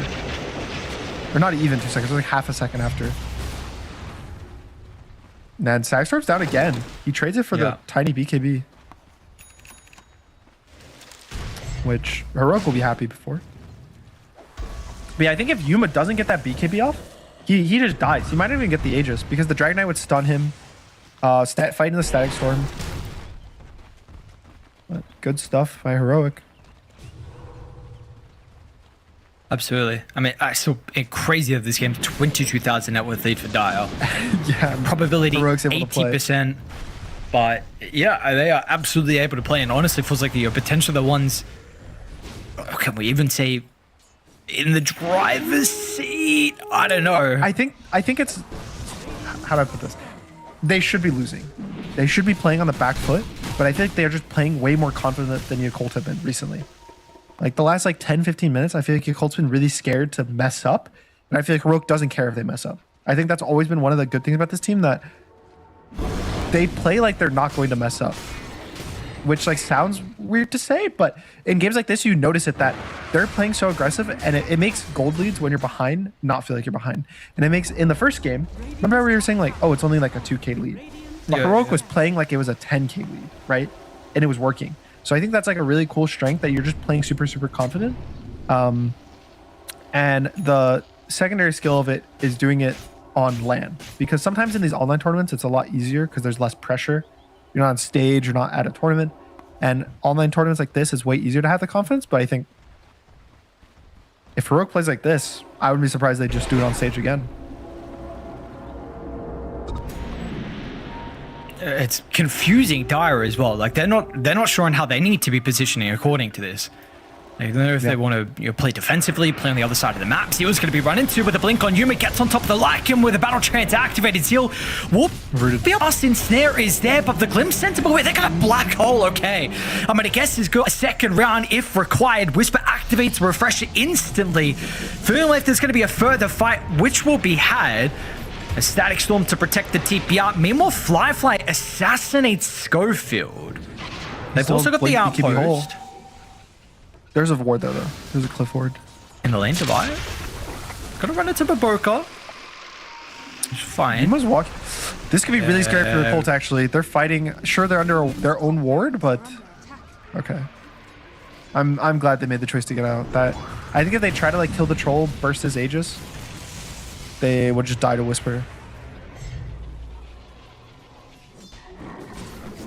All right, Aegis out in 15 seconds. So the funny thing about that play is actually it was not great for Heroic. Like they trade the Tiny for the Lycan, but Whisper uses the Refresher Shard, which is a one-time use. Like that was it. He has to now make the choice between buying Octarine and Refresher. Now, I think it was a bit hasty for him to like click it instantly to try to get this Disruptor kill. Yeah. Like, I felt like it was not necessary.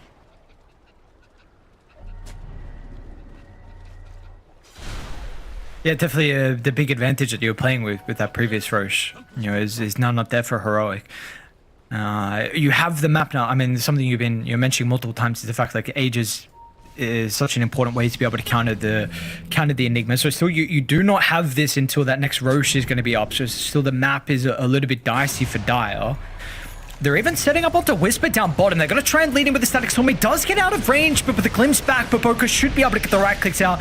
They have not committed inside Schofield's here. Radiant's territory. Schofield's going to be able to deal with the Master. Meanwhile, they'll do their best to catch up to the Disruptor, but they've already used their stun, so it's a 1-for-1. Gem's also going to be sniped. Heroic will get that. Meanwhile, top lane, you got to worry about this. Fly. He's riding. They got a glyph, but they're going to be able to kill the range creeps. The melee barracks. Still standing. Fly's still here. No way he goes in, right? Surely. I mean, I'm through. There's no way he dies. No way. Okay, so Schofield wasn't close enough. That would have been the most depressing thing I've ever seen if the neutral creep rooted him. And then he got his blink canceled because of it, and then he got his TP canceled because of it. Can't goes down though. So many people solo killed. Gem, are they gonna be able to get the gem? So your Colt is like back to, I think, getting kills. Like I think this is how they should have been playing for a while now. And so it's nice that they're like realizing like, oh, we can just keep killing heroes back to back to back. Top lane, what's going on?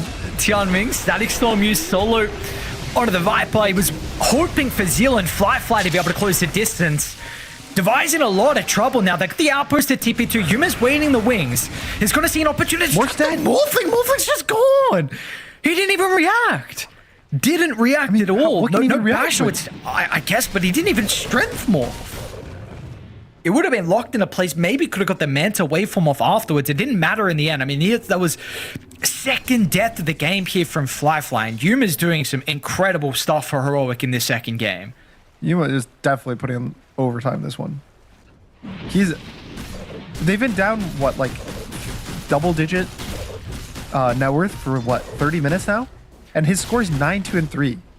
Like, he's popping. Mid lane, Whisper. Shadowbladed Oh, underneath look the how- Observer. Disjoints the Dragon Tail and just gets out, man. Super close though to another That pick could've been off a onto the Enigma. Big kill.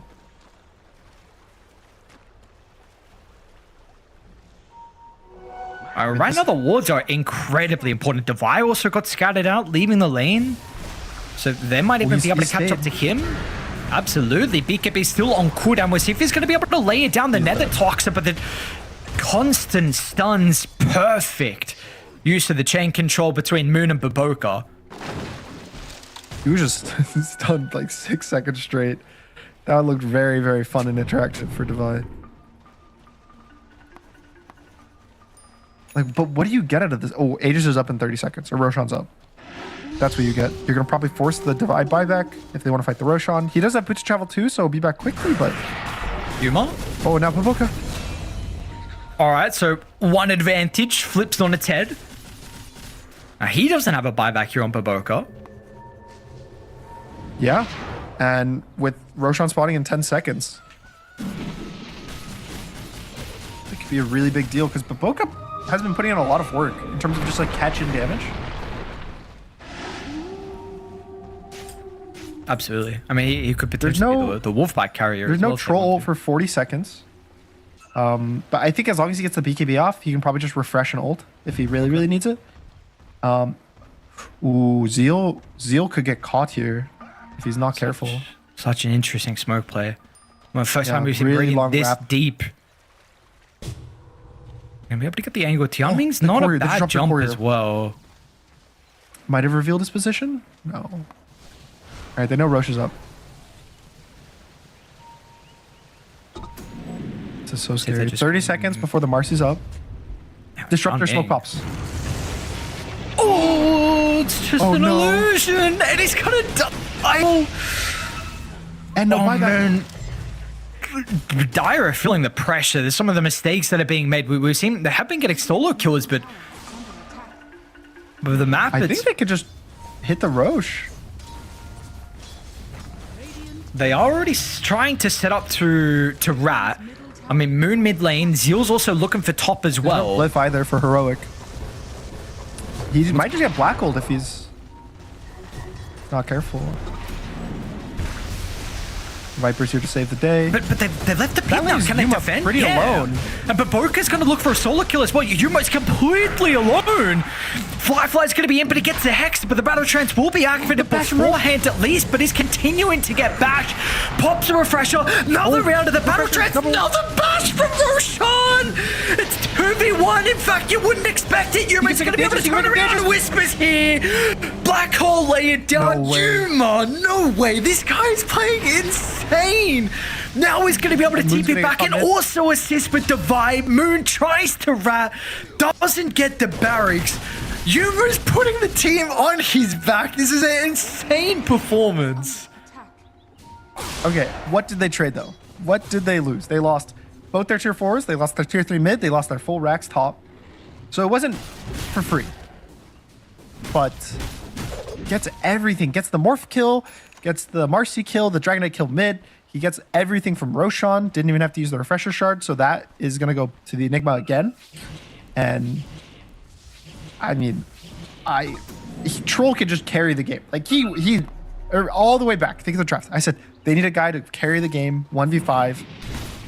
The Yuma Troll Warlord. He's been doing it, and I think he can keep doing it. But how much of a problem is it the fact that your throne is now completely exposed into a lineup on Dire with more DK, Lycan, and Marcy? How do you actually play knowing that there is always this potential for your throne will just die in a couple of seconds? They do have the glyph, and there is also the black hole. So you have like ways to survive this like super hard push, but it's neither team is in a really happy position because I think Yakult's kind of realizing they have nothing to deal with the troll. Like, this guy is just gonna destroy them every time he shows up. And Heroic's realizing, oh, if we don't play pretty much perfectly in terms of what heroes are where, knowing what the enemy team's doing, like the communication of, is Lycan in the fight? Is Lycan pushing our base? Is Dragonite in the fight? Is he pushing our base? Where's Marcy? You know, like, they have to be thinking about all these different things the entire time. So I think both teams are kind of like in really hard positions, funny enough. Like this, it's not simple for either team. You take a look at the map, I mean, they are starting to just span out ever so slowly on Dire. You got 4 heroes on Radiant that had to sit together to take the T2 tower. I mean, well, Zeal's getting a little bit closer towards the river, but Boka's getting pushed out as well. Goes down, but...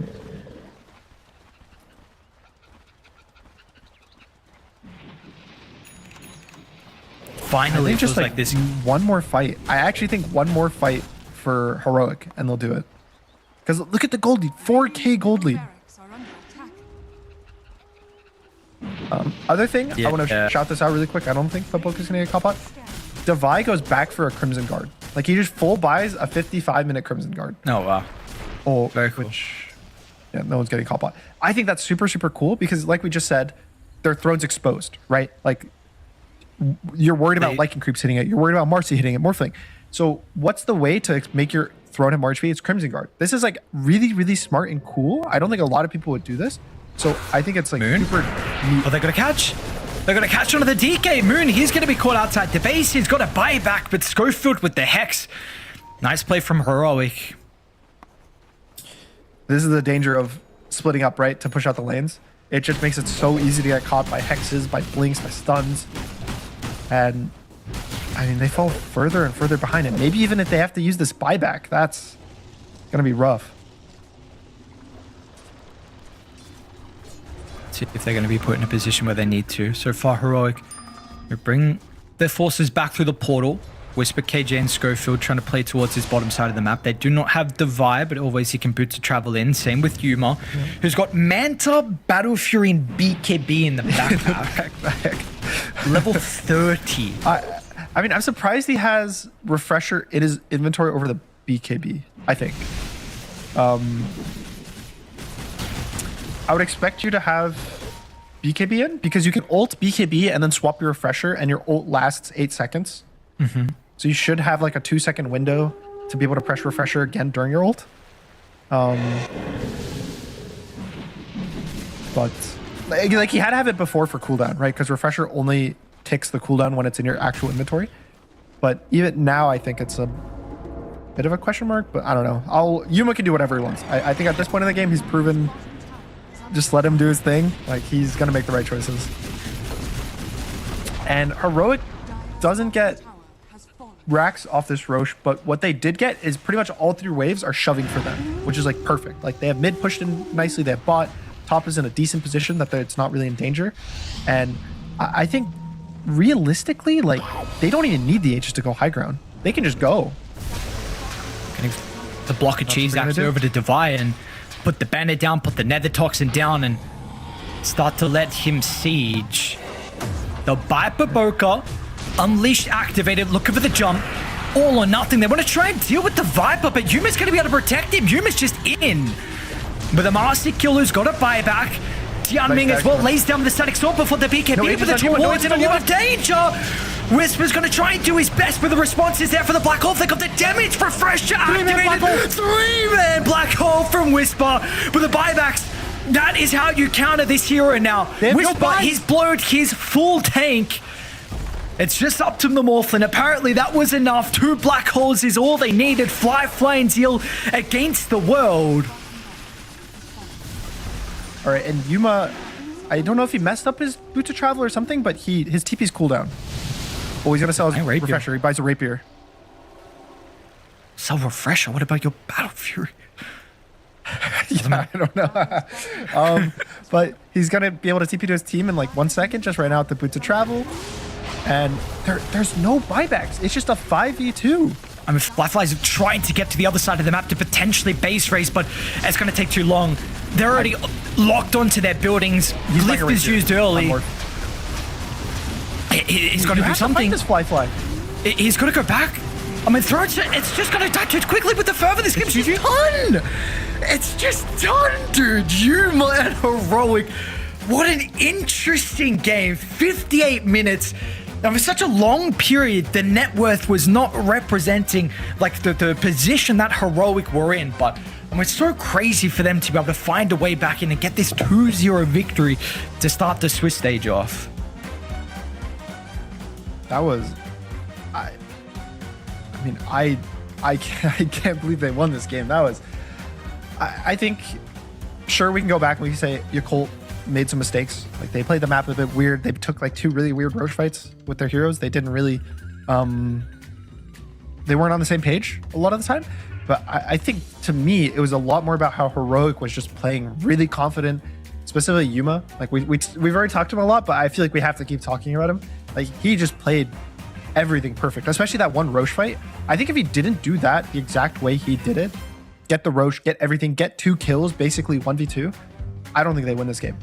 And so I just think that Heroic just kind of outclassed them. What a nice feeling as well. It's going to be for Whisper. You know, that last fight with the black hole. You know, at the high ground. Yeah, again, we saw. Yeah, because we saw it was a bit of a difficult game for him. You know, previously a lot of the games he's been the one that has been getting the boys over the finish line, and this time it was some of the other members. And this is the thing about Heroic, is that you do have a team who, regardless of the game, you have the caliber of players who is able to step up. And importantly, it was Yuma in this game. So really big for Heroic, because something that you were mentioning is you feel like this team is a momentum-based team. And again, we saw, I do think it was one of the Blast events recently. I think it was the qualify for the China event where they struggled. I think they were like 1-5 to start the group stages or something. They just weren't able to get any victories. So finally, at least they were able to come into this tournament with the long Swiss stage that we have and get a pretty important victory over Yakult. Yeah, and I think they're going to feel pretty happy with how that turned out. Winning games like these is really good when you're winning. Like, the team that wins feels super happy about it. And then, funny enough, the team that loses, sometimes it doesn't hurt that bad, because you're like, okay, we did a lot of things right and we should have won. But I think this is not one of those games. This isn't one of those ones that you like, through one fight, you should have won the game. This was we made so many kind of consistent mistakes, map errors, that it just kind of all kept going downhill over and over. And I think Yakult really needs to fix that issue, because they just, like, you can't be losing games like this. How, like, is there one thing we can kind of put it on? Do you feel like you don't have that key voice inside the team that's making the decisions? Are there too many people talking? Is it just not understanding kind of what needs to be done inside the game? Like, what do you kind of put it on there? Because again, I mean, for such a long time, it felt like 20 plus minutes. They had a 15,000 plus net worth lead. Like, we're still up to 20,000 plus net worth lead now. For me, it really boils down to those 2 Roche fights that their team was split. I think Marcy and Lycan not being at those Roche fights was really bad. Like, they're missing so many things, like scouting the Enigma with the Lycan Wolves. They're missing Marcy being able to jump, kill the supports, killing the Pugna, even forcing out like troll BKB, stuff like that. I think was just like super off.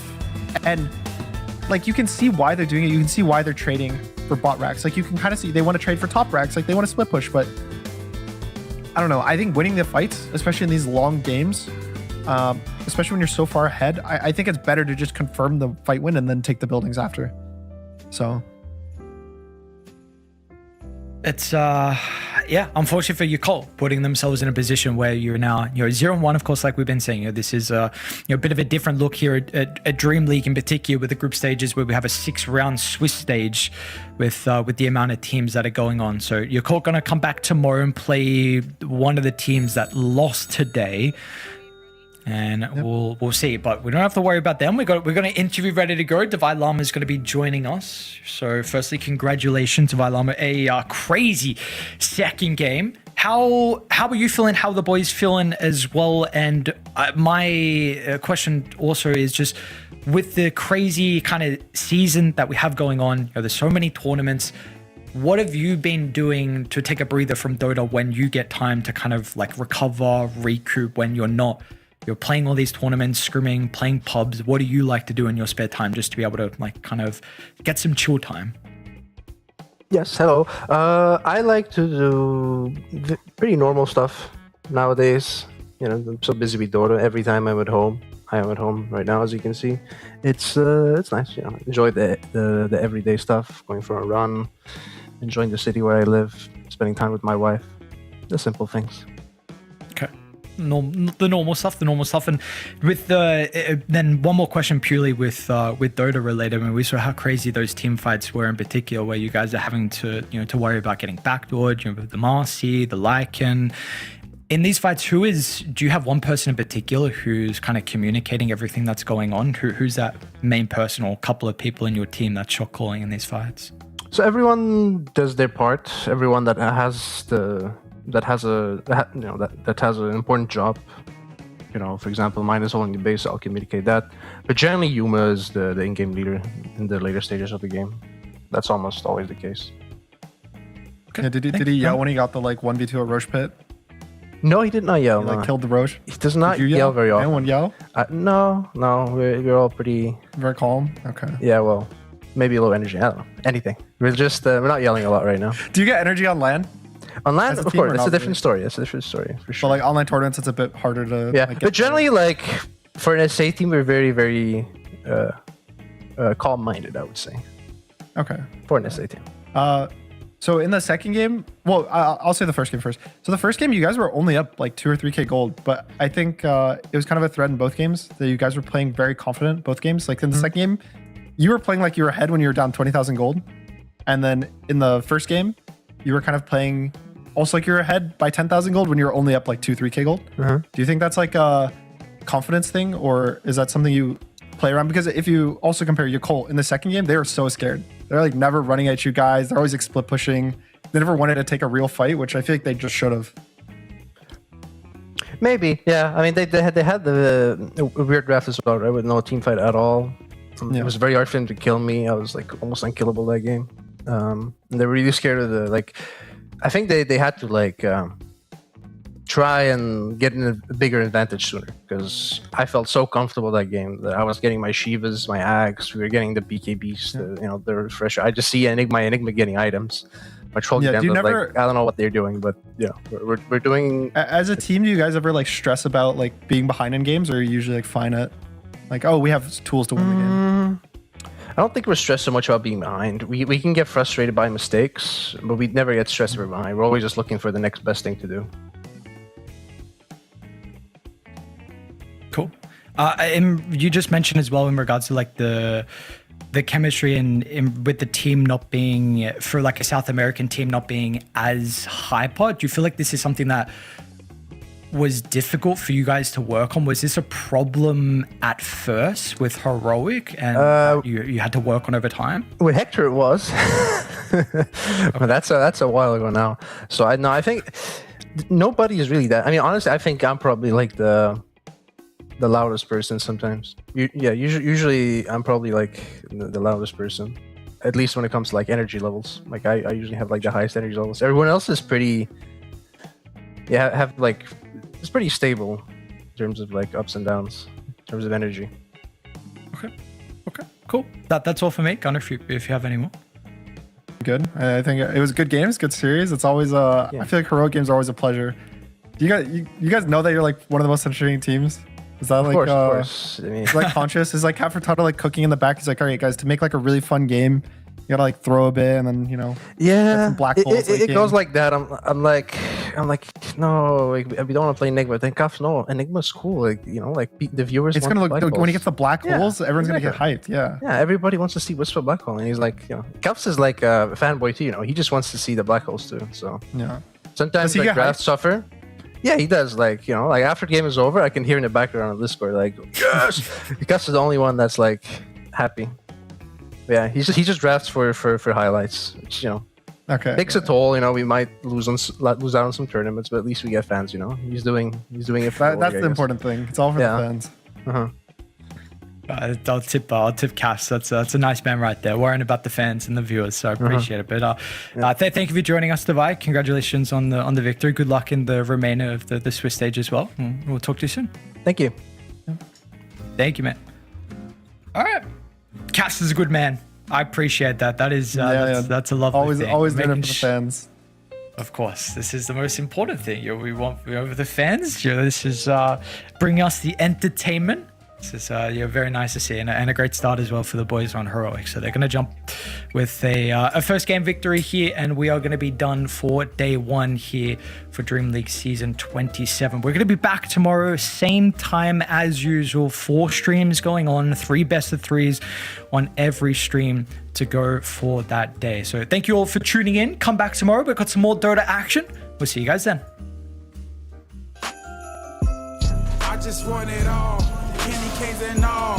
Big kid, I'm not small. Santa at the mall. It's a snowy day. I got a long list. I hope I get my way. Can't wait till Christmas Day. I just wanna play with all my cousins and my friends when they awake. It feels like magic. Our reindeer's in the attic. I hope he ate his cookies. I know he's gotta have it. Oh, what can I say? Thank you for this day. I hope families around the world feel this way. I'm feeling so blessed. Bless the ones with less. Relieve all the stress. Christmas is the best. It's about that time. Santa coming flying. Reindeer's on the line. I hope I get mine. It's about that time. Santa coming flying. Reindeer's on the line. I hope I get mine. I wrote it on the list. I hope I get everything I wish for. I wrote it on the list. I hope I get everything I wish for. I wrote it on the list. It's a perfect day. Reindeers flying with Santa on the sleigh. It's a perfect day. Reindeers flying in the sky with Santa on the sleigh. It's a perfect day. Cause I got everything that I wish for. It's a perfect day. Cause I got everything that I wish for. It's a perfect day. It's about that time. Santa coming flying. Reindeer's on the line. I hope I get mine. It's about that time. Santa coming flying. Reindeer's on the line. I hope I get mine. I wrote it on the list. I hope I get everything I wish for. I wrote it on the list. I hope I get everything I wish for. I wrote it on the list.